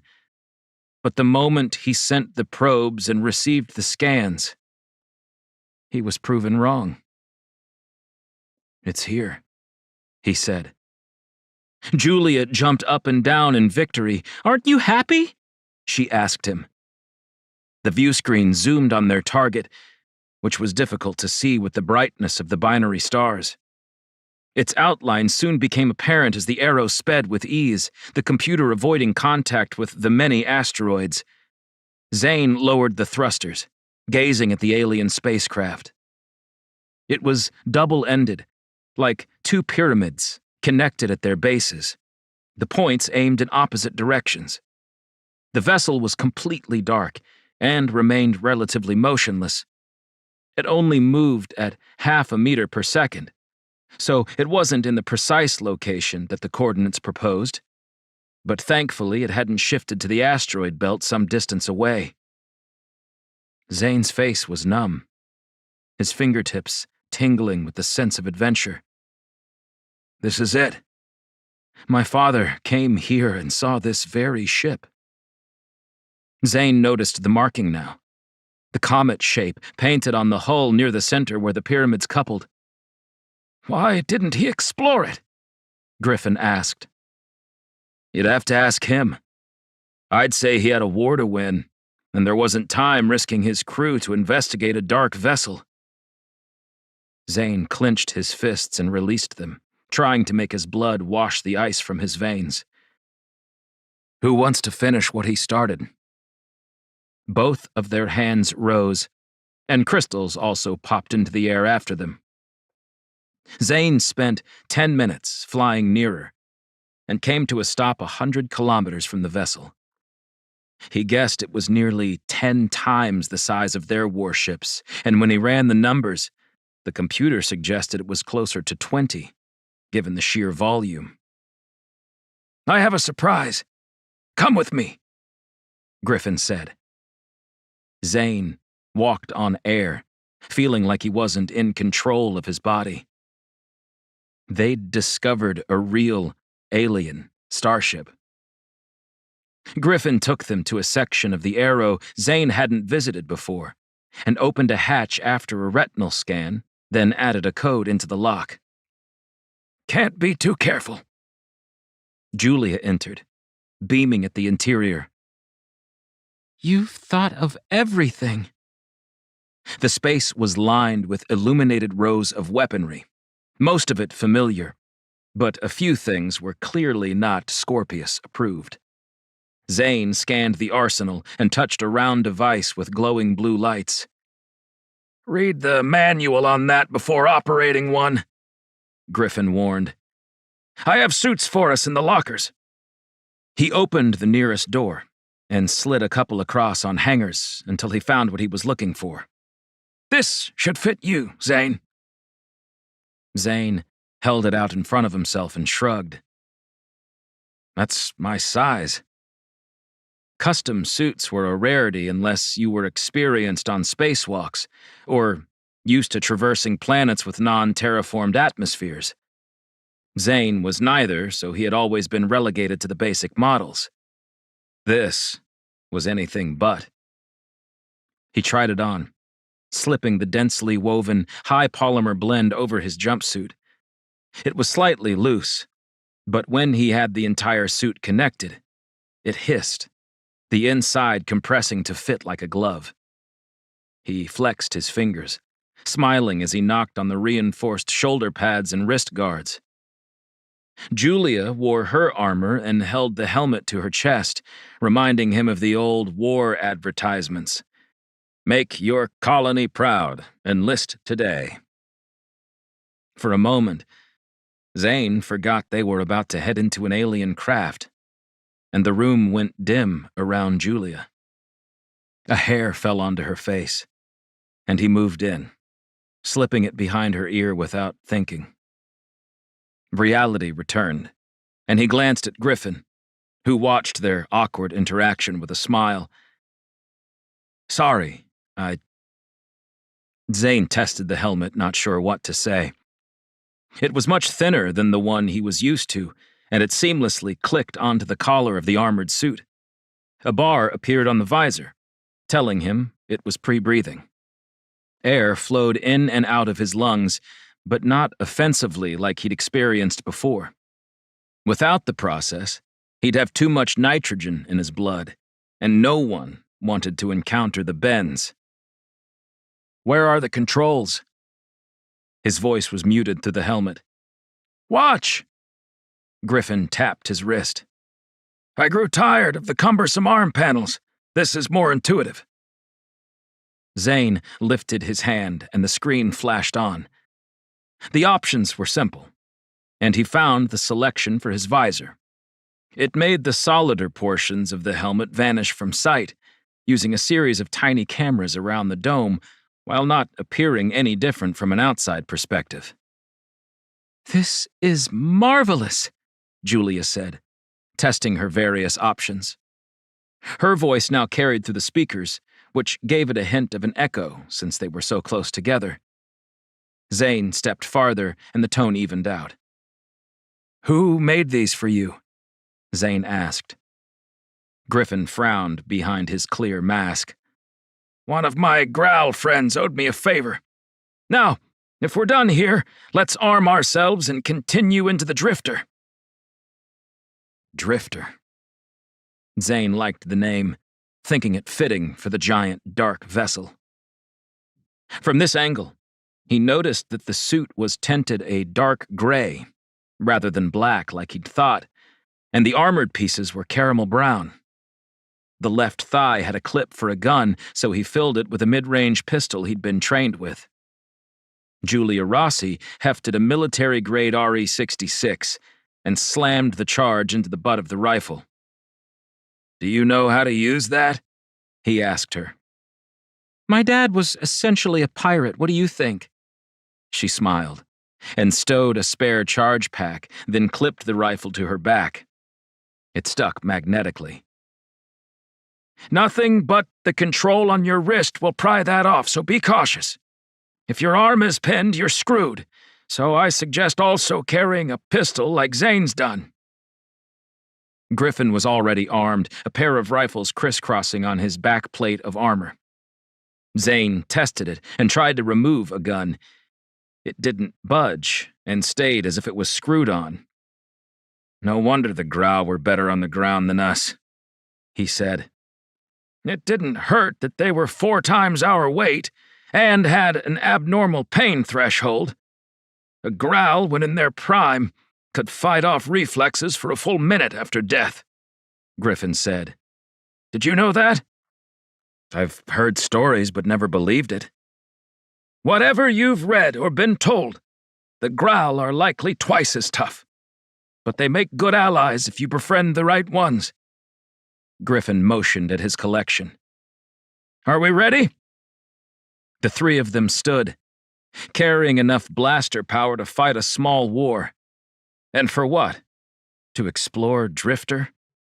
Zane doubted that there was anything living on board, not after this many years. For all Zane knew, it had been floating lifeless for centuries before his father even encountered it. "How do we get in?" Zane asked. "I figured Miss Rossi might have an idea for that, since she has a knack for sneaking into places where she hasn't been invited," Griffin said. "I take it there's a story?" Julia gave Griffin a reprimanding glare. "I thought we moved past this." "She happened to be inside my house on Polonius 4 when we first met," Griffin said. "I wasn't going to steal anything." "I know that now." "What were you doing there?" Zane asked as they approached the Arrow's rear hangar. "I worked for a month to recover a diamond from the lava fields of Darris, and when I brought it to the buyer, he told me it was a fake. Of course, it wasn't. So I needed to run a carbon atom analysis of its matching pair, which I'd heard Griffin Chester owned." "You broke in to run an analysis on his diamond?" It even sounded made up to Zane. "I caught her red-handed, but when I realized she'd actually brought a second, equally valuable diamond into my home, I gave her the reading and a personalized handwritten authentication for her buyer," Griffin said. "I'm still not sure how she breached my security, and to this day she won't tell me." "A lady's inclined to keep some secrets," Julia told him, then turned somber. "But getting onto an alien starship might prove more difficult. We could use the cutting droids." "The drones have killed every robot on board except for yours," Griffin reminded her. "Right." Julia entered the hangar, walking to the shuttle. It appeared to be a basic planet lander, but if Zane knew Griffin, it was anything but. "Can you please confirm we have contact with Crystal?" Griffin asked Julia. "Crystal? Do you hear me?" Julia used the device, changing the channel. "Yes, Julia. May I get you anything?" "Please stay on the bridge." "Understood," Crystal replied.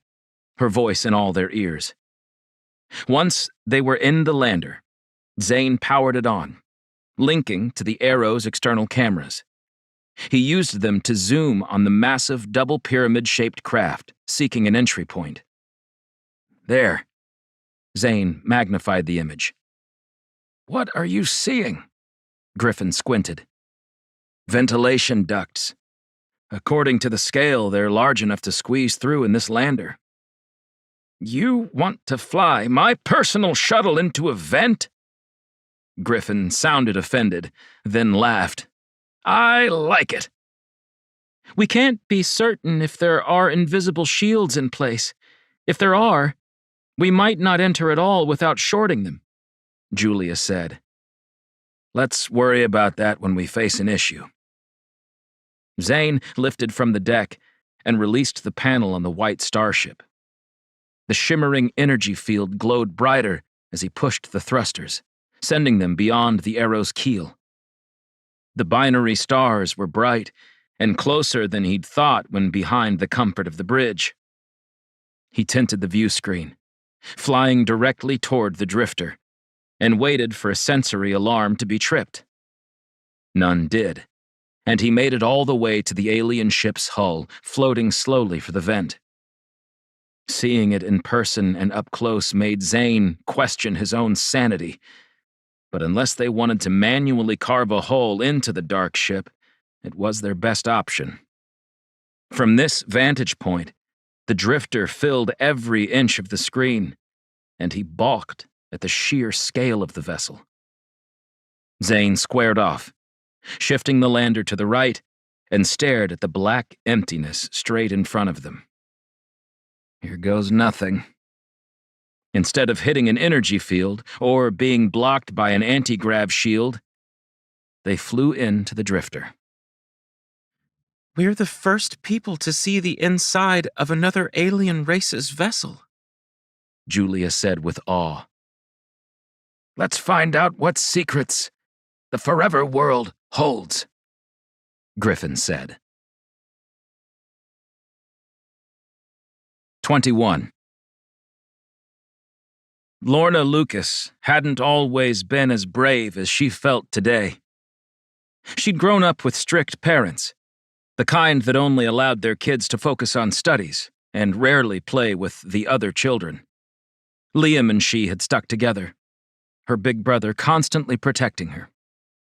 In those years, she'd absorbed some of Liam's confidence, and when their father kicked their son out at 17 for telling them he was joining the military, Lorna had wept for weeks. Despite Liam's estrangement from their family, Lorna often contacted him. He'd send her trinkets from other worlds, and the moment she finished school, she abandoned her parents to seek love and adventure in the colonies. Sitting in her quarters, which were essentially a prison on board the warship, Lorna had ample time to relive every excruciating experience in her life. She'd never learned what happened to her parents, and that was fine by her. They hadn't seemed to want children, and to be fair, Lorna hadn't sought their approval either. But Liam, he was the person she looked up to. His disappearance, in the irrevocable act of the war, tore her to pieces. As if that wasn't bad enough, the Accord was signed, and all terraforming operations were suspended indefinitely. That was her entire being, gone in the snap of the Growl's finger. It was no wonder she'd obsessively searched for Liam in the subsequent years. He was her best friend, her everything. That had left Liam's wife, who couldn't handle reality. The medication helped, but she rarely remained lucid. Zane deserved better. Lorna's relationship with Zane had been strong at one point, but as he aged, they drifted apart, like continents over millennia. Then Brock had shown up and things vastly improved. Lorna felt like a woman, a human, and best of all, she was loved. Another lie. She shifted on the cot and stared at the hatch, wondering when someone would come for her. A robot delivered food every day, and she had her own washroom, so it could have been far worse. But the tedium of waiting had worn her patience to a nub. Lorna checked under the mattress and the crack between it and the bulkhead, while keeping her body blocking the camera, undoubtedly pointed in her direction. She did inventory. A dull butter knife, a food tray, 3 screws she'd removed from the bunk's legs. On their own, it wasn't a brilliant assortment of prizes, but she held on to the idea she might find use of them, lest she go down a rabbit hole of depression. It was coming soon. The salvagers were activated, and they'd strike at the heart of the moderators any day now. Gabrielle couldn't fly a warship into Draken without 100 Scorpius vessels noticing. Lorna wasn't certain how they were planning on working around that particular issue. The hatch opened, and Lorna's stomach growled like she was a test subject on a scientific experiment. She hated that her body so easily betrayed her. Instead of a robot bringing dinner, it was Gabrielle.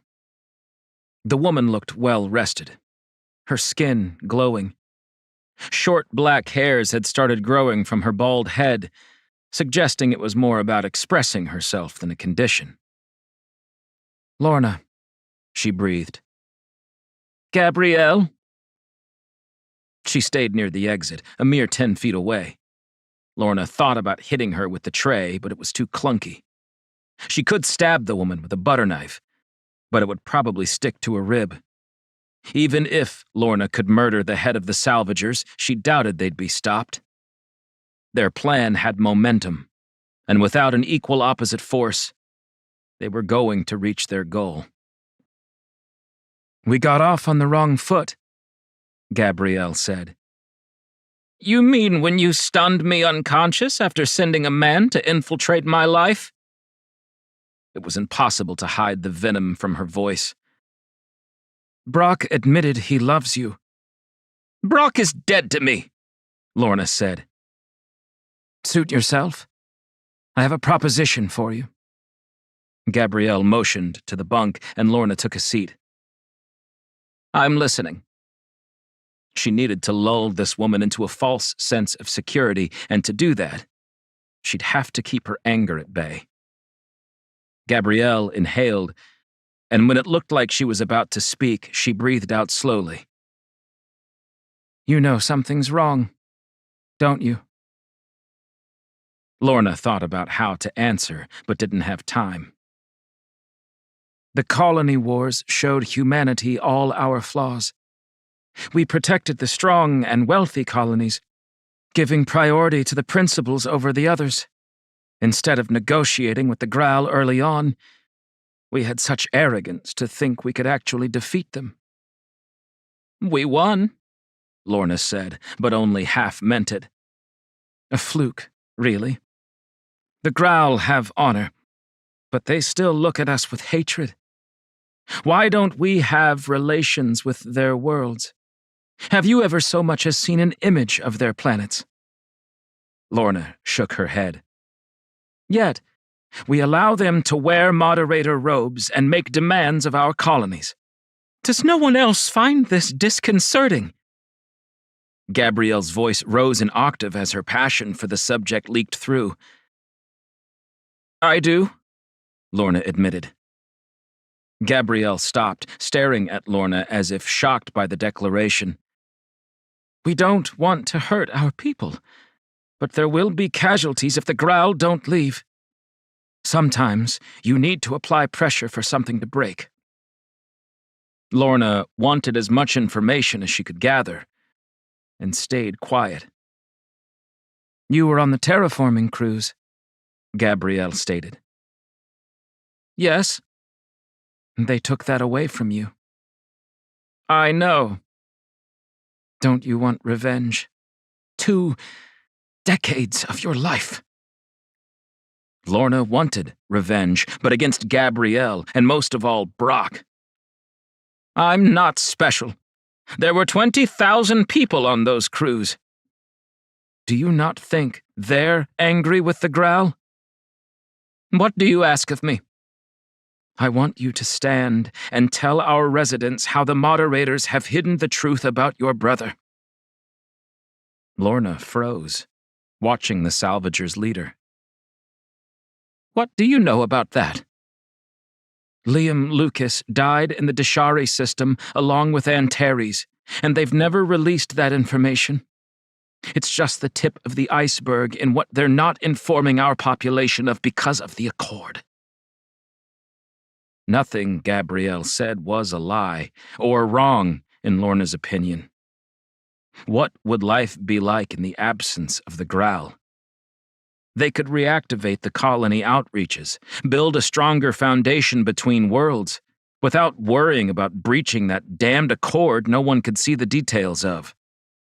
So many concessions were made on humanity's side, but what had the growl really given up? Where are we heading? She asked. Draken. What about their defenses? Scorpius's fleet is enormous, and the moderators won't allow you to bring a warship anywhere near it, Lorna said. Gabrielle's smile held a hint of malice. I've figured that out. Don't be concerned with our entrance. Either Gabrielle had really found a solution to Draken's defenses, or she was a wonderful actor. Lorna started this conversation willing to listen and pretend she might end up on the salvagers' team, but Gabrielle had ignited a fire within her. It wasn't as though she had a lot to lose. I'll do it, she said, standing to face Gabrielle. Lorna offered a hand, but she was pulled into a quick embrace. I knew you'd see the light, sister. Come with me. For the first time in days, Lorna left the cramped quarters, striding into the warship's passageways. Julia's face glowed blue behind her visor. We're stuck? Zane maneuvered the lander, but it hadn't been able to clear the corner. Looks that way, he sighed. Not to worry, lad, Griffin said. You brought us in, and that's what counts. I think I'll be able to reverse thrust to escape after, he promised, and Julia's tense posture loosened. The vent turned down in the ship, the angle too sharp for their craft to navigate. The lander might have a few scratches on her hull, but a trip to the maintenance yard at any space station would fix it. Griffin opened the hatch, and Zane half expected to be sucked back into space, but it remained static. He stepped into the vent, crouching on one knee to set his palm on the metal. There were no vibrations, nothing showing power coursing through the drifter.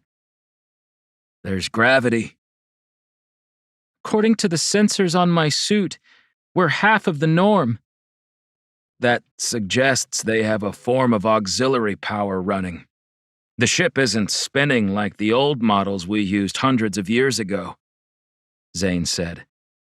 What if it has internal defenses? Julia asked. If there are no external shields activated, there won't be any inside, Zane assured her. Griffin had a cutting torch out, and he jabbed it into the duct, slicing the material with ease. He cut a shape roughly resembling a circle and kicked the middle. A lot easier than busting the hull. With no lights in the ship, Zane struggled to see where the opening led, and he stuck his head into the hole and flicked a glow on. The device gleamed brightly, sending a dome of light 10 feet wide as it fell to the deck below. He tapped another to life and threw it deeper. Looks like storage, Julia said. There were metal girders, stacked in high piles, and silos rising to the deckhead along the far edge of the room. Griffin stared at them. I wonder what's in those. Zane wondered how much of this mission was philanthropic for Griffin Chester. Did he really fear for their people's future, or was he hoping to score big on a ship filled with alien technology? "How do we move from here to there?" Zane asked, and Julia dropped her pack. "Allow me." She spent a few minutes attaching harnesses and straps to their armored suits, rigging a pulley system to the ship lodged within the ducting.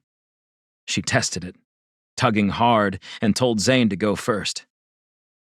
He peered at the glow units, then at the shadows they created. With a deep breath, Zane sank through. The rope automatically lowered, slowly sending him to the deck at the bottom.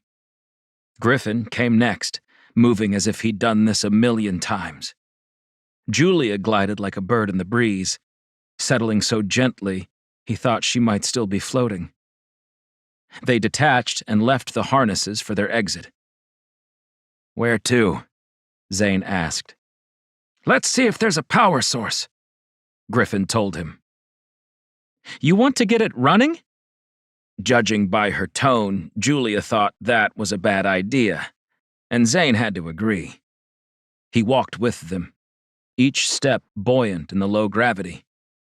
"How else will we discover where the forever world is?" Griffin's lights shone against the bulkhead, which rose 50 feet up, and he scoured it for signs of an exit. "We always assume others will think like us, and have doors and handles, but—" The doorway was familiar, though it was completely round. "You were saying?" Julia set a hand on the metal barrier. "Without power, it might be impossible to breach." "I could try the torch again." Griffin hefted the tool, snapping it on. Zane peered at the disk, noting it was only slightly over 6 feet high. From that information alone, he surmised this ship wasn't Growl, since they'd have to duck deeply to use the entrances. There were no hinges, but he saw holes at the bottom and top. He'd spent enough time in hangars, working on his own cruiser, to guess they were made for something like a grease gun. "There are bearings, or maybe rollers." The door wasn't flat. It had 3 long ridges running from top to bottom, and Zane used the lip to push off. When nothing happened, he tried it the opposite way, and it moved. "Give me a hand." Julia went below and Griffin above. Together, they shifted the disc sideways, and once they got it a foot over, it continued to rotate until it clicked open. The corridor appeared endless in both directions, and his beams of light melted into the darkness. He pictured the ship from the outside and knew they were close to the middle. From the size and the height of the deckhead above him, Zane suspected there were around 50 decks on the drifter. That was a lot of space to cover.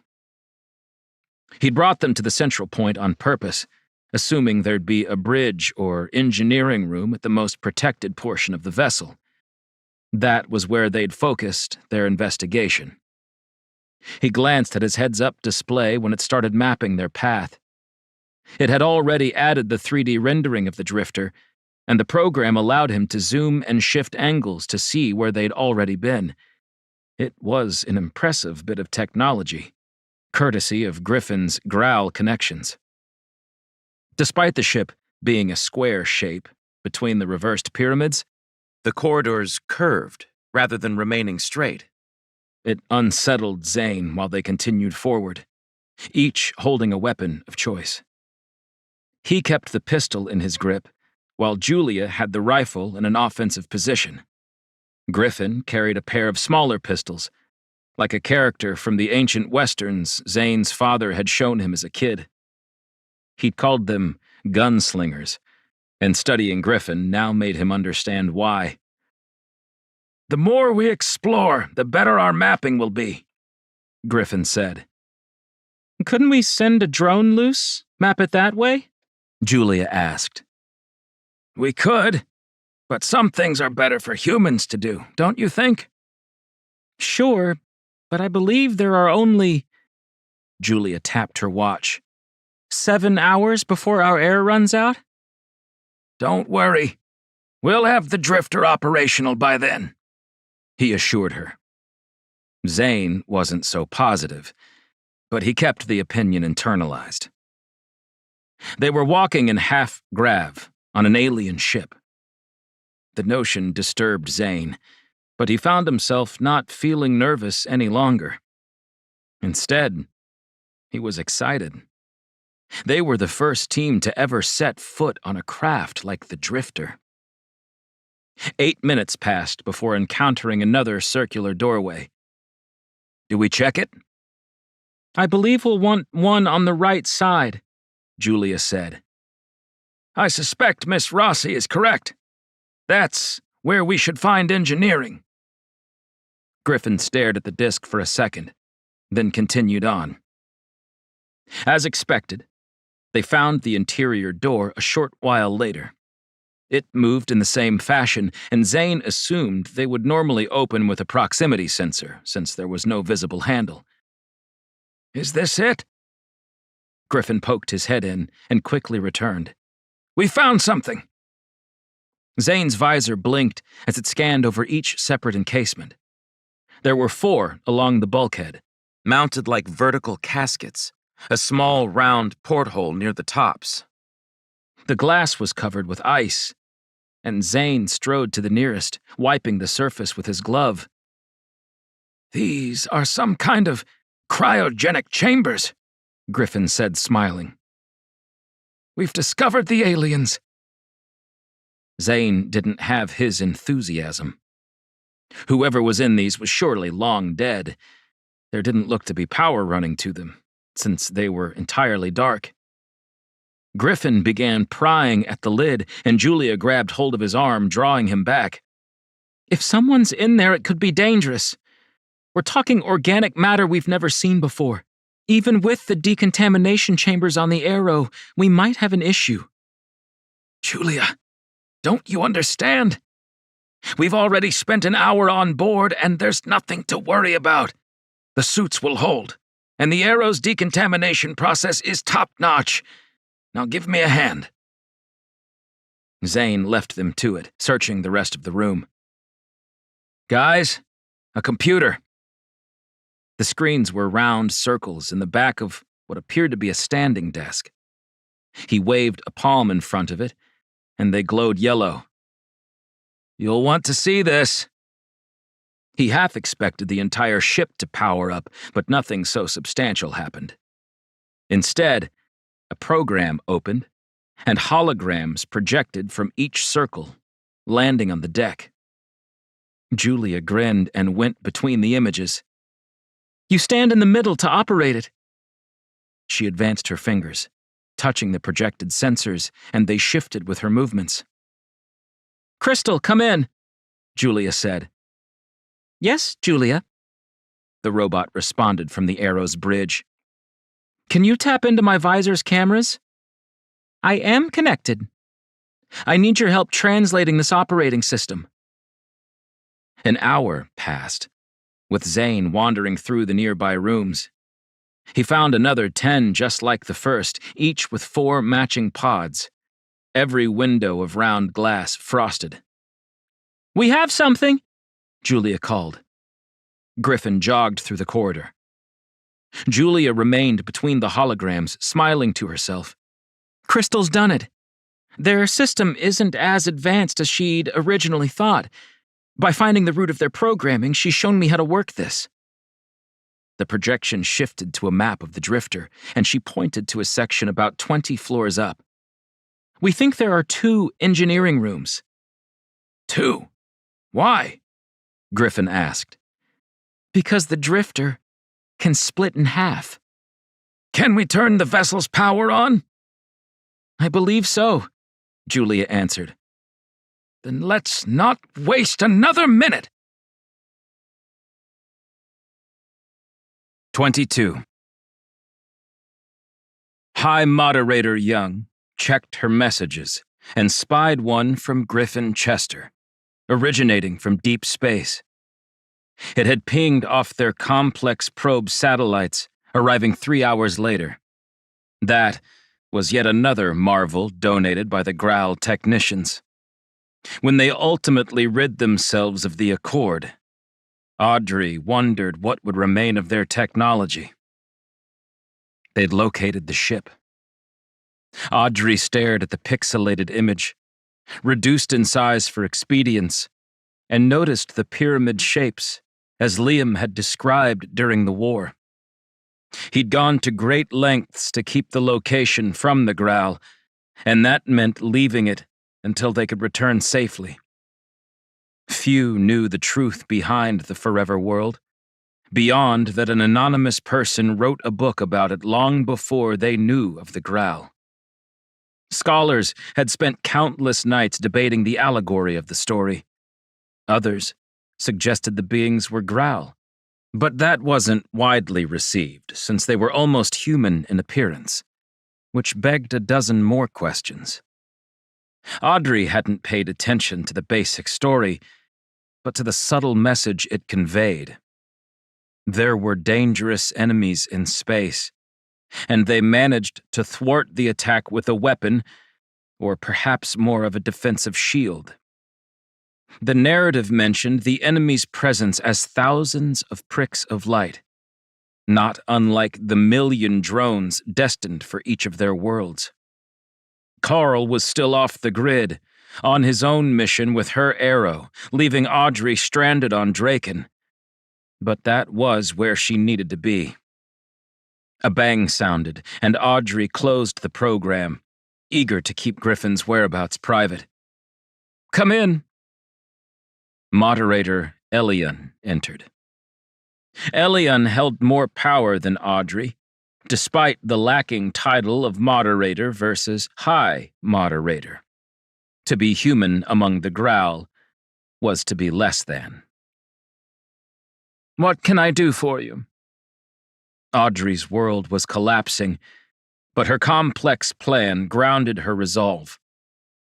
The rumors were spreading like wildfire around Draken about the forthcoming attack from the salvagers. She had pressed Scorpius into action, claiming a drill. At that moment, their fleet hung in orbit, ready to act. The drones continued entering both Growl and human space, and their network had fended off another breach just 4 hours earlier. Elian looked as tired as Audrey felt. She rarely sat, using her 2 meters of height to intimidate, but opted for a chair this time, the metal legs creaking under her weight. "Audrey."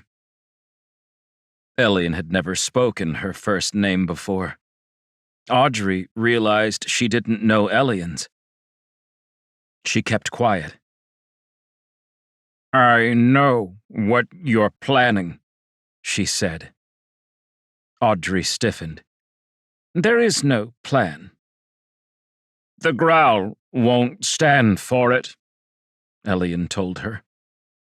"Regardless of my opinion on the matter, they will never leave. We worry about humans, and rightfully so. All the pre-war predication analysis showed us destroying your fleet in months, and it turned into years of battles. Your technology was lacking, your leadership torn in pieces, and yet humans continued to defend their planets. We couldn't get close to this world of Draken. And then, the battle. Hooker was our strongest. Did you know I was there?" Audrey had heard all about the hand-to-hand combat in the Follis Marshes between Hooker and Callista Levine. Griffin had been part of her crew, and he'd recalled the experience in grim detail. "I did not." "Callista couldn't have won. It was impossible. We had a knife to your throats, and yet you defeated us. The Growl believe humans are more dangerous than ever," Elian said. "We're no threat to your kind," Audrey muttered. "Have we not conceded to your demands? We allow the Graal to dictate what we do, and we've proven our docility to you for 2 decades. It's time, Elian. Take your people and head home. No. Elian sighed, the sound awkward from her reverberating throat. I'll do you a favor, and that's because you've always been civil. I won't relay this conversation. We can go on as we have since the war, and, together, prevent our people from killing one another. Audrey wished it were that simple. The drones are ready to attack. What are you doing about it? They're working on a defense, Elian said. So, the Graal knew they were being infiltrated. Was there anything else? Elian rose, her shoulders growing wider as she inhaled deeply. You'd better subdue these salvagers, High Moderator Young. We don't want your colonies getting any ideas. It wouldn't be good for anyone. She turned on a heel and marched from the office, leaving Audrey feeling cold. Speed up, Griffin. We're running out of time, she said to herself. Zane entered engineering after rolling the circular hatch wide and gaped at the sheer size of it. The bulkheads ran up 5 stories, nearing the peak of the pyramid, and countless cylinders intersected, the glass clear and devoid of light or any notable substance. Can you make something work? Griffin asked Julia, who'd already entered the dark space, moving for a console. When she waved a palm over the display, nothing happened. Zane elected to activate 2 additional glow devices, setting them in the middle of engineering to offer more light. He imagined the beings from the Forever World manning stations as they flew through space, defending their people. The illusions wore off, and he was once again returned to the present. Crystal, is there anything we can do? Julia asked the robot waiting on the Arrow's bridge. I've been reading the programming, and it's not so different from ours. Perhaps too similar, Crystal said. What does that mean? Griffin asked. It's merely an observation. Did you discover anything useful? Julia prompted. There should be a power source near the core tubes, she said. Zane searched for something resembling core tubes and stopped at the edge, where 5 of the crystal cylinders entered the deck. He crouched and noticed a latch near his boots. With a pull, the hatch released, and he almost fell when the panel separated. He staggered, steadying himself in the half-gravity, and tossed it aside. You did it! Julia lowered into the deck, landing a few feet down. Her suit's lights illuminated the cramped box, and she began a conversation with Crystal while using hand tools on a complex series of panels. Where did she learn all this stuff? Zane asked Griffin. Julia Rossi is a remarkable woman. I recognized that from our first encounter, and Bartholomew took such joy in traveling with her, seeking fortunes from rare artifacts. A historian rarely has the chance to be part of the story, and Bart was able to do that for a few good years. Griffin quieted. I still find it difficult to believe he's dead. Murdered in his own home, Zane said. Did they catch the killer? Zane peered at Griffin. No. Did you discuss it with law enforcement? I was cleared because of my alibi. It's hard to kill someone for their estate when you live on another planet, Zane said. But one might hire an outside. Zane didn't like the direction of his queries. Are you trying to say something? Not in the least, Zane. But it's odd they never even interviewed you. Zane realized there hadn't even been a funeral. He'd been too caught up in the odd situation to notice.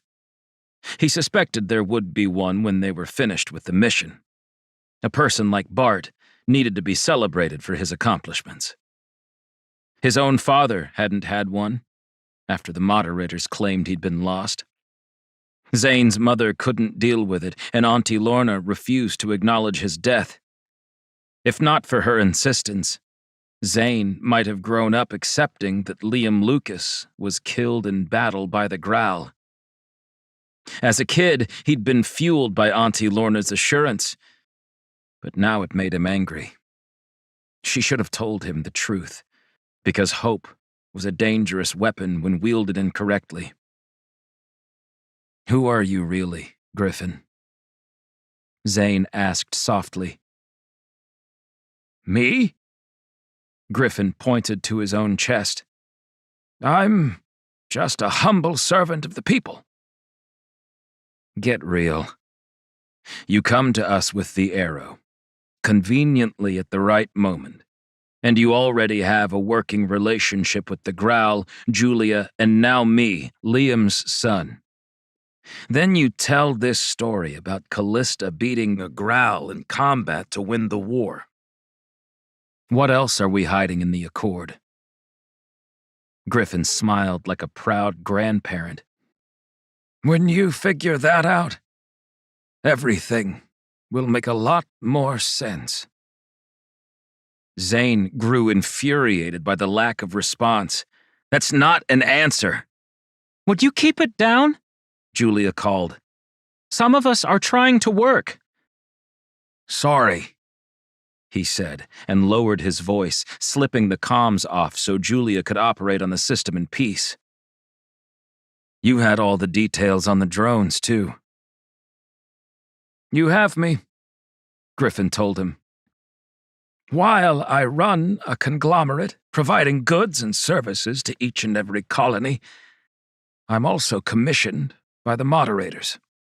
Great, he sighed. You're working for the Growl. That's not what I said. Then who? High Moderator Young needed someone to lean on, and I was that man.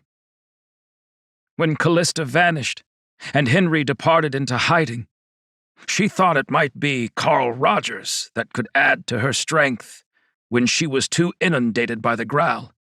But Carl was in his own world, denying the harsh realities of our situation. Instead, she made him head of Scorpius, which is basically owned by my unity, if you dig deep enough, he admitted. Because of my position with Callista, I had the respect of their leadership. I became the figurehead for our people, acting as a negotiator between them for the last 2 decades. I've been to Pisha, and am forbidden to speak of it. Griffin suddenly looked far older than his years, and Zane tried to imagine the pressure of his role as intermediary between 2 vastly different races. The Accord is frail, Zane. The contract was rushed, and Young admits we gave too much.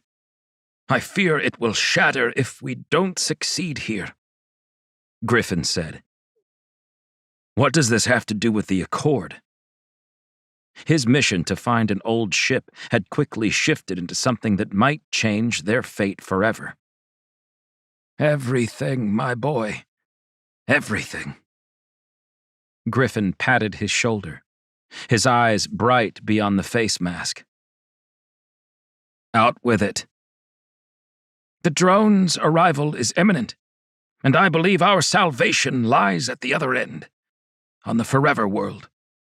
The Growl are as susceptible to the drone's effects as us, but they won't have any defense against them. We can offer the Growl an ultimatum, Zane whispered. Precisely. The deck thrummed, sending vibrations up his legs and into his knees. Julia climbed from the opening and grinned as power spread throughout the engineering room. Round disc lighting flashed on, glowing a gentle yellow color as the screens flickered on. But most notably, the cylinders filled with a viscous green liquid, bubbling and releasing a chemical reaction as a red liquid dropped from above, mixing in the glass chambers. "You did it," Zane said. "Crystal managed the heavy lifting," Julia answered, dusting off her gloves. "Let's see." The ship lurched, causing Zane to fall, landing as hard as one could in the light gravity. Griffin clutched a console, remaining upright, and Julia tripped, crashing into Zane on the deck. The liquid, now fully integrated, sped through the complex network of tubes, and Zane understood what was transpiring. "Crystal!" he called. "Yes, Zane." "Fly the arrow closer and latch on." But it was too late. The drifter's screens brightly glowed and dimmed as the giant vessel sped from the coordinates it had resided at for countless years. "Where are we going?" Julia asked. Griffin helped them to their feet. "It's bringing us home. To the forever world." Hansen furrowed his brow, receiving the same error message as he'd encountered 5 hours earlier. Damn it! As good of an archiver as he deemed himself to be, he suddenly understood he didn't have as much skill as he'd thought. The office was small, the lights faint, and Hansen realized he'd been inside for far too long. He stretched his arms overhead and rose to leave. When the doors opened, Belle blocked the entryway. "Any update?" she asked. Hansen had once been blinded by her beauty, but he'd figured it out. She wasn't interested in him. They only wanted him to hack the network. "I keep hitting a wall," he admitted. "That's a shame." Belle came in, her nose wrinkling enough to be noticeable. "I was hoping it would be you, Hansen." "Me?" "Out of the archivists we recruited, I had my credits that you'd succeed first." Belle touched him on the chest, a short, manicured nail pressing into his shirt. "But you failed." "No, I can do it," he assured her. "Remember, you'll be a hero. They'll make statues of you," she said. "Anyone would be proud to have you at their side then." Hansen thought about his recent engagement and subsequent rejection. What was her name? Hansen closed his eyes, feeling how sore they were. Instead of Jen's face, he only saw streaming fragments of code. The pieces fell into place, and the answer came to him. "That's it!" He moved around Belle, gently ushering her aside, and took his seat, fingers racing on the keys. Gone were his dreams of Jen, or even the more recent inclinations that Belle might have some passing curiosity of him, beyond his programming abilities. He didn't care. The moderators had tossed him out on the streets without giving him a second chance. And they'd paid for their indiscretions. "Yes," he said, deleting the error in his previous composition. With a quick fix, he tested it. The light turned green and he sat back, hands behind his head. "It'll be ready." He searched for Belle, but she was already out of the room, talking to someone on her wrist holograph. "We're a go." Belle ended the communication and gave him a smile worth all the hours spent in the dark, dingy office space. 23.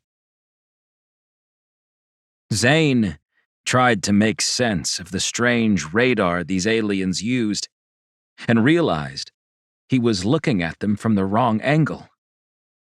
He stepped between the 3D image, as Julia had done, and the view came clearer, Crystal couldn't attach to the drifter, so they'd left her behind with the arrow. If they couldn't figure a way to fly this massive vessel, they were at its mercy. Zane prided himself on being able to operate any kind of spacefaring craft. He'd picked it up as a youth, demanding that his father teach him when he was barely old enough to read.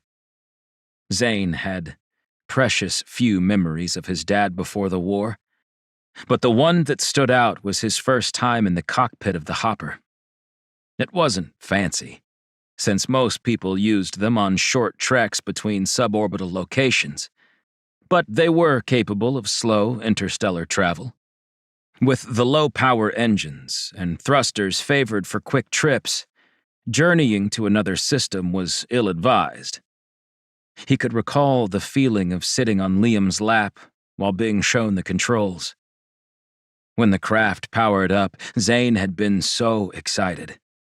His father allowed him to push the throttle and adjust the slant of the thrusters to launch them from the northern tip of Grayson's farm in the Happer States. Zane roared out in glee as they were heaved into the clouds, and only stopped when he viewed the curvature of Henderson as they passed through low orbit. Liam slowed the vessel, hanging there while he observed the vastness of space from this point of view. Zane remembered crying, his dad placing a strong arm on his shoulder. At that moment, Zane knew he was destined for more than the Happer States and Henderson. From there, he'd take any opportunity to fly something, even borrowing Auntie Lorna's transport when she was babysitting at the tender age of 11. But this drifter was confusing, and the instructions proved derivative. Without Crystal's input, he was at a loss. "Where are we?" Julia entered the 3D radar with him, pressing close while staring at the intricate display. From this spot, there were 7 visible stars and dozens of planets. "I can zoom on any region like this." Zane pinched the projection, and it focused on that system. "It seems as though we're headed for here." He changed to a farther section, and a single light pulsed on the 4th planet from their star. "Incredible." Julia took his hand, still gloved in the spacesuit, and leaned on his shoulder. "We're actually going to visit it." "The forever world?" "Yes. And if what Griffin says is true, we'll need to hurry." "It won't matter if we get a weapon and can't bring it home to Draken before they attack," he said. "I have to figure out how to pilot this beast." "Zane? Julia? You should see this." Griffin's voice was strained in his helmet. "Where are you?" Julia asked, and a dot appeared on their HUD map. "Let's check what has Griffin worked up," he said. Julia paused, lingering in the radar while he turned it off. "We can make a difference. I'm glad that Bartholomew chose you, Zane Lucas." "If he hadn't, I'd be doing the Darris run for Scorpius, bored out of my mind. I guess that means I'm glad too." They found Griffin where the map suggested, 5 decks below them, with one of the cryo chambers pried open. The glass was no longer frozen, and drops of liquid coated the lens with condensation. Zane stepped around, prepared to encounter a new alien being, but to his surprise, it was bare. "I think they're all empty," Griffin said. "The chambers were probably automated." Julia released the other 3 chambers with similar results. "And here I was ready to meet them." "This might be better," Zane said. "How? They could have piloted us." Griffin closed the cryo chamber, and it clicked audibly as it latched. "Or killed us," Julia added. "We know nothing about them." "We're about to find out." Zane had done a quick estimation, using an approximate distance from their starting position to the edge of the system, and unless the drifter's speed was fluctuating, they would arrive at their target zone within 24 hours, which meant they were traveling faster than the Arrow, even with Garth's modified and improved dark matter enhancers. We couldn't have lost with this technology during the colony wars. Now what? Griffin blinked when an alarm sounded from his suit. The signal echoed through Zane's helmet, then Julia's. We're low on air. And the replacement tanks are on the Arrow, she finished. Zane was trained not to panic, but to think through situations and come up with solutions. It's similar to our own air. He waved a finger in front of his face. The readings show this is breathable, at least temporarily. But the toxins, possible pathogens. We've all heard the stories from the days of terraforming, Julia warned. Given the options, I believe I have to side with Zane on this matter, Griffin said. You two wait for a few minutes after. With no preamble, he detached his helmet and set it on the deck. I hope this doesn't backfire. Julia squinted, watching the older man for signs of trouble. I feel okay. It's thin and stale. I bet the filtration system is kicking in, considering they've been out of commission for years. If I turn blue, maybe throw the helmet on for me, would you? Griffin smiled, but Zane caught a hint of concern in his words. After 30 minutes, and another 3 warnings that his air was nearly depleted, Zane chanced it and removed his own. A moment later, Julia popped her helmet off and pulled the tie on the back of her hair free, shaking it out. Breathing air in a starship was always different from being on a surface, though the colonies were nearly identical in their proportions of gases. The rulebook on terraforming was massive, with strict levels to adhere to, which was why it took ages to accommodate a planet for human needs. They did so with the utmost care and attention to the local animals, and only changed worlds already within a specific percentage. Zane, let's continue with our exploration of the drifter. Perhaps there's something that will give us more information on its creators, Griffin said, leaving his helmet behind. He took his weapons, and Zane did the same, retrieving them from engineering before they risked a trip lower in the vessel. There weren't quite stairs, but the bulkheads ran deep along the outer edges of the craft, with foot and handholds in them. They had systems with cables and pulleys, but Zane had none of the required equipment to use them, even if he understood how they operated, which left manually scaling the interior edge of the pyramid to descend into the ship. Zane's first instinct was to check on the jammed lander in the vents, and he ensured it remained in place. That's a last resort, though we'd probably run out of power before we ever made it to Draken. Griffin winked and grabbed something from his suit's pocket. Not if we use this. Zane cringed at the idea of adding Garth's concoctions to the lander's fuel tank. They're not built to withstand that kind of pressure, he assured Griffin.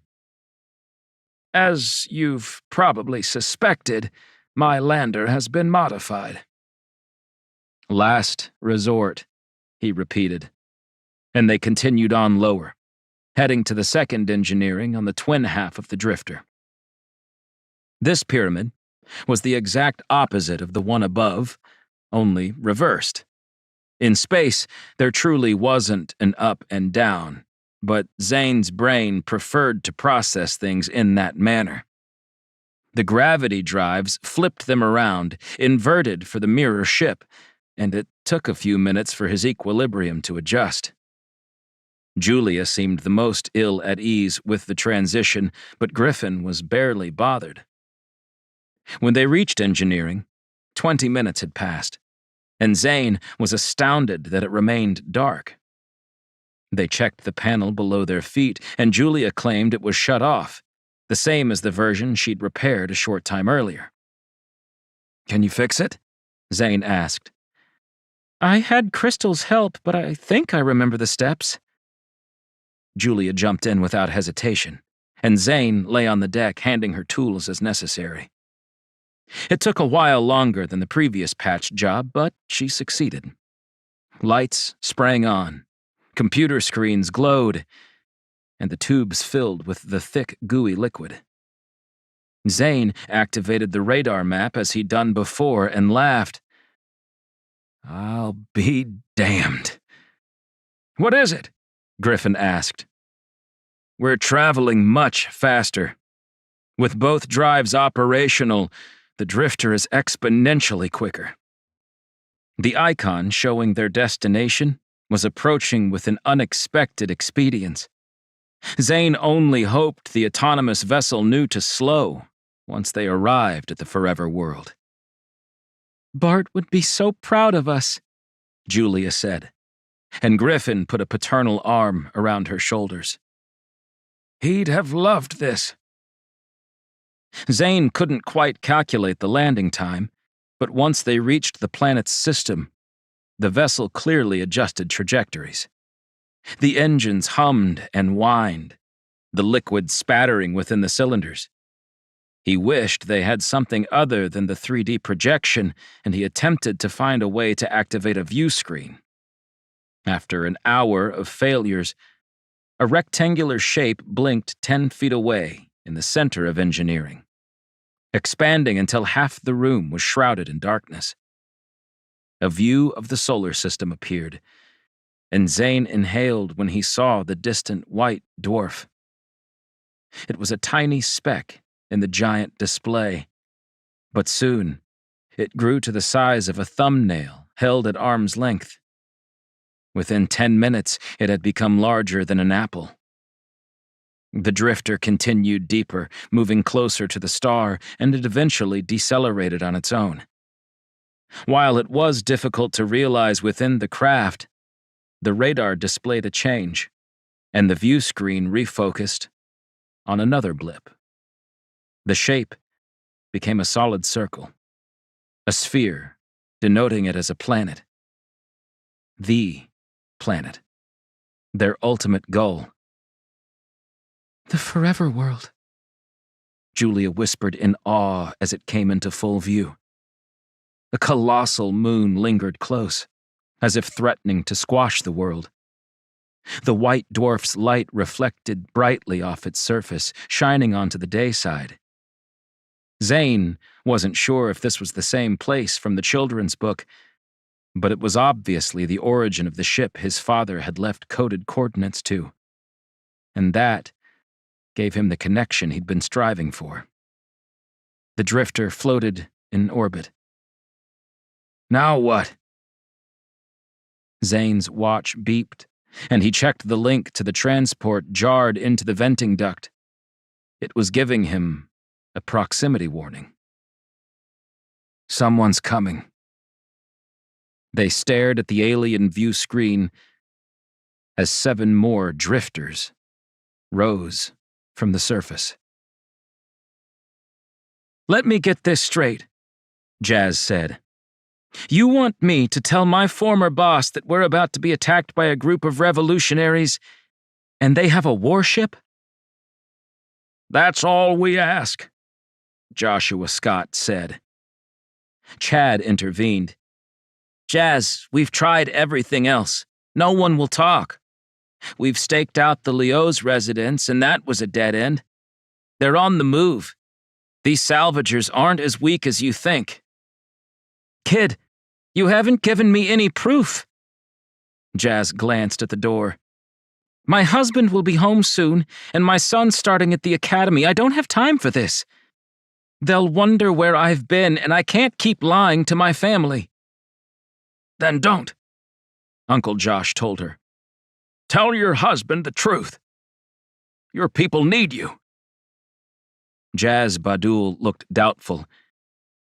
Let me give you Carl Rogers' information.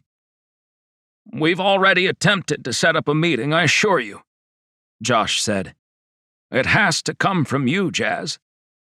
I hadn't even met the man until our incident a few weeks ago. Where you and Zane encountered a drone? Yes. And Carl told you to forget about it and forced you into retirement.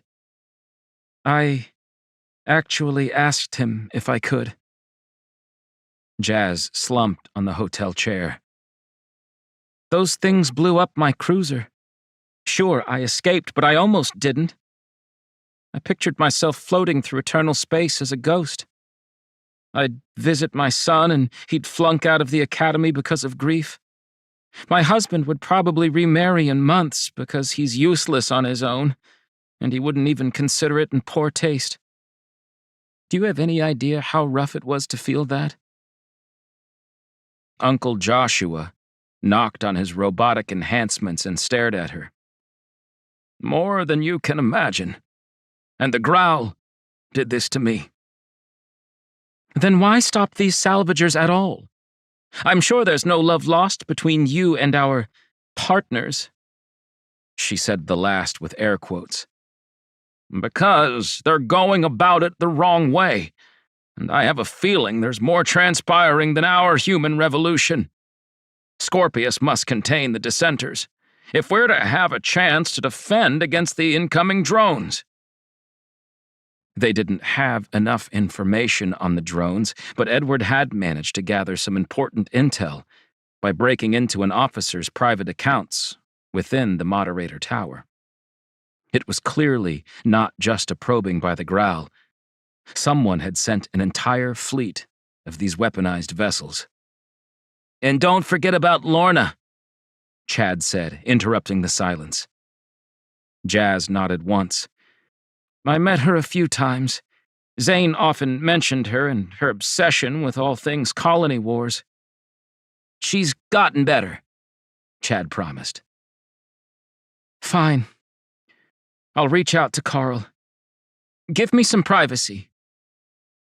She walked to the suite's second bedroom and closed the door. You're certain? Carl asked. Zane's ex-partner shrugged in the holographic projection. They seem to be. I'm just the messenger. Okay. How do you feel about manning the base station and making sure they're operating smoothly? Jazz's form stayed so still, he thought the projection may have frozen. Me, sir? I'm hereby giving you a temporary rank of... He cringed, still not used to the corporate tags.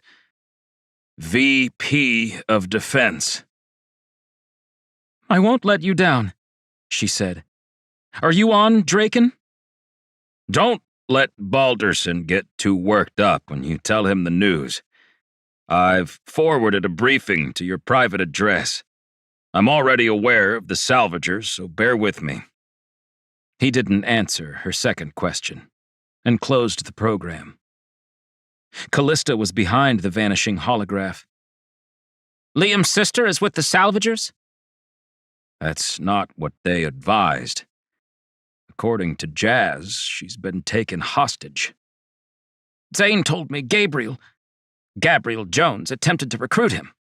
They need a recognizable face, with every right to be angry about the Accord, she said. Callista was far more focused since they'd arrived on Draken and had finally agreed to visit a doctor. She refused to let them reconstruct her metal eye, but she'd accepted the prescription for her wandering mind. Those kinds of issues were a thing of the past, given modern medicine, at least for those willing to seek help. Callista had always been a pillar of strength, an immovable object when she stood her ground. And even now, after years of living in squalor, she still held herself with the same power. So, what's the move? Henry asked. Carl considered their options, and didn't want to risk notifying the Growl moderators of their actions. We can't very well dive into the salvagers and infiltrate them. We could bring someone else in to do that, Henry suggested.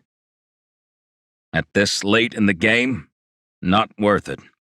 We'd never be able to climb the ranks in time. Carl had spent too long sitting at a desk and not long enough problem-solving. During the war, his thoughts were as sharp as a teleminium blade. But he was out of practice. Let's do it old school, and find out where their base is. Storm the gates. This new generation doesn't know anything about struggle and strife, not like we did. They might have been born into war, but their youth was a peaceful era. Since the accord was signed, the human colonies were at their lowest crime and highest production ever, which was part of the reason Carl resisted changing anything. But he thought of it like a dam blocking a massive ocean. The cracks in their alliance had already started to form, and soon, the barrier would crumble, flooding their entire race. Carl was aware Audrey Young and Griffin had a plan in the works, but he wasn't as informed as he wished to be. He eyed the pair, relying on him for answers, when he should have been conceding to them. Liam would know what to do, he muttered. Did he really die? Callista asked grimly. Carl nodded absently. That's what I'm told. Then let's do this for him. Do you have soldiers on the ground yet? A platoon, spread throughout Draken. They're my most loyal, hand-picked because of their discretion. High Moderator Young will be angry if we don't notify her, Carl said. Who cares? Callista said. She stood on the sidelines while we battled the same beasts she signed the agreement with. We have more of a right to decide our actions than her. Agreed, Henry added. Carl, I'll admit that Audrey's been in touch with me. I worked with her on the plan. Which part? Getting the salvagers together. Carl nodded acceptingly. I guessed it was her doing. Audrey actually wants to break the accord, does she? Seems so, Henry said. Then, let's help her to the best of our ability. Callista, you good with that? She peered at him for a second. Get rid of the growl? Hell yeah! And it was sealed. Henry, there's been chatter about the network being infiltrated. I need you to learn what they're planning. Carl stared out the view of this apartment, taking in the hectic yet comforting sights of a city. His city. He grew angry with the salvagers for thinking they could bring a threat to their capital, with billions of innocent lives surrounding them. They'd worked tirelessly with Griffin Chester to ensure Draken remained stable during the colony wars, and now this Gabrielle decided to attack their hallowed ground. But how much of this was being done because the High Moderator wished it? Henry managed to log into the secured network. Carl shouldn't have been surprised, given the fact that Henry had basically built it from scratch. But it showed the weakness of the Moderator's firewalls. They were so confident none would stand against them, not with the frightening threat of a growl retaliation.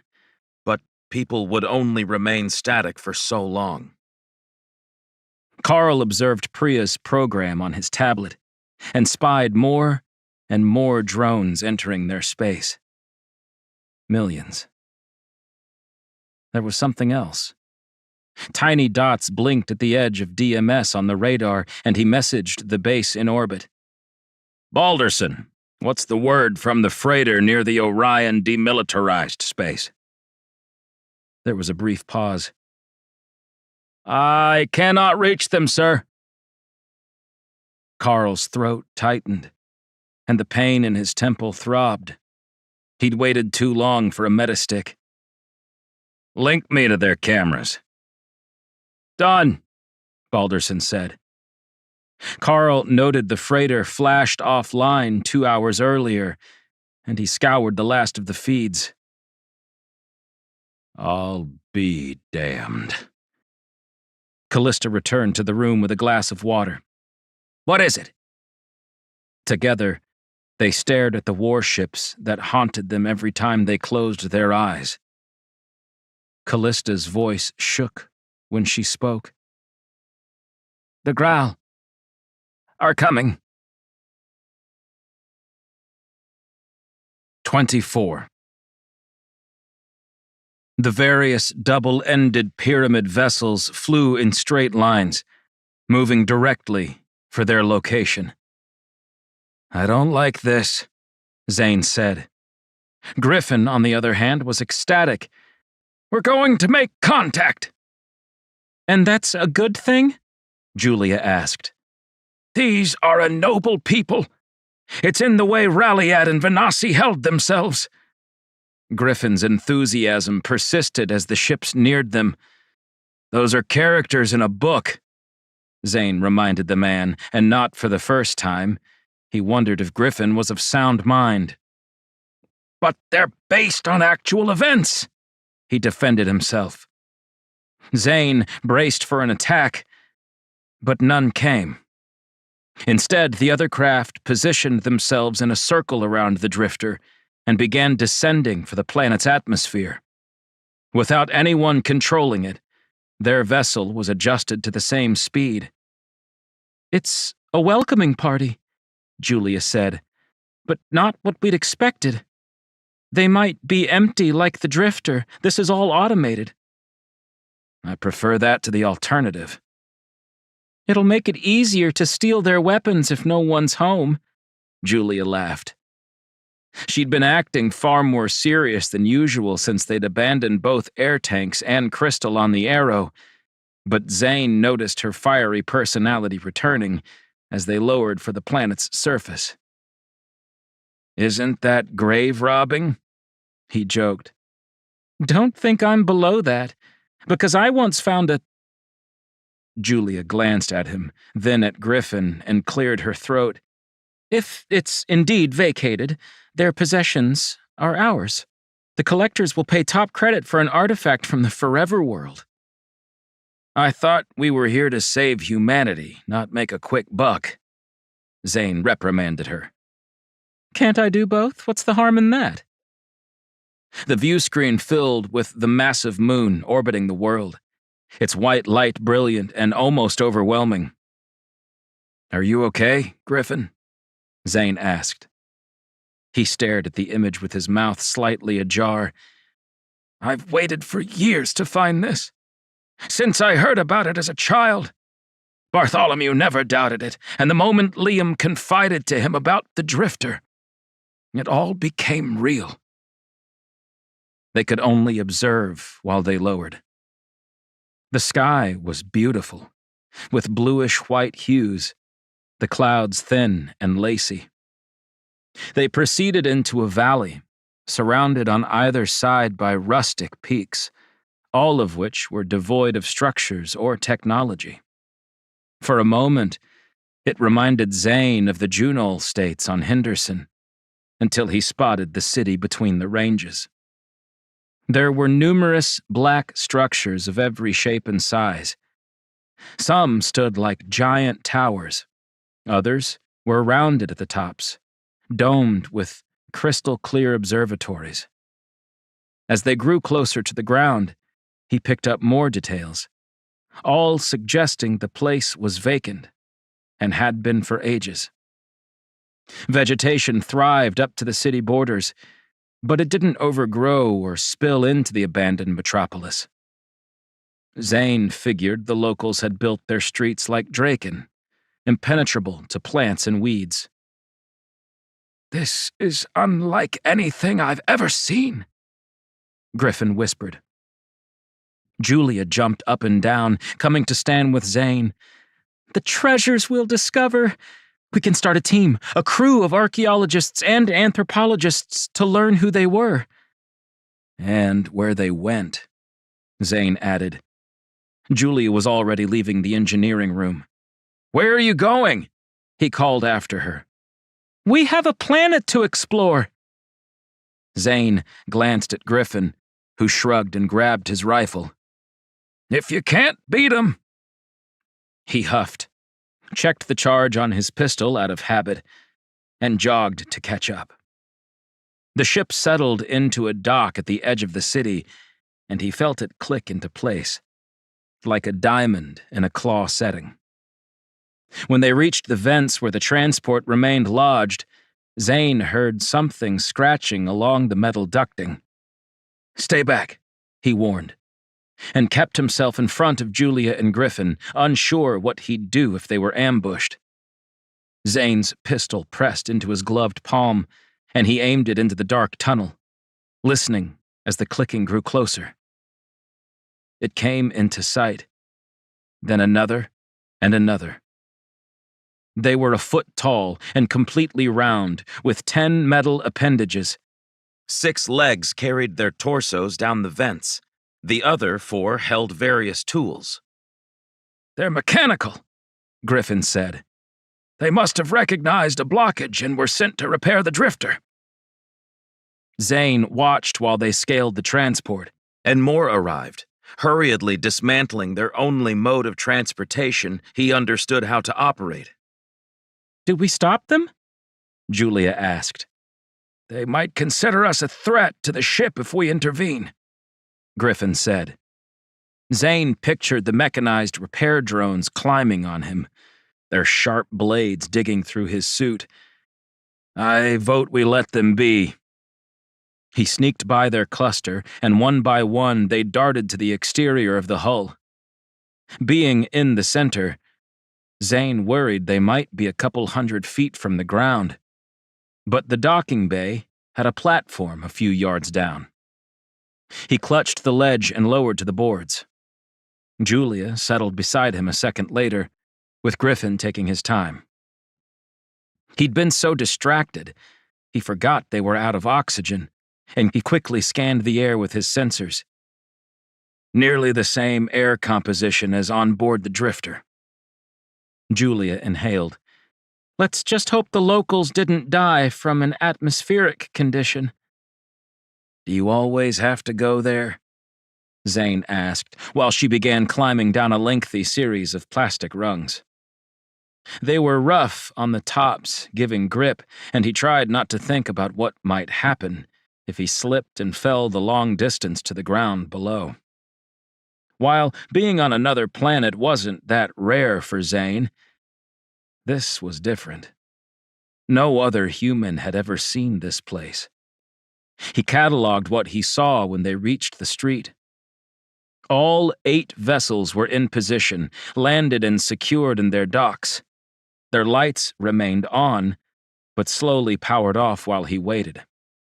If they'd been abandoned, something had to be charging them, or they wouldn't have operated after so long. The city was dark, but under the moonlight it looked ethereal, like a plethora of ghostly inhabitants might rise from the alleys. Is it day or night? Julia asked. It was certainly bright enough to see by, but the white star wasn't visible, other than its reflection from the moon. "Night, I'd say." Griffin removed his rifle, keeping it near his chest. "Let's find out what they left behind." Zane grabbed his own rifle and zoomed with the scope, surveying the surrounding terrain. Plants grew at the bases of the mountains, some glowing softly, others shaded purple and pink to his left. A body of water stood between them and the chief city, and it bubbled from 100 different spots, making him wonder if it was a gas or an organic creature causing the disturbance. He ran the scope up the peaks and back, not recognizing any signs of animals or people nearby. Julia seemed to have little interest in the environment, and was solely focused on the buildings beyond. Griffin was in between, his gaze lingering on the range, then the water. He seemed beside himself, like he was in a dream. Oddly enough, Zane felt at peace, and thought it might be his destiny. It was his father and the crew of the Antares that had discovered the drifter, and he was confident his dad had every intention of returning once the war was over. He'd never had the chance. So, Zane was here in his stead. "This is for you, Dad." His boots squelched on the soft grass when the street ended. The docking bay seemed closer upon his initial inspection, but now he was certain they were a couple of kilometers from the city's edge. It had been difficult to tell the scale, given the size of the vessels and towers in the distance. This place made Draken feel small, which was a miraculous feat. They stopped at the lake, admiring the pink glow of the petite flowers along its banks. Zane crouched, plucking one from the stem, and let it fall into the water, creating a delicate ripple. "I believe there are pockets of gas, likely from an underground source," Griffin said. "It might be why they chose to occupy this region. Mountains enveloping to block low weather systems, and a fuel source below. Perhaps they used it to heat and power the city." "I agree," Julia said. "It could also be how they charged those starships." She gestured behind them, and despite having walked nearly a kilometer, they loomed high overhead, casting long shadows even at night. The trio circumvented the lake and approached the city limits. "Where did they go?" Zane asked. The book hadn't mentioned a metropolis. Instead, it spoke as though there was a kingdom, adding to the folklore of the forever world. None of them had stepped foot off the grass and onto the street. 2 towers rose down the block, and Zane realized there wouldn't be room for most suborbital ships to maneuver through the alleyways. They must have walked or used another form of transportation. "Will this happen to our people?" Julia asked. Griffin craned his neck. "What?" "Will we become a footnote to another race? A story in a book?" Zane imagined someone crossing Draken in a million years, finding it devoid of all human life, and wondering what the crumbling monuments were built for. "Not today, and not tomorrow," Griffin said. "But no one will live forever." It wasn't lost on Zane that the forever world didn't live up to its namesake, considering that the population no longer endured. "Shall we?" Zane took a slow step forward, setting his boot on the dark material that made up the street. The moment it made contact, the lights came on. Not just the nearby ones, but from what he could tell, every single outdoor fixture in the city sprang to life. The flush circular discs all gave off a blue-tinted glow, and the ground trembled slightly below his feet. "We've triggered the region," Griffin said. "The drifter notified the others like it to escort us down. Our presence here has done the same." But what's being activated? The air filled with a metallic taste, and a groaning noise carried from far away, ricocheting off many structures before reaching their ears. "There!" Julia pointed to the right, and Zane spied the tip of the object rising higher into the sky. "I think we may have found our weapon." Griffin patted Zane's back in celebration and hurried down the narrow street. The people of the Salvagers eyed Lorna with cautious interest. She could tell they were wary of her, but some seemed instantly accepting. Brock was nowhere to be found, and that suited Lorna, since she wouldn't be able to hide her disdain for the man, should she face him again. 2 years of her life wasted on him. Lorna considered where her headspace had been before meeting Brock, and despite his betrayal, she was in a better place because of his intervention. Even if his involvement was self-serving, Lorna would use it like a shield, a badge of honor that she'd ended her spiraling obsession and could now seek her own future. The irony that it was being spent traveling to Draken in a stolen warship with a revolutionary group didn't surprise her. She'd never done things by the book. Lorna had only ever visited a warship once, when Liam had visited between campaigns. The fight with the Growl had been as intricate as any in their tepid history. They'd spent the first 2 years testing one another's boundaries, seeking advantages where they could. It ended up working in the humans' favor, given their ability to practice patience. The Growl pretended they were capable of much more, but always ended up attacking when they should have retreated. They were careless with their own soldiers, and Lorna believed the Growl wouldn't accept defeat.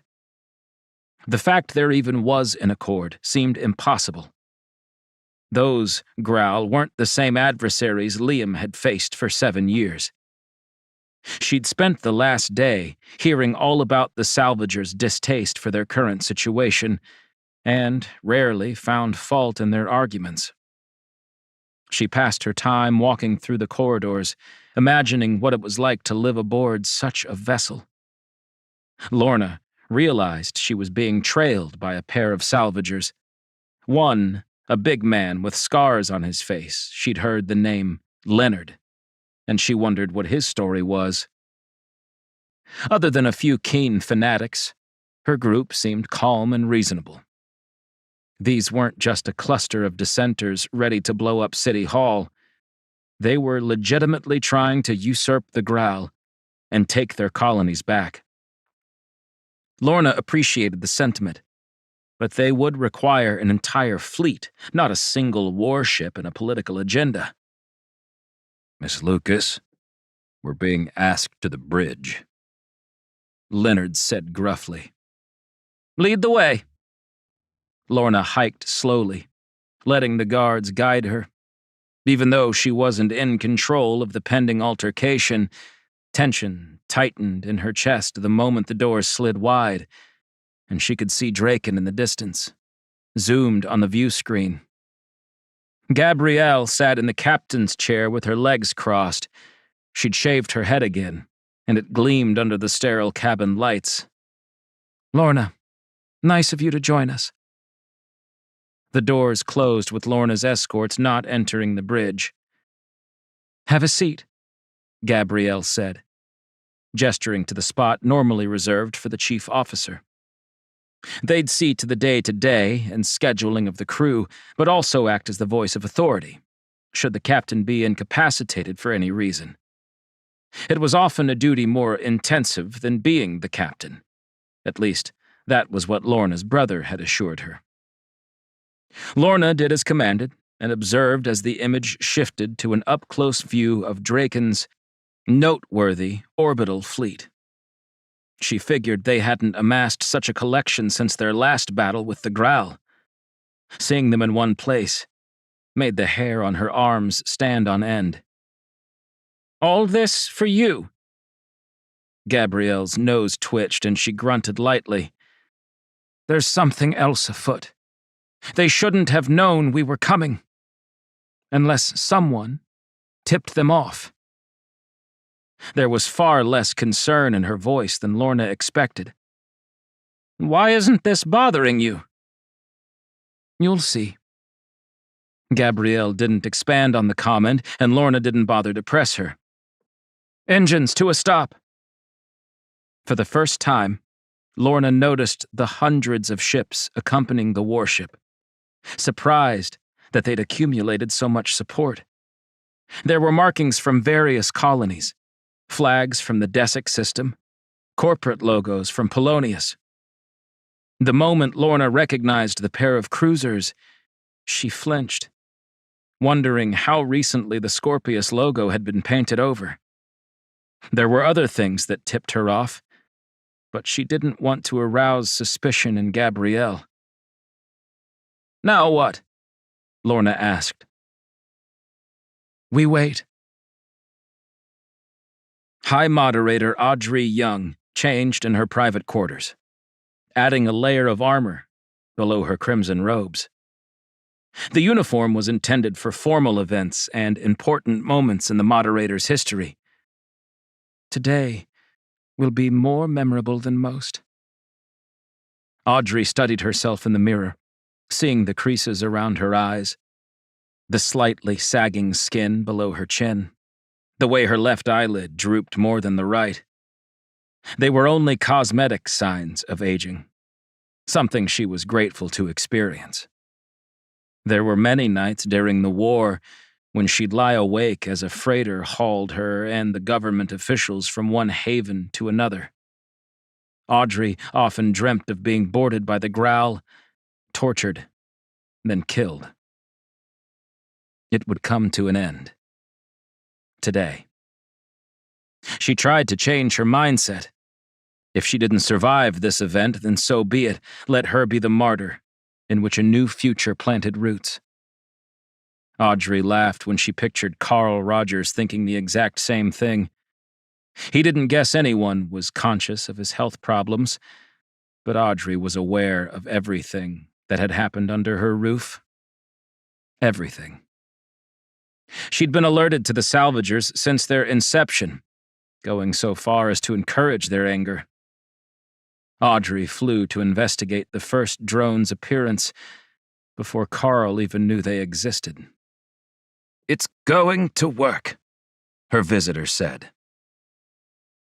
"What if it doesn't?" she asked him. They'd been allies for years, but had fallen out of touch when he moved away. He stood a head taller than her, his cane resting on the floor.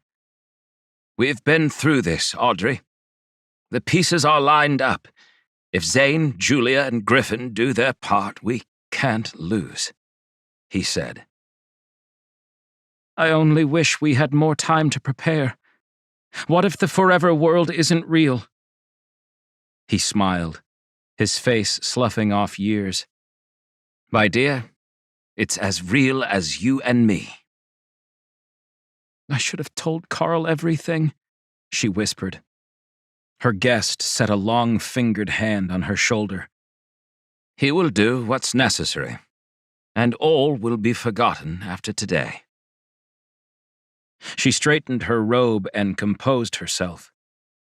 She was the High Moderator for a reason, and not because the Growl wanted someone to bend to their will. "Stay out of sight, would you?" "Of course." He slunk into the shadows, and Audrey left her quarters, taking the elevator to Moderator Elian's level. She banged on the door, letting anger fuel her actions. "I know you're inside, Elian." She had to pretend she wasn't behind everything transpiring.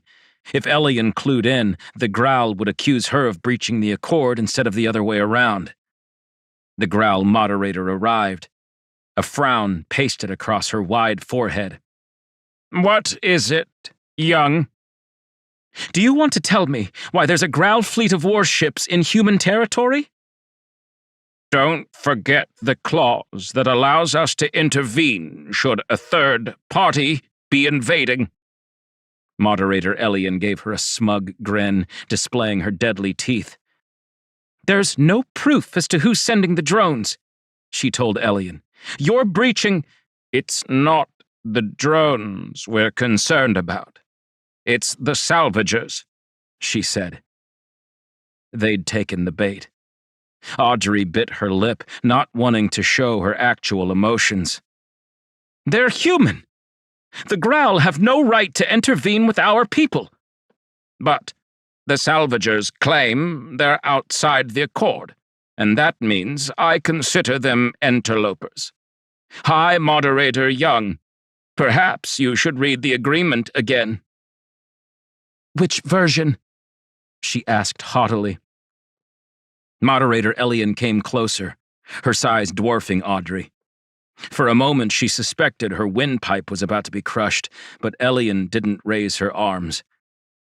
"Stand down, young, or I'll remand you into my custody. Today's a good day to review the accord. My people have been looking for a new place to settle, and I think that Draken might suit our needs." Inwardly, Audrey felt elated, but on her exterior, she conveyed fear and resentment. "You wouldn't dare." "Try me. I asked you to squash the rebellion, and from what I can tell, you've done nothing of the sort. They're in the system, waiting for something to happen. Do you know what that is?" "No," she said, while thinking, yes. This would only work if the drones delayed their attack. They were banking a lot on something out of their control, but Young had always been a bit of a gambler. "Leave me. I must prepare for Aeon's arrival." "Aeon is coming." Audrey was glad Callista Levine wasn't there, considering she was the one that had killed Aeon's mate, Hooka, in the marshes of Pholus to end the war. "He wants to ensure your people fall in line. Now, if you'll excuse me." The door quickly slammed closed, leaving Audrey in the hall alone. They wanted the Growl to come to Draken, but she hadn't expected their leader, Aeon, to be present. This could either work out better or far worse. She could only hope it was the former. 25. "Why is it constantly weapons?" Julia asked. Zane nodded at her gripped rifle. "Are you any different?" "I suppose not. But can't a girl dream of a universe where not every planet has automated high-tech weaponry outliving the citizens?" She hurried, and he tried to keep pace. "It's in our nature as animals with enough intelligence to travel the stars. Do you believe lions wouldn't have guns to shoot a gazelle if they could design them? They'd much rather set a trap and suntan than chase their prey around the Serengeti all day. There's a food chain to everything, and it's no different out here," Griffin Chester said. "Going old school on the references, aren't we? I think the last lion died in captivity about 100 years ago. I saw a feed about it," Julia countered. "That's because they didn't have guns," Zane joked. "If they did, they might be exploring the surface of the Forever World instead of us, and I could laze around a cage back home." "Zane Lucas has a personality. Who knew?" Julia quipped. "Forgive me if I haven't had a lot of time for wisecracks." The ground shook, making Zane stop to peer at the rising pillar. It's still moving. It rose from the center of town, and the pillar was already twice the height of the tallest structure. The top was pointed, with 4 attachments below. They circled the tip, and Zane noticed lights shining along their exteriors. He tried to imagine their functions, but struggled to figure it out. Was the boxy building a stop for transports?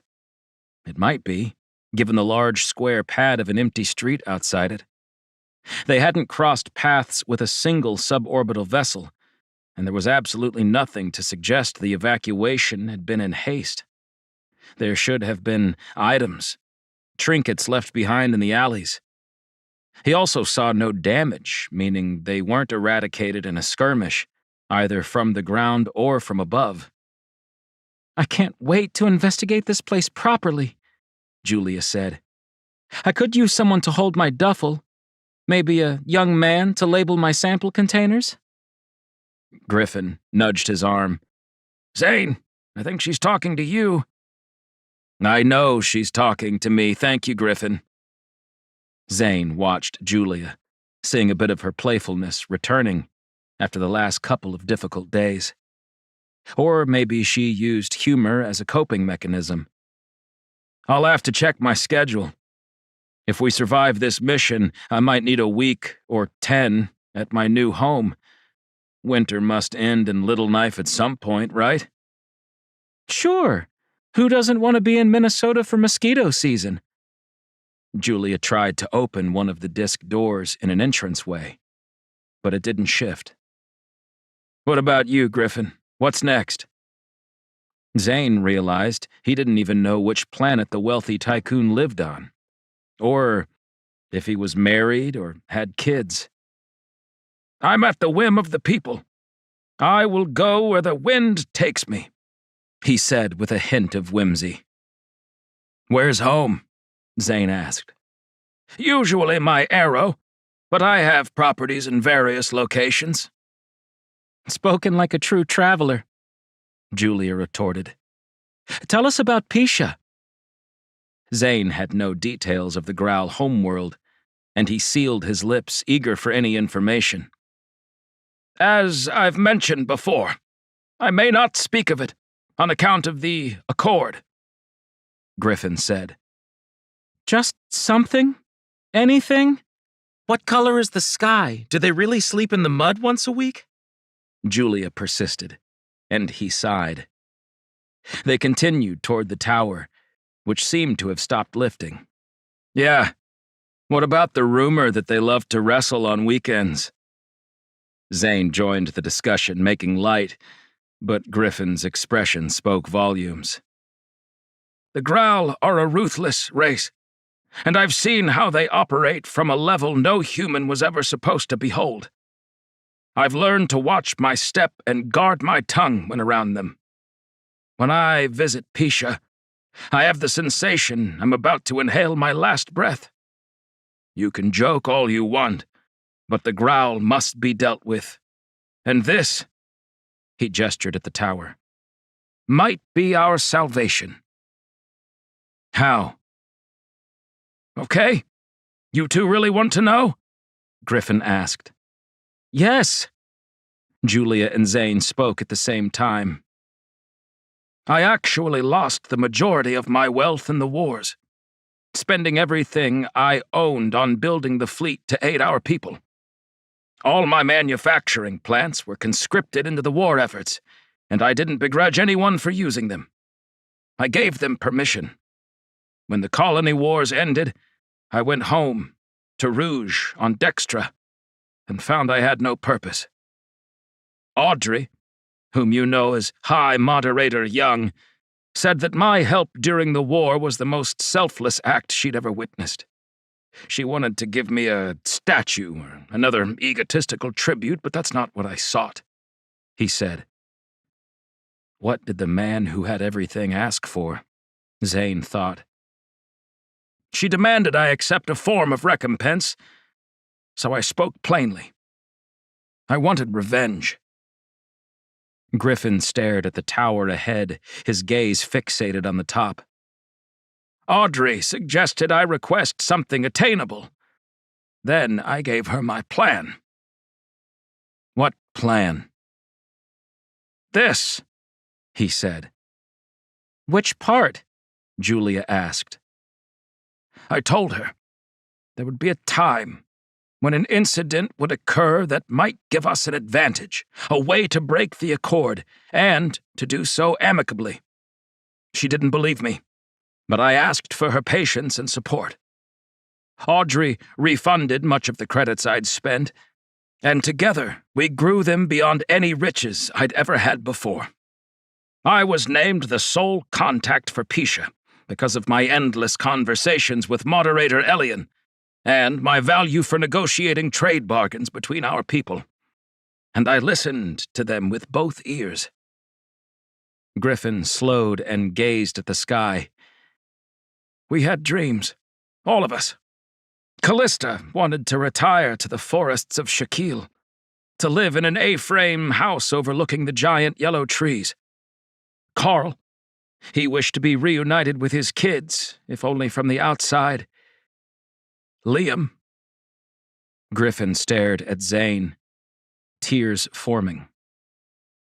Liam yearned to be with his family and feel confident that they'd be safe and free of the growl. Zane looked away, his emotions rising at the mention of his father. They didn't allow for that. The growl changed our history, but we're here to take the future, Griffin said. We invented the salvagers. It was actually Henry's idea. We just needed a leader willing to risk it all. Gabrielle, Julia said. Yes. Does she know? Gabrielle Jones is unaware she's acting on our behalf.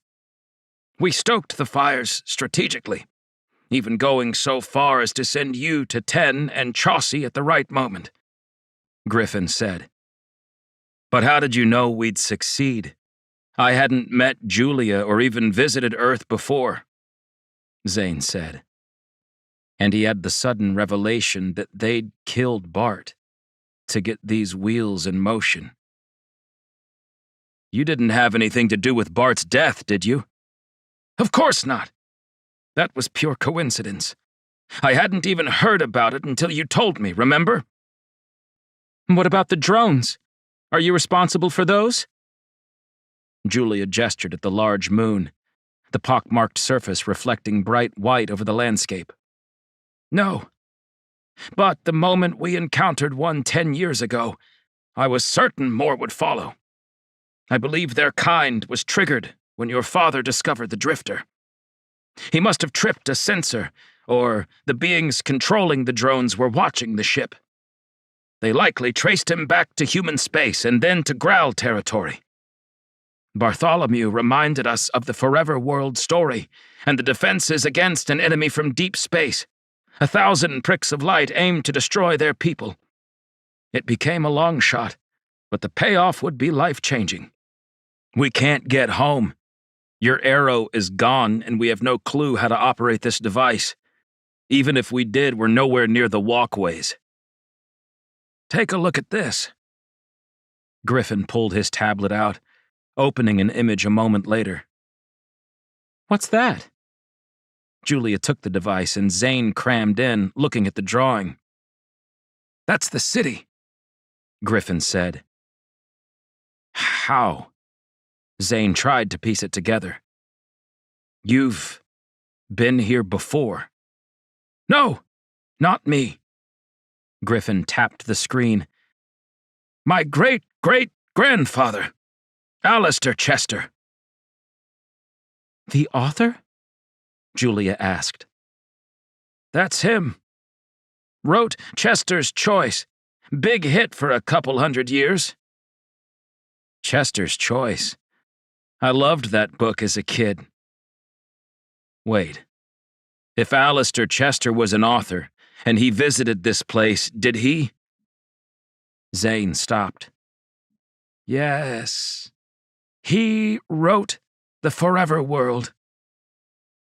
Why couldn't you find it, then? He had a map of the city, didn't he ever come back? That's the crux of it all. He didn't fly here, Griffin said. He dreamt it up? Zane muttered. He traveled through an earlier iteration of a walkway. When he returned with his incredible tale, the doctor suggested his neural pathways had been scrambled by the reforming of his molecules. He swore it was real until the day he died. For years, he sought ways to travel here, but it never worked again. The walkway at the old Draken facility probably glitched. It's since been repaired and upgraded countless times, but I believe there's a portal nearby, and all we have to do is follow this map. Griffin motioned to the screen in Julia's grasp. I'm on board, Julia said, shoving her arm out, palm down. Zane added his hand to hers. Me too. Hansen eyed the console while Dardos, the Growl, and Bell took turns arguing their point.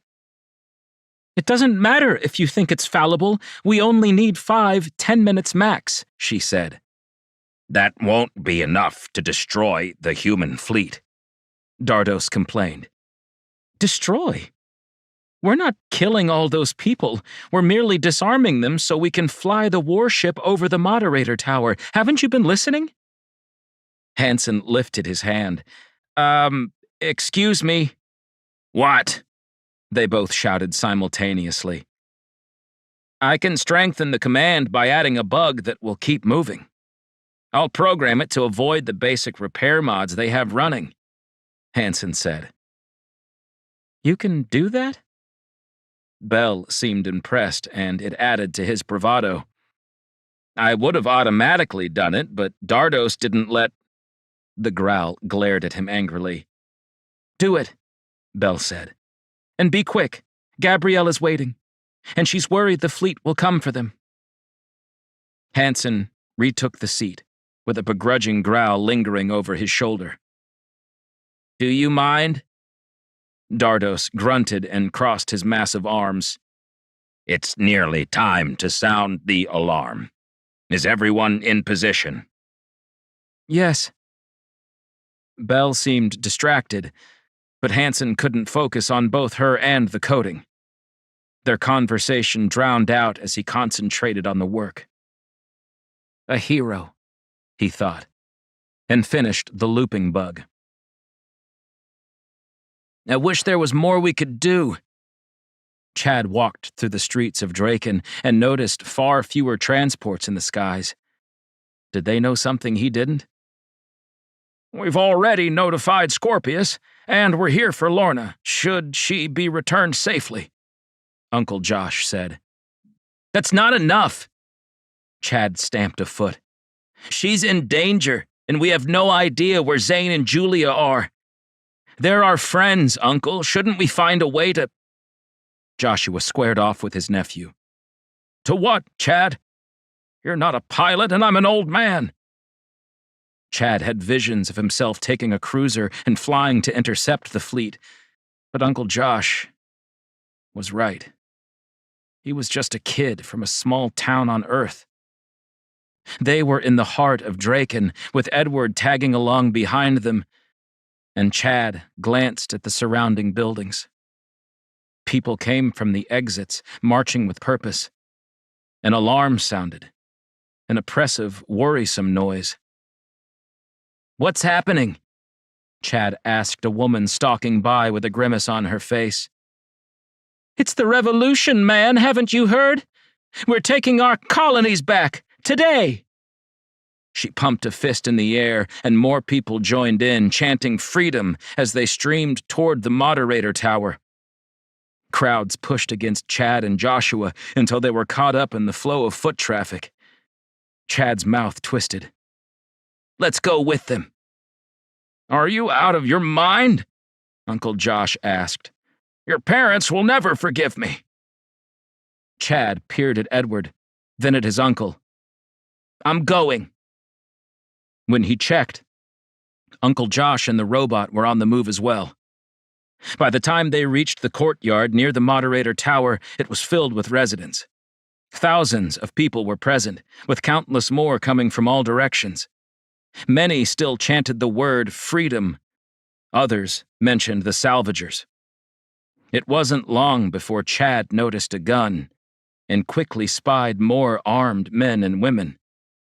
Those protesters were cutting through the crowd, heading to the tower's entrance. Maybe this was a bad idea, Chad muttered. A dozen nearby feed screens flashed on. The blue sky image replaced with black and white static. Lorna stayed in the executive officer's chair, feeling the tension rise across the bridge. Gabrielle conferred with Leonard, and he exited again, speaking into a tablet. Gabrielle Jones rose from her seat, and everyone's attention shifted to her. Open the feed. Lorna shifted as her fingertips tingled. This was their big moment, and she suddenly didn't know what to do. She couldn't be involved in the show. Play along. It won't matter in the end. The voice in her mind sounded like her brother. It wasn't the first time he'd spoken to her, But Lorna had suppressed that part of her mind over the last few years of therapy. "I'm not going to support the salvagers," she hissed. And Gabrielle must have heard something because she frowned. No one answered, since it was her subconscious she was speaking to. "Feed is ready, Gabrielle," a woman said from behind them. Gabrielle cracked her neck and stepped into the camera's frame. "Hello, citizens of the colonies. Whether you're a principal planet or a distant settlement, we all share a common ancestry.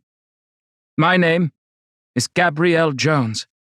Today, we free ourselves of the shackles placed on our wrists by the growl." She paused for what Lorna could only assume was dramatic effect. She lifted a hand. "It's muted now," the communication officer said. "Is it linked to all our planets?" "Even Earth," came the response. "Good. Unmute." Gabrielle focused on the camera again. "We first met the Growl on a potential colony, a world we were hoping to terraform. My understanding is that Carl Rogers was present, but I won't blame the leader of Scorpius for the fact the aliens attacked us, like many have done in the past. The Grawl assaulted us for years, striving to control our colonies, to enslave our people, or perhaps to kill all they could. It was often difficult to discern their motives. My family was taken, and I know that story isn't unique to me. Billions of lives lost. Billions." Lorna listened, being swept up in the cadence of her voice. "And when we won the war, we agreed to terms with the Growl. Instead of going our separate ways, we gave them seats in our moderator tower." The image on the screen shifted to that very tower, and Lorna swallowed when she saw Draken filled with residents. The drone image showed what had to be millions of them in the streets, watching the tower. Armed citizens stormed the gates, and shortly after, the moderators were being escorted out to the courtyard. The camera zoomed, and Lorna caught sight of a few Growl, one of whom had to be Moderator Elian. She gripped the arms of her chair when High Moderator Young was brusquely handled and shoved from the building. The crowd was in a frenzy, and Lorna knew things could sour in the blink of an eye. "I give you the citizens who signed the accord and agreed to partner for the better of our kind. And what happened? The military pulled out of most of the bases, leaving cities like Chaucy to rot. Entire planets have turned to cesspools because of the moderator's decisions behind a desk 20-something years ago. Is that helping our race? Is shutting down our military and pausing walkway construction and developing colonies what we need? Or are we just cramming our population on the principles? Pretending that we weren't once an ambitious, exponentially growing people? Look at Draken. Towers and high-rises and monuments to a war they want you to forget." Lorna sat up, roused by the speech. "The Growl must leave. The accord must be broken. We don't need to fight one another. That's not what the salvagers are encouraging. This isn't a violent encounter." Gabrielle lifted a finger and it was muted again. "Gabrielle, the fleet is on the move," Leonard said. Instead of looking worried, she smiled. "Good. Send word to Bell and Dardos. Release the bug." "Bug has been released." The view changed, and now the feeds were displaying the Scorpius fleet in orbit around Draken. All the vessels going dark. Their thrusters powered off, the exterior lights dimming until they were completely black. "How much time do we have?" she asked. 10 minutes minimum, but the archivist suggests it could last for hours," Leonard said. Unmute. Gabrielle addressed the camera. The moderator network is down. Another requirement by the Growl was to ensure that each of our warships, cruisers, freighters, and haulers were linked to that network. For what reason, you might ask? So the Growl could come at any moment and incapacitate us. I've done this to show you what may happen if we allow them to keep this knife to our throats any longer. Lorna hadn't known this bit of information, and it made her wonder how Gabrielle knew so much.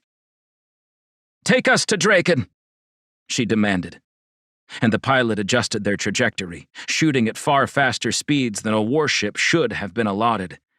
It was obvious they were using illegal enhancers. Gabrielle, Leonard said. I'm picking something up on the radar. Show me, she ordered. Lorna viewed the screen, finding hundreds of incoming blips. Those are Growl, she whispered, getting off her seat. The Growl have sent a battalion and you've just incapacitated our entire fleet. Gabrielle paled when the realization struck her. Stay the course. 26.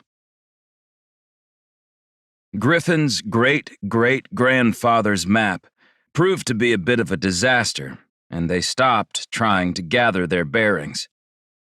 Julia pointed at a scribble in the margin of the scanned page. Why did he mark that? He was drawing it from memory, Griffin said. It wasn't as though he came with a full cartographer's set and mapped their city. He was heading from Draken to Henderson on business when he reached the Forever World. Zane flipped the map upside down and glanced at the markers he knew for certain. The weapon in the center of the city wasn't present, indicating it hadn't activated when old Alistair Chester had arrived 2 centuries earlier. But there were other buildings. One was identified by a triangle, and Zane scanned the horizon, recognizing a match. Here. Good eye! Griffin narrowed his gaze on the sheet. That would mean the walkway is this direction. They continued, and Zane expected some sign of the race that had been there, but it was devoid of personal items. They must have left in stages.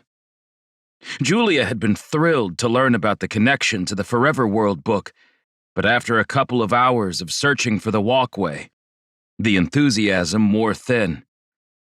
What are we supposed to do if we find a walkway? Use it, Griffin said. Will it be that simple? Zane asked. Grandpa Chester hasn't visited in ages, and even then it seemed spotty. What if we're torn apart one molecule at a time and dispersed through space? I vote Griffin goes first. Julia stuck her arm in the air, smiling. Seconded. Will you two stop? It'll work just fine. The metallic scent that had emerged with the massive weapon dissipated slowly, leaving the entire city odorless. It was sterile, reminding Zane of a metacenter back home in the Happer States. The people left and their city is spotless. There's no vegetation past the border and I haven't seen a single animal. Have you? Nothing, Julia admitted. No insects, no birds in the sky, no rodents scurrying in the alleys, Griffin noted. Zane peered at the spire, wondering how Griffin intended to use it to stop the drones. He was about to ask when Griffin took off at a loping run. We found it! The walkway was distinct from theirs. It was twice the diameter, the circle rising nearly 20 feet. The edges were composed of a smooth, polished black stone, rounded at the inside, but where the energy field should be, complete with misting dark matter, there was only a gray finish. Julia stated the obvious. It's broken. Griffin set his hand on the dark rock. Then it's a good thing I'm trained in walkway engineering. He removed a tool pouch from his armored suit and opened it, retrieving a series of small instruments. Who wants to assist me? Julia shrugged and Zane sighed. I'll do it. They spent the next hour working on the hidden compartment, with Griffin telling him how different the components were from the ones humans used. None of the mechanics were familiar to Zane, but his knowledge of computer technology was limited to what his tablet did, and the dash of a cruiser.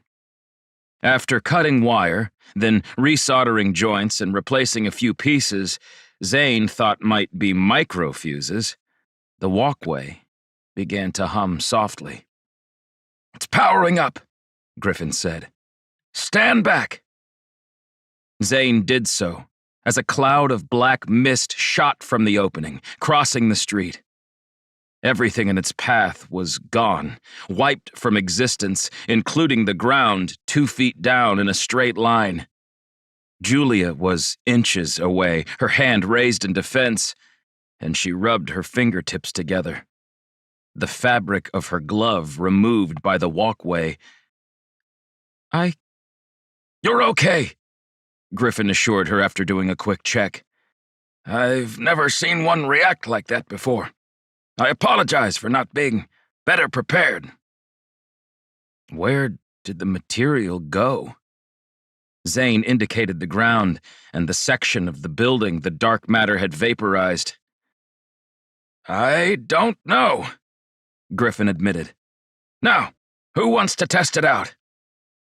Not a chance, Julia answered. What's the plan, Griffin? The walkway coughed, sending another misting of the dark matter byproduct into the air. This time, they were all clear. Griffin stepped farther from the dangerous device. I'll let this settle. That's probably for the best, Julia agreed. You were about to fill us in with the details of the proposal? She waved her hand, suggesting he stop delaying. The pillar's beam can be navigated, he said. Zane grabbed Griffin by the arm, slowing him. Your story doesn't add up. Do tell? If Alistair Chester came through the Draken walkway and ended up on the Forever World, as he called it, what's with the book? How could he have known about a weapon that fended off the drones, or anything about their people? I've been waiting for one of you to ask that very question. Griffin gazed at Zane, his back facing the weapon a kilometer farther on. Alistair ventured through these streets. He turned and kept on with purpose. He marked the pillar on the map, though it hadn't risen as it did for us. But he discovered something important. Will you get to it? What is it with you guys dragging a story out? Bart did the same thing. Julia huffed. He found one of them, Griffin said. One of whom? Zane asked, and understood before he received an answer. Alistair met a local? Griffin nodded and rubbed his chin while they neared the pillar. The ground vibrated more and more the closer they came. That's correct. And he learned their history with a visit? Did the person make him a tea and give all the sordid details of the Forever World's past? Julia asked. My great-great-grandfather brought her back with him, Griffin admitted. She? What do they look like? Almost like you and me. She was 6 feet tall, and there were other physiological differences. I've read Alistair's notes and journals numerous times, and it was clear he wouldn't bring her to a medical facility. He mentioned a doctor friend of his coming to his home when she was old, which happened much faster than he'd anticipated. He was never certain if it was a result of the air on Henderson, where he moved with her, or if they don't live as long. She told him the number of years a Nervid would live but the value was arbitrary without a reference. It wasn't as though the Nervid used a human calendar. Zane worked to process the conversation. Where did he find her? According to him, in a cryo chamber, not unlike the ones we saw on Drifter. The pillar filled Zane's view, and he stared at the top. A door remained open at the bottom of the tower. The circle rolled to the side. Zane held his pistol and entered before the others, noticing the chamber was empty, the hatch wide. "He was here," Zane said. "At long last, I have tread where my ancestor did." Griffin Chester took a moment, gazing at the abandoned cryo chamber. "She was left to guard the pillar, and once they could communicate, she begged Alistair to return her home. But she didn't know how to navigate a starship, and without a walkway to access the Forever World, they were unable to do so. In his journals, she grew cold to him, blaming Alistair for interrupting her sleep." Where did her people go? Julia asked. "After they confronted the drones, the Nervid decided to seek out another home, under the assumption that the aliens behind the incursion would double their efforts and re-engage. Since the world remains intact, I'd say they never did." "But they watched," Zane said. "And now they're coming for us." "Which is why we're here, Zane Lucas.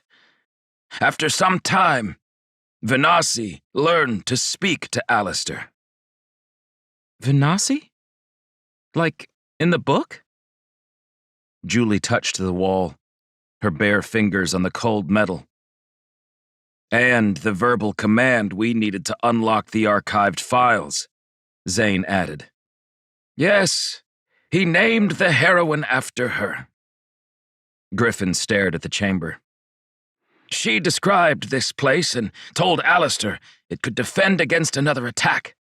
There were notes on how to use it, but half of them were lost in a fire. He didn't trust to back up any of his handwriting digitally. We'll have to decipher the information from these." He presented a few files on his tablet, scrolling through the scanned images of the singed originals. "If we get the pillar working and manage to connect the walkway to Drake, and then what?" Zane didn't know what the end goal was, and Griffin was being awfully circumspect. "High Moderator Young believes the salvagers will attack soon, and with any luck, the Graal fleet has come to Draken." That's lucky? Julia asked. "In our case, yes. We'll make the offer, and if they accept, we'll be free of the Accord once and for all," Griffin said. "Then we'd better figure out how to operate this thing." Zane peered up at the center of the giant pillar, hollow for as far as the eye could see. "Shouldn't we do something?" Carl asked. He kept the arrow from sight near the Draconis Mountains, using the radar-blocking attachment that even the best tech couldn't track. Callista paced the bridge, while Henry seemed at ease. That unsettled Carl more than the muttering from Upsilon's former captain. The feeds were dark again after the revelation that the Growl were in place. The dash blinked, drawing Carl's eye. His head ached fiercely, and he jabbed another metastick in, hoping it acted quickly this time. "How many is that?" Callista asked him. "Not enough. That's how many." Carl tossed the debris and noticed the message again. "You're not looking so hot," Henry said. "Nice of you to comment." "Seriously. What's the matter, Carl?" "I'm dying," he answered. Callista's lips sealed, and her jaw muscles clenched. "What is it?" "I don't know. There are thoughts the Growl make some of our people sick, but there's never been anything substantiated. I suffer through and take the meds. It'll keep me going for today." Carl watched the blinking message. What is this? He checked, seeing it hailed from the only other arrow in human space. I'm receiving a communication from Griffin Chester. Griffey giving an update, finally! Henry smiled and joined Carl, wheezing while they opened it. Instead of finding a holograph of Callista's old crewmate, it was a robot. Hello, my name's Crystal, and I come bearing news from the Arrow. The robot had a feminine voice, almost a rarity among their kind. Griffin Chester is with Zane Lucas, and my owner, Julia Rossi, to seek a starship. They found it, and when they got it running, an autonomous program carried them away. I believe they've been brought to its planet of origin, but I was unable to follow. I've returned to the Draken system to warn you. Carl joined the conversation, knowing his image would be projecting on the other ship's bridge. Can you send a visual of the ship you encountered? It appeared on the screen, matching the description Liam had given him years earlier. Crystal, we appreciate the information. Please stay nearby, and we'll be in touch. The holograph vanished, leaving Carl feeling cold. They've done it. I'll be damned. All this talk over the years about this place, I didn't believe Griffey's crazy notions about his ancestor. When Bart got hold of the story, he wouldn't let it go, Henry said. Their timing could have been better, Callista complained. What more do you want? With the salvages here, the growl coming, and a city filled with angry revolutionaries? As far as a plan goes, I'd say we're as ready as we could be, Henry suggested. We're on, Henry. You need to link the walkways. Carl lifted the arrow from its hiding position and began the flight toward Draken proper. Remember, we've never tried something like this before. Good old Henry, always tempering expectations, Carl said. You cracked the growl code, and Callista won the war for us at the end because of it. I'd say you both have what it takes to save us one last time. He drifted over the fields and into town. The people were too busy watching the sky as a massive growl warship descended, almost at the same time as Rigel lowered. That craft had been decommissioned with the Accord, but according to Henry, Gabrielle had taken the bait, receiving an anonymous recommendation of where to acquire such a starship. Things were about to collapse, reminding Carl of a chemistry experiment from his days at school. One false move, and everything might explode. Audrey hadn't asked to be the face of humanity. She'd grown up poor, living off the land at Darris. It wasn't until her cousin suggested she could get Audrey a job on Clestum that Audrey had first learned there even was a government overseeing all the colonies. She'd worked in the office of the local administrator, filing data sheets and scheduling local meetings. It took off from there, with Audrey Young repeatedly proving her competence. When she finally landed on Draken, she'd stared at it with the eyes of an innocent youth, a woman of barely 20 who'd never seen anything so incredible. She cried from wonder then, and now, waiting in the courtyard, surrounded by 1,000,000 angry citizens, tears threatened her again. But she shoved the worry aside and stood tall and proud, prepared for what must be done. It was hot, a relentless heat that couldn't be prevented in the baking sunlight, and sweat pooled on her brow and upper lip. She wished to wipe it, but didn't want to show any weakness to the crowd. The armed salvagers held her close, but with a hint of deference, given her powerful title. They weren't upset with her, not directly. It was the growl they wanted to rid themselves of, and that put them on the same team.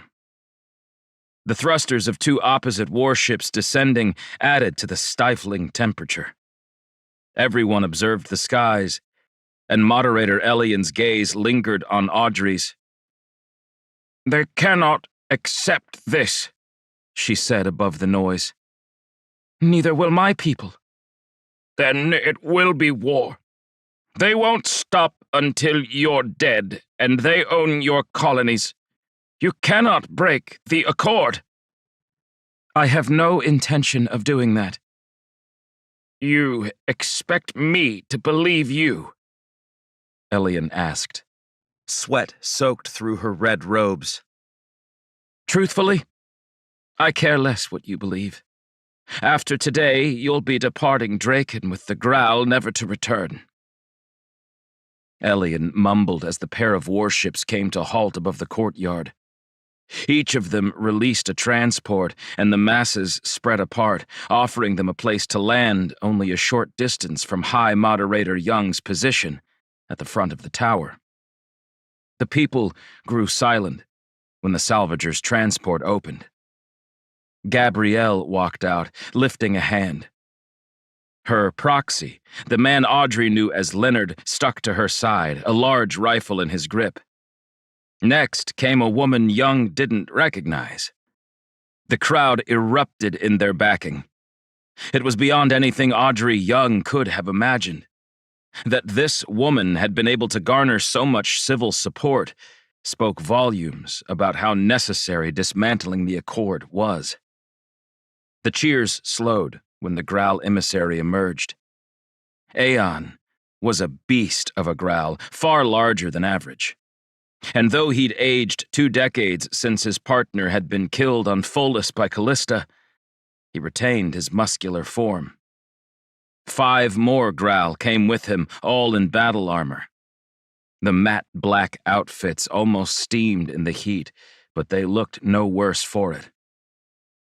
"What is the meaning of this?" Aeon bellowed. His gruff voice matched his exterior perfectly.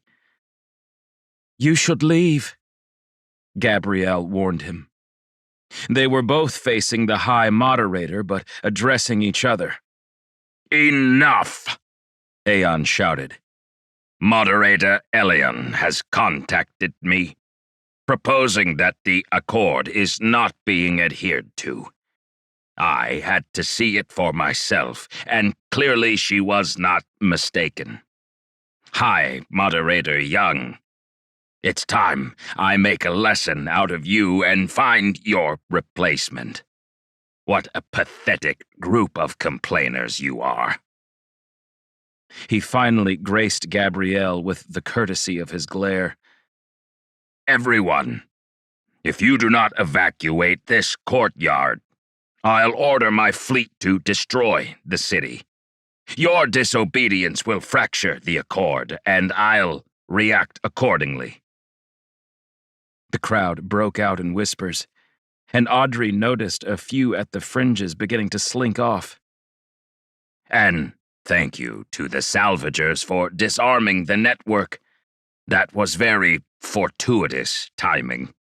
Saved me a lot of hassle," Aeon said with a laugh. His soldiers joined him, clanging the butts of their large guns on the ground. "What if I shoot you where you stand, and we make a lesson out of you?" Gabrielle walked closer to him, holding a rifle. "That won't be necessary," Audrey said. The feeds around the courtyard snapped on, showing her face to everyone. Her team of archivists linked in behind the salvagers, connecting the feed to each planet on the rebels' open channel. The soldiers behind her didn't prevent Audrey from walking past them, probably too surprised to react. "I must admit, I actually agree with the things Gabrielle stated in her earlier address." "Watch your mouth, Young," Aeon warned. "No, I've done enough of that since the war." She'd never felt so free. "Listen, if you want to survive what's coming." "You cannot threaten me, human." "No, I can't. The drones do, though," she said. He paused. the circles around his eyes growing darker. They haven't proven dangerous yet. But they will, and I've found a way to deal with them. Audrey hoped Griffin was doing his part. I'm listening. Aeon stared at her while Gabrielle lowered her gun. What drones? While you've been plotting to rid the colonies of the Growl's presence, we've been infiltrated by an alien race. They come from afar, and we know little about them, besides the fact we've identified. Audrey checked the tabulation on her screen. Over 1.3 million in our territory, and by my count, there are nearly twice that in Growl-occupied regions. Aeon shifted on his feet, scowling deeply. And what do you propose? The lowly humans have a better plan for striking them? Is that what you've been doing? She asked. We've begun to eradicate the drones, yes. Then they'll attack you first. Out with it, young, he growled. We have the means to destroy each of them at once. But you must dissolve the accord and agree to never return through demilitarized space.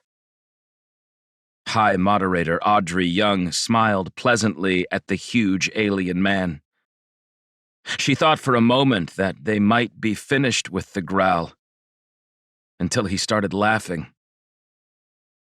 Here's what's going to happen, young.